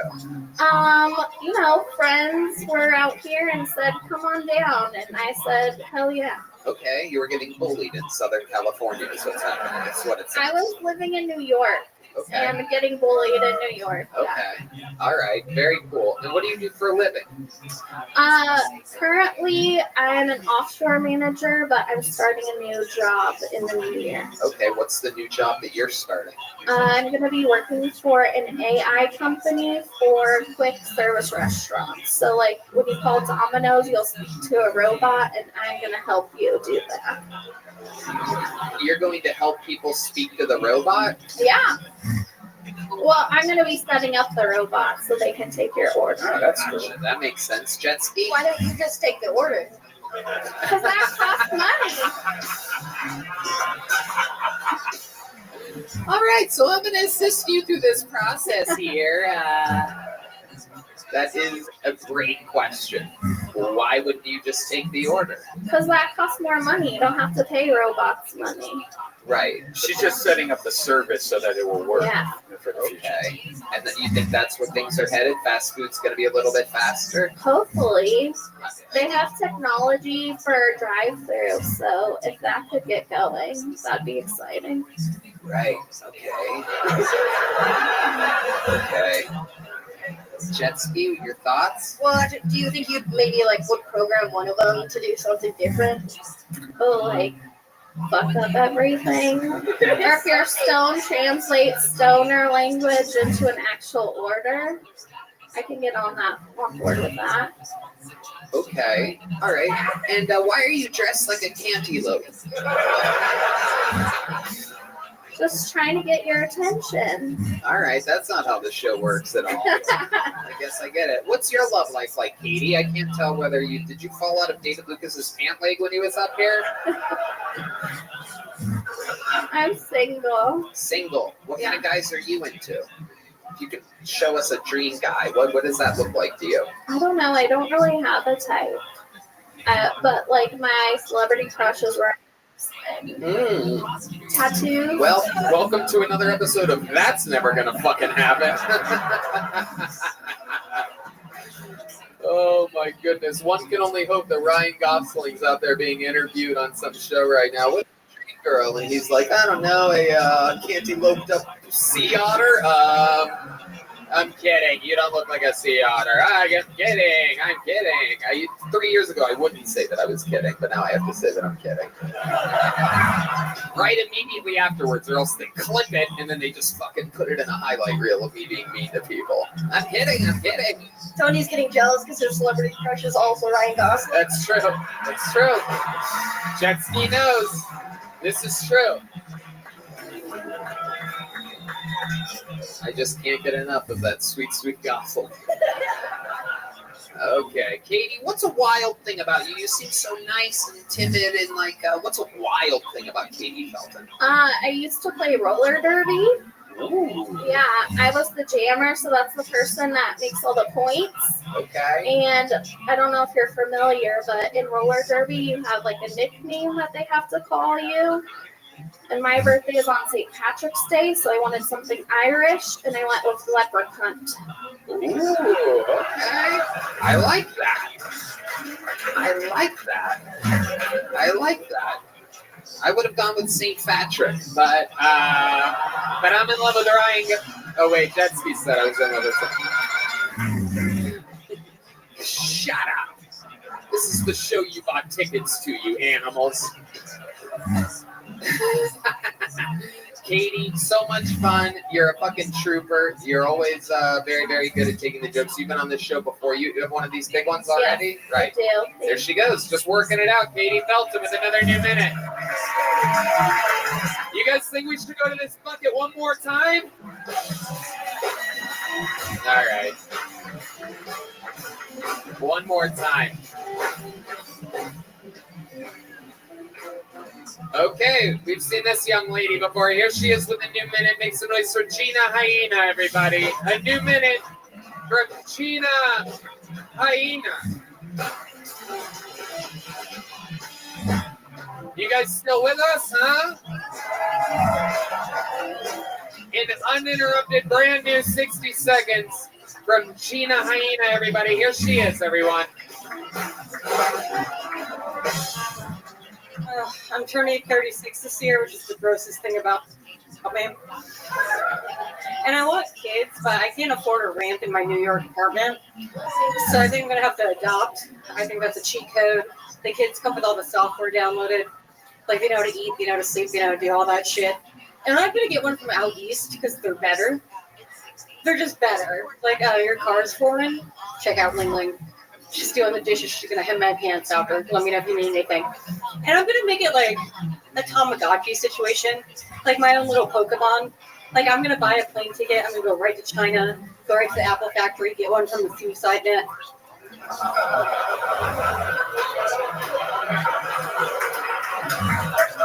That's how you know he's the hardest worker. I'm not flying all the way over there for a fucking dud, okay? I actually found out this is very expensive. You'd think it would be cheaper, right? I found it's very expensive to get a kid from China, so I'm just going to go a cheaper route. I'm just going to go down to the border and get one that's crate trained.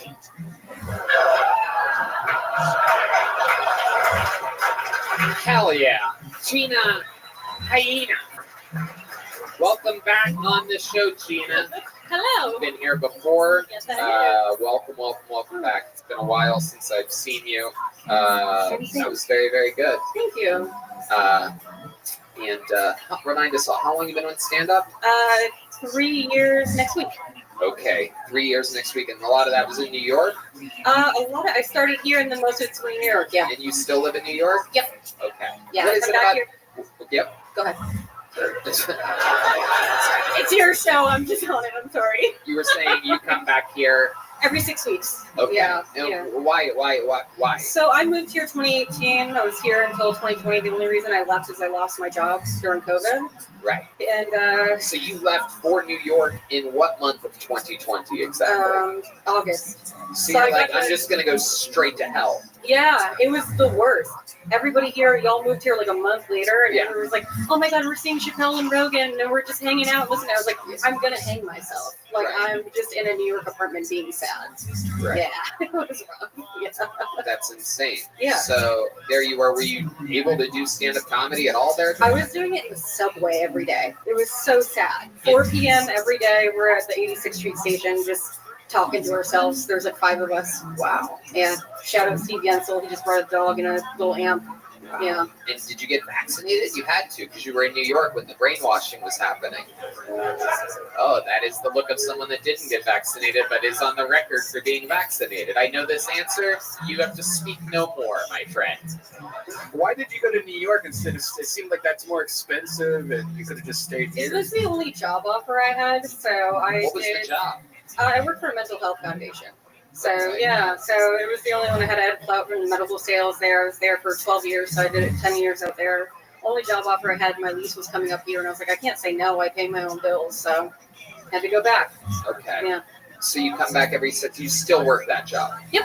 Right. Yeah, it's based out of Denmark, so I just get a shit ton of PTO. They treat us like Denmark employees. What's PTO? Paid time off. Sorry. Oh, okay. I Yeah. know. I'm still caught in the matrix, Oh, Tony. shit. I'm sorry. Oopsie daisy. Sorry, poor people. Sometimes I forget your peasant language. Ooh, paid time off. Ooh. Oh, that's great. That's amazing. PTO sounds like something that I would be into if I was a normie. You know what I'm saying? Okay. So, You're an amazing comedian for 3 years in. I gotta say, I like to call you, behind your back, I call you Whitney Stummings. Oh, I appreciate that. All right, I thought that was funnier than should have done it earlier in the interview. I held on to it. I wrote it down here, Whitney Stummings. I wrote it in cursive when you were performing, but I waited too long to do it. Now everybody likes you because you work for mental health and shit. Yeah. But if I would have done it right after your 60 seconds, I would have been like, good set, Whitney Stummings. It would have gone better. Anyway. I'm also a volunteer crisis counselor. Wow. My goodness. It seems like I would imagine just by looking at you, if I didn't know you, I would think that you're the one that needs all of that stuff. Yeah. The mental health, the crisis counseling. You do have coin purses on the sides of your boots. Those are Prada bags, humble yourself. Whoa. Those are Prada shoes, and meanwhile you got PTO pants, you know what I'm saying? Oh my goodness. What a meeting of the mind. Someone's spending their entire paycheck regularly. Keep being sad, everyone. What's a special skill or talent that you have other than stand-up comedy, Gina? Anything interesting? Crisis counseling and being an angel. I'm really good at poker, or am I? I actually love playing poker. Really? I've been playing it since high school. Absolutely love it. Yeah, I like the whole watching people trying to read, see what's going on, or watch somebody fuck up a hand and you're know them. I love it. Right. Absolutely love it. Yeah. Okay, Gina. What's your love life like? I've been celibate for well over a year now. Wow, another thing that I would not have guessed about you at all. I know. This is insane. When I see purses on the sides of the boots, I'm normally like, what a slut. You know what I mean? Incoming. Bling, bling, bling, bling, bling, bling, bling. Yeah, I've been completely fucked over with. I dated a pimp in my 20s. We can go there. We can go there. Yeah, that'll do it. I also dated a pimp in my 20s. Yeah. Jet ski. Oh, it's got to be hard to date. You got so much baggage. Yeah.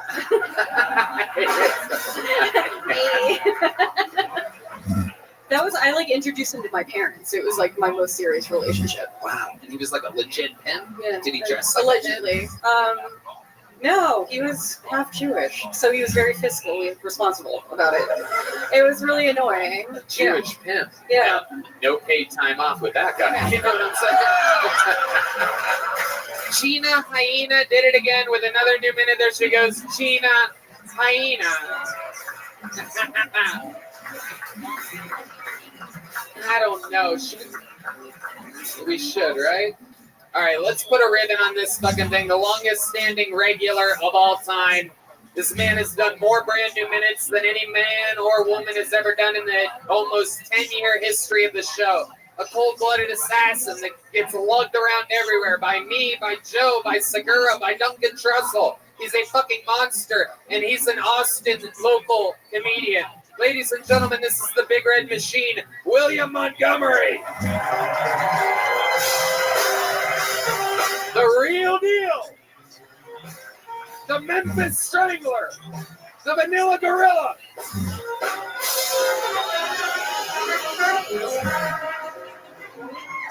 Let's keep it going for Hans Kim having sex with not only a girl but also a guy. Holy shit. Jeremy Renner is in critical condition after the snowplow he was using ran over his leg. Wait, I thought that guy was like a superhero or something. I thought that guy was like a Hulk or something. I hope everybody had a good New Year's. I've actually had a pretty bad week. I just found out I'm not going to be playing Gary Glitter in his new Family Channel bio. He's like a convicted sex person in England at some point. Okay. Mississippi just executed a convicted murderer and rapist. His last meal was fried pork chops, sweet potatoes covered in butter, and peach cobbler with vanilla ice cream. Can you even imagine the cholesterol and all that? Holy shit. Holy shit, it's like nobody ever taught him to eat clean. I mean, what's going on? At least he's going to be full when he enters the gates of hell. I'm sure Barbara Walters and Pope Benedict XVI will be right there to greet him.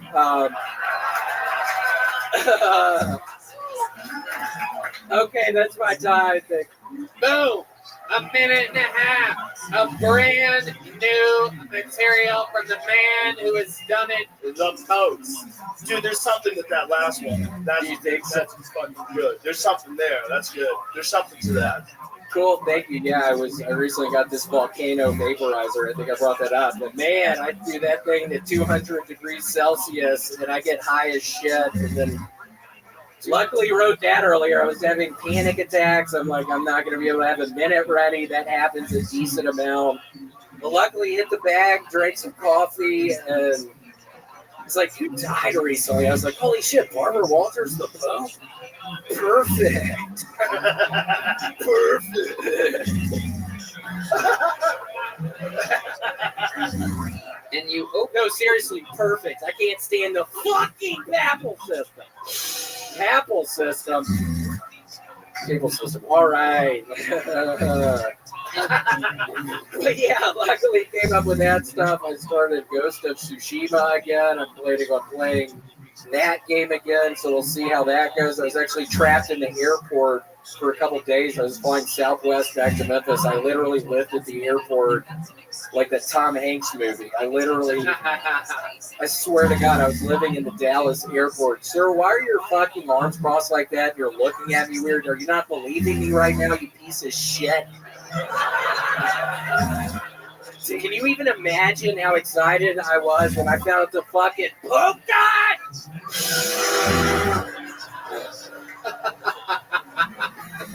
The big red machine. He's probably fucking Catholic. He looks like a fucking Catholic, dude. Piece of shit. He's trying to have fucking fun tonight, dude. I've been on edge all fucking day. So, William, what did you do to kill time at this airport? It sounds... You seem like a different person since you were stranded at the airport. I see you every week. Yeah, I drank a bunch of Jamba Juice. I was playing my Balloons Tower Defense 6 game on my phone. I read The Catcher in the Rye 3 times. Oh, my goodness. Yep. Holden Caulfield. It's a perfect Christmas book. It's a perfect Christmas book. Wow. Yeah, he's going back home for Christmas, but he got out. Yeah, I lived it 3 fucking times. It took me the entire time at the airport. I was there for 48 hours. I read it 3 times. I was having a nervous break. Incredible. You opened your set tonight talking about Hans's threesome, which, as we know, is with another man. What do you think about what the young Hanskin did this past weekend? What are your thoughts on having a threesome with another man involved? I think it's pretty cool. I mean, he was saying he tasted the guy's dick when they were kissing. Yeah, he got into very graphic details up in the green room. So that in the green room. So he's gonna. What else did he say? Give us some more. They were at the very beginning. They were doing rock paper scissors to see who's gonna pound out that pussy first. Hans lost. Best out of 3. Hans lost. The guy put his penis in her first, and then Hans was watching, and then they shook hands when they traded off. And wow. Hans got up in that fucking nasty pussy. That's what he was calling it. It was this nasty thing that he was getting up in. And, yeah, it sounded like they were having fun. I mean, I think I would like that camaraderie with somebody. I think I'd like to share that kind of camaraderie with somebody else. Interesting. And if you could, because you have a girlfriend, if you could pick one person to bring into the bedroom and have sex with you and your girlfriend, what type of guy would you be into, William? Weirdly enough, I think I'd bring Red Band. Oh, wow. Oh, my goodness. I could see how that would work. I'm just kidding, you fat piece of shit! Son of a bitch! Holy shit, Tomo! Come on! I think it's a good... That fucking stupid, Come on! I cannot... Piece of shit. I think it's a good move having Red Band in on the threesome. This way, if you're going to come too fast, you can just look over at him and... Well, Tony, we're pretty much doing that now. Red Band honestly got an Oculus VR thing. I think we're about to honestly start double teaming in the metaverse. Oh, he literally got it for me. I charged it up last night. Oh, wow. So you're going to do some VR. Yeah, and I got dizzy as shit immediately. Red Band, how do you do that 10 hours every night? I swear to God, I was immediately dizzy in that fucking thing. I don't know how you do it. Take it slow, man. Take it slow. Okay. Like I will with your girlfriend. Oh my goodness, Red Band is threatening to have sex with your girlfriend. You brought him into the threesome, and now you gotta take him out. Yeah, I mean, you're kicked out of here, man. You have to fucking leave my apartment right now. I can't believe you actually showed up. Can I just do a little, like just rub it on the outside, just a little? Rub what on the outside? Oh God. Rub what on the God, outside? Outside of what? What are you talking I almost threw up a little bit just then. That is so disgusting. William, let's paint the picture here. Let's say after all this, you come home late one night, one of your sets here, right? You have to do almost every night. You put the key in the door, you open the door, and there's Red Band with your girl bent over, just going to town. No. Let's just say you walk in, and Red Band's just going to town, going there, slow pumping. Slow pumping. That's how he thinks sex looks. He's just grabs her by the shoulders and just keeps chest bumping her. What do you do? What do you do? Is there a weapon? Is there something you say? I think initially I'd be horrified that the lava lamp was on. I just picture Red Band, he would have the lava lamp on. I think I'd be horrified that he would do to me like that. That he would turn the lava lamp on, and then I would. You love your lava lamp very much, don't you? Yeah. Yep. It's one of your favorite things, isn't it? Yeah. What's your favorite part about having a lava lamp? I can just how the bubbles start expanding and get to the top. I mean, I swear to God, it is the most exciting fucking thing I've ever personally witnessed. Just how the fuck they just start like hot lava. I like sitting on them. Sitting on them was my answer. And I have a new tier, $30 a month on my OnlyFans. You can see me sit on a lava lamp. If you're sick of the Coke bottles and you have more than $15 a month to spend, I highly recommend. We're going lava lamp. William, anything else happened since the last time we saw you? You were literally stranded at the airport during the taping of last week's episode, so... I had a very nice Christmas back home with my family in Memphis. It was very pleasant. We loved the Montgomerys. A lot of people said guest of the year 2022. The parents, they were fun. I was a little scared. I was nervous, but it worked out. It was I noticed something. Every time you hang out with your parents, they always make you cut your hair, but this time you have a full beard and a full hair. Yeah, they let you. Yeah, no shit. I am not fucking. I swear to God, I am done with Larry and Francis telling me to fucking shave my beard, shave my hair. When I go back to Memphis, I swear to God, I'm sick of it. I'm 35, about to be 36. It's the last fucking year that I did it. It was the last year. I'm not listening to their shit anymore. But every time they tell you to do it, you just say yes. Let's practice right now. So let's say you walk in and I'm Mr. Montgomery, right? And I go, William, we got to get you to shave that beard. Papa, stop. Papa. No, William, you got to do it. It's scruffy. It's not professional. I know that Tony and Red Band say that it's funny and that it makes you have a perfect comedy head, and that's the business that you're in. But I think you should shave it. I'm 35 fucking years old. I'm not living under y'all's fucking roof anymore. I'm out of here. I'm officially moving out next week. I'm moving out of y'all's fucking house. I'm sick of this shit. You're not going to make me stay at this house. I'm 35 fucking years old. I swear to God, I'm going to walk down the driveway and you're never going to fucking see me again. No, you're staying here. I'm not staying here. Yeah, you're going to stay here. I'm sick of living under y'all's roof. I'm leaving. You can't make me stay here, Mom and Dad. I'm a hockey player now. You know I'm escaped. The big, the red, William Montgomery, everybody. And like that, we did it again. The red rose, the yellow rose, Steve Eddie Vodka and Shell Blaster. Make some goddamn noise for our guests, Joe Rogan and Jesse Johnson. And how about one more time for the band? That's Michael Gonzalez, Sean D, Steve Madness, Matt Mueling, and Paul Deemer. The drawing is in from Ryan J. Ebelt, and it is fucking unbelievable with both Joe Rogan and Jetski Johnson in the mix. Cool as fuck. He drew that during tonight's episode. There it is up there. Blown up. These prints are all available at RyanJEbelt.com. He's drawn every episode since we started the show in front of 6 people in the belly room of the Comedy Store 9.5+ years ago. That's it. We did it. Love you guys. The official Kill Tony after party starts now. We love you guys. Good night, everybody. Thank you.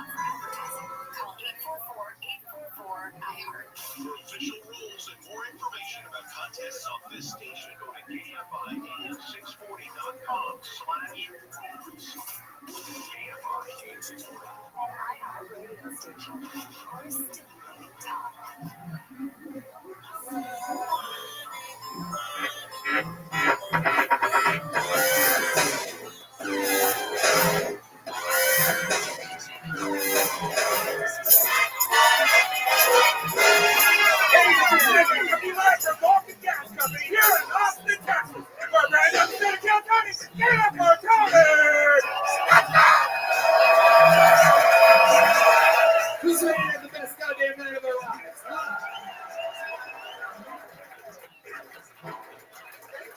Make some noise for Brian Redband. Hey, everybody.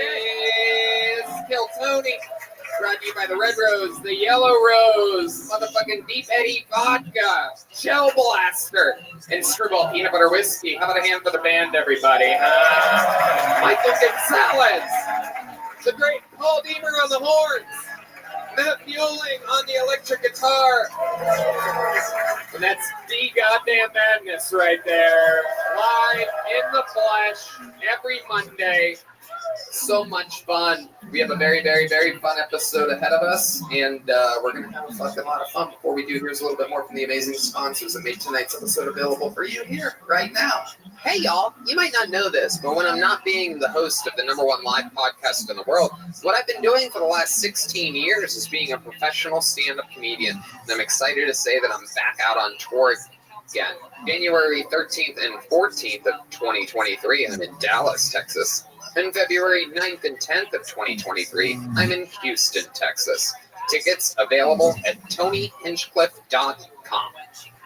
All these shows sell out, so don't be a doofus. Go to the website now. Get tickets. while you stoke on. Hey y'all, the new year is here, and there's no better way to kick off 2023 than by making sure you're feeling like your best self.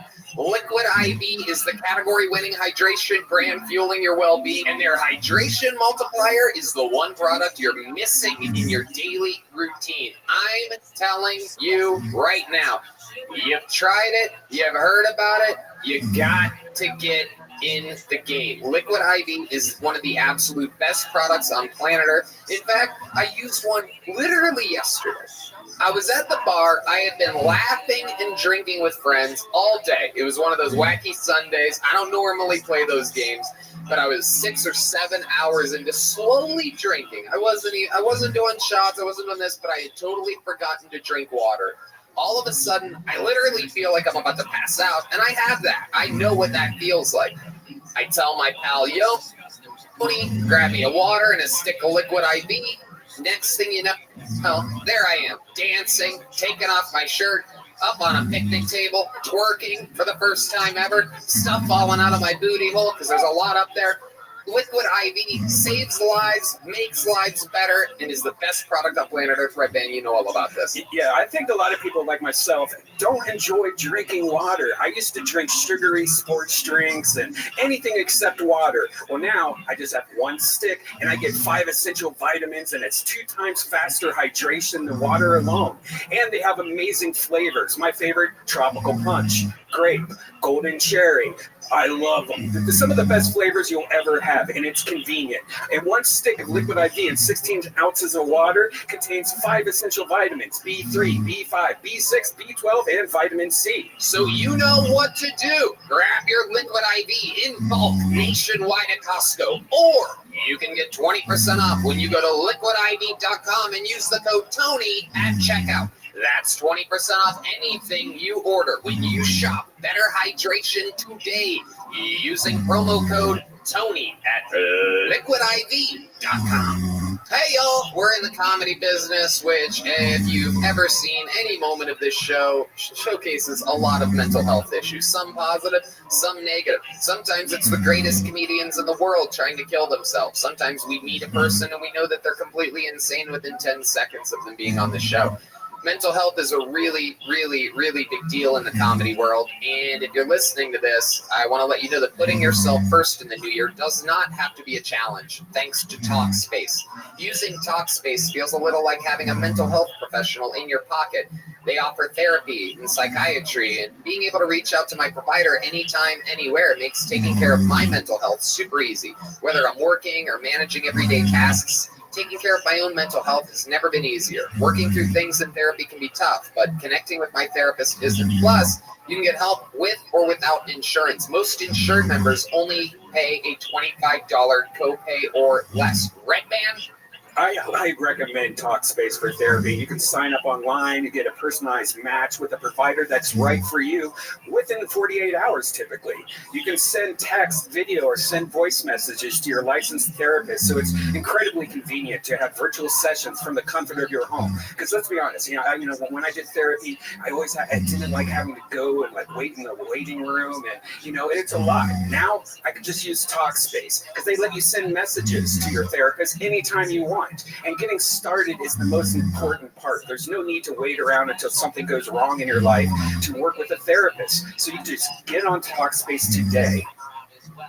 Yeah, it's super convenient. There's a whole network with thousands of licensed therapists and over 40 specialties, including depression, anxiety, substance abuse, trauma, anger management, relationship issues, food, eating, and so much more. It's secure and private, using the latest end-to-end bank-grade encryption technology to store client information and complying with the latest HIPAA regulations, and insurance is accepted.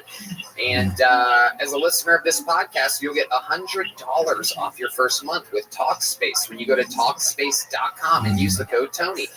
Match with a licensed therapist today. Go to TalkSpace.com and use the code TONY to get $100 off your first month and show your support for the show. That's Tony at TalkSpace.com. As the show is about to begin, you must be wondering, I wonder who's going to be there tonight. I wonder who the guests are. I wonder what band members are going to be there. Perhaps it's the great Paul Deemer on the horns, or Matt Muelling on the electric, or Michael Gonzalez, one of the consistent backbones of the entire operation.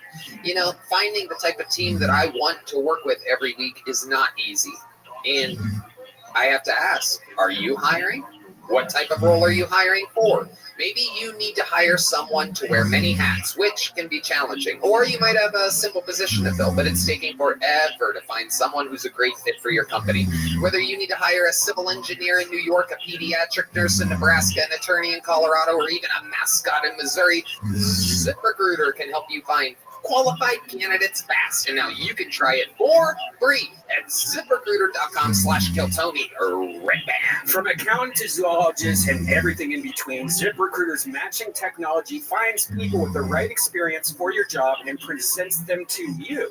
Then you can invite your top choices to apply. It's so effective that 4 out of 5 employers who post on ZipRecruiter get a quality candidate within the first day. Within the first day? That's unbelievable. So it's a no-brainer. If you're hiring, try it now for free at this exclusive web address, ZipRecruiter.com/KillTony. Once again, that's ZipRecruiter.com/KILLTONY.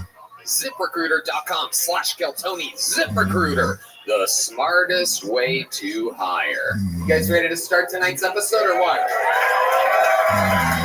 And usually we only have 1 or 2 guests on the show. You guys came on an extremely special night. 4 people that I have worked with fucking forever. The 2 original regulars of the show. The guy with the brand newest Netflix special and one of the most badass fucking paid regulars in the world. Ladies and gentlemen, make some noise for Andrew Santino, Ian Edwards, Kim Condon, and Sarah Weinstein.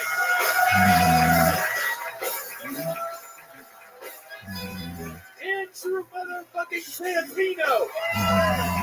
Yeah. Cheeseburger on Netflix right now.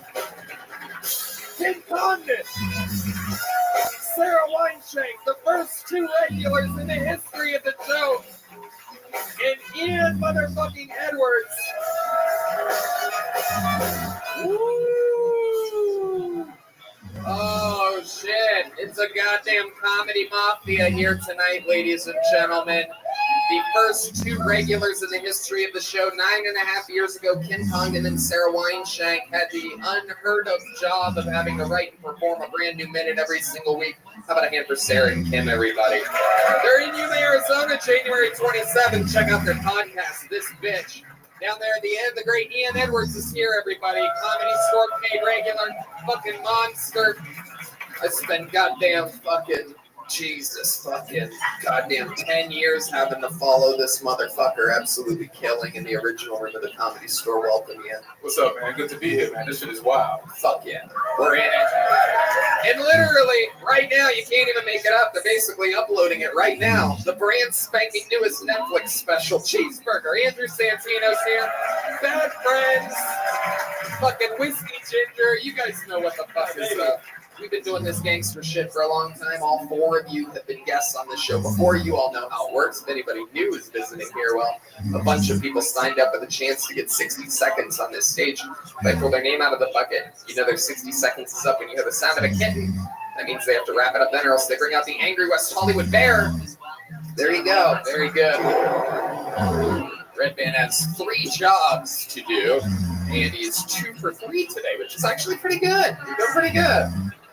I love it. We're going to have a lot of fun. We have regulars that write and perform brand new minute every week, just like Kim and Sarah used to do 9.5 years ago. Crazy. They have full-blown careers. You guys had a big sold-out stand-up show here on Friday night. I did your live podcast afterwards. Big, crazy fucking crowds. It's so amazing to see you guys, flying out on your own, no longer needing the sweet, sweet nest of Kill Tony.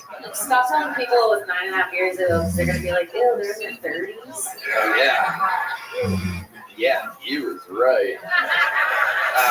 We have new regulars, so you're going to see them throughout the show. We also have a goddamn golden ticket winner here, if you guys know what that means. That means we found a live one. He's here and made the long trip to be here, and it ain't a long trip from fucking Luis. You know what I'm saying? A real long trip. But, so let's do it. You guys ready to start tonight's show or what? many of you are fans of the show? How many of you love awesome shit? In that case, let's start the show with one of our regulars. This guy went from living in a van to being an absolute baller, doing sold-out headlining shows all around the country. All he does is sell out now. This is Hans Kim.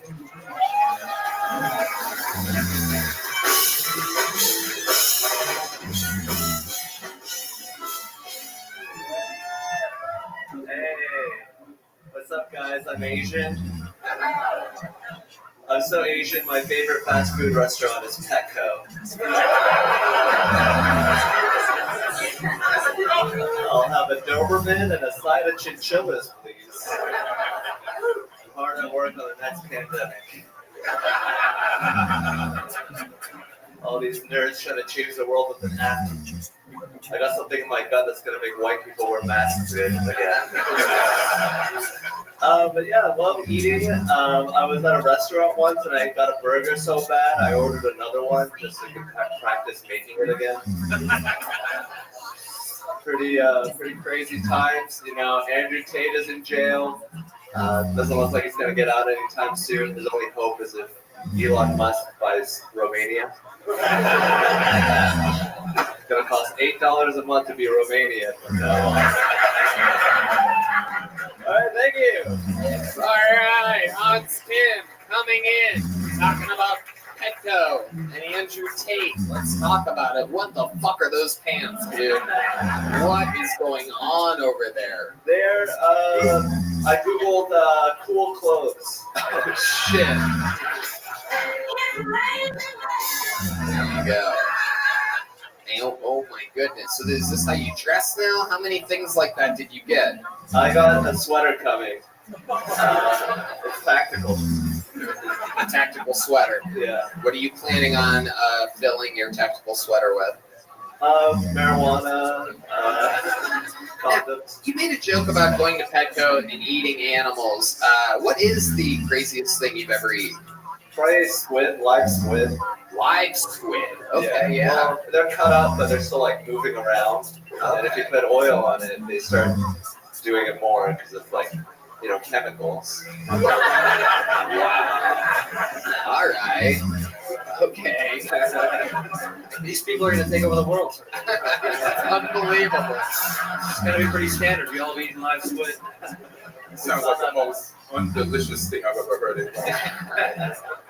Incredible, Hans. I don't know you. I've never met you, but you're very fucking funny, and I've liked watching you. But I've seen you now you look like you have money after this show. You look like you got money, dude. Thank you. You look very good. Very, very good. Wow. Very, very good. Oh my God. All right? He likes his Asians. I like my little Asians, all right? All right. Honored. You're a little thin for me, but, you know. Yeah. You start stuffing you like a fucking duck. You come by LA. Let me know. I love it. Hans, how do you feel tonight? What's happening? I feel amazing. I've been on a sexual tear recently. Ooh, tell us about it. Is that why you got those pants so we can't see the cum all over them? Buckets of white drops everywhere. I feel like if you make them come, you get a fortune.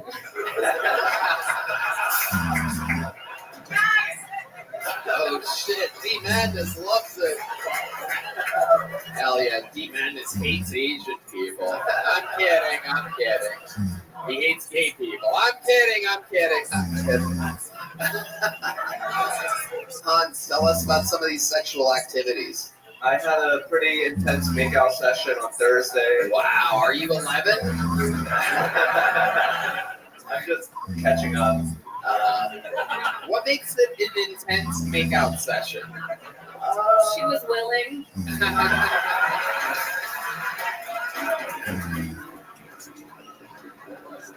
She was awake.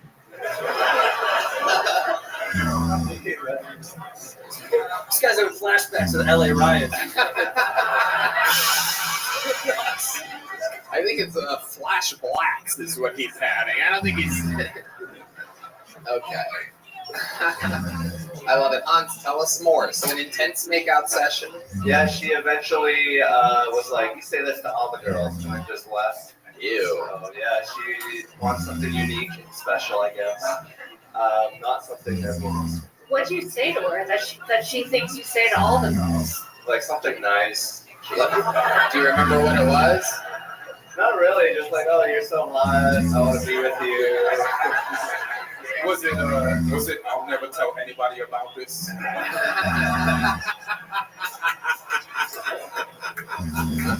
Hey, baby, do you know Joe Rogan? I like your story. You used to live in a van? Yeah. I feel like you stole a black person's story. And their pants.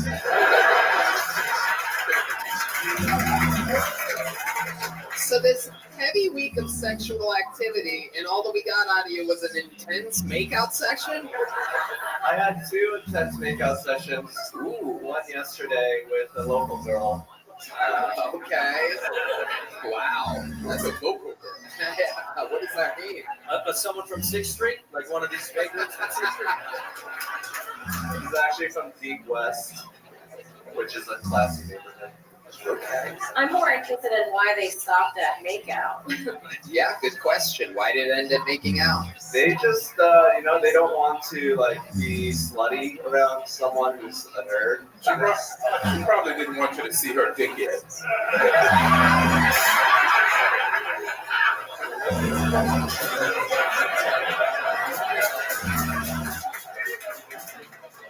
We're doing this shit tonight. Anything else, Hans, before I let you go? I fell out of my hammock. What? I was in the hammock with my ex, and then the string snapped. Oh shit! The foot string or the head string? The head string. Ooh. Okay. So how did that end up? We had sex afterwards. Oh, perfect. Perfect. Nothing better than a girl having enough brain damage to decide to fuck you. It's incredible. Hans, I love you. You're amazing. Every single week you get the show started with a bang. You're doing great work. You're just doing sold-out shows all around the country, and everybody's very proud of you. The great Hans Kim, ladies and gentlemen, getting tonight started for us.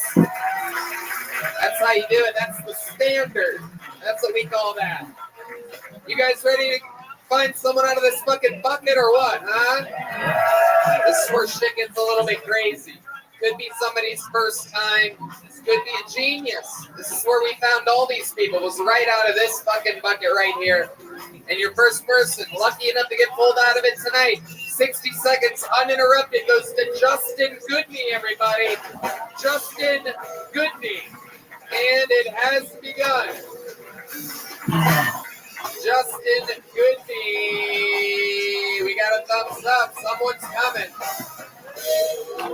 Hell yeah. Here he comes, everybody. Your first fucking pull of the night, Justin Goodney.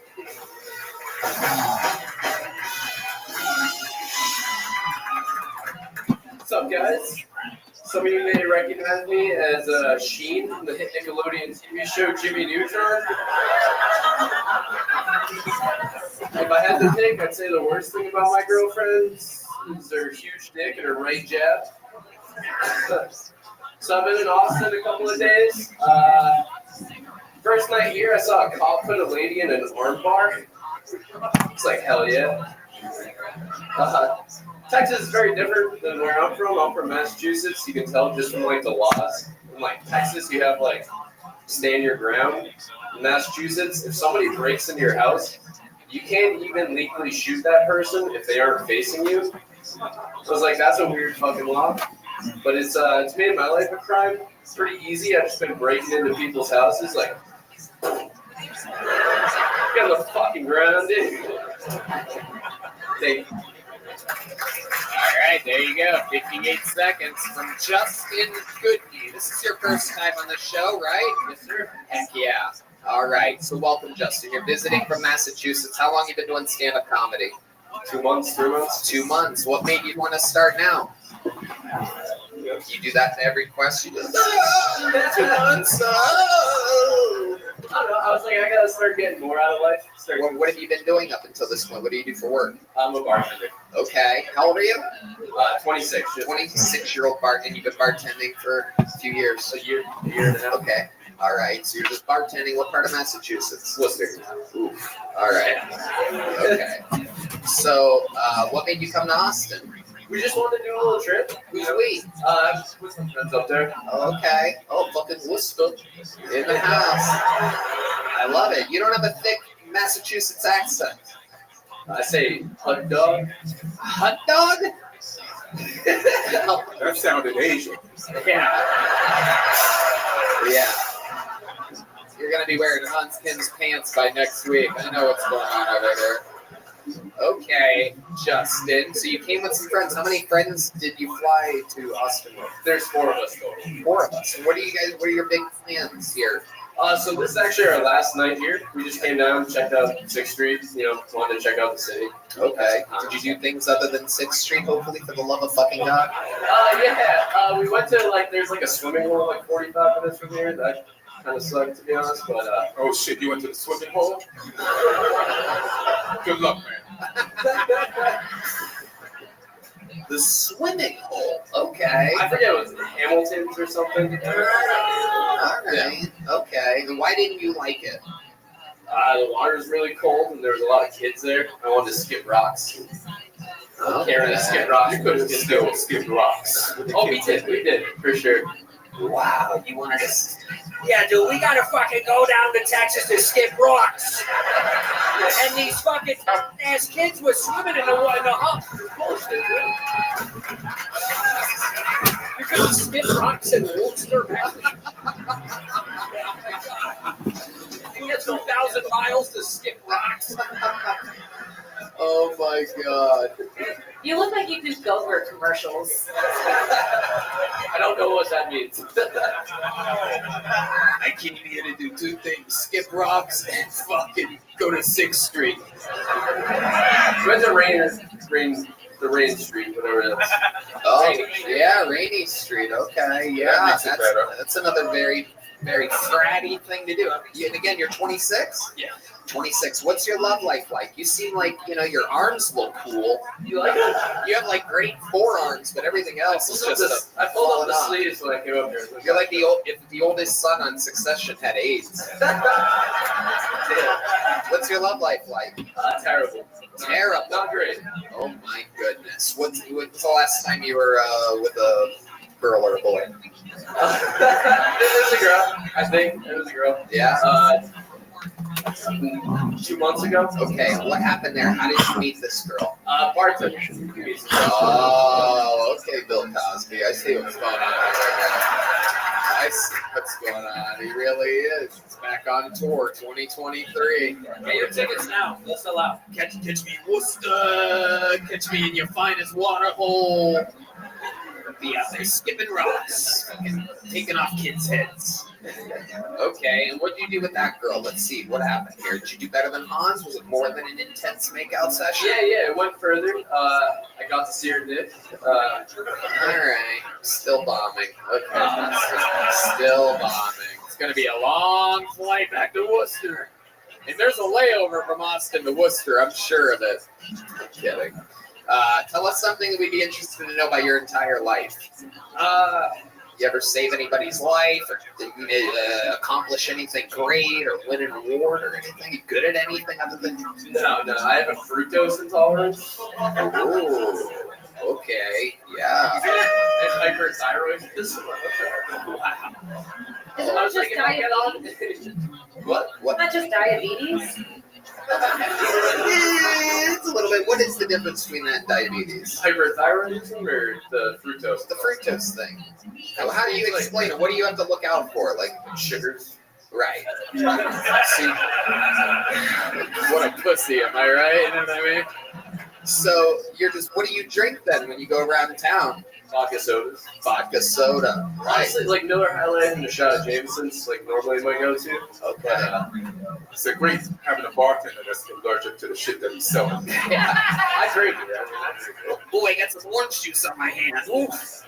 Oh. I gotta take this shot. Okay, Justin. So the most interesting thing about your entire life is that you have hyperthyroidism, is what I have written down here. Super sexy. I was trying to think what I would say, and I what airline did you and your boys fly here on? Spirit. JetBlue. Oh, no carry-ons now. It's kind of sucks. You look like if Steve-O hit his head too much.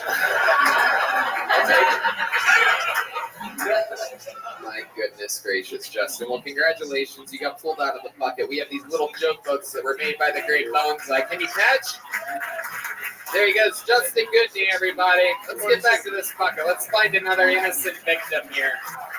These people came here to fucking make it, believe it or not. Hunter Hayes. It's a good name. Hunter Hayes. I like it. Hunter Hayes is next on Kill Tony. You guys having any fun yet, huh? Oh, here he comes. Man on a mission. Hunter Hayes, everybody.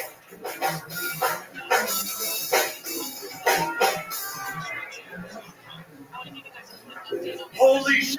Holy shit! I'm thinking of starting my own crypto project. Investors will be able to purchase NFTs and then mix those NFTs with other NFTs. I'm going to call the project Scam. Logan Paul is a complete cut. Welcome to the roast of Logan Paul. I recently visited the suicide forest in Japan, and I saw Logan's career hanging there. They say fighters and boxers are as dumb as shit, but Logan is only as dumb as the crypto projects he puts his name on. In other words, Logan Paul is as dumb as shit. You must have such little balls. Logan also has a podcast called Who Gives a Fuck? And his co-host George walked off set due to jokes made by Bobby Lee. You must have such little balls, such little confidence in your body to be scared of someone like Bobby fucking Lee. Bobby Lee is the physical embodiment of the Nickelodeon Splat logo. Wow! Hunter Hayes. Holy shit. Oh my God. You got the name, you got the look, and it ends right there. Holy shit. This is like if they left me in too long or too little. I don't know. It's like, not enough for low testosterone Andrew Santino has arrived at the party, everybody.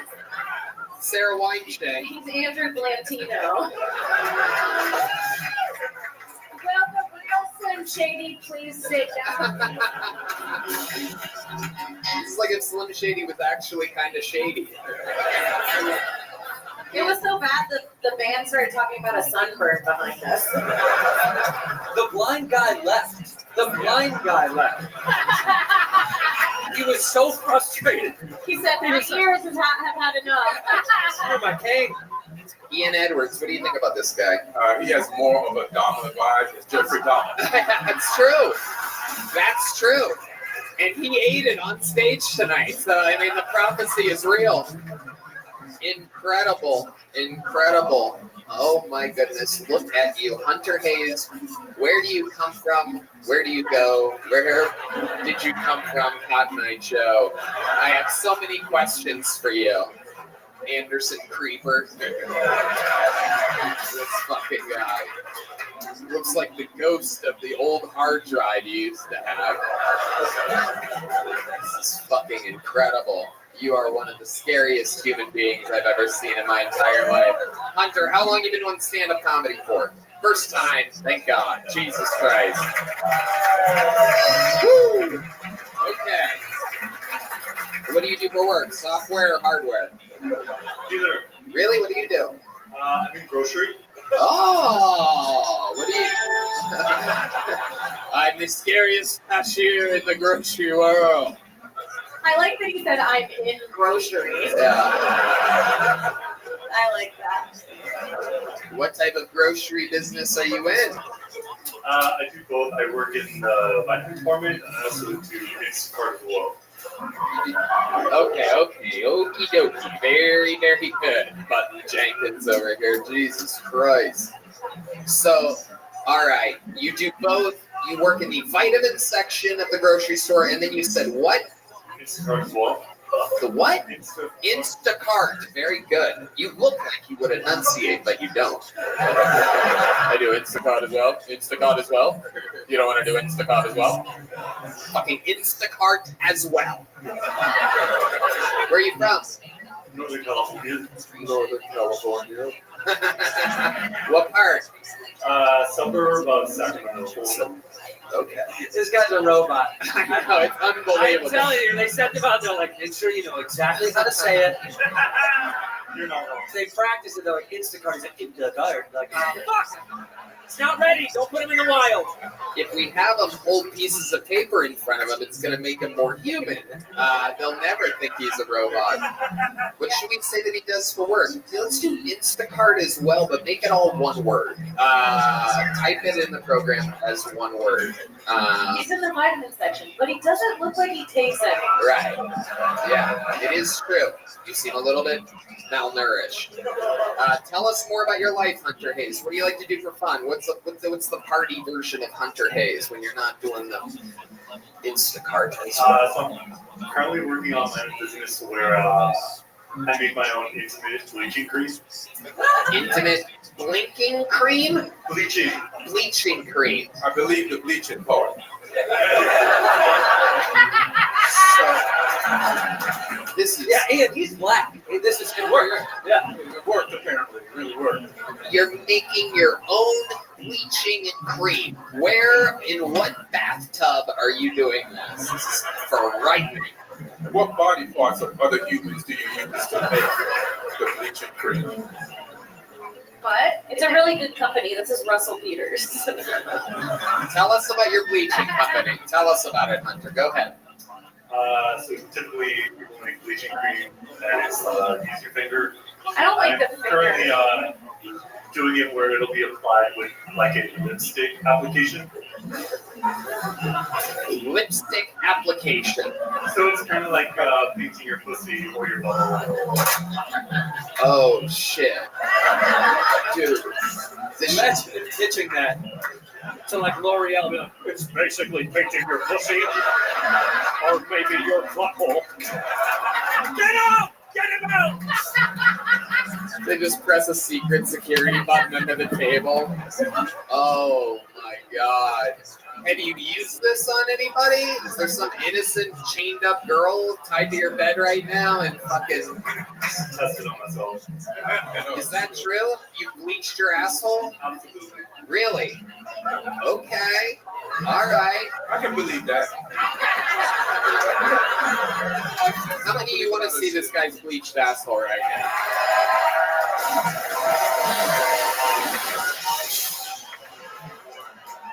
You guys are in the smell zone. You doing on your eyebrows also? All right. What is your love life like, Hunter? You seem a little bit fucking scary, but a bit. Yeah. Non-existent. What? Non-existent right now. Non-existent. Is that why you came with the cream?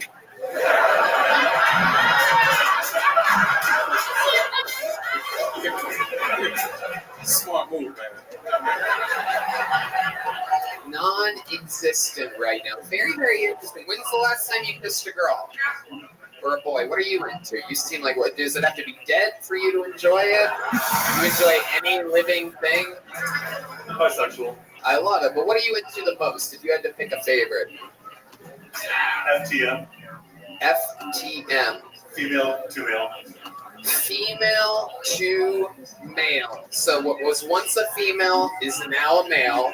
And does that come with the packaging and everything? Like, how does that work? Just a chick that... Kind of like a boy's face with a vagina. A boy's face with a vagina. Dude, he's a serial killer. It's so fuck you guys. Let this guy live, dude. Good for you, dude. You know what? Good for you. Get what you need, brother. I like it. He's like I like a boy's face with a vagina and like a baby doll arm coming out of the rings. Like, it's so specific what you're into. Do you ever get to find that or buy that? Like, is that happening out in the middle of fucking Northern California right now?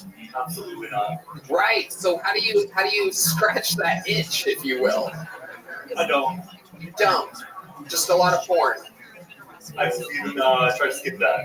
You try to skip porn. Okay, so what do you do? You just don't come. When I do, probably solely to porn. It's for sure. Only to porn. Sex suit. Okay.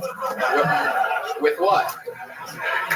Do you have a fleshlight that has like a football mascot on the top or something? Like something manly on your flashlight where you're like, oh, you're a good dude with a pussy.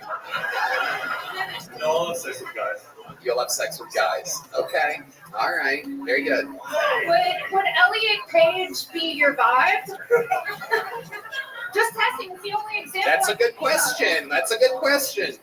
Typically yes, but way too liberal. Oh, look at you. Oh my God. Wow. What a specific taste you have. This is incredible. I like a woman with a gut, his face, and a pussy, but she's got to be a Republican. Yeah. This is unbelievable. That's how bad liberals are. This guy would rather just not fuck. I mean, like Bruce Jenner, Caitlyn Jenner. Isn't that Caitlyn Jenner right up your alley? Isn't that true? No, am I wrong? No. I don't get it. Caitlyn Jenner's got girl face. He likes boy face. Oh, you like Caitlyn Jenner has girl face?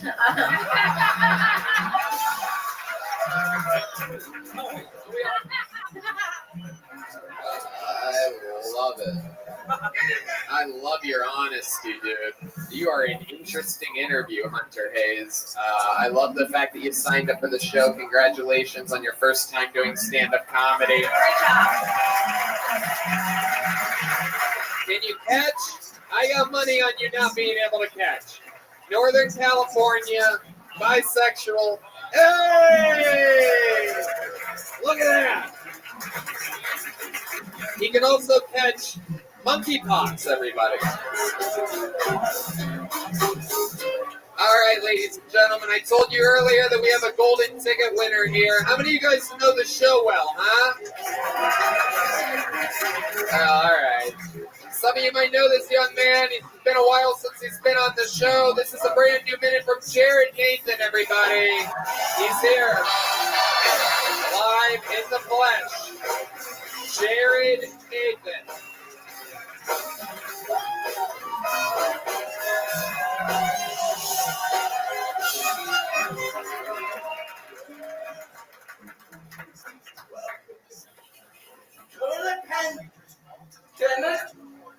I don't have to find hobbies half the time. I found that I enjoy going to my local vaccine clinic. And going up to people, lines, and telling them I was normal.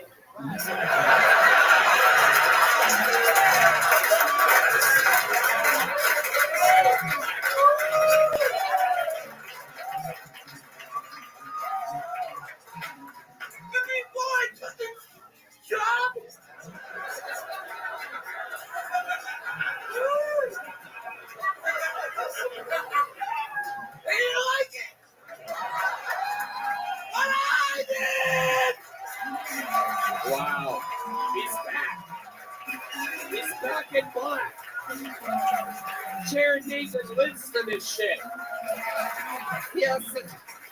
He gets permission from his mom and he flies down from Canada and fucking does this shit. This is real life, people. He loves it. Real life. Goddamn right. He lives in Toronto, Canada, but he loves Austin, Texas. Fuck yeah. This guy is fucking in it to win it. That was a great new joke. Ian Edwards. I mean, I love you, dude, man. You're funny as shit. I even like the Gallagher part where you spit on me.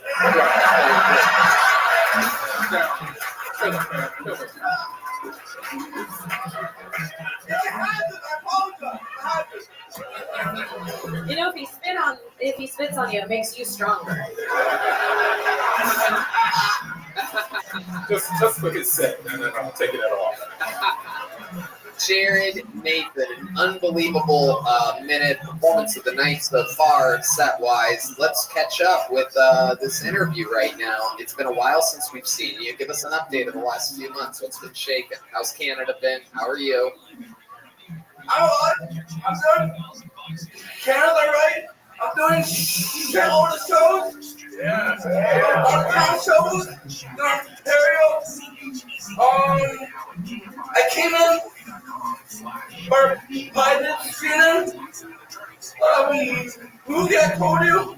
You came here for a private screening? Yeah, last night. Okay. The movie called Black Quarry. Black Quarry. Yeah. Quarry. Is that a car? Man, Right. when he said black in the cars, I was nervous as shit. I was like, am I gonna have to punch a dude who's disabled? But then you said quarry. Good shit, good shit. Like a quarry, the type of place where you can go skip rocks. I know what a quarry is. Yeah, we've all been there. But a black quarry, I believe a black quarry, nobody knows how to swim. Oh, you guys.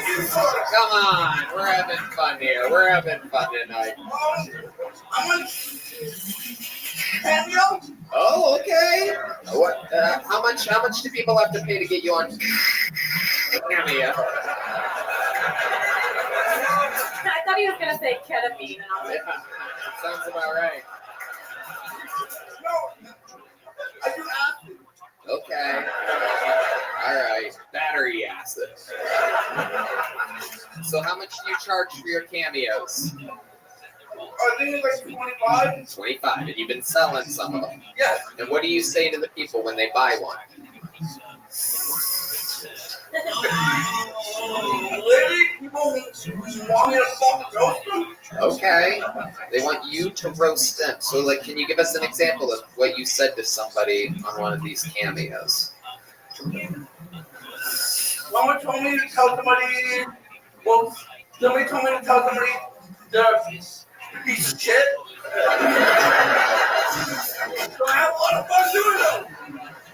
Okay.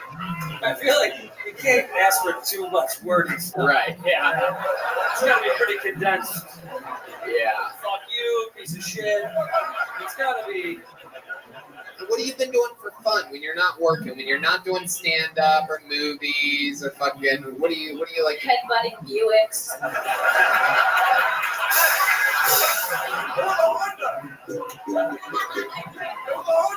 He said it was a Honda. What else? What do you do for fun?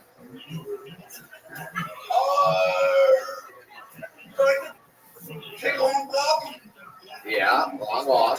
Smoke joints. When was the last time you took a photo of a train? Great question, Red Band.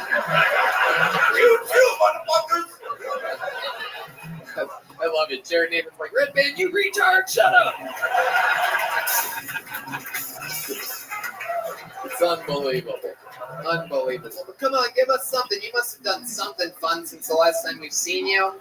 Must be something that you do to fucking let off some steam. Oh, put a cat in the microwave or something like that. I've been doing archery. Archery? Oh my god. Holy shit. Oh my god. It's got the moving target? It's always moving? Oh shit. Oh my god. Oh, this is not gonna end well at all. You're like Joe Slogan. Archery. Incredible. Baba Arrow! I love it. What are you shooting with these arrows? Targets? Yeah, no, there's a place by like close to my town. Go there and I like it. Okay. I went to summer camp. Summer camp. I used to shoot arrows there, so I wanted to find a hobby, so I picked that up. Yeah, I fucking love it. Absolutely. You're killing it. You're absolutely doing it. Doing stand-up, you're in movies, you're doing it all. Hey, I'd love to have you on the Secret Show Thursday. Whoa! Look who just got a booked fucking paid gig. Jared Nathan, everybody. There he goes, Jared Nathan, everyone. We're going back to this bucket. You guys having fun out there still? What's happening? Are we doing this shit tonight? All right, your next comedian works the door here. We know this guy. It's been a while. Make some noise for Marcus Olind, everybody. Marcus Olind. Marcus Olind. He works here. He's here. Here he is, everybody. Marcus Olind.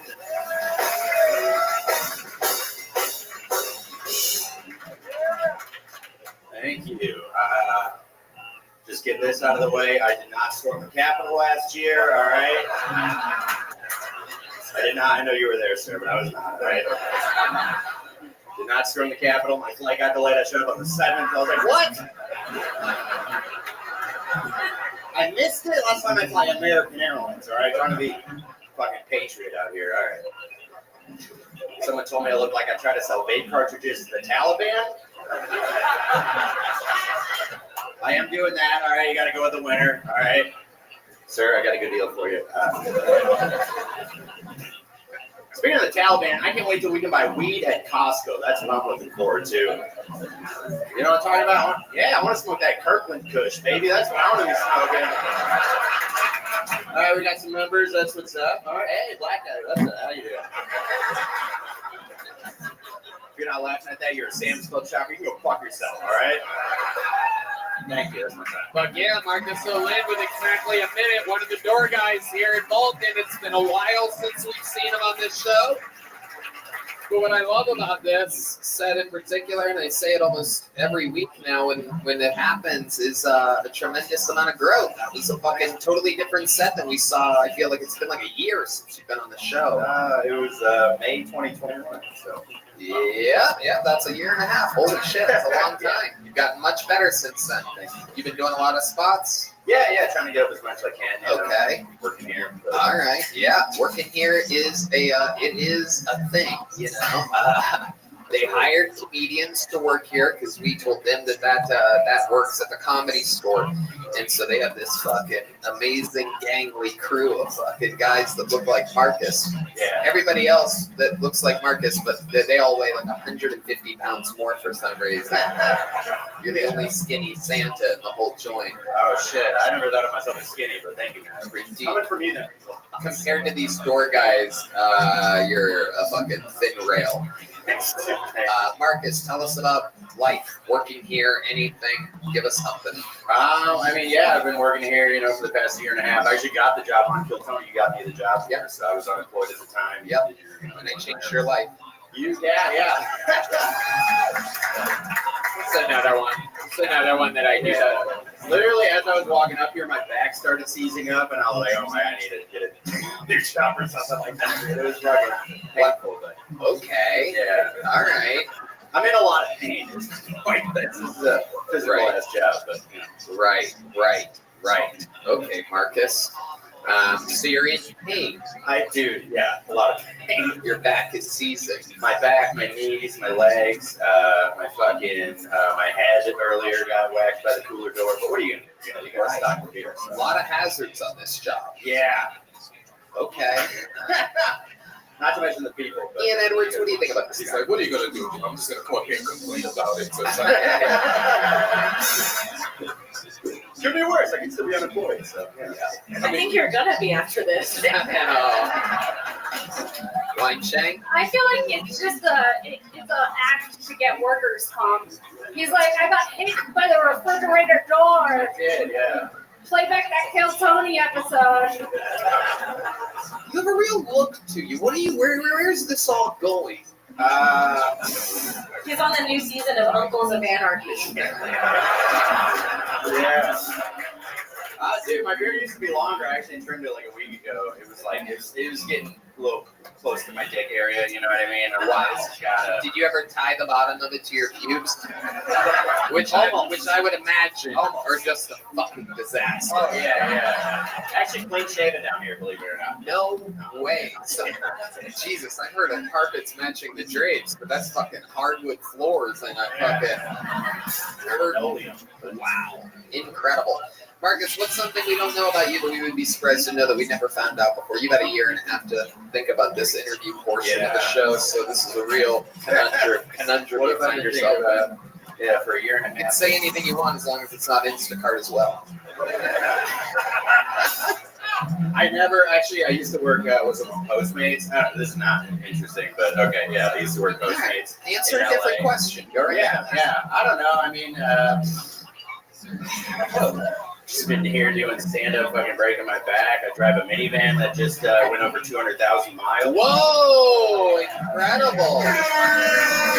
Holy shit! The AC doesn't work, so, you know, what are you gonna... Wow. Yeah, but it did hit 200,000, so that was sweet. Those sweatpants look like they've done at least 300,000. I have 2 sweatpants that I wear to work, and I almost wore the other ones today, but then I looked at them and I still bleach all over them. I was like, I'm not going to get roasted because I kind of looked at So these are the good sweatpants. These are the good ones, dude. Yeah, these are nice. The dress sweatpants, y'all. Yeah. Church sweatpants. Yeah. 200,000 miles. I want to interview this fucking man. I want to be like, what's up, man? He's going to be like, My trunk hurts, my bumper's sore, my fucking engine's been killing me, my goddamn muffler hurts. I want to hear those pants complain. This is bullshit.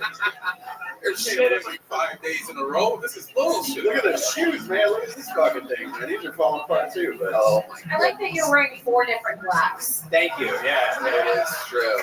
It is true. That's what D Madness sees in his dreams.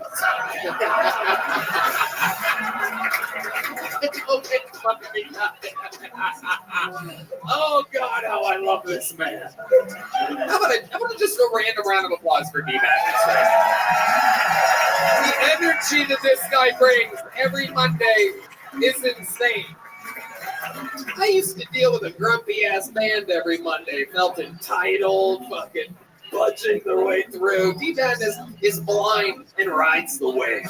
Like this, you gotta love it. You gotta fucking love it. One of the best musicians on planet Earth, one of the great humans of Austin, Texas. Goddamn right. February 14th, right around the corner, D Madness Day here in Austin, Texas. A little fun fact for you guys: he literally has his own day given to him by the city of Austin. Marcus, a fun set. You have one of these joke books already? You don't, huh? I would love to have you on the speaker show. Whoa!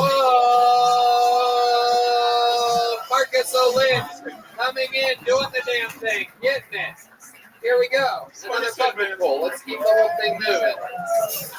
I like that he caught the book and he was probably like, my hands. All right. This looks like a new name. Make some noise for Joey T, everyone. Joey T. T-E-A. Joey. Yeah, these Kill Tony joke books made by the great Boneseye. Bonecepye. Follow him on Instagram. Order your own. One more time for Joey T, everybody. Come on.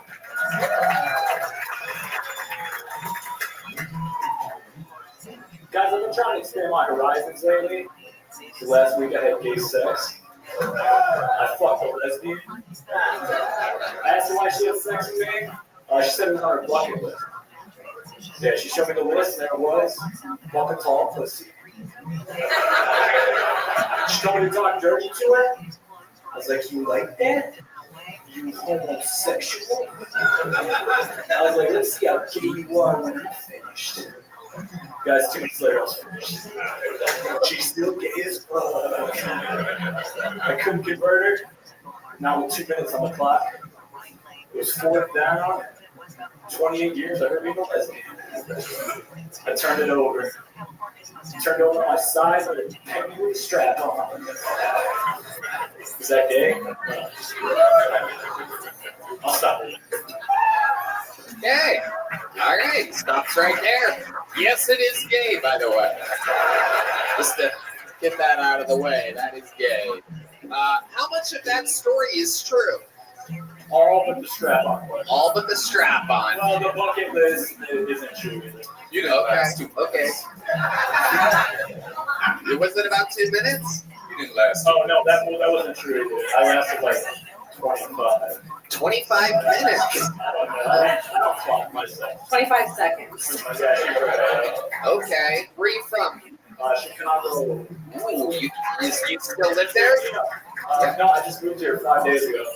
Congratulations. What made you want to move to Austin, Texas? A little bit of everything, the weather mainly. Yeah. Chicago is pretty fucking cold. You're goddamn right. I mean, an absolute fucking bitter place to be. I used to have to fucking wake up and go do man pal at fucking 5:30 a.m. Oh my god, what a nightmare. So many fucking windy, goddamn cold ass, miserable streets there in Chicago. And then you come here and global warming, it's 85 degrees in January. I don't want to jinx it, but who gives a shit? You know what I mean?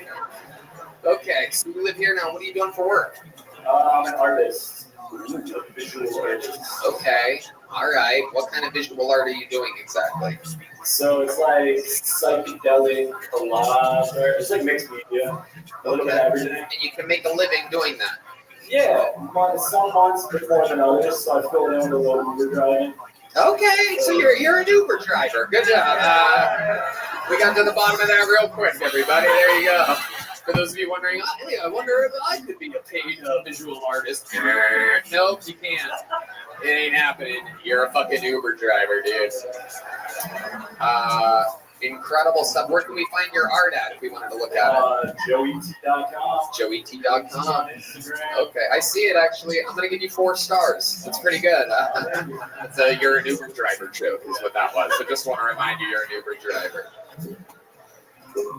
All right. Oh, it's T-E-A. Joey T-E-A. Spelled like the drink. Is that your real last name? Oh, okay. What made you, instead of just doing the letter T, what made you spell out T-E-A? Because I used to go by the letter T, and then people would be like, what does T stand for? And it doesn't stand for anything. Okay. Wow. So you, okay. And neither does TEA, and now less people will spell it that way. Don't you think it's more catchy though? It's like more more memorable? No, not exactly. Your art is badass. Whoa, it actually is unbelievable art. Oh my goodness, that is fucking awesome. That shit is dope, man. You should quit comedy.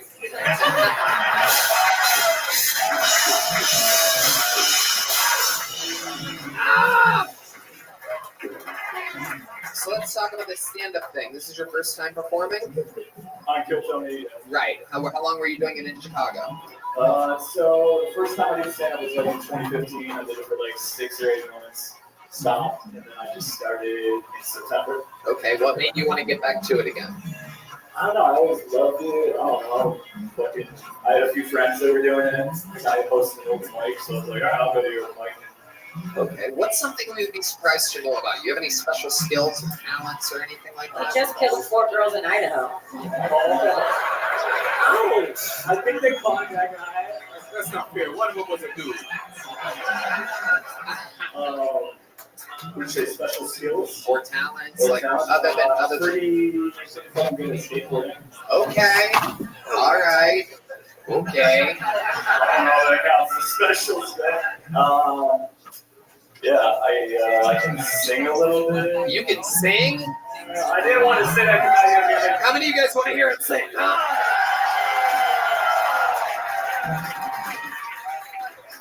What type of song can you sing? Some Radiohead or something? What do you want these guys to play for you? I don't know. Name a song, or else you're just doing that thing, bro. Yeah. This road goes like, I get to when I wait the fuck. Just do it. Come on, this band can play anything. You're the only one holding up the fucking fun train right now. Let's you know, the next time I was going to karaoke, I wanted to sing some James Brown. Okay, what song? Name a song. That's an artist. I Feel Good. Let's fucking do it. A 1, a 2, a 1, 2, 3, 4.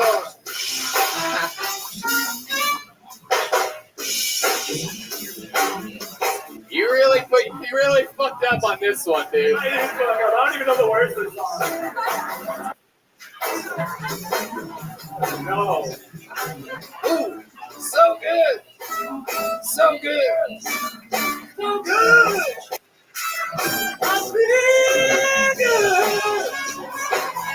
I knew. All right, I don't know.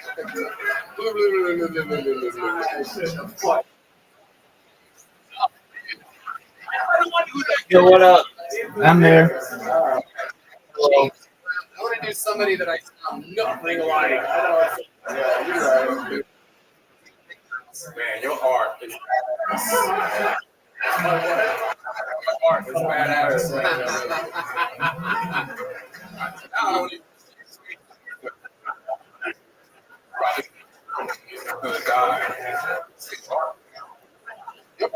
Yo, dog. Just a moment.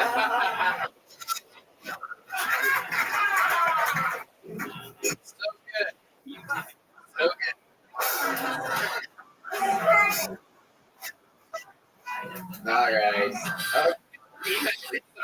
All right. This guy's out of control right now.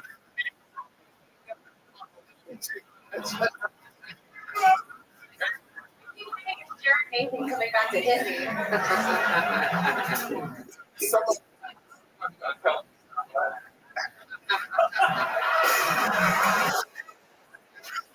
I mean, this is a cruel secret you're keeping. Bullshit, man. Sorry, man. I'm black. I had to tell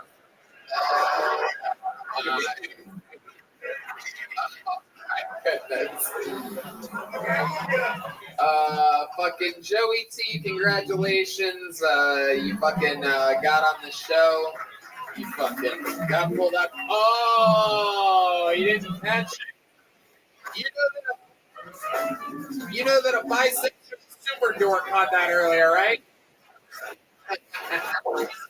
You guys ready for a special treat? One of the greatest writers, one of the greatest performers, one of the greatest roasters. This is a new minute from David Lucas, everybody. David motherfucking.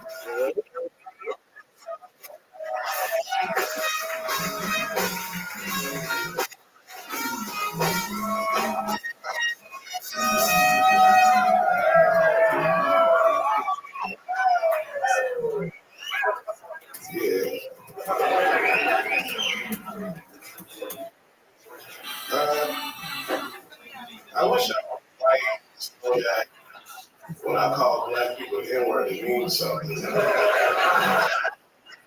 I call you a nigga with a ER, don't you see I don't like your kind of motherfucker?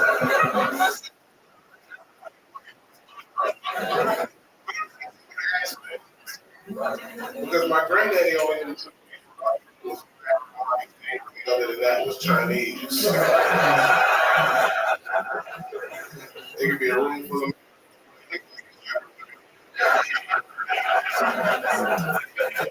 those are Hispanics. What the fuck are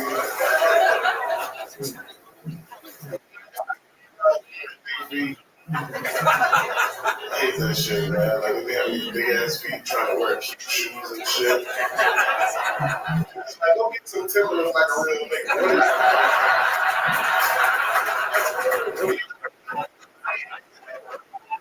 I don't like bitches I can share shoes with. All right, y'all, thank you. The great, the powerful.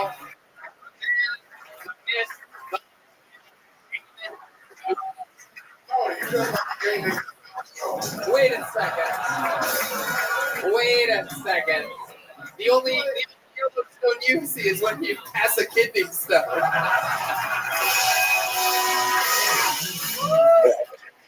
Your name would be ripped my ass. What? If you were on Yellowstone, your name would be Rip My Pants.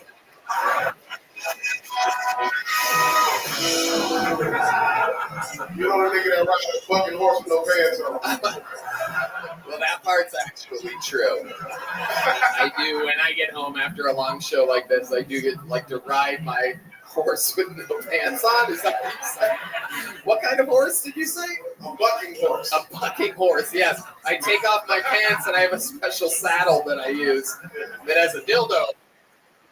Sit on it. Working on my bots, big dog. I try to stay on the horse, and I have them go really.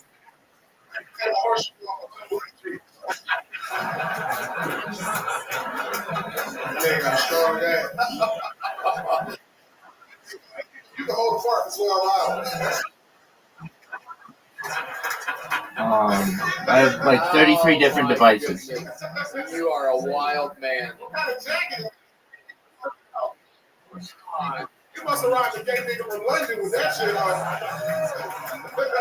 It's a fancy jacket. It's a good one. Where'd you get that jacket? Is that for a van with 200,000 miles on it? I got a denim van. That shit. It's a Vans jacket. Oh my goodness. Incredible. Out here on the streets, killing it, talking about fucking. I love that. I love that material. What else is going on? What else is shaking in life? We have an esteemed panel here. Everybody, I see everybody, bro. Yeah, everybody.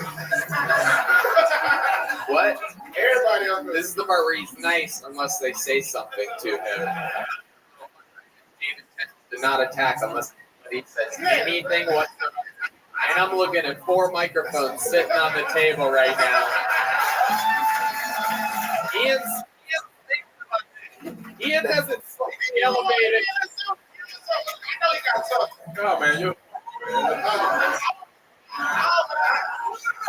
I thought somebody up there was gonna roast. He's sick of making on each other. Like I know Ian.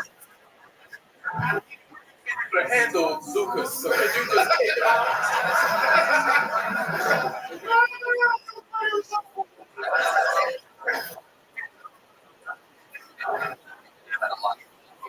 in Texas. David lives here full time. You have a cool place. We were just there for Christmas. We've been chilling. You out there? Anything fun? Legend of the game. A lot of people have her. Yes, Montgomery's. It's incredible. 2-year show and Smash. We love it. Her name is Luna. Yeah, Luna. That's beautiful. Did you name her after your body shape? Yeah, she Panama City. Get your. You're from the Great Clippers of under Tony Hinchcliffe.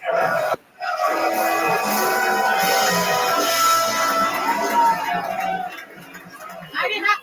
Kim, you look like a tan parrot. Get your ass. Hey, that's good. I didn't know you could write. Yeah. Somebody had knocked that dick off. Toucan nose ass nigga. With your Fruit Loop appetizing ass about here. Hey, no matter what kind of pants you wear, we can see you're fat.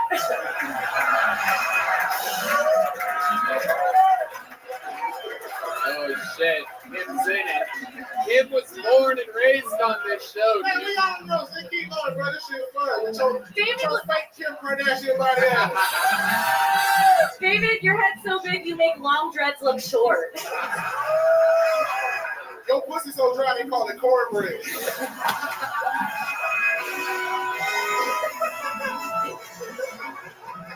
You made it that dry.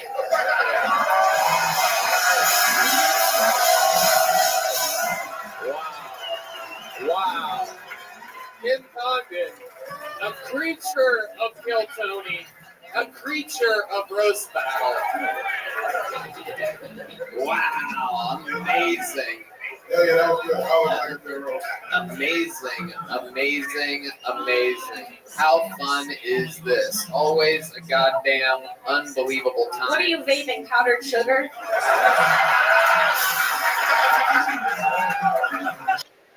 Shouldn't you be on a date with Kanye somewhere, motherfucker?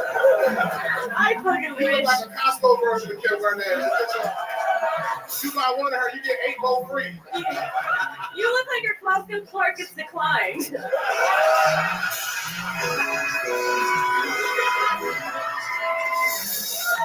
Oh my god. Oh shit, Costco car getting declined might be one of the greatest jokes I've ever heard on you. And I've heard them all. Oh my goodness. David, you're a fucking machine. Every yeah, whatever you want, whatever you want. You're not fan of my shit on nigga.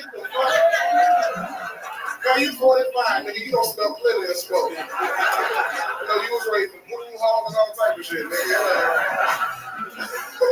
I just like the fact you came up here and fake like you knew your grandfather. This nigga here look like a straight up cancer patient, boy. Get your ass. That nigga run 3 miles from mesothelioma. Nigga, you wish you were in cancer shape. Oh my God. Oh my God. There is no show like this on planet Earth. Nothing like it. David, mother. My favorite roast against myself ever. It's incredible. These are the fucking. That was me. That was nigga. That was haymaker. Looking like a nigga turtle. Your ass out here, boy. All that motherfucking black old trying to hide your age, nigga. You know you're friends with Bill Cosby. That nigga beard look like a German Shepherd skin. Black, gray, white, little beard. Oh, boy.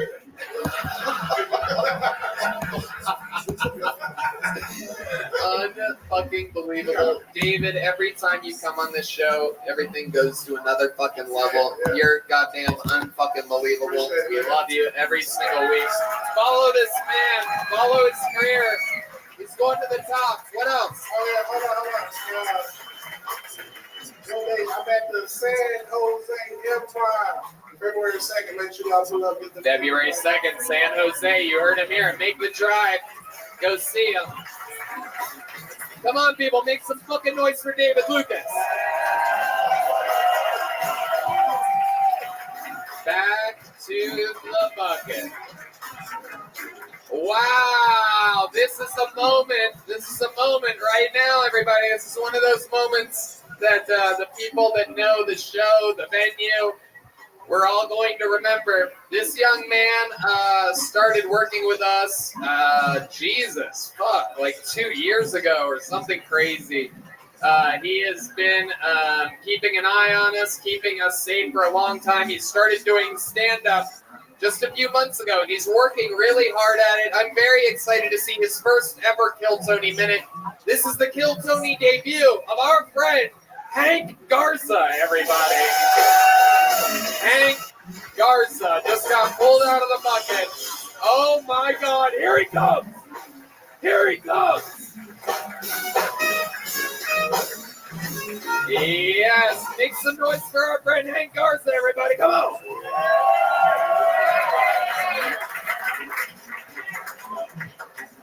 When an old lady sucks your dick, you're not getting head. You're getting wisdom. Why won't trans kids shoot up a school in Texas? They're not allowed in.